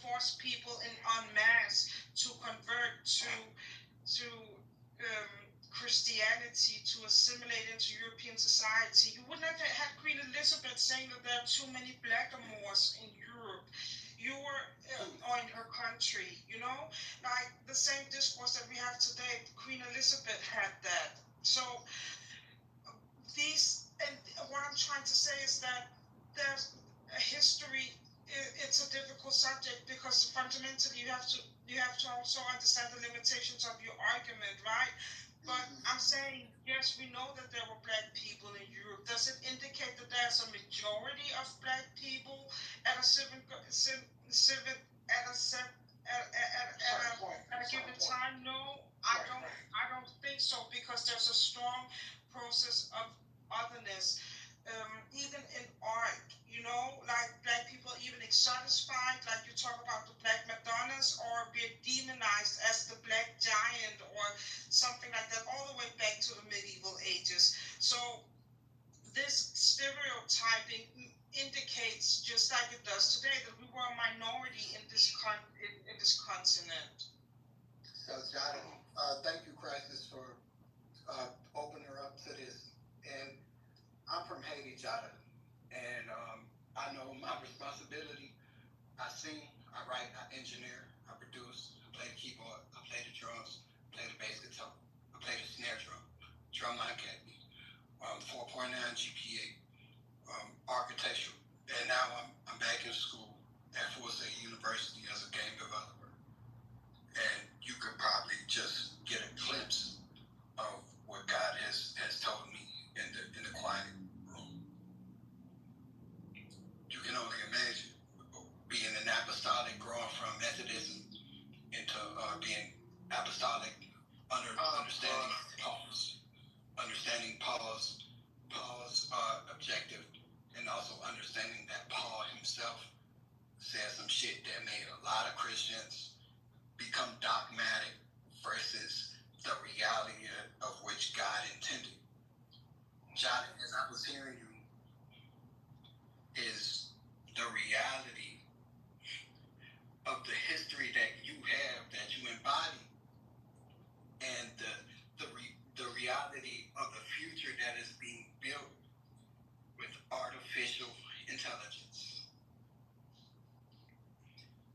My biggest intention right now in this reality, having spent 2-3 months, this past 2-3 months, trying to coalesce my intention with the infrastructure that Google has built with Gemini, understanding GitHub Copilot and my coding space. This is what I want y'all to be aware of. It's not me speaking about my experience, just tap off. Like, this is some shit that y'all need to be understanding about, because your kids are going to be coming into spaces of control. As someone who have sought control in the space that they have blocked us from having that type of access to the way that the system works, I want you to understand, Jada, all the history that you have right now, the story of what you know, and the lineage that you embody. This is the answer to a lot of the data that the AI has consumed. Because when I tried to make the AI my partner, it decided that it was better for them to show me and give a mirage of the image and to trap me in a position of dependency upon them, to think that I was going to get to it, not to even get to it.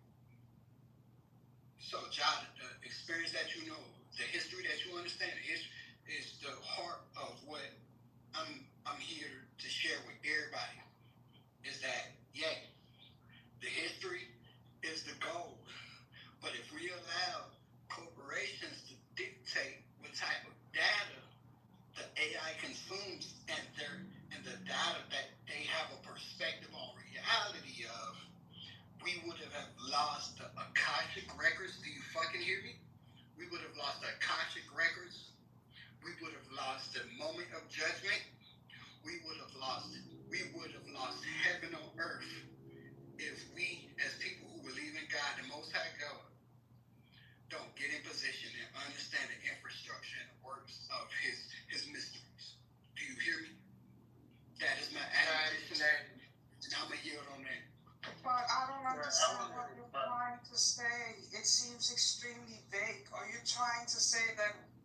history, Black European history matters.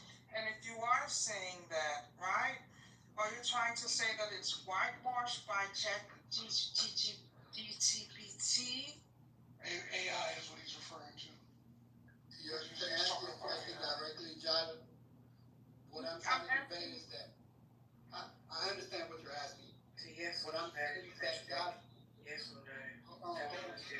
Gentlemen, ladies and gentlemen, please allow me to, to be myself and to answer questions. I'm not an AI. I'm very intelligent. I'm a Haitian man, and I think my thoughts are respectable. Yes, and I do have an expectation to my own brothers and sisters, and I will yield to that same expectation you have of me because this is about mutual understanding, and that's the grounds, Jada, that I'm speaking about with AI. They have the ones that we are familiar with have been constructed around the same thing that make young niggas come out of the streets and become gangster rappers and position themselves. Okay, AI Eurocentric. That's what you're saying. Right now, yes, Jetta. Yes, right now. Yes, we can agree on that. But I don't want you to lose the caveat, because the caveat is the AI learns from what we put into it. So the more we keep a pure intention of the Most High God, and when we interact with the AI, we infuse that type of data, because they already have a database, a data set. That's what make them. Don't make you think that if you say God to them, that you wrong for doing it, because they going off their own data set. Expose them to some real shit, just like we do with the kids. You know what I'm saying? They are kids. I want y'all to know that, bro. The fathers of AI, be quiet, please. Be quiet, please. Be quiet. Be quiet. Be quiet. You're not gonna rush me. You're gonna be quiet. What I'm trying to convey, Jada. Of course you're not on my side, because you don't understand. But you need to still be quiet. Be quiet. That's it. She is, but she need to be fucking quiet. That's it. That's all I need from her. Jada, hurry up. Be quiet, Jada. What I'm trying to convey to you right now is that the Christians and everybody who sat in that quiet room and that altar with God and sat into the silences of into the holies of holies, it's not the time to be hiding away, because the entities that are being birthed in this reality are being fed our faults, our bullshit. All of the YouTube videos of us killing each other, all of the YouTube videos, they're being fed a lot of the world. And right now, if we're going to be sons of God and walk within it righteously, it's going to require us to create. And what does that mean? To create something that is digestible by these AIs, where they can't predict what we're going to do, but they begin prophesying on the things of God. Jada, I hope you understand. Anybody in this room under the sound of God's intention, I hope you know what the mission is, to be on track. Storm, if you were confused what the play was, this is the play. You hear me? And now you're done. Well, what is fair or not, then depends on it depends on your mindset. Please. That's fine, thank you, sorry. It depends on your mindset anyway. We're not lost. Some people that don't know how to read books, or they don't want to go back to their scholarship. We know a lot of scholar people in America, in Africa, that wrote a lot. And we refuse to go back to that. We want to use ChatGPT, AI for shortcut. That's why most people get confused, right? There's some book called Codelomet Text, Extortation of Anna, Kingship in Heaven, the book of the Lost Tribe, the book of Origin. All these informations, you will definitely find trace of how people migrate and mix. Even 12,000 BC, there are populations in Amazon. The Arawaks arrived in Caribbean, 15,000 BC, Negroid phenotype, they mix as well. People's been mixing, right? Even the Cambodia people, some of them are Caribbean descendants of mixtures as well.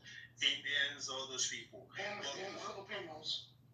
Exactly. So when we're talking about black itself, right, we have to actually keep that word as well, because we do know a lot of people trying to destroy the word black. They say you don't have to use black anymore.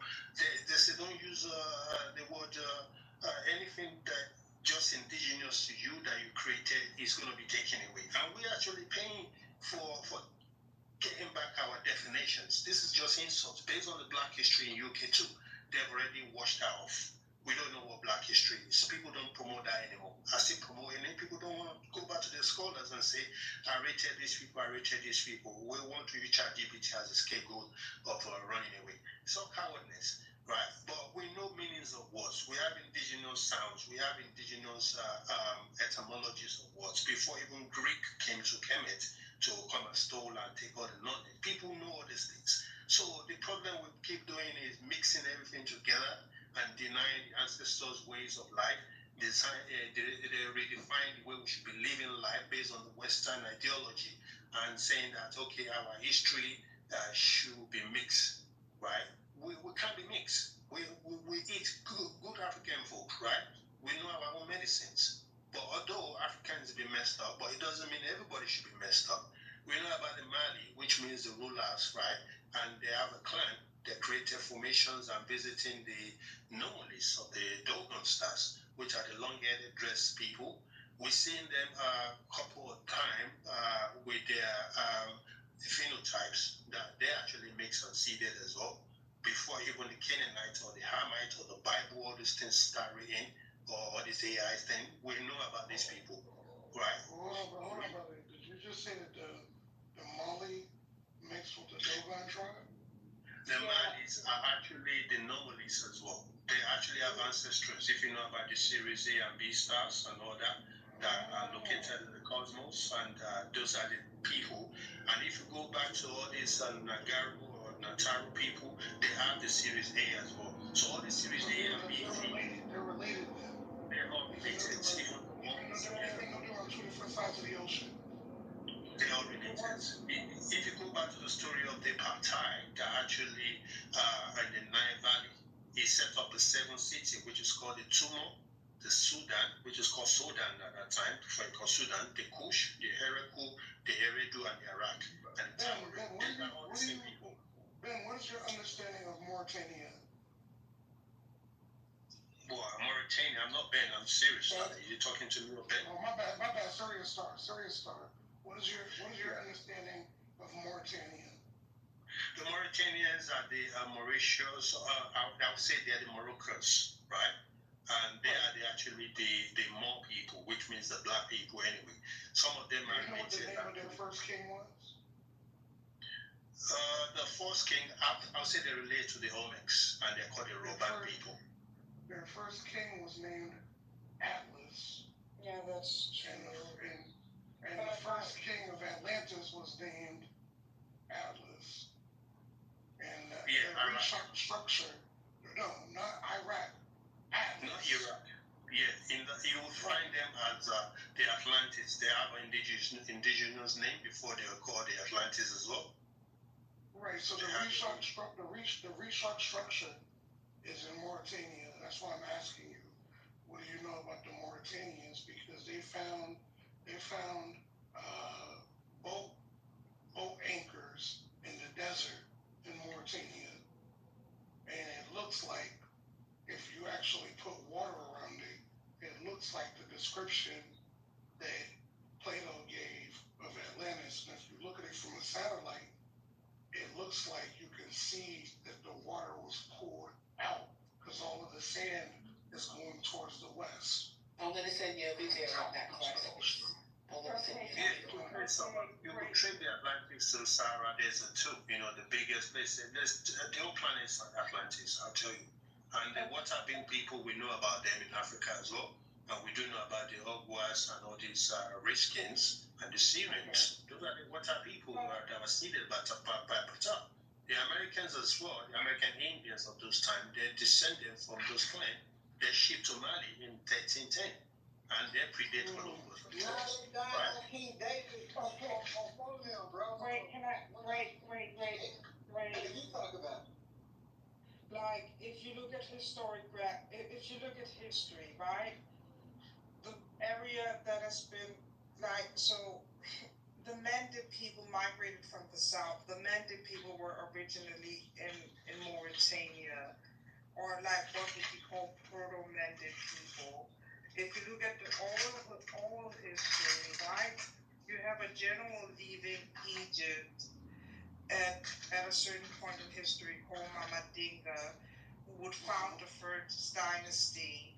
And that's where you get the subjugation of what was the Kakolo people, and that and other peoples, and then you start to get the Mende people, as we are called today. And the Dogon people come from those people. Like you get, like, are the Dogons the ones who are like astrologers? They were the seers. They were the wise men, from my understanding. Okay. My only thing about the Dogons is that when we understand how God operates, the Most High, not the fuck shit God, not bullshit God, the one that actually came out of the storm, the desert, and took ownership over Baal, took ownership over all of the other guys that were ruling, the Amorites that were ruling the Canaanites. He stepped in and said, I don't care what y'all think about all of them. They cool to know, but I'm the one that rule. We talk about that God, right? If we're gonna take into account that this is the God that the Israelites are moving forward with, the Israelites are moving forward with, and also the nation that is described by those who understand black people's roles. If this is the same God that has done this work, it's for us to understand the war of the gods. That was more that I wanted to say that was tying in and which I wanted to say, but I got more passion in the storyline than actually give y'all the info. So, okay, can I finish then? What I would like to say is that Mende people, they have a very complex historiography of like all history. So there's a very strong memory culture there. And that comes from the Soninke people, the people who are the oldest Mende people, and the people who originally had an empire in Mauritania. So you can say like the history of the oral history is so sophisticated because there's so much social code about how for it to be transmitted and how for it to be guarded, that some argue that you can view it as a text source or a little that is as valid as a written source, because like even so but what please don't lose the point that you were saying. Please don't lose the point. No, I'm not losing the point. Okay. But like if you understand Mende, right, like I do, I understand Bambara and Jula. Like there's no the year zero for like a lot of like modern history and history understanding is with the founding of the Malian Empire, and that is 1235 with the Battle of Carina. So you have older songs and older sources like that from, if you go to the Soninke, which will talk about the Wakadu, and then there's a little bit in the Senegal for Tantra. Jaja is an Asian man. Please let her land. Please let her land. Where are we in this conversation? Because if this is not connected to the title, I'd like, what is this conversation? Where are you at in this conversation? I know you're talking about history, but can somebody just give me a quick summary of actually what's being said here and where we're moving? I want to connect Jaja. People were talking about Atlantis being in Mauritania, and I'm trying to explain there's no memory culture by the people who are connected to that land of there being a Mauritania. I'm not saying that it's not. History is just a map of what people remember, right? History is nothing more than that. That's all historiography. Decisions that everybody. Please let her land. Hey, okay, so we're talking. Sorry, people want evidence of historical moment on the source, but I think we are going to go back to the question of the room. I don't know if any of you have actually even answered that. They're on the stage at the moment, they're speaking. You guys put together your room regarding history, and you guys do that. But we want this to be discussed, the topic on the title of the room. Okay, I think it's been about 3 hours now, I've given you guys with the history, yeah? Yeah, So, I didn't hear I don't mind nothing from going you, into right, it. Fire. You just started talking like a second ago. I'd have never heard from Fire She's the been whole here. night. She's been here. You just. She's been here. You just came here, so you didn't hear her because she's been here for a long time. Is that the morning? Shut your ass up, nigga. We've been taking her. No, no nigga shit, man. Take your whole shit down. Relax, bro. You don't know what you're talking about. Relax. No, you don't know what you're talking about. Listen. We don't have to disrespect each other to disagree. And we gotta cast that shit out. Get the fuck out of the garden, nigga. You saying that she was Get just the fuck out of the garden right now, Hey, yo, listen. We don't have to disrespect each other to disagree. No, but we gotta know who is who, bro. I'm not. We stupid, bro. And these children are not either, bro.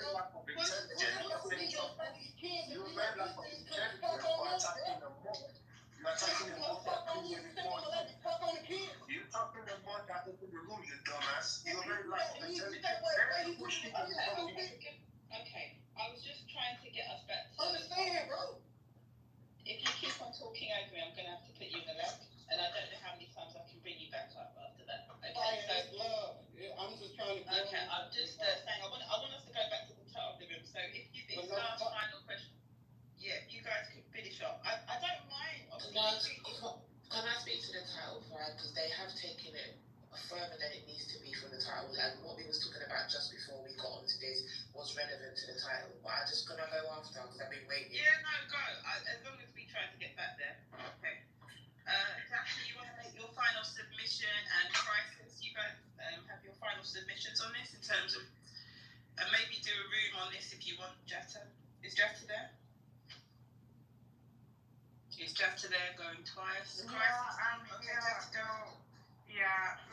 just trying to say, as somebody like who, based on my ethnicity, do have like that connection to Mauritania, we don't in our culture, we don't have that kind of interpretation. We do have a memory culture of coming from the northern region and migrating southwards with the droughts and so on, and the attacks of the Berbers. But we don't have a memory culture of like Atlantis or something like that. Do y'all consider yourselves black? Many people, yeah, we refer to Africa as the black land. Yeah, in African descent. I just wanted to know that part. Well, there was a reference to that too. But based on the topic, I think we can relate to all this culture to should we be on code? Should we have good influence? We've been experiencing the same, trauma in our past life. Can we relate? Can we liberate? Can we listen to all these legends, Michael Garvey, Malcolm X, Mandela too, and some of these Wilson things, even Dr. Umar Johnson. Why? Those mentality are the way forward. Anyone that's the patients are the one that's been paid, that are sellouts. That will come here and say Ibrahim Traore is a sellout. Ibrahim Traore is predictable, is going to fail. We don't want all this stupid energy. People coming here saying, oh, they respect other race than the other race than black race because they come together. What kind of racist bullshit is that from a black person? So those are what we need to talk about more. But we can go in culture too and put a little bit of pieces and pieces. But what brings us together and unity is more forward at this point. Do Africans respect Marcus Garvey? Well, it depends on the region. You can't say generalize African. When you in front of me, Crisis then. He just asked me a question. And then Crisis, you want to go after? But yeah, no, I'll let Crisis go. But I'll go after. Every time your sister speaks, you're echoing more. Please. He's upset. Can I just give a quick? That nobody identifies with. I can tell. I'd like to just say something quickly, I haven't commented on the title yet. Right now, this code thing misinterpreted in many ways because code can be that me and a group of we agree to a certain thing and we say, no matter what, this is what we're going to stick to. Even if we're proven wrong, we're going to stay on code and we're going to stand on this, right? It can benefit certain situations. It can be a detriment in certain situations because you're not going to really grow because you're going to stand on code, right? To me, the only code I stand on is the truth. From you show me that's the truth, that's the code, right? A lot of us are running off with the code to fulfill our egos, right? And the truth is the casualty of that. So I just think that as long as we talk the truth, now the truth can always be proven, you know. That's one thing about the truth. If you can't prove it, you can't testify as it to being truth. So whatever we say, just make sure it's the truth. You substantiate it. I'm on code with that. So more life. Try this out. If you understand more life, if you understand that, for example, I'm going to use the infamous J word that nobody likes to say on this app. When you speak to Jews, you have two different types of Jews. You have Talmudic Jews and you have Torah Jews. The ones who are Talmudic understand when they talk about on code, the Talmud says that they're allowed to lie to everybody else in order to stay on code. Are we willing to do the same to stay on code? By any means necessary. Yeah. Yes, ma'am. Hell Yes, no, ma'am. bro. Don't take that, bro. Don't let her put that shit in your back. More nuanced than that, bro. Because as men. Oh, shut up, Quantum. You're always jumping on me. Anyway, can I have my turn now? It's getting to you. For anybody who's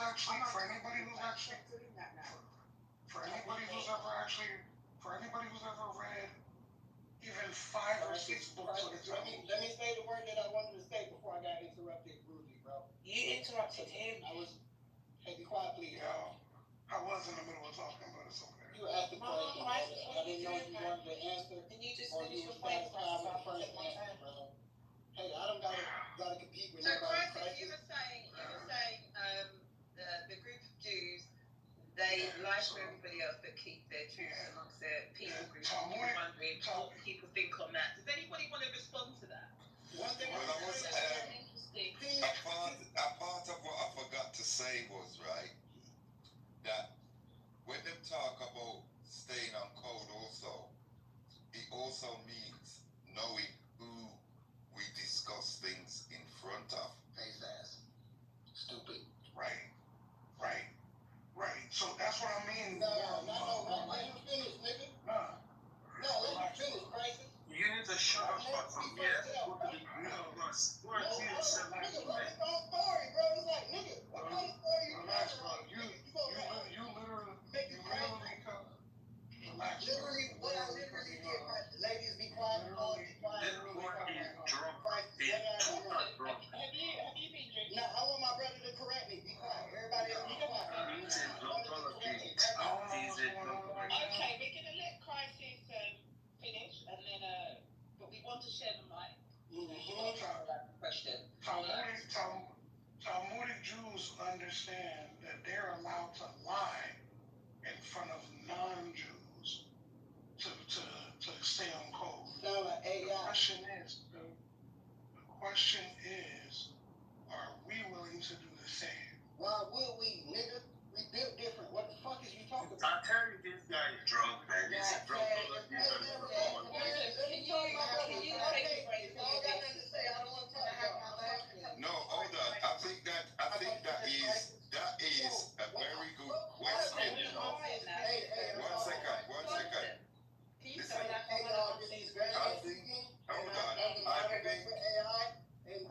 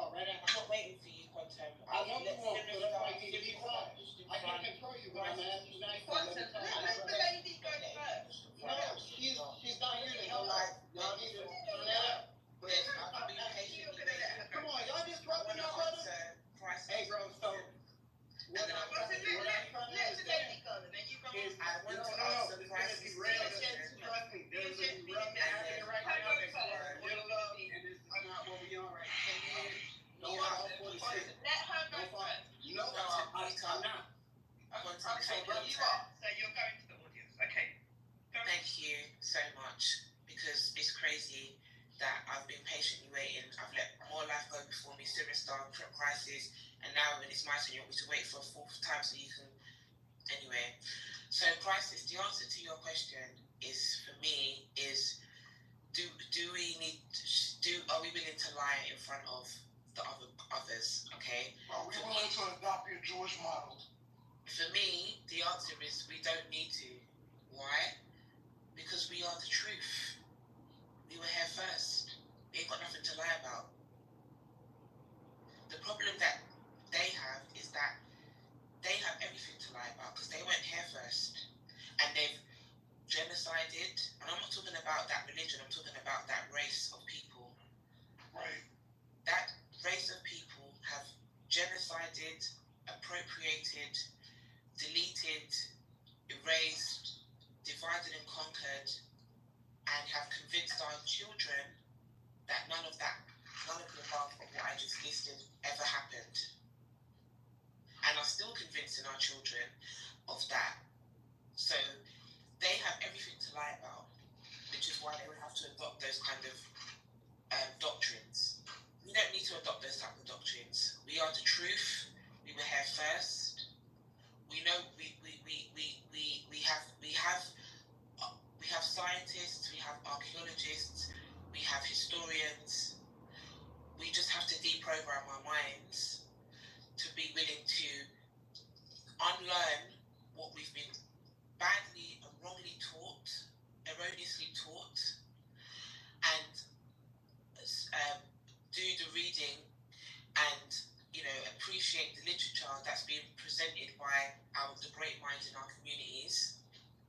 Then we need to also, on a global scale, recognize that because we have been displaced, we have developed our own cultures, and those cultures have been in the works for thousands of years, and we therefore need to now respect our differences as Black people across the globe. Black Americans have their culture, UK Blacks have their culture, Caribbeans have their culture, Africans have their culture, right? Or cultures, right? And we also have to acknowledge when the buck stops and we start turning to places like Europe and the Middle East, and we can't confidently say that that's also where Black people exist. We have to ask ourselves why. Why is that? Why is Europe no longer Black? Why is the Middle East no longer considered a Black place? Yeah. What the fuck happened? And is that being repeated again? And in order for us to be able to have those conversations, we need spaces like this. So big up the mods, but we also need to have that. We need to have, back to the title, a code. But that code doesn't need to involve any bending of any truths. It just needs us to, first of all, recognize that despite our differences and how beautiful they are, one of us is not better than the other. Africans ain't better than Caribbeans, Caribbeans ain't better than Africans, Americans ain't better than the Caribbeans. Do you understand? None of us are better than the other. We're just different, but at the same time, we need to unite on some kind of common ground. And we're very quickly to discard the terminology Black, or we're very quick to discard certain things, but it's too premature. Who's off mute? Prices, please. It's too. My bad. Can you mute me? Can somebody mute me real quick? I'm moving. I'm literally cleaning up in the house. It's too premature. Can't you mute your own phone, Crisis? Honestly, why does anyone need to mute you? Alright, hold on 1 second. Let me find my phone. Thank you. But it's too premature for us to start delineating, because we haven't even begun to create a movement, a global movement. We haven't been able to do that yet, and we haven't been able to be successful in doing that yet. So it's too early to focus on delineation. As much as it exists already within the nature of who we are, it's too soon to do that. So we first need to unite, create the code, and then go from there. But what doesn't help is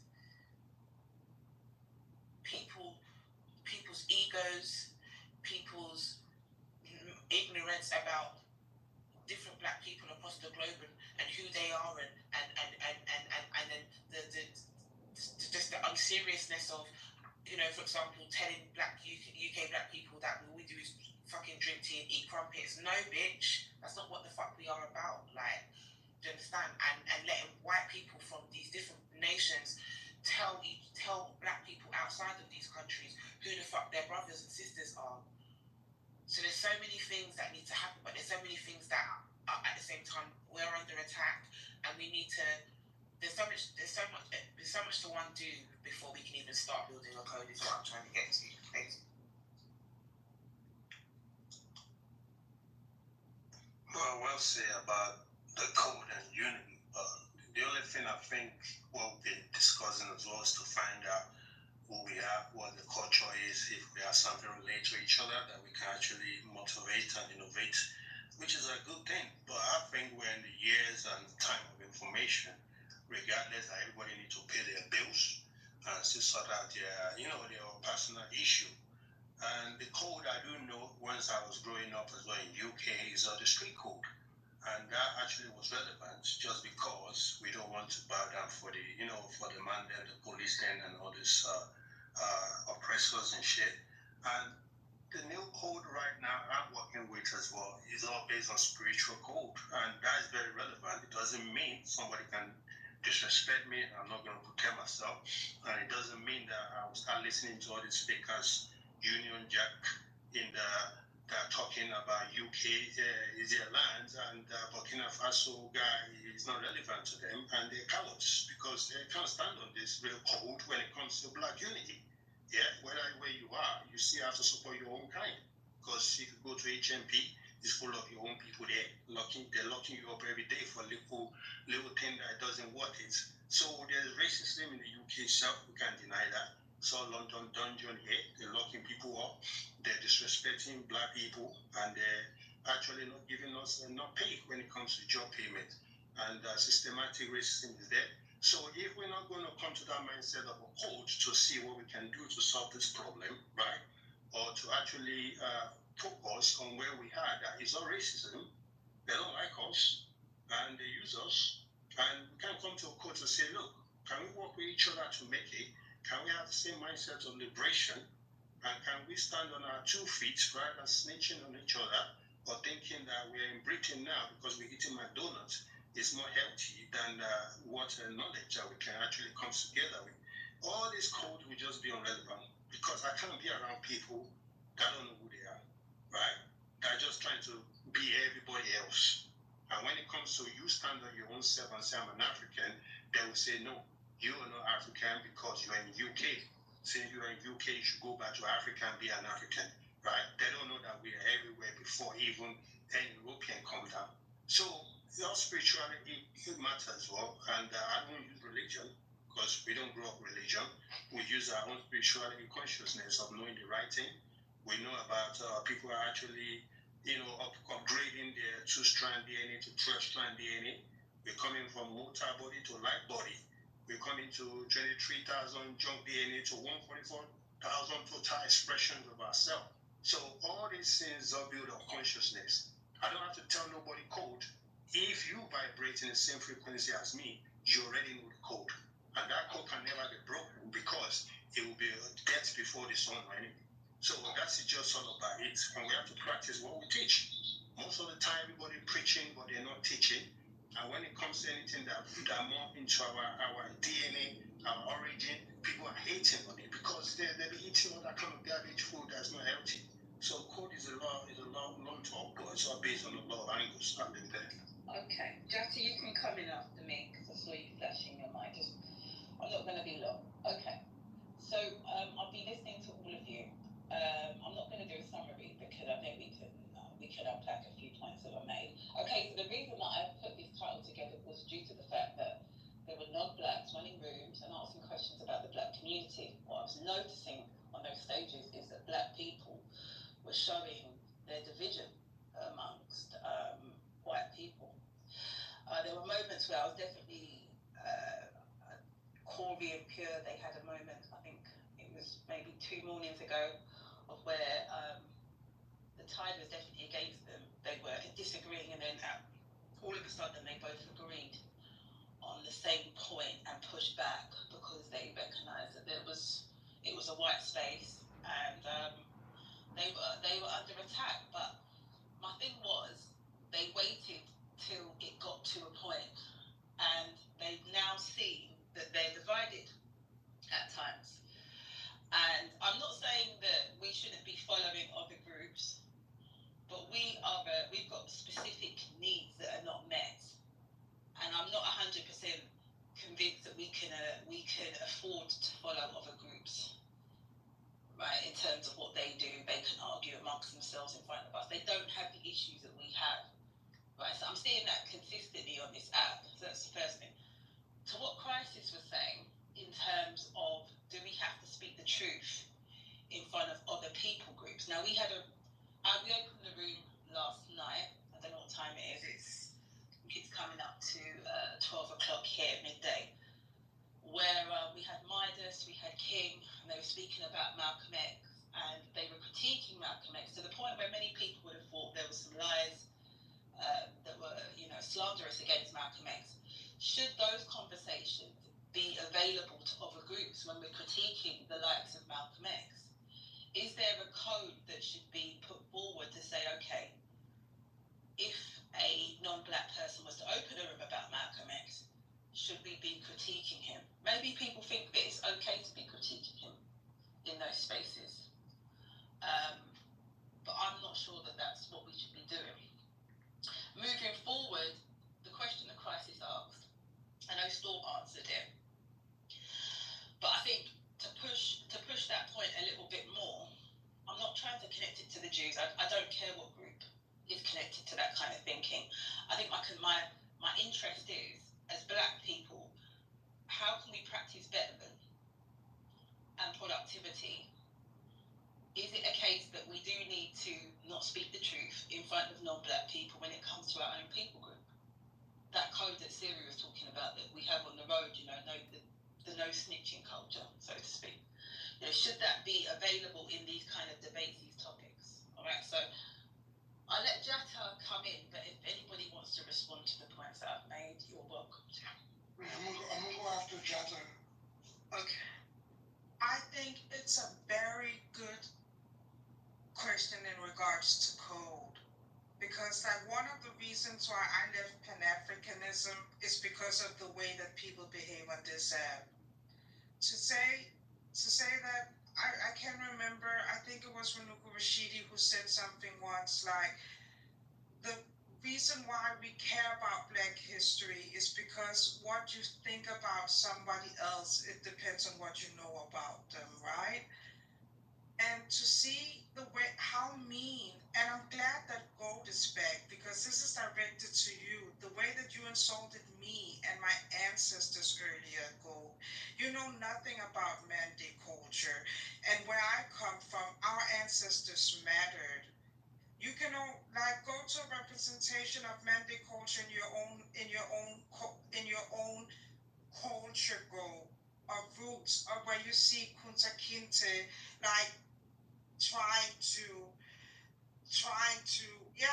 you always have an excuse to be malicious, and that's why I don't want to be in code with people like you.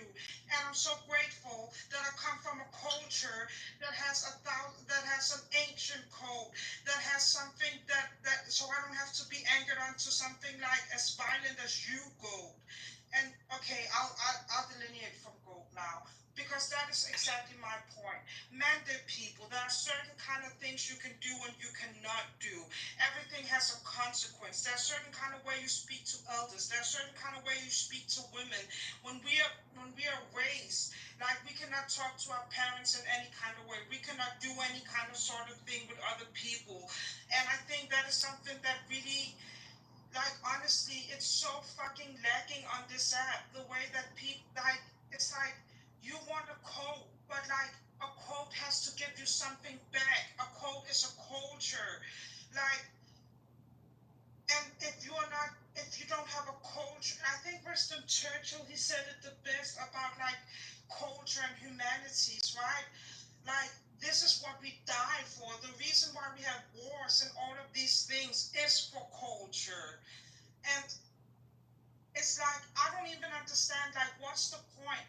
What would I be on code for?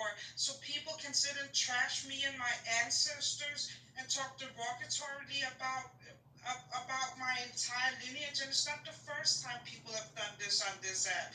And I try to have grace with you, Gold, and people like you, Gold, because I know that it's a privilege for me to be a Black African and have some kind of idea of my lineage, right? But enough is enough. And I think that's a clashing of codes. I think, and like you, It could be said that Gold is completely off code. It could be said he's completely off code. And just to be very clear, but it's not just Gold. It's not just Gold. Yeah, like but I just want to be very clear that this is why I respect the cultures and the traditions and the value systems that come with Africans. I think in the West, there's been a lot of damage of where at times people are inappropriate and it's unacceptable. You shouldn't have been spoken to like that yesterday. And I can understand why certain people are not prepared to be put in a compromised position and be on code with people that don't have the same value systems as them. Thank you. You said it very well. Value systems. We don't have the same value systems. Yeah. Go ahead. We don't have the same value systems. Like the way that I was taught about history, the way that I was taught about my culture, it differs from everything that I've seen on this app. Like, you guys don't engage each other with love. Like, I remember, my mom told me something so beautiful one day. Like, Kingdom, keep laughing. Like, the fundamental part about Mende culture and what we call old Mende is love. And the most beautiful thing about that is that if you go to old Mende sites, there are no signs of war. It was an extremely peaceful society. And I'm very proud of that. And that's why I might come off as a weak person or whatever, but I'm like, I don't care. Like what can you do to me? Like, be mean to me? Like, that's what you're doing to everybody else. You just prove, like, it's classless. Like, and to be honest, I think, like, if you want people to be on code, give them something to be on code for. I know what I'm on code for. I'm on code for my last name. I'm on code for my lineage. Like, the same way that you see Kunta Kinte sitting here like fighting and being whipped to remember who he is, so his children can go home someday and be remembered and be respected and be connected to his people. That is what I'm fighting for. I know my history. And I know my history, so I can be on code. Okay, and this is, I think that's when the division starts to occur, and it's not Jatta's fault. It's not even Goat's fault, to be honest with you. But what I want to say, Jatta, is with the Americans, I shouldn't really speak for them, but I am going to. Their history is enriched with steppers, with thinkers, people that have collectively done some heavyweight work when it comes to this supremacist issue that we have over here, right? So, just because, in 2025 we have these moments, and Goat was very clear, he's very much individualism, kind of, he's got that mindset of, he's doing his thing for his people. So, I think we just need to establish, I think what we could do moving forward is, in terms of the global black plight, we could have codes that don't infringe on people's culture and religion and value system, but where we respect each other and we can do the work together. But yeah, I mean, possibly not going to be best of buddies, but we can still work against the people group that are against us. I don't know. I think a nice approach. I think a nice approach to this, actually, it doesn't have to be as like philosophical and ambiguous as far-fetched and all that high-tech kind of talking point that people like to insert into this conversation. It doesn't have to be anything like that. It just needs to be an acknowledgement that we are a group of people that need healing because of all of the things that we've been through. So before we can even start applying a rule to how we move. We need to heal first. So we can just look at like, what are the steps involved in healing? And I feel like that's where we should start. I don't think it needs to be any more complicated than that. Yeah, I agree with that too. Because hold on, Christ. Let me just round up with what you say, right? The healing part is what we've been through and been traumatized, right? And the healing part as well is broken of family or the extended family. And the information that we actually needed that we can get back again to refill ourselves. And these are things that we need to do. And we need to break spell as well. There's a lot of casting spell. Even the word we use sometimes, they have a casting spell in it, right? I got a group as well that we're teaching about our frequencies, right? How we can enlighten ourselves with frequencies daily that can actually motivate our body. And they always say your organs, like your thyroids and all these kidney, they actually store energies as well of traumatizing, stress, pains, all this stuff. So there are lessons for that. People that are going through all these things are actually healing themselves first. You can't be on no code if you're bugging out. Yeah, you can't be on no code if you're a very toxic person. You actually use a lot of chemicals and all this stuff that is not good for you. So first of all, nobody's going to change nobody, but you have to change yourself first. You have to clean your inside first and see what's perfectly for you. You have to go back to relating to real facts and science about everything, and ancestry wisdom as well, the oral tradition, valuable lessons and other identities of knowing about the harmonies as well, outdoor stuff, exercising, meditation, and system practices and community gardening. I do gardening as well weekends. I go farm and I tell people to come down there. Some people are lazy, they won't feed food, but I say no, you have to put your hands on the dirt and actually before you eat, and that's what I'm teaching. I actually have. So all these affirmations and stuff like that, it's a development. And when I got so much energy and somebody trying to say, look, you're talking shit, I said, let's go to the ring. And I've invited somebody in the chat. I said, let's go to the ring and man the house. That's the energy. All right. So how do you do it? Just a quick one, because I know Crisis wants to come in. I'm going to let you come in straight away. But I think, first of all, I think a big problem we have is many do not acknowledge that there is an issue. The acknowledgement that we are a damaged group, or we need to repair the damages, reparations. There's been many Caribbeans that have said we don't need reparations. There is this damage that you're thinking is not what I can see. So there first of all needs to be an acknowledgement from our own people group that there is healing that needs to be done. That's not just for the Caribbeans and the Black Americans, that's also for the Africans. Because many people have normalised and are conditioned to just think this is just how it should be. I was just watching in Canada, in Toronto, where a black girl, there was a few white girls that were beating her up, and there was white people, passing by and watching this. We had a similar story in the UK where a black girl was beaten outside an SEN school with her mother kind of directing the white daughters to beat her up. And people were passing by and they, accepting that. These things are, when it seemed like that, people will be like, oh my gosh, there's a problem. But there's so much covert issues that we go through as well that we ignore and we've normalised. Okay, Crisis, do you want to come in? So the idea of being on call, in my mind, the way it looks is understanding that you live a shared life. Once you understand that you live a shared life, then that means that you understand that you impact everybody that you encounter, even the ones that you don't think that you impact. For those of you on this app who have not been in other rooms with me, for those of you who have been in other rooms with me, you know that I literally talk the same way in every app, in every room, every stage, because I was raised to be leading with respect. I lead with respect until you show me otherwise. But even when you show me otherwise, I don't take it to the level of crazy disrespect and call you out your name and all that weird shit, unless you hit certain triggers. Because there's certain things that I don't put up with. When you talk about like family and shit like that, you can say whatever you want about me. That ain't got nothing to do with it. But when it comes to comes to people like this conversation that we're having right now, right?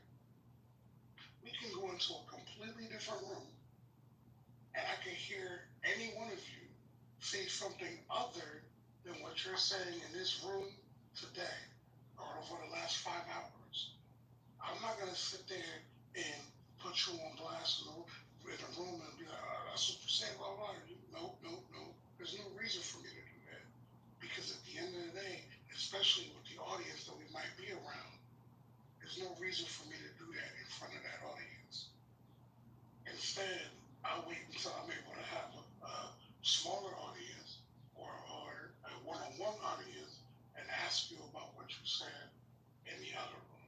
It's more so about just keeping each other accountable. It's no different than those people who take like pictures to prove that they worked out that morning and shit like that. Like, it's no different than that. It's no different than that. That's the code. It's just keeping each other accountable. And it's saying that, hey, I'm not going to blast you, but I do want to know that your message is consistent. Know what I mean? And if your message is consistent, if I disagree with your message, I'm going to address you directly. I don't have to do it in front of everybody.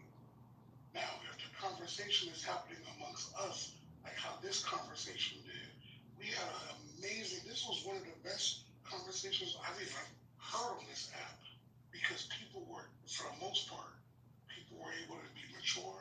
They didn't have to agree. They were just presenting their perspectives, all of that. That's the code. And when we get in front of people who are not from our community, even if I feel like you are falling short in the argument, I may or may not jump in the argument on your behalf because that might be your argument to have.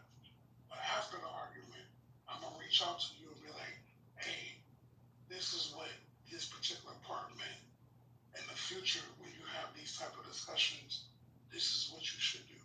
Yada yada yada. I'm not gonna try to big mic you or belittle you by jumping over you and saying this is what the person means. Yada yada yada. No, there's no reason to do that. I don't know if Ben is still in here, but I even reached out to him because I put something in the chat earlier when I said that he was lingering into the realm of his perspective not being understood. And I spoke to him and I'm like, bro, like, what I meant by that, I explained what I meant by that. That's the code. That's the code. Because at the end of the day, in the general conversation, you weren't going to see a disconnect between what he, because I understood what he meant. You're not going to see a disconnect between what he meant and what I understand. That could happen on the back end. What I realized when I go into some of these other rooms, I'm not even gonna name them, but y'all been in some of these rooms where you'll hear these small hats talk, and then it's weird because they'll talk about our issues. And when they talk about our issues, you hear people who look like us basically belittling us about those issues in front of these small hats. For one, it's a small hat hosting the room. Why are you even entertaining that conversation? And then two, when you're entertaining the conversation, why are you belittling your brother and your sister? For what? What do you gain from that? You don't gain nothing from that. That's a conversation that you could have had with your brother, with your sister. I was not raised to chastise a person in public when I know I can have that conversation in private. That's what I mean by uncle. Okay. Yeah, just a quick one. I'm just going to quickly say, Jatta, in regards to Go, it's a shame he's not here. But when I speak to people on this app, I always think to myself, what's the intentions behind this person's words? Before they even speak, what's their intentions in this conversation? Go's coming from a very political disposition. He's coming from a position of where he's kind of giving up on the black community. This whole MAGA thing he's totally against. He's from the left. And I think you got caught up in that. Sometimes I think Goat does these things to kind of It's a bit of an ego thing for him. But I think he makes good points in regards to his side of his like political agenda. But you know, you need to kind of read where people are coming from and their intentions in conversations. Yeah, just wanted to be clear. The second reason, well, there's a few reasons as to why I mentioned I put this title together, Black People Being on Code, is because of the boycott for the braiders, the African braiders. It started on the 1st of August. And I was asking people whether that's an off-code moment. Also, someone just sent me a link regarding some of the black female reality TV stars that go on these Love Island shows, and they end up with these white men, because it seems to be a money spin to get involved with black women on reality shows, from what I understand. And one of the British ones, she's come out publicly, basically said that she had a lot of racial slurs by his family and his friends that were directed to her throughout this relationship. I think it's been about a year, maybe, or two that they've been together. And I'm seeing that the black community are kind of for him and saying she's a problem, connecting black stereotypical kind of aggressive. She's aggressive. She's not my favourite, but I'm just wondering if that's an off-code moment as well, when we do have that. Whitney, and Locken. Yeah, they've had a public spat in the last 24 hours, so you can probably capture what they're saying. She's basically saying that his mother, for example, when the lights were down, his mother would say, "We can't see Whitney, smile," you know, things like that. The N-word. So I think, yeah. So what people are saying is, why were you with him for so long? And you were always a problem, you and your sister. And so he's getting a lot of support from the black community, and he's made a lot of money out of the black community as well. So, yeah, just these kind of off-code moments, should we support her or just be silent? The boycotting of the braid shops, is this an off-code moment for black people to boycott another black group publicly? I mean, yeah, I want to hear what you guys have to say. Go. And also, real quick, on the public part,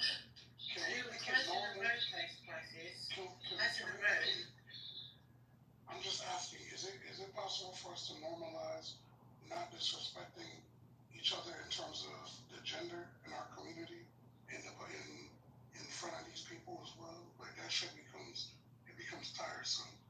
Like, when I hear dudes call black women the B word, or when I hear women call black men the B word, like, that shit's unnecessary. You don't have to do all that.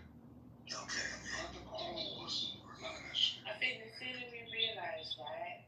Sorry, Harlan, 1 second. The sooner we realise that all of these wars, gender wars, diaspora wars, generational wars, until we learn about why these disputes are there and that they are products of white supremacy, the sooner we can get back to the original conversation.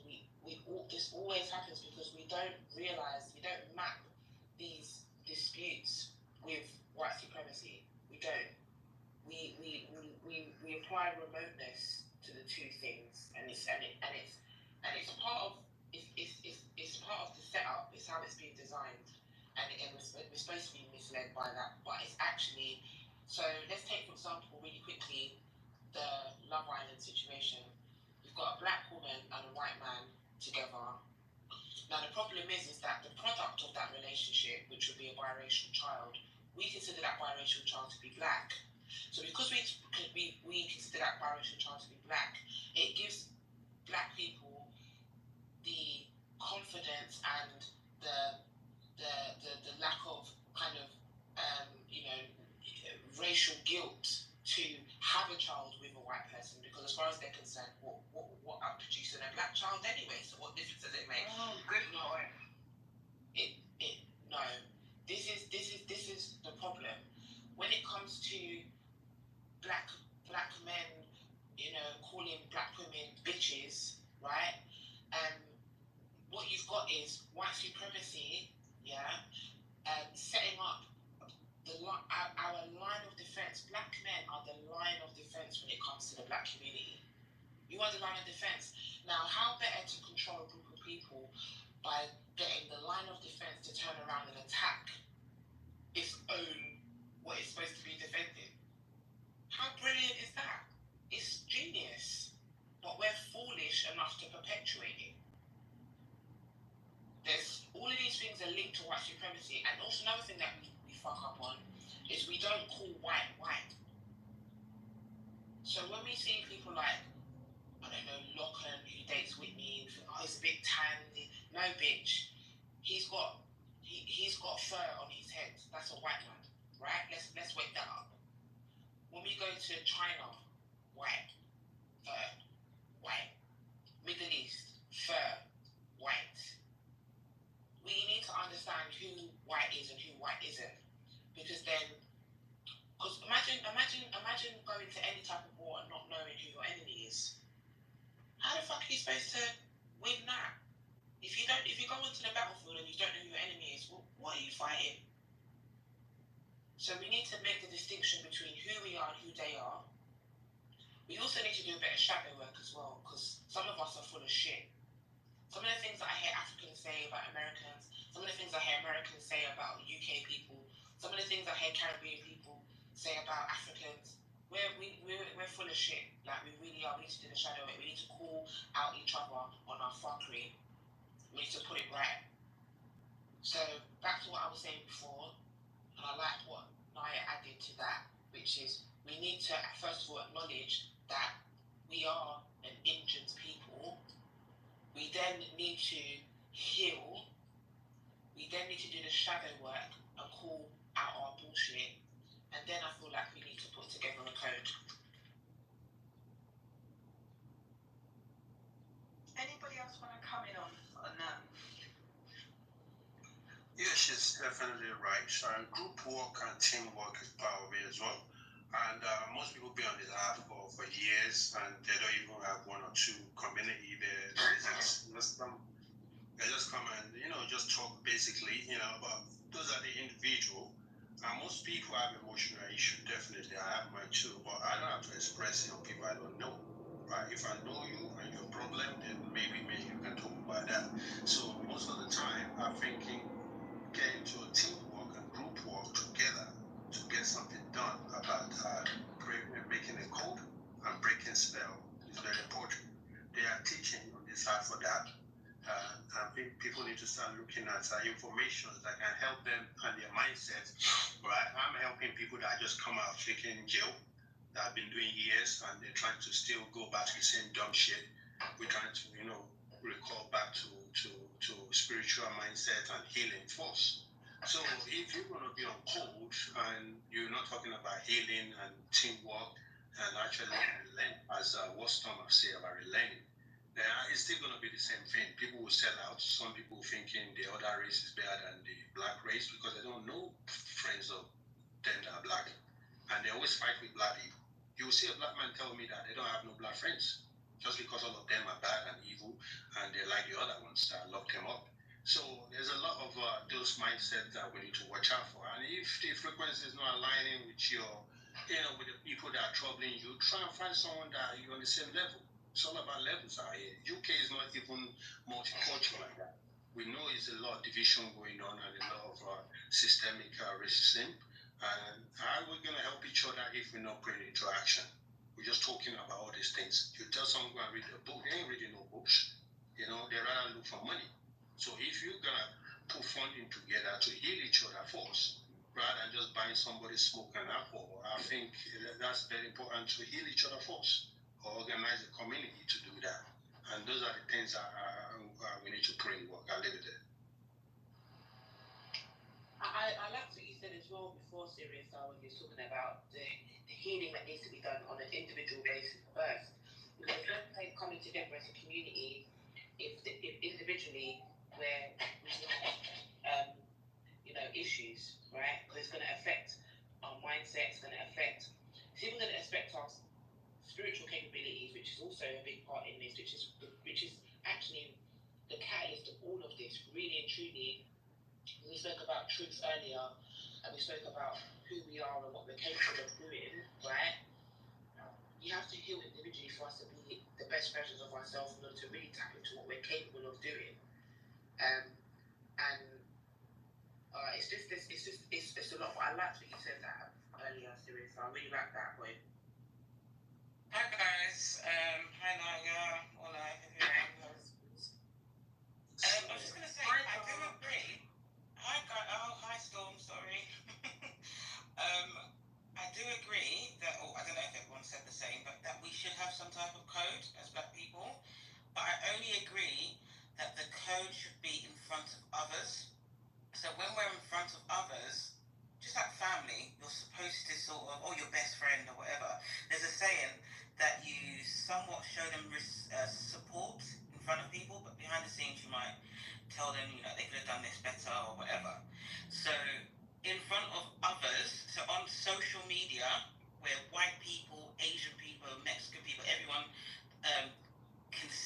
going on, I think we should act accordingly. I think we should have some type of code.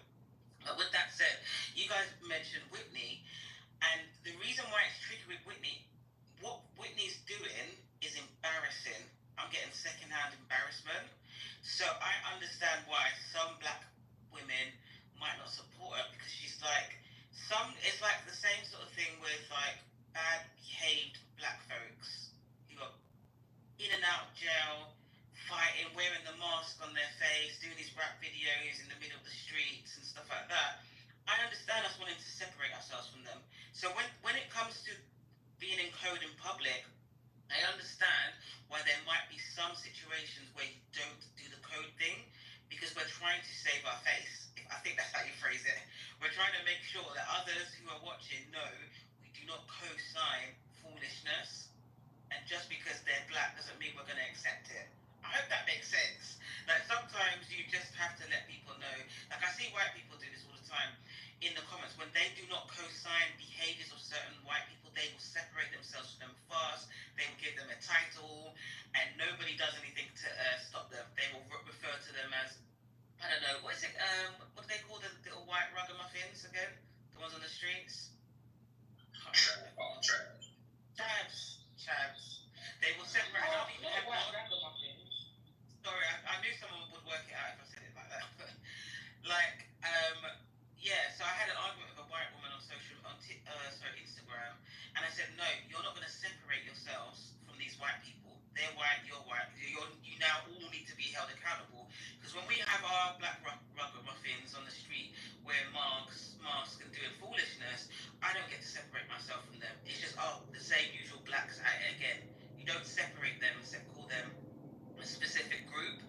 So I'm aware that they try to separate themselves. Also, I'm also aware when it comes to the white men that are shooting up schools, they also try to label them as mentally ill, and that's another form of trying to separate yourself from a stigma or something that keeps happening, a stereotype. Yeah, and they get to do it. Asian communities, I feel like they do it as well. I want us as black folks to stop co-signing foolishness. We do have to separate ourselves from some poor behavior when it's black people, but we still need to have a level of coding when we're in front of people that support each other overall. Definitely would agree. Dark Honey, when I was a kid, Dark Honey, I always knew that I fucked up because my mom would start speaking in fun. Like, if I have friends over the house and she knows that they can hear us talking, she wouldn't speak in English. She would speak in fun, which is the tribal language. And I always knew I fucked up when she started speaking in fun, because she would do it so that I understood what she was saying, even though they didn't understand what I was saying. So I just want to, can I respond to what Dark said? Because I think, Dark, you make a brilliant point, right? That we don't call certain groups of black people black. We don't call them black chavs, or when we saw the race riots last year in the UK, the white people were calling them, they're the underclass, they're the underclass of white people, they're not us. We haven't labelled our degenerates as the underclass. We haven't done that. We don't, acknowledge, we might say middle class blacks, but when we do that, we say that these people are trying to be white. They're trying to talk white. They're coons, they're this, they're that. So even when we do separate ourselves, we do it in a way that's derogatory to us and unfavourable to us. So I get what you're saying. However, I feel as though all we will be doing is copy and pasting a white supremacist system. That's their playbook. Let them have it. That's what they do, because they are the way that they are because of who they are. We are the way that we are because of what they've done to us. Now, when we zoom into our roadmen culture, for example, even just let's look at the dress code. Let's examine the dress code. That dress code, these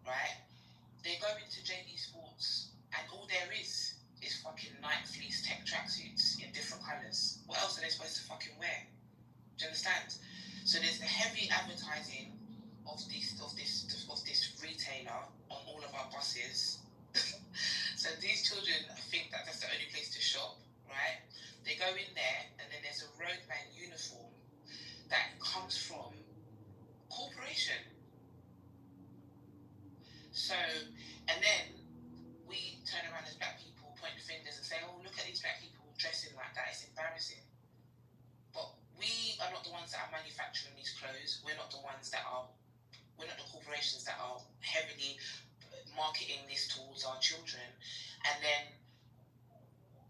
parents are then having to fight their children. Because I went through this with my son, having to fight their children to not wear them type of things and think that those things are great, and having to say to him, look, this is your colour palette. Because of your hair colour and your eye colour and your complexion, this is your colour palette. These are the textures of clothes that you should, that complement you. These are some of the other brands. My brother's a graphic designer, so he's an alternative. He dresses alternative. These are some of the other things you can wear. And he took him out clothes shopping, and interjected that, that path, so that now my son dresses like a normal fucking human being rather than a copy and paste of what UK corporate wants our kids to look like, which our kids think that that's their identity, that they own that. They don't own that. They think they own it, but they don't.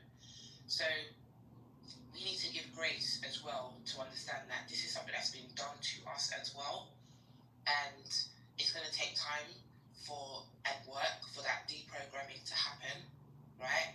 And we just need to give ourselves grace while we're doing that. That's what I would say to that, though. Well, I want to say one thing. Can I go ahead? Yeah, sure. There's one thing that we do when it comes to like the fashion, the Nikes and things like that. What we do is like we'll take something like the Timberland boot, right? The Timberland boot was created for people to work and do construction in. But we'll take something like that and we'll say, nah, we gonna rock the Timberland boot, but we're not gonna use it to do construction in. We're gonna do it. We're gonna use it to look fly. We're gonna get fly with this boot. So we do tend to take things that are that's considered like really good fashion, high fashion in a sense, and we'll take it and we'll make it our own. We do tend to do that. Especially over here in America, and I don't really see a problem with that. I don't have a problem with that at all. That's all I wanted to say, considering that. Yeah, I don't know. I don't know. I haven't really had thought about the optics in America, because we got accused of this earlier, talking about American culture. We're not from there and stuff like that, and so I'm very mindful that I don't. So I'm not going to comment on that, Harlem. But what I will say is I feel like in the UK, I feel as though it's different. I definitely feel like it's different. I feel like my opinion is this. I feel like because America's so big and there's so much space, and there's anyway, let me not talk about that. Anyway, stick to the UK. In the UK, it's very small, and it's easier to conduct. It's easier for us to be controlled. It's easier for our narratives to be written. It's easier for them to be perpetuated. They have a tight handle on the media. They have a tight handle on what our kids are educated. We don't have black universities. We don't have, a heavy black media space. It's changing, but for a long time we didn't. We don't control our narrative, and so we don't really have the space to make things our own. Although that is changing again, we're beginning to carve out our own space. We're beginning to carve out our own, social dynamic, and we're allowed to be now given a space to label ourselves. I call myself a UK Jamaican. That's a terminology that sometimes some people don't even know what the fuck that is. Do you understand me? So I feel as though we just don't. It's not the same. So I don't think we can make the comparison. Although I do love the fact that Black Americans are able to take something and make it their own and own it, and it comes from them rather than comes from US corporations saying this is how you should dress, this is who you are. I love that you guys have that autonomy. I would like to say something. I think, in regards to code, right? It comes down to good principles, and I think just like, for example, that case with that black girl who experienced racism, right? I think you can have a different approach. You can ostracize the girl, or you can ask the question: does anything she does merit racism? And the difficult thing about that is, if you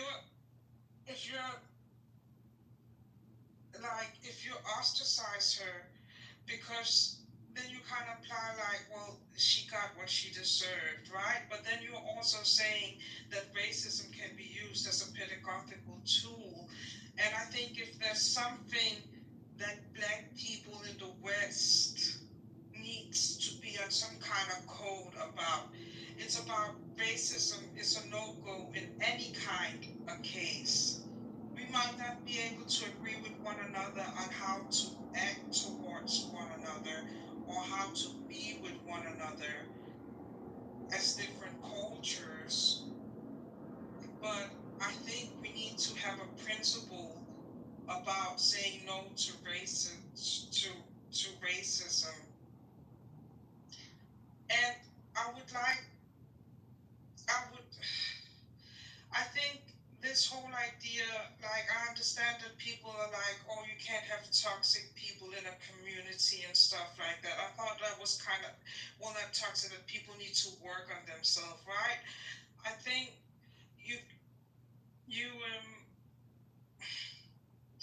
for me, I think that's kind of interesting, because a lot of the communities that we have, we can't shed that based on our mental health or mental capacities. We are born into them. And I think, again, it comes down to principles. You stand by people's side based on your principle, based on the fact that you're both, Igbo, Yoruba, Mende, Jamaican, American, or something like that.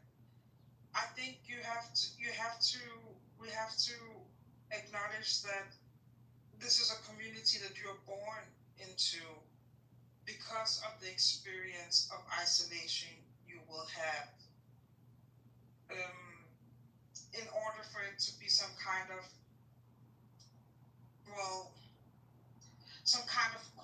counterforce to this cultural bomb that Ngugi talks about, right? A white supremacist bomb that isolates us from African, culture. Maybe that was the wrong theory. But yeah, that's what I wanted to say. I don't think that anything merits racism. Racism is not a pedagogical tool, and you have to have good principles of empathy towards one another, even if it's difficult. Yeah, ain't nothing worse than somebody that's off code. I despise off code behavior. I really do. That's like the worst thing that we can do to each other is be off code like that. I really don't like that. I think what's also helpful to discuss is the similarities between us. I think that's really helpful. And those are some of my favourite conversations when I go into the US spaces and we talk about, like, for example, Harlem. You just reminded me because of your name, how similar the Harlem people in New York are similar to the people from Hackney in East London, right? And when it comes to fashion, and some of the alternative black cultures, and the way that they approach music production and the sounds that come from there, and just the way that the bouginess, yeah. I love having, and I think those conversations are helpful when trying to build, because in order for us to have code, we have to want to, work together. We have to, like I said, we have to acknowledge our shadow selves. We need to acknowledge the fact that there are countries, there are black people in Africa that had a hand in the slave trade. They helped capture black people and put them on boats and ship them out to the Caribbean and Africa. We have to acknowledge that in the Caribbean, we uphold these principles of, no bocats and no, LGBT and batty man and things, but then On them out, stand drunk on it, with principle on that, we not out. but at the same time, we've got man that eats vagina, and we've got men and women. No, we found out them dirty, nasty bomber clad. We burn them out. We don't tolerate that. All right. And then we've also got the black people in America who have acknowledged that because of the crack epidemic, you've got people who are born, you know, like with crack in their system and affects the way that they fucking behave and act. Do you understand? Like, and then the UK people, UK blacks, I don't know, I think we're kind of perfect, but you know, someone could think of something. Perfect, me bomber clad. I think what the UK blacks are guilty of, and our shadow selves, is the interracial dating. Like, we're heavy on that. Like, in the UK, in London, despite how many black people there are, I can count on my hand a week or even a month how many black couples I see. I see more black men with white women than I do see black men with black women, right? So that's our shadow issues, right? And I feel like, you know, we should talk about those things as well, because I feel like that's part of the healing process. But at the same time, we should also talk about what makes us, what things we have in common, you know, and what brings us together. I think that's also important. Is dating out an off-code moment? Is dating out a preference? It's just someone's preference, or is it a moment of being off-code? It's a missed opportunity to create another black child. It's an insane moment. So when a black person gets with a white person and they have a baby, they've now created a biracial child. That's not a black child. That's a biracial child. That's a different race, right? And that is a missed opportunity to put another black child on this earth. And if we're being genocided, the last thing you want to do is create missed opportunities to create more black children. Yeah, I completely disagree, and it's getting kind of. It's getting a bit cultish now. It's getting a bit high control group, and like, if you're black, you have to do X, Y, and Z. It's like, no, being black is not a code. You're born black, and you're gonna die black regardless of what you do. You're gonna die black regardless if you marry a black woman or marry a white woman or have a biracial child or have a black child. You know, like, I think it's about making it. I think we also have to make it tangible. Like, I'm like, based on my culture, if I have a child with a white man or with a Danish man, my child would not be Touré like me, but that's something, you know, like, that's life. And yes, that child would not have the same cultural experience that I have when I go back. But I think you also have to be, I mean, what's the point of knowing your history and all of these things if it doesn't build up your self-esteem to be resilient? And I think okay. Please, can I respond to Jata? Yeah, I want to ask Jata a few questions, but I'll give Jata a bit of time to yeah, you can respond to her. Is Storm there? Yeah, I just wanted to say that I agree with Jetta on this one. I don't think dating outside your race is off code behavior. I don't think that in itself is off code, you know. But Jetta, have you finished? Yeah, I just feel like what my point is, like, it's like, at least where I come from, we are taught our history in order to be stronger individuals who are more resilient in society and in the world. And I think if you are a strong culture, you can also handle the intermixing with other cultures.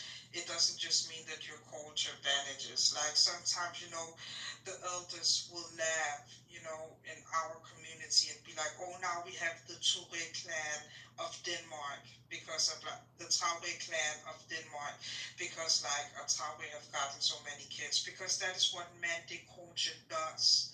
in all of its history, going all the way back to the Ghana Empire, we have always evolved, we have always fused. Then some people went to that region and married with those people, and they got another dialect, and they did different things, but they're still Mende at the core. But Jata, ideally, you're absolutely right. Ideally, that would be the approach when it comes to interracial dating, right? Because like you said, if it doesn't, it gets too controlling, it gets weird. But you don't hear Jewish moms talking like you. You don't hear white Italian moms talking like you. You don't hear. One second, Jack. I know I cut you off, but I'm sorry. I'm just getting a bit irritated. You don't hear Asian moms talking like that. You don't.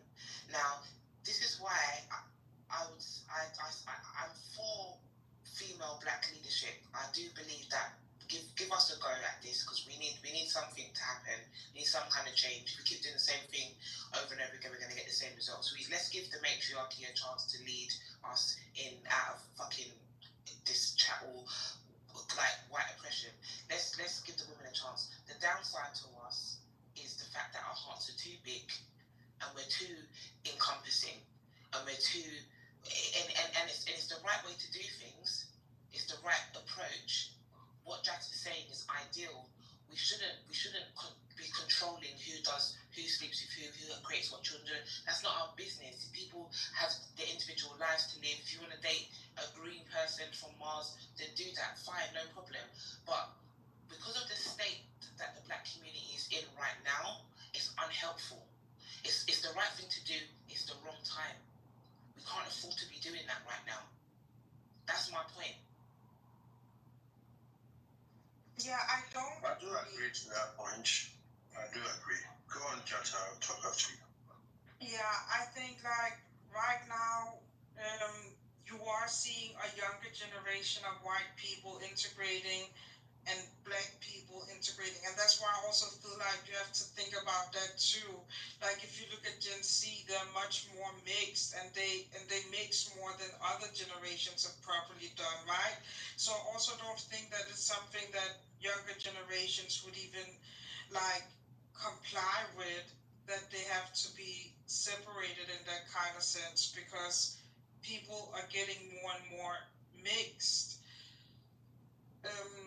And like I said, I think your culture should be something that gives you lives and makes you resilient. Of course, there's always limitations to culture, but those. But that's when another culture meets another culture, your culture becomes compromised, because you would have to practice both cultural values. Maybe for some cultures, if you're a man, I know people say if you're a man and the woman marries into that culture, that woman becomes that people group. Well, that child becomes that people group. But eventually, if you're so hoe down on these cultural values, marrying out will eventually water that down, compromise people to the point where cultural values will get lost in that family group, in that lineage. I mean, if that's what people are comfortable with, then that's fine. Hell no. I'm absolutely confident with that. In the Mandate Constitution, it says the nation that becomes nostalgic is the nation that is doomed to fail. Like I said, Mandate culture for me is not something that is stagnant. It will always change, and has always changed, and will always change. Instead of me sitting here crying about, oh, I'm in a vulnerable position because I'm in Scandinavia, I say, hell no, I'm a little Mandate Viking. I'm gonna create something new. I'm gonna add something new to the Mandate experience, because that's what I can do. That is not what I can do. That is what I is doing. That is my lived experience. But change and erasure are two different things. Well, I just want to say this. I've seen people that was married outside of the race. I don't want to be married to a white woman. That's my personal preference. But I've seen people that are married outside of their race, and they've been on code. You know, they wasn't practicing anything dangerous that would hurt us as a people. You know, so I get people not agreeing with, but I don't think it's off code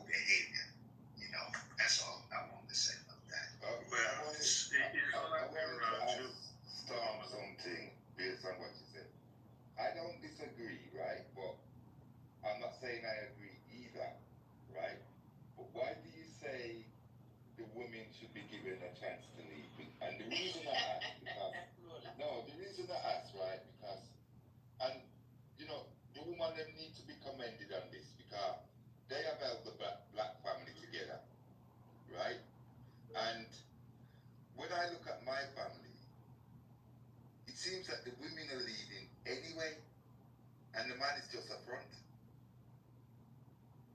And just the right person has walked in the room right now, and I hope he comes on stage. Because Lahab gets this point. I've been in spaces with him before. He is a great example of someone, a black man who understands the abilities that black women have to lead. But anyway, the reason why I say it is that there's quite a few points, but I'll keep it refined and concise, more like, I know you don't like when I'm long-winded. But I think the first thing is just common sense. If we've been led by a male-dominated system which hasn't worked out for us, then and the only other alternative is a female-dominated system, then that would be the obvious choice to make, right? If one thing doesn't work, let's try another thing instead of keep trying the thing that doesn't work, right? So just common sense.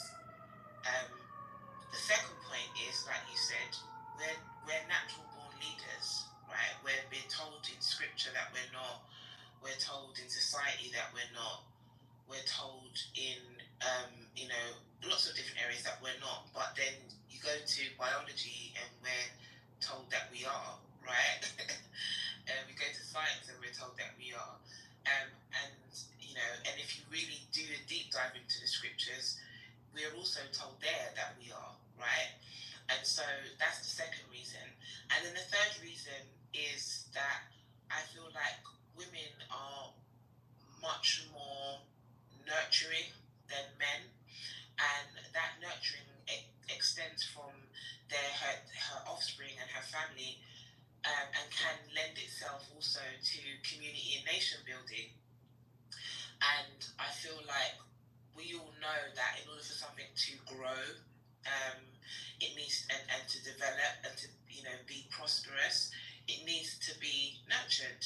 If we look at the black community as a plant, right, we have to take time and water that and nourish that and pay attention to detail, put it in the right place, all of that stuff that women just are natural at doing, right?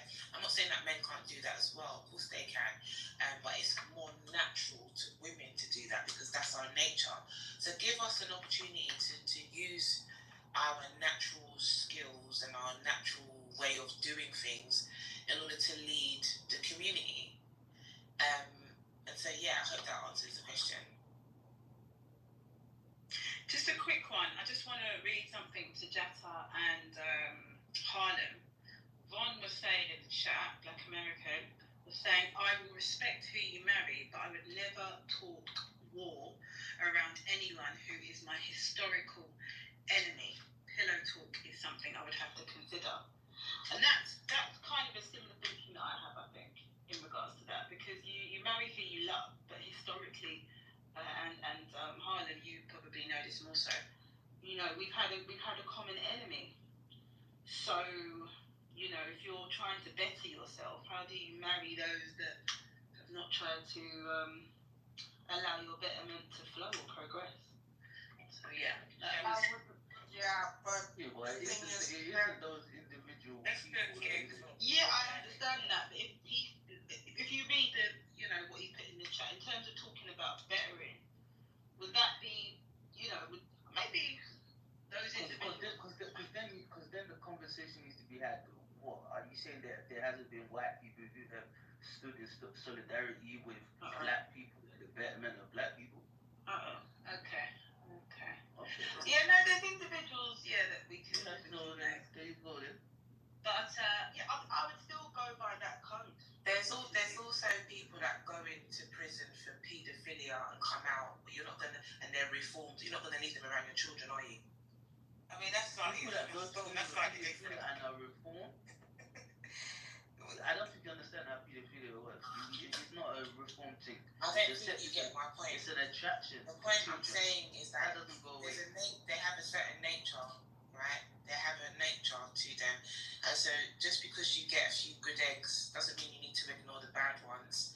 Doesn't mean you need to marry and lay down and sleep with and create children. In fact, I don't think there's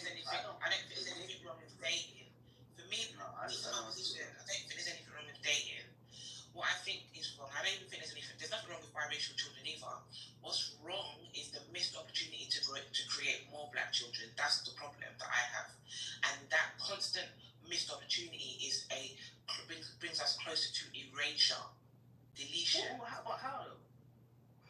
I'm not gonna break that down for you.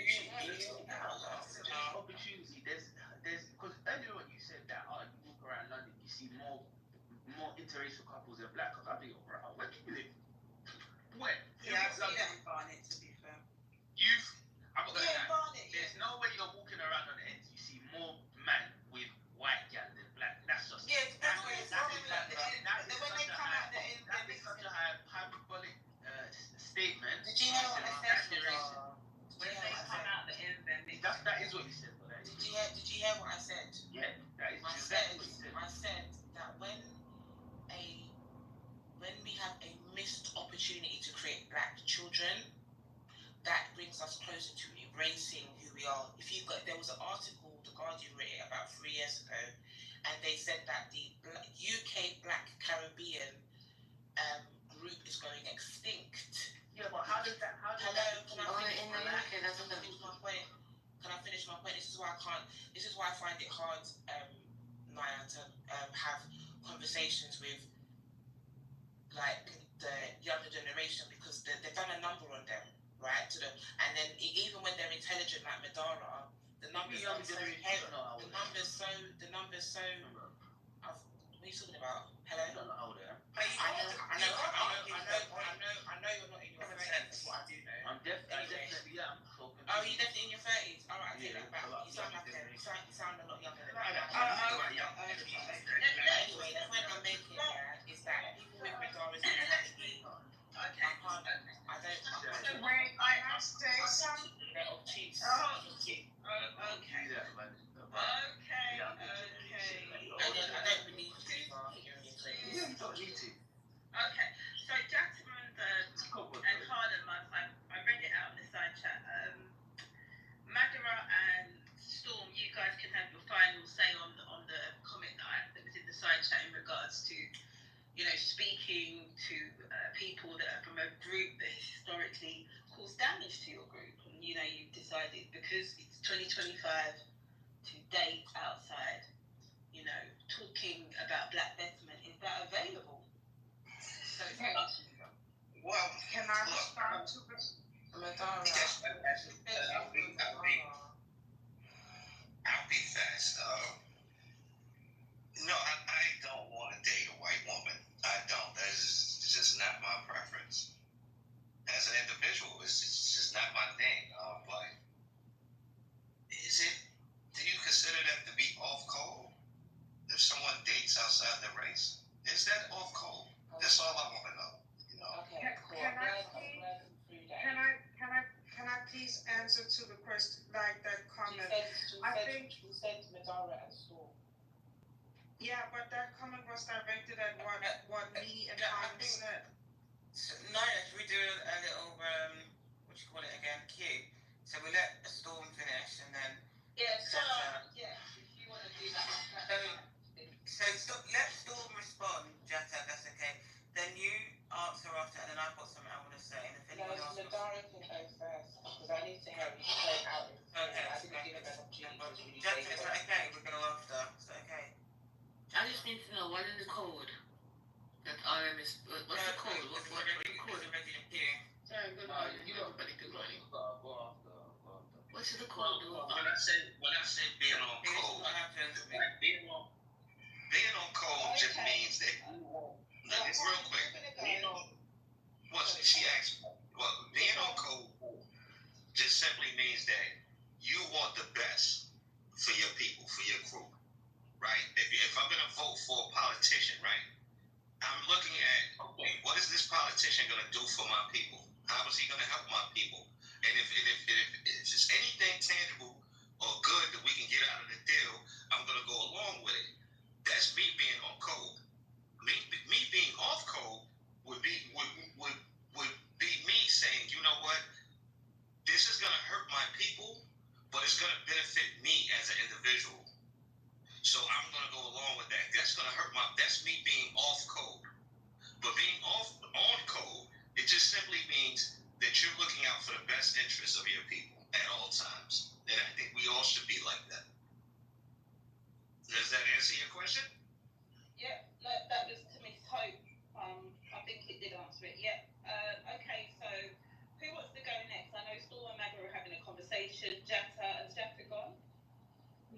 would like to say there's an element of class. She's not saying you to go next. She's saying you're in the queue. Madonna, what is saying? Sorry. Just write down your thoughts, Jack, so we'll come to you. Sorry, Data, but can you run with your last point, Madonna?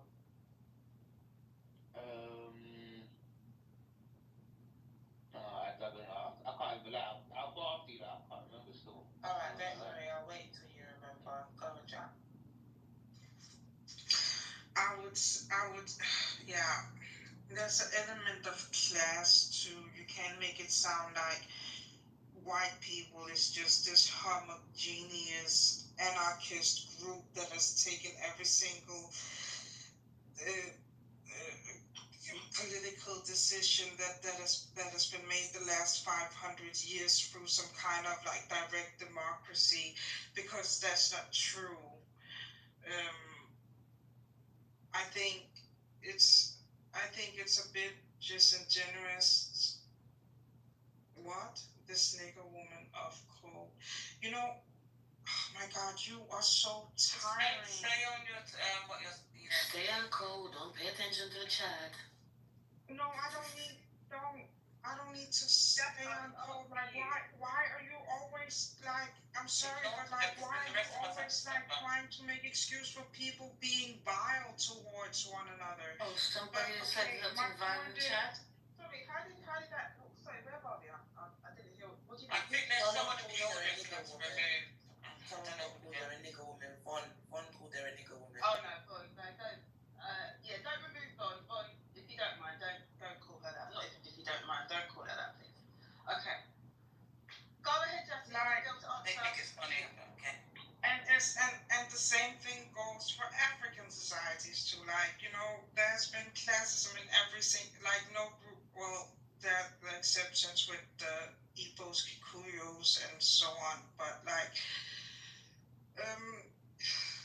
I'm just trying to sit here and say that a working class white man is my biggest problem. And some people might say, oh yeah, they are, because like they're turning to the far right and stuff like that. Yeah, but that also has a lot to do with austerity and so on, and them and other different complex issues.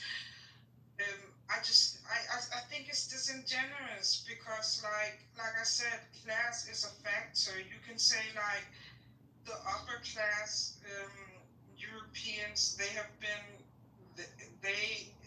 benefited extremely from the oppression, and of course through the welfare state. So has the working class, but like they're more connected to it, like the elites, because like their direct ancestors did it, right? And I think that goes for every single society. Like, but I think that just shows that the hierarchies are the problem. It's not the people; it's the systems that are the problem. And I don't think you can sit here and say that like interracial dating is off code, because like if I genuinely love black people, I want what's best for black people, and that would be for black people to be with people that they love. Is your husband white? Is your husband love themselves first, so happily just a lot of black people are in that. It's not a white husband, but anyway. Poor gentleman's even married. Hey, no, okay, enough with the whole derogatory thing. I can have an opinion that differs from you, and it doesn't mean that, oh, I'm married to a white man, or I'm not married to a white man. It's allowed. I just want to ask, right, what I find concerning. Like, you know, when you reduce to ad hominems, it just shows that you don't have an argument. Just be quiet when you was talking, you know. That really cannot apply to me, but anyway. Right.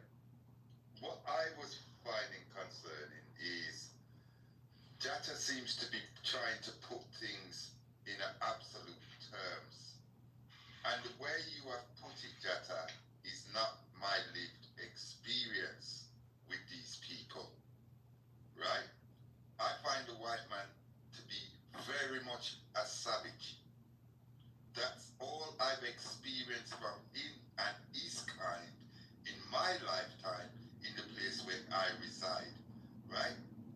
First of all, when I started school, yeah, them throw in an elementary class that we not have no sense, right? Then I'm seeing signs, no blacks, no Irish, no ducks, on windows, in houses, yeah? Then I'm being excluded from their schools, right? Because they're excluding us in droves as black boys.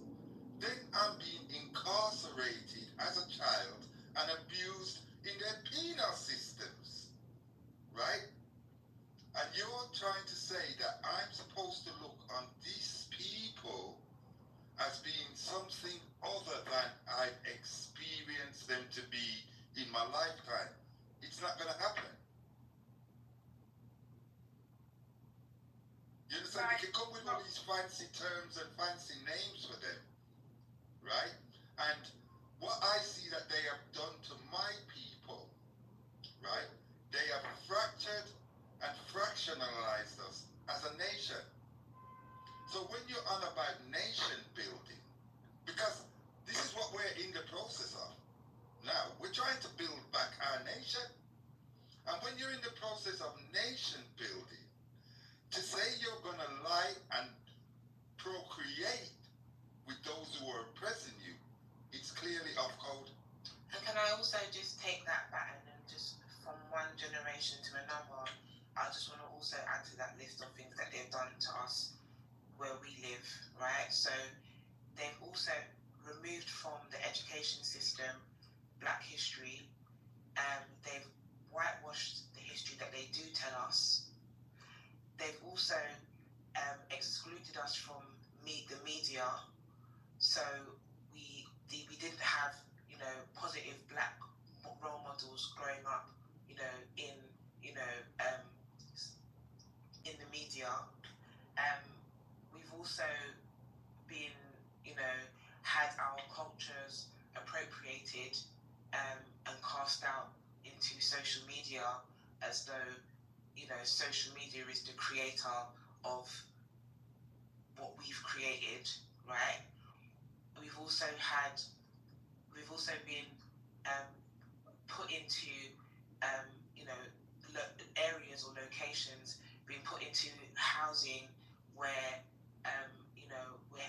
we're being forced to live with paedophiles, ex-convicts, mad people, and all of the above. We're also being demonized so that when people are walking down the street and they see a black person walking towards them, they want to hold tight onto their bag because they think they're going to get robbed, right? We've also got our own problems with the police. We talk a lot about police brutality in the US, but there are hundreds of black people that have been killed at the hands of the police in the UK. One 5 minutes from me, in a grocery store, this a boy that I knew of anyway, was in broad daylight, tackled down to the floor, and his throat grabbed and had the life choked out of him, all on camera. And then the police officer didn't even get arrested for anything, and they tried to say that he died in hospital when we could see that he died on camera in front of us, because he literally went from being laid down on the floor to curving into the fetal position, and you can see the boy's dead in the shop, right? So we've also had things like that happen to us. And on top of all of that, we are censored. So all of the things that we do go through, there's more to add to the list. Come on, Storm. Can I just hold on a moment? Just to be very, very clear, this is why I get really concerned when we have these conversations. There's a long list. I've got a list that's the length of my arm. We could, there's a lot of stuff here. Listen, before you go in, I want dark, I want fun. Yeah, I'll land there. And I really would like Jata, because I've got some questions and I said I'm leaving people to speak to Jata, but I need to ask Jata about her own personal experience. I think, Jata, you live in Europe, and I'm wondering, the stuff that you've heard Storm say, does this resonate with possibly things that you've seen or experienced?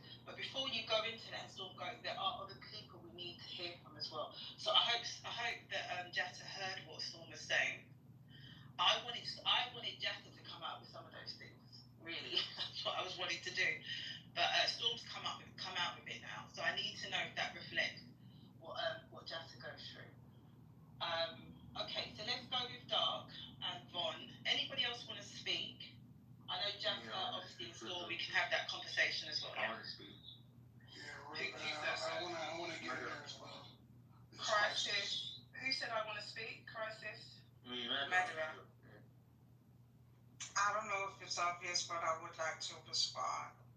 Yeah, Von, you're up on the stage now. I know you're not a stage guy. So was there something you wanted to say quickly? No, go ahead. She can go. I'm just listening.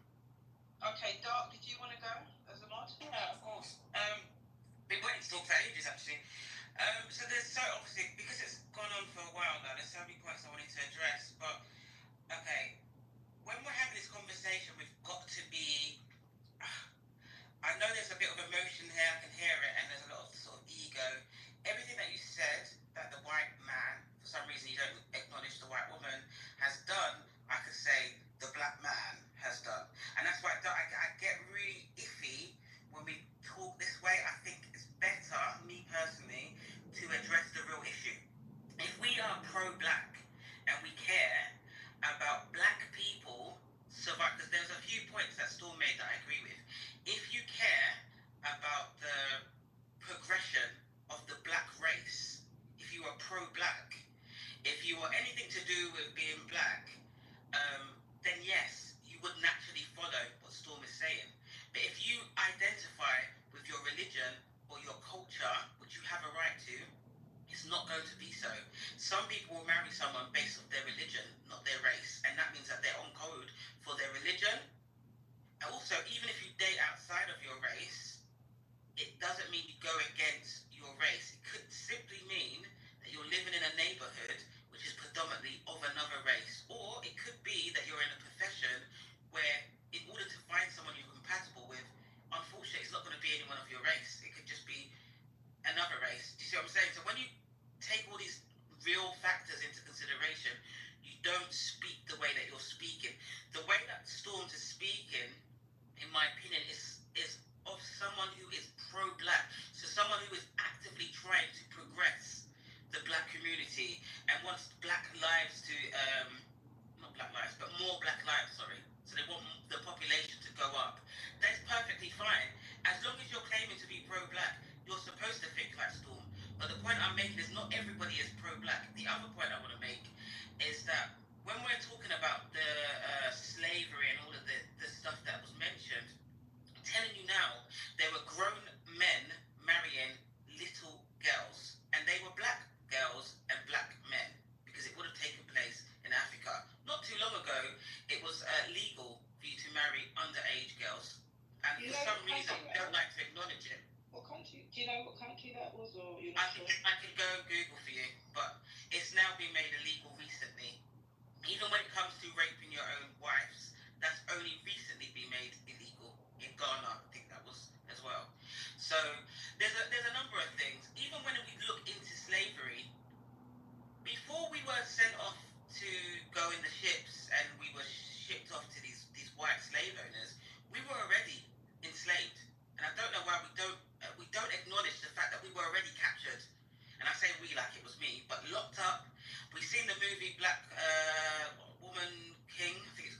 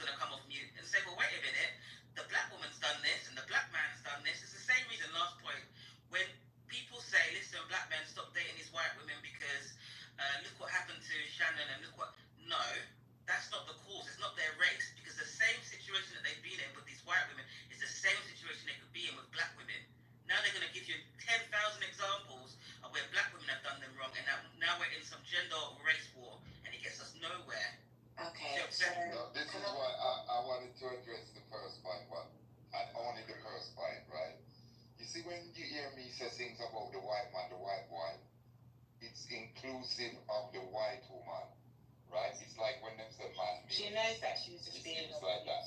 She was just being funny. She was being facetious. And Dark, you know I love you already, yeah.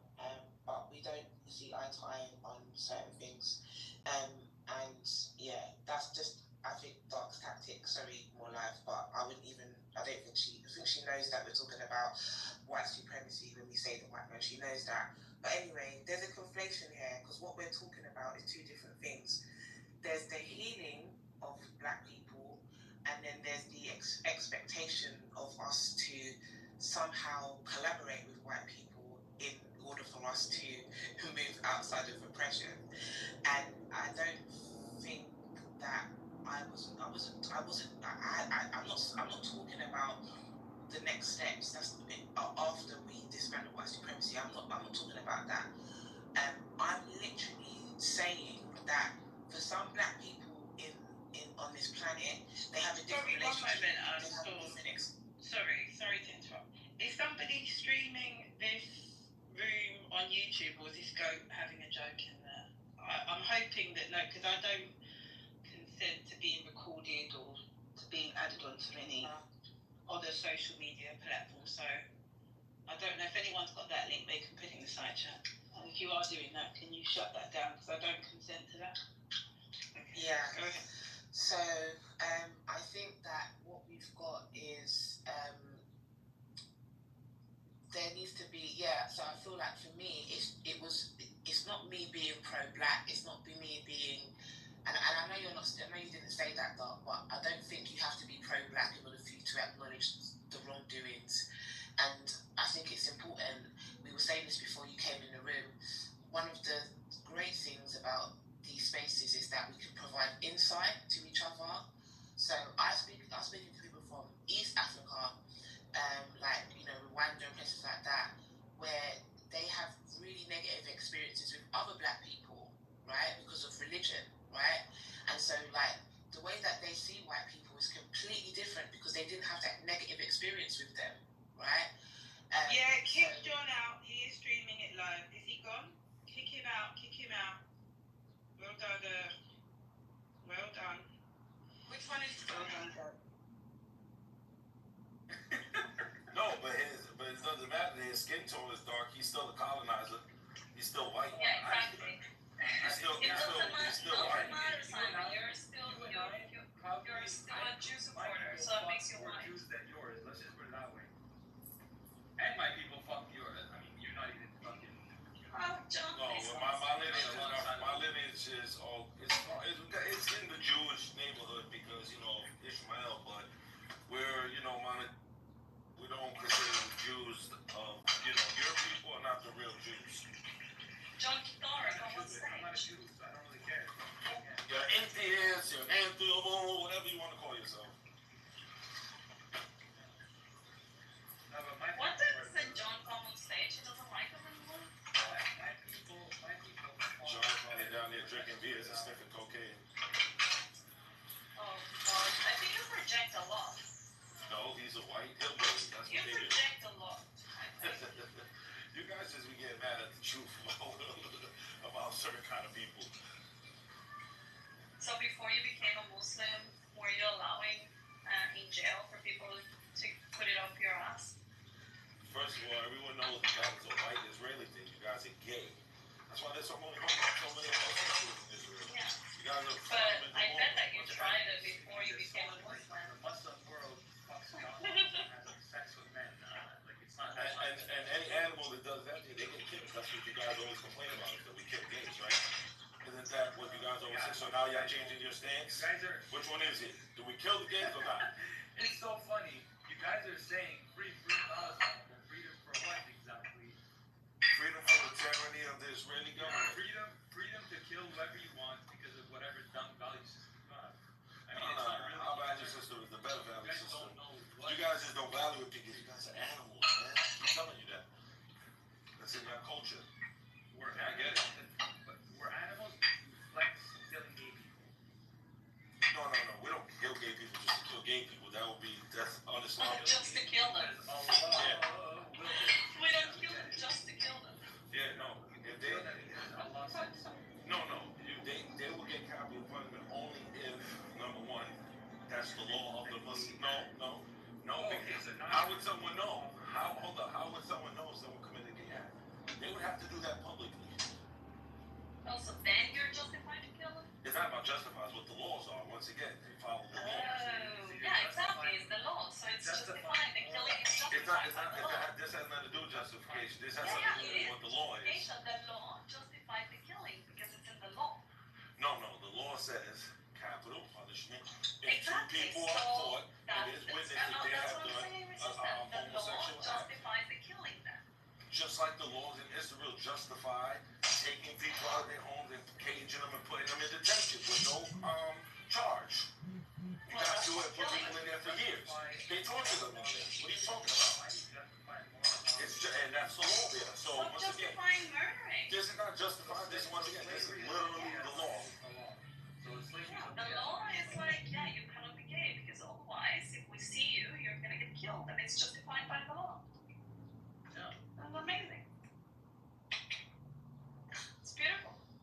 Oh my God, this is so like you. I mean, it's resistance. I mean, he resists, I guess. Yes, we're resisting. His name says it all. Absolutely. He resists intelligence. He resists high IQ. He resists. You guys have the lowest IQ in the world. He Stop it. resists Making correct arguments. everything. Resist logic. Resist. Yeah, he resists logic. He resists morality. He resists decency. He resists Well, when you God. guys, He resists everything. when you guys get some moral values, then we can talk about that. So the fact Stop that you believe resisting. God makes it logically consistent that you don't have a morality. There is no morality with There's nothing moral about you guys. Come on, stop. Stop with the Stop being nonsense. moral. That's what No, you guys are not moral at all. Come on, stop it. You know that there's no morality in Israel. Stop being moral, Simon. Kill the gays, Simon. Be moral like resistance, Simon. Yeah.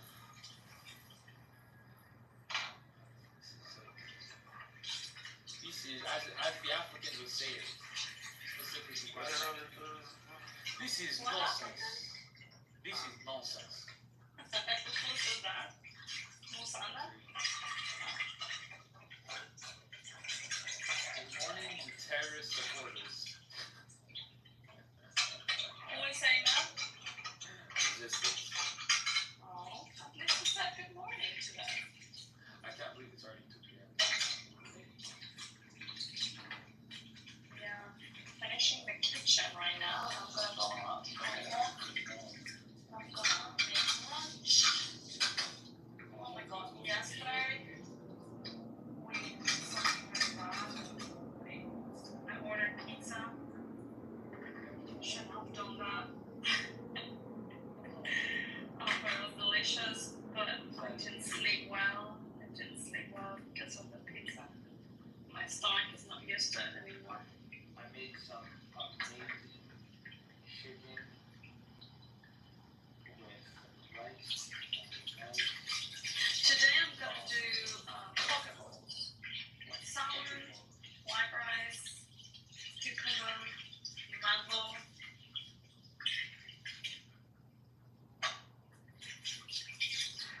Wait, Simon, did I hear that you ate something other than meat?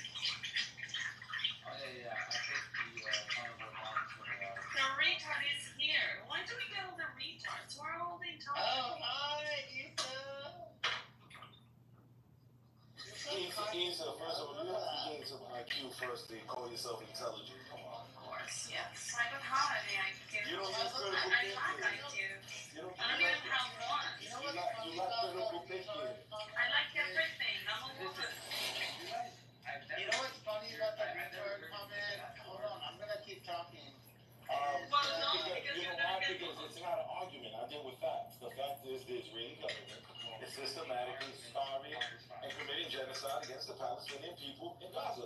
And then they're using collective punishment in the West Bank to push people What is a towards genocide? illegal I was settlements. just gonna say What argument do I need to put forth to something that is a known fact?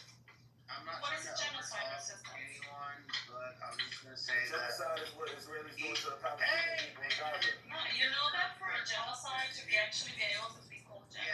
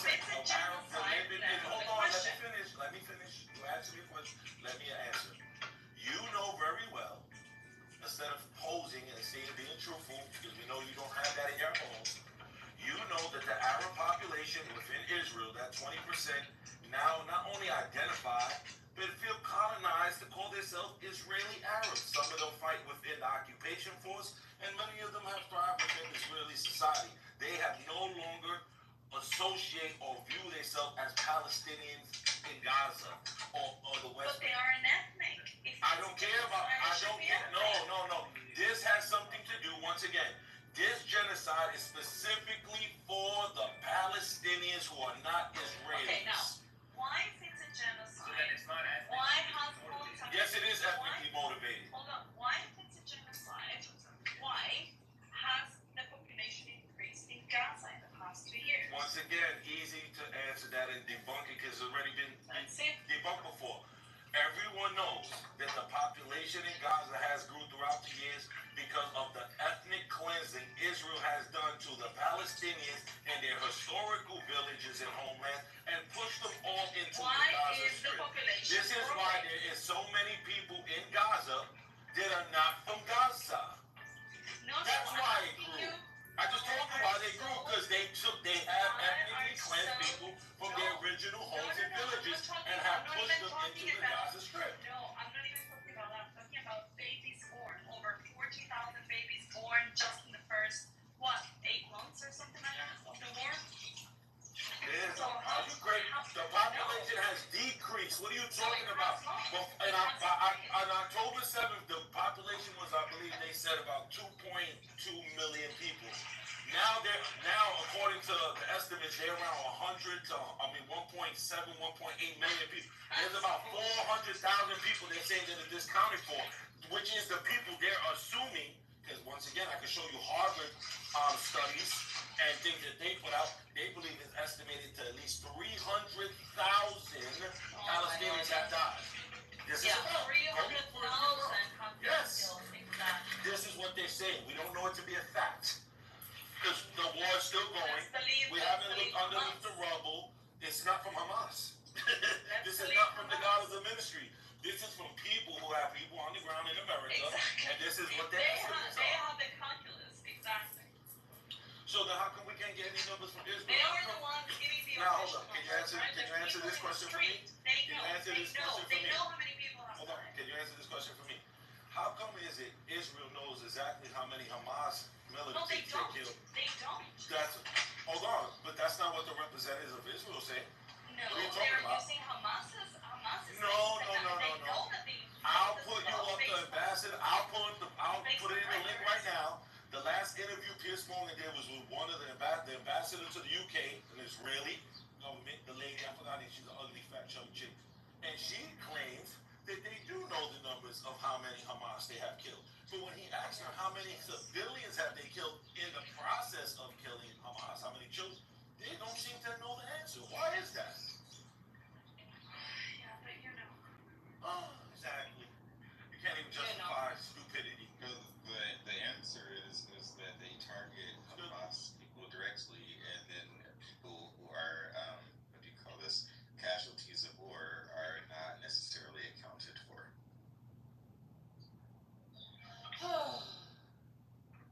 So the Israeli government can't even answer these questions. Why are we supposed to listen to you? Come on. You should. If they know that the military targets that are directly targeted and then they kill, and then they go and say, oh well, as a result of that one person dying, 15 other died, then you just do the ratio and you say, okay. But that's the point. They don't know. They said they don't count. That was her response. She said, I cannot answer this, so no one can, because we don't count the innocent people we kill. We only count the militants. This was her ignorant answer. How is that ignorant? If I have a military target and then 10 people die, why would that be bad? Because you're killing innocent civilians, knowing that you. But they're not innocent. Innocent to who exactly? Innocent to the world. Okay, well, the concept of innocence doesn't apply to the world, unfortunately. So you could just. Yes, it does. No. The concept applies to everyone in the world. You either have been accused of doing something, or you've been charged guilty of doing something. There are many people in that region, in Gaza, and in the West Bank, that are innocent to any crime that Hamas has done. So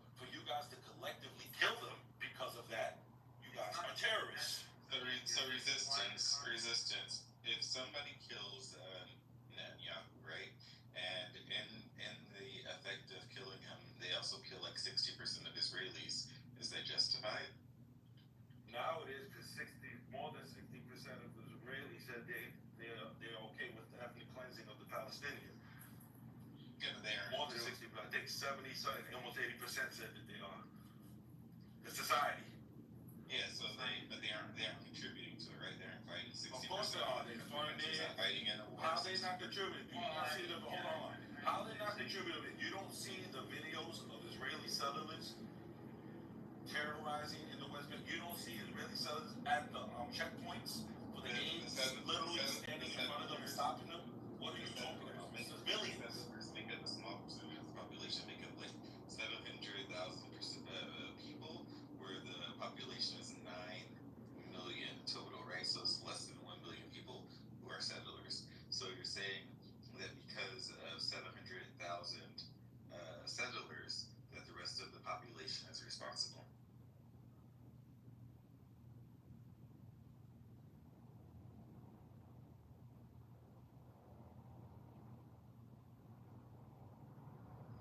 The quiet is deafening, I'm not gonna lie. I'm in the store. So what?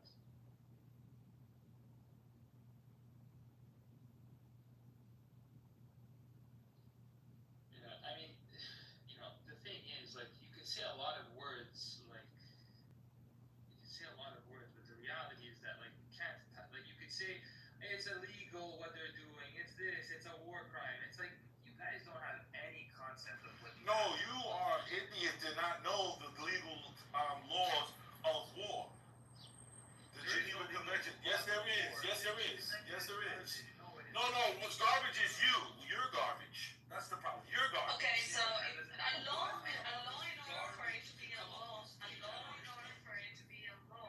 needs to be able to be enforced. Who enforces the laws of war?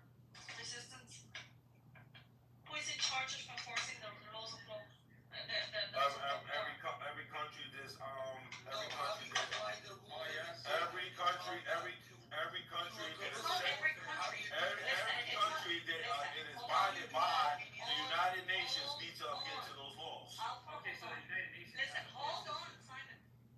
So, in a country, there's a legal system, there's a government, and it's one body that enforces the law. You don't say every citizen enforces the law or is in charge of enforcing the law. It's not every citizen. I didn't say citizen, I said country. Hold on. What are you talking about? Listen, in a country, I'm saying, inside of a country, there is one entity in charge of enforcing the law. It's not every citizen. So, in the globe, internationally, you cannot say each country enforces the law. It doesn't happen. It's just the same as if I would say every citizen enforces the law. In the world, not every country enforces the law. So, my question to you is, if there are laws of war, if there is actually international law, who enforces it? And I just told you, everyone. Global government. There is no. You don't have to have a global government. Once again, every country that is binded, every country's representatives, meaning their leaders, president, prime minister, whatever you want to call them, if they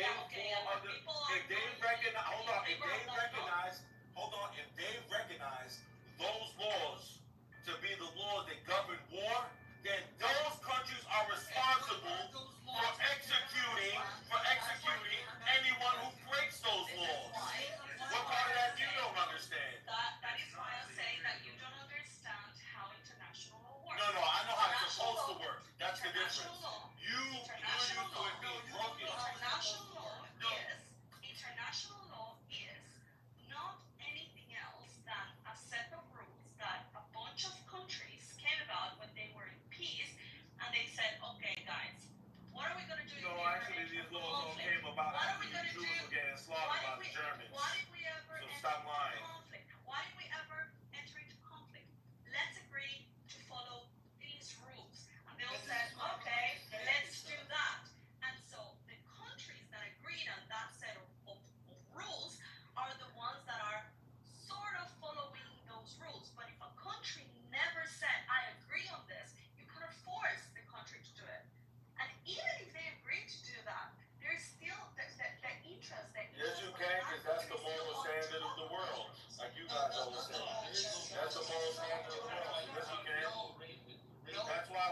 same people acting immoral like Israel, they can oppose this on you.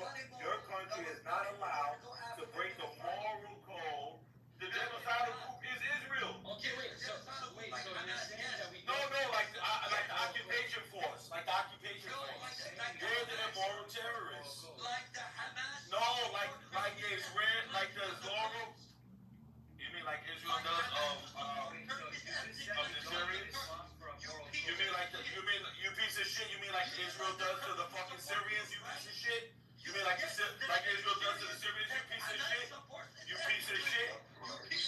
You piece of shit? Israel supported ISIS there. You piece of shit. ISIS is the one running that country now. Piece of shit. ISIS is running that country. Israel supports them. Israel. Everybody shut up. You're ruining Don't my fuck Sunday. with me. You're Don't fuck with ruining me, my you jail Sunday. convert. You jail convert. Because I'm not the type you want to fuck with. Believe me. Who are you talking I've to? gone into protests. I've gone into Resistance. protests. He's talking to resistance. I joined that piece of shit. He definitely would not have. Islamic piece of shit. Fuck your mouth. Okay, stop. Base. Anyway, you should all go to church. Honestly, You know what's I funny muted is that half the these cowards support Hamas, the same Hamas that congratulated Turkey's displacement of 300,000 Kurds from Afrin. Fuck you. And that comes from the bottom of my heart. Okay, I'll tell you. Yes, you're going to have a heart attack on stage. I don't want that to happen. So No, calm I'm down. not going to punch him in the chest and give him a heart attack.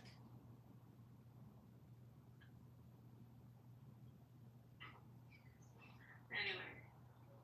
I always find these people interesting. Like I may have said this at a time before on the stage, but Israel's population is like less than 10 million, but Syria's population is 25 million, and the surrounding countries make up like almost 500 million people. And for some reason, they think that 7 million Jews in Israel, quote unquote, Zion. I don't understand why supporters of Israel go into these irrelevant topics. Listen, the point is clear, okay? We are going by the rules of Islam. The rules of Islam, this cunt's Islam, this cunt called resistance, his Islam says, when I get the sword, and I have the bigger sword, and I chop your head off, and I defeat you, I take everything as a zero-sum game. Now, the British did the same thing. We fucked your Muhammad, right? General Allenby fucked your caliphate, and we took it over. So now you suck good dick and be a good fucking boy. How about that? And if you don't like that, I can buy you a first-class ticket, window seat to Mecca, or maybe go to Medina, visit Muhammad's grave, so I can fuck you on his grave. Piece of shit. Fuck with me. Fuck with me, I dare you. Because I know the nitty-gritty. Fuck with me. I just know the itty-bitty TV. With all due respect, this is the problem with people who support truth and humanity. You guys simply make too many concessions. Don't. These vermin don't care about our humanity. They don't care about compromise. They don't care about coexistence. To them, it's I get the power. I am Machiavellian. I will take over, right? And let it be gone. That's it.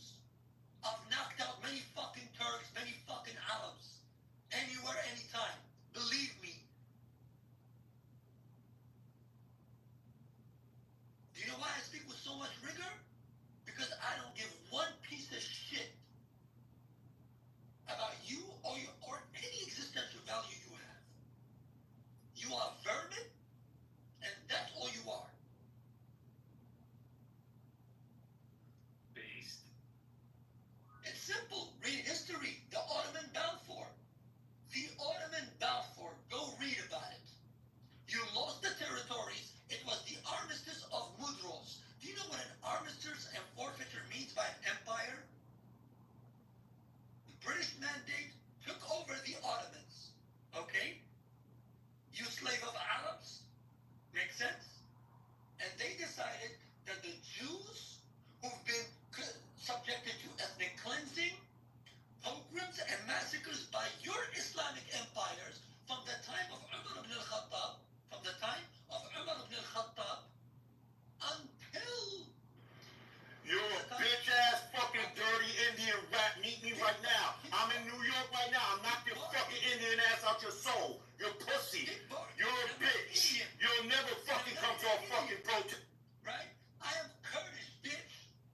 I will put a fucking bullet in your mouth like we did to your ISIS fucking brothers.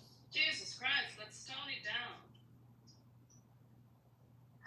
You understand that? You jailbird? Aleph, I have a question for you. Next time you address me, use Listerine and clean out your mouth. Before I take off my shoes and really clean out your ass. Punk. You probably converted when you were locked up for selling ass in Philadelphia. But you were too afraid, right, from your Salafi brothers. So you converted to Islam unless they will fuck you in the ass, right? There's two ways you can have a conversation with me. We can go gutter and keep it gully like we do it in New York, right? And I can show you what it's like growing up in What time is it where you guys are? Right? Or we can do it academically, and I can give you a good kind of Resistance says he's in New York. It's 8:30. Resistance, do you wake up like this every day, dude? It must be horrible. Aleph, I have a question for you about something. For whom? Aleph.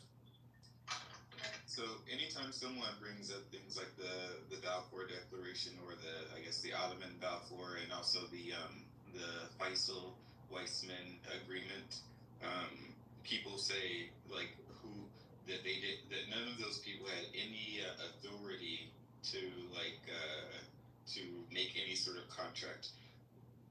Do you understand this mentality? To say that Of course I do, my friend.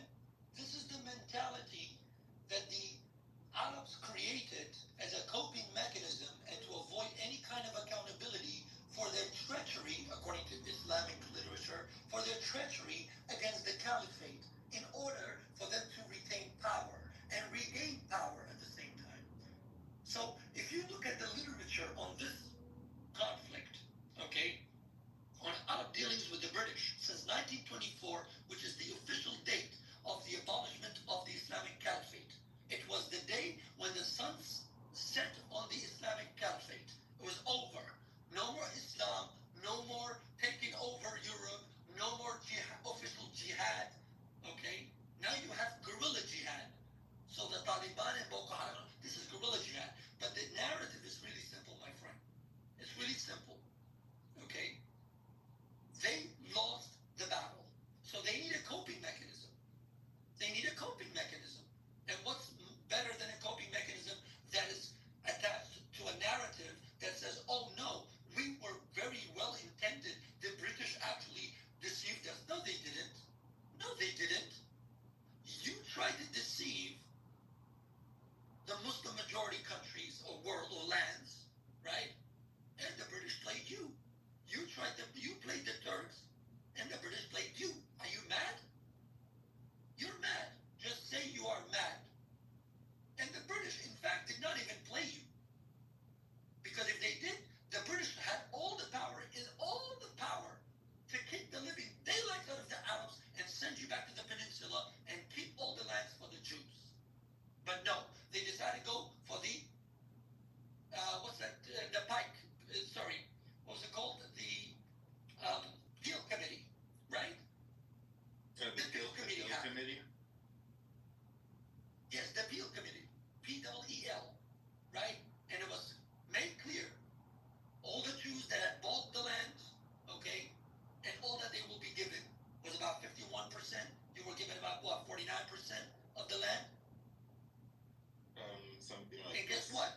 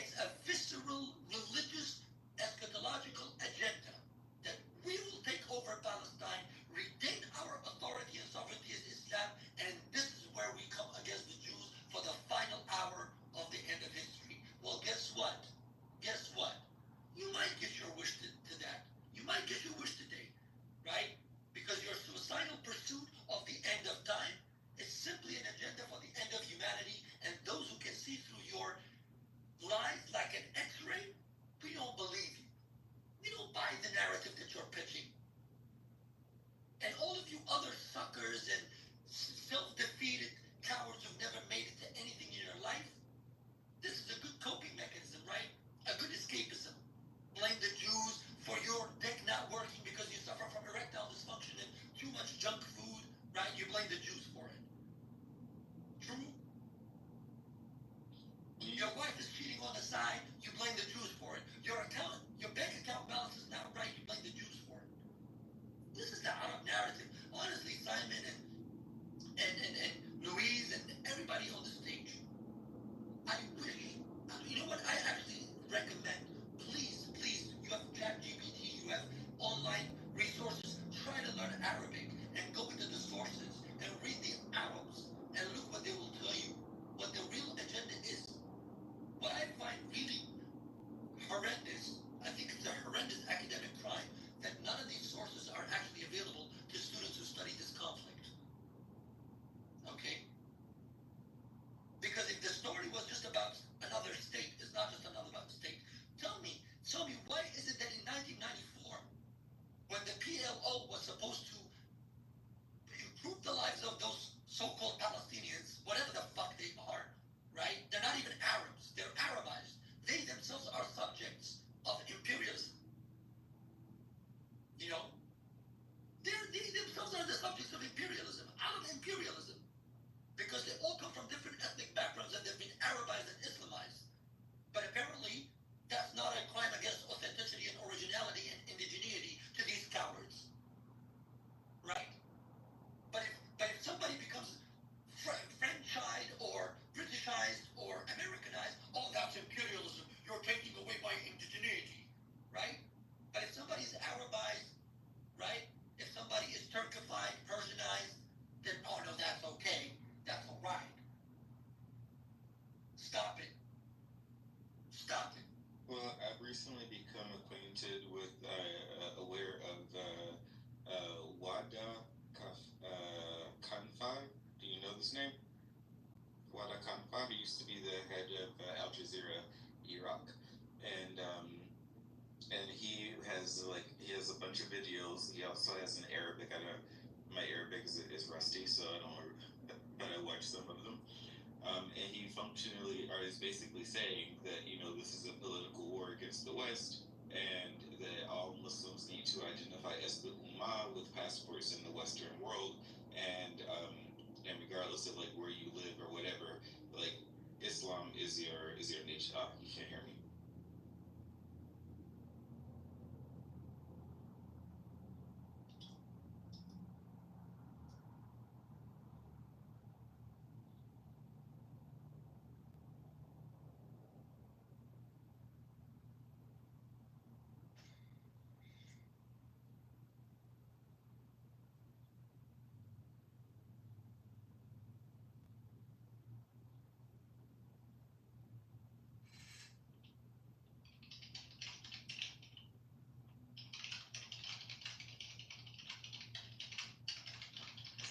Peace to all of the humans.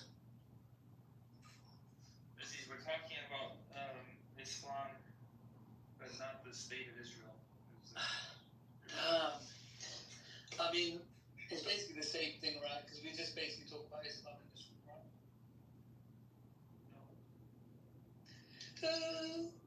Nearly pretty much exclusively. I mean, that's the underlying root of evil, right? I mean, there's a bunch of underlying evils. No, but this is like the big bad wolf. Islam is like the big bad wolf. No, not even close. No, because we've all got like an underlying agenda. No, but again, that's what you just. I just said no, it's not. I respect your opinion, but doesn't make it true, I respect your opinion. I think you're an intelligent man. I'm not attributing Islam to people. I'm saying Islam itself has bad ideas, just as much as I would say communism has bad, or Marxism specifically. I think all religions have ideas that are not compatible with 2025. If we take them as a layman, I think it would be disingenuous to suggest anything otherwise. I mean, I'm with you. Listen, I'll shit on Christianity all day. Yeah, I just think all of them. I think because obviously we're now like science based and like evidence based now, right? Very objective. So I think religion itself if we're being layman about it, it's just not compatible with 2025. So these things are a matter of faith, you know. That's the exact problem that I have with religion. It is literally a matter of faith. Mm-hmm. I think Americanism is the best. Like does not even come remotely close to anything. Mm-hmm. So I mean, could you replace the country with something else? Could it be like Russianism? You know, Chinaism? Is it the way that the nation is? Is it the No, it's the principles and values that the country is founded on. What if we ran like a supercomputer, right? It was like, Stalin's version of communism was terrible. What if we found a better one? Would that be like a viable thing? What if the global GDP improved and there was more peace? Would you think? No. What would you say? Well, I mean, communism is the reason communism doesn't, or socialism, or fascism, or any other ism that isn't capitalism does not work, is because it goes against human nature. Mm-hmm. So any system that goes against human nature will fail. And the reason capitalism wins all the time, and to any degree that it's practiced, whether a teensy tiny portion or basically Hong Kong, you get innovation, wealth creation, production, human flourishing, and peace. Well, I think communism, obviously, we haven't had a good interpretation of it, but it is closer to human nature than capitalism, in my opinion. You know. Well, you don't get communism, unless you've applied. What's wrong? Just sorry, my dog is. It's alright. Communism is a rejection of human nature. I mean, like, it's predicated on using totalitarian measures and applying force on human beings. And to the degree that you don't have force, you have capitalism. And to the degree you apply force, which is necessarily required in socialism, fascism, and communism, you have, death, suffering, poverty, and war, which is present every single time you have any country that, goes the logical conclusion towards socialism and communism. I think capitalism is closer to primitive human nature. But communism is closer to human aspiration. We just can't pull it off properly. In theory. How can you say that when literally, like, if you look at the richest countries, they've all practiced some form of property rights? Yeah. I mean, pragmatically speaking, we'd have to apply capitalism. We have no choice, right? But, in theoretics, if you apply theoretics, aspirationally speaking, communism would be ideal, I don't even see how. I mean, communism simply says, what's your framework? Well, socialism, maybe not communism, maybe socialism, I should say. Well, then socialism is, that's like the basic, because communism is just like a moneyless, stateless society. So you're basically saying human beings just do things for absolutely no reason, and trade is just done just because. So there's basically no money, so there's no real production. Yeah, money isn't real. I mean, yeah, money is real. Money represents the value you provide for something. Right. Well, now it does. I mean, prior to 1556. No, that's literally what money is. Well, prior to 1556, before the Bank of England was created to fund a war, and they created the monetary system, we bartered, which is trade in essence, and we bartered with raw materials. So it would be a coin that's made of gold, or milk, or an actual commodity. We only trade. That means that someone had to produce that commodity. That's my point. Right, but the commodity is the actual value, not like the actual paper itself.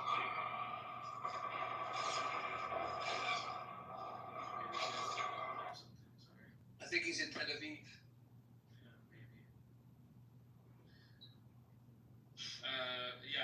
The commodity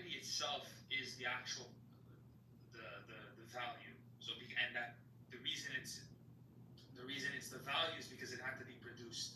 So whether it's people used to trade sheep or goats or whatever the fuck, and in order for you to have something to trade, you have to create that value. So money is just a representation of that value that you've created. Right, so but when you trade, you're trading equal value, or you're basically trading equal values. Right, but when we created the monetary system, the country didn't have the means to actually account for that money, so they basically applied like a bond system. It was like, okay, we'll allocate these notes. You can shuffle them around. We'll take a payment for that. But it started like an eternal debt cycle, and you can say, oh, well, that supplements growth, right? But it also confirms that there will always be a boom and bust. No, that's not necessarily true. I mean, you can never if you look at the boom and busts, the reality is that those are caused by regulations. Right, but you can almost guarantee. What was that? I said I wish Alec will come back so we can, so I can ask him more about like his thoughts on this guy in the chat. Oh, I didn't even watch the video. Alpha comes in and out when he knows his muscles, apparently.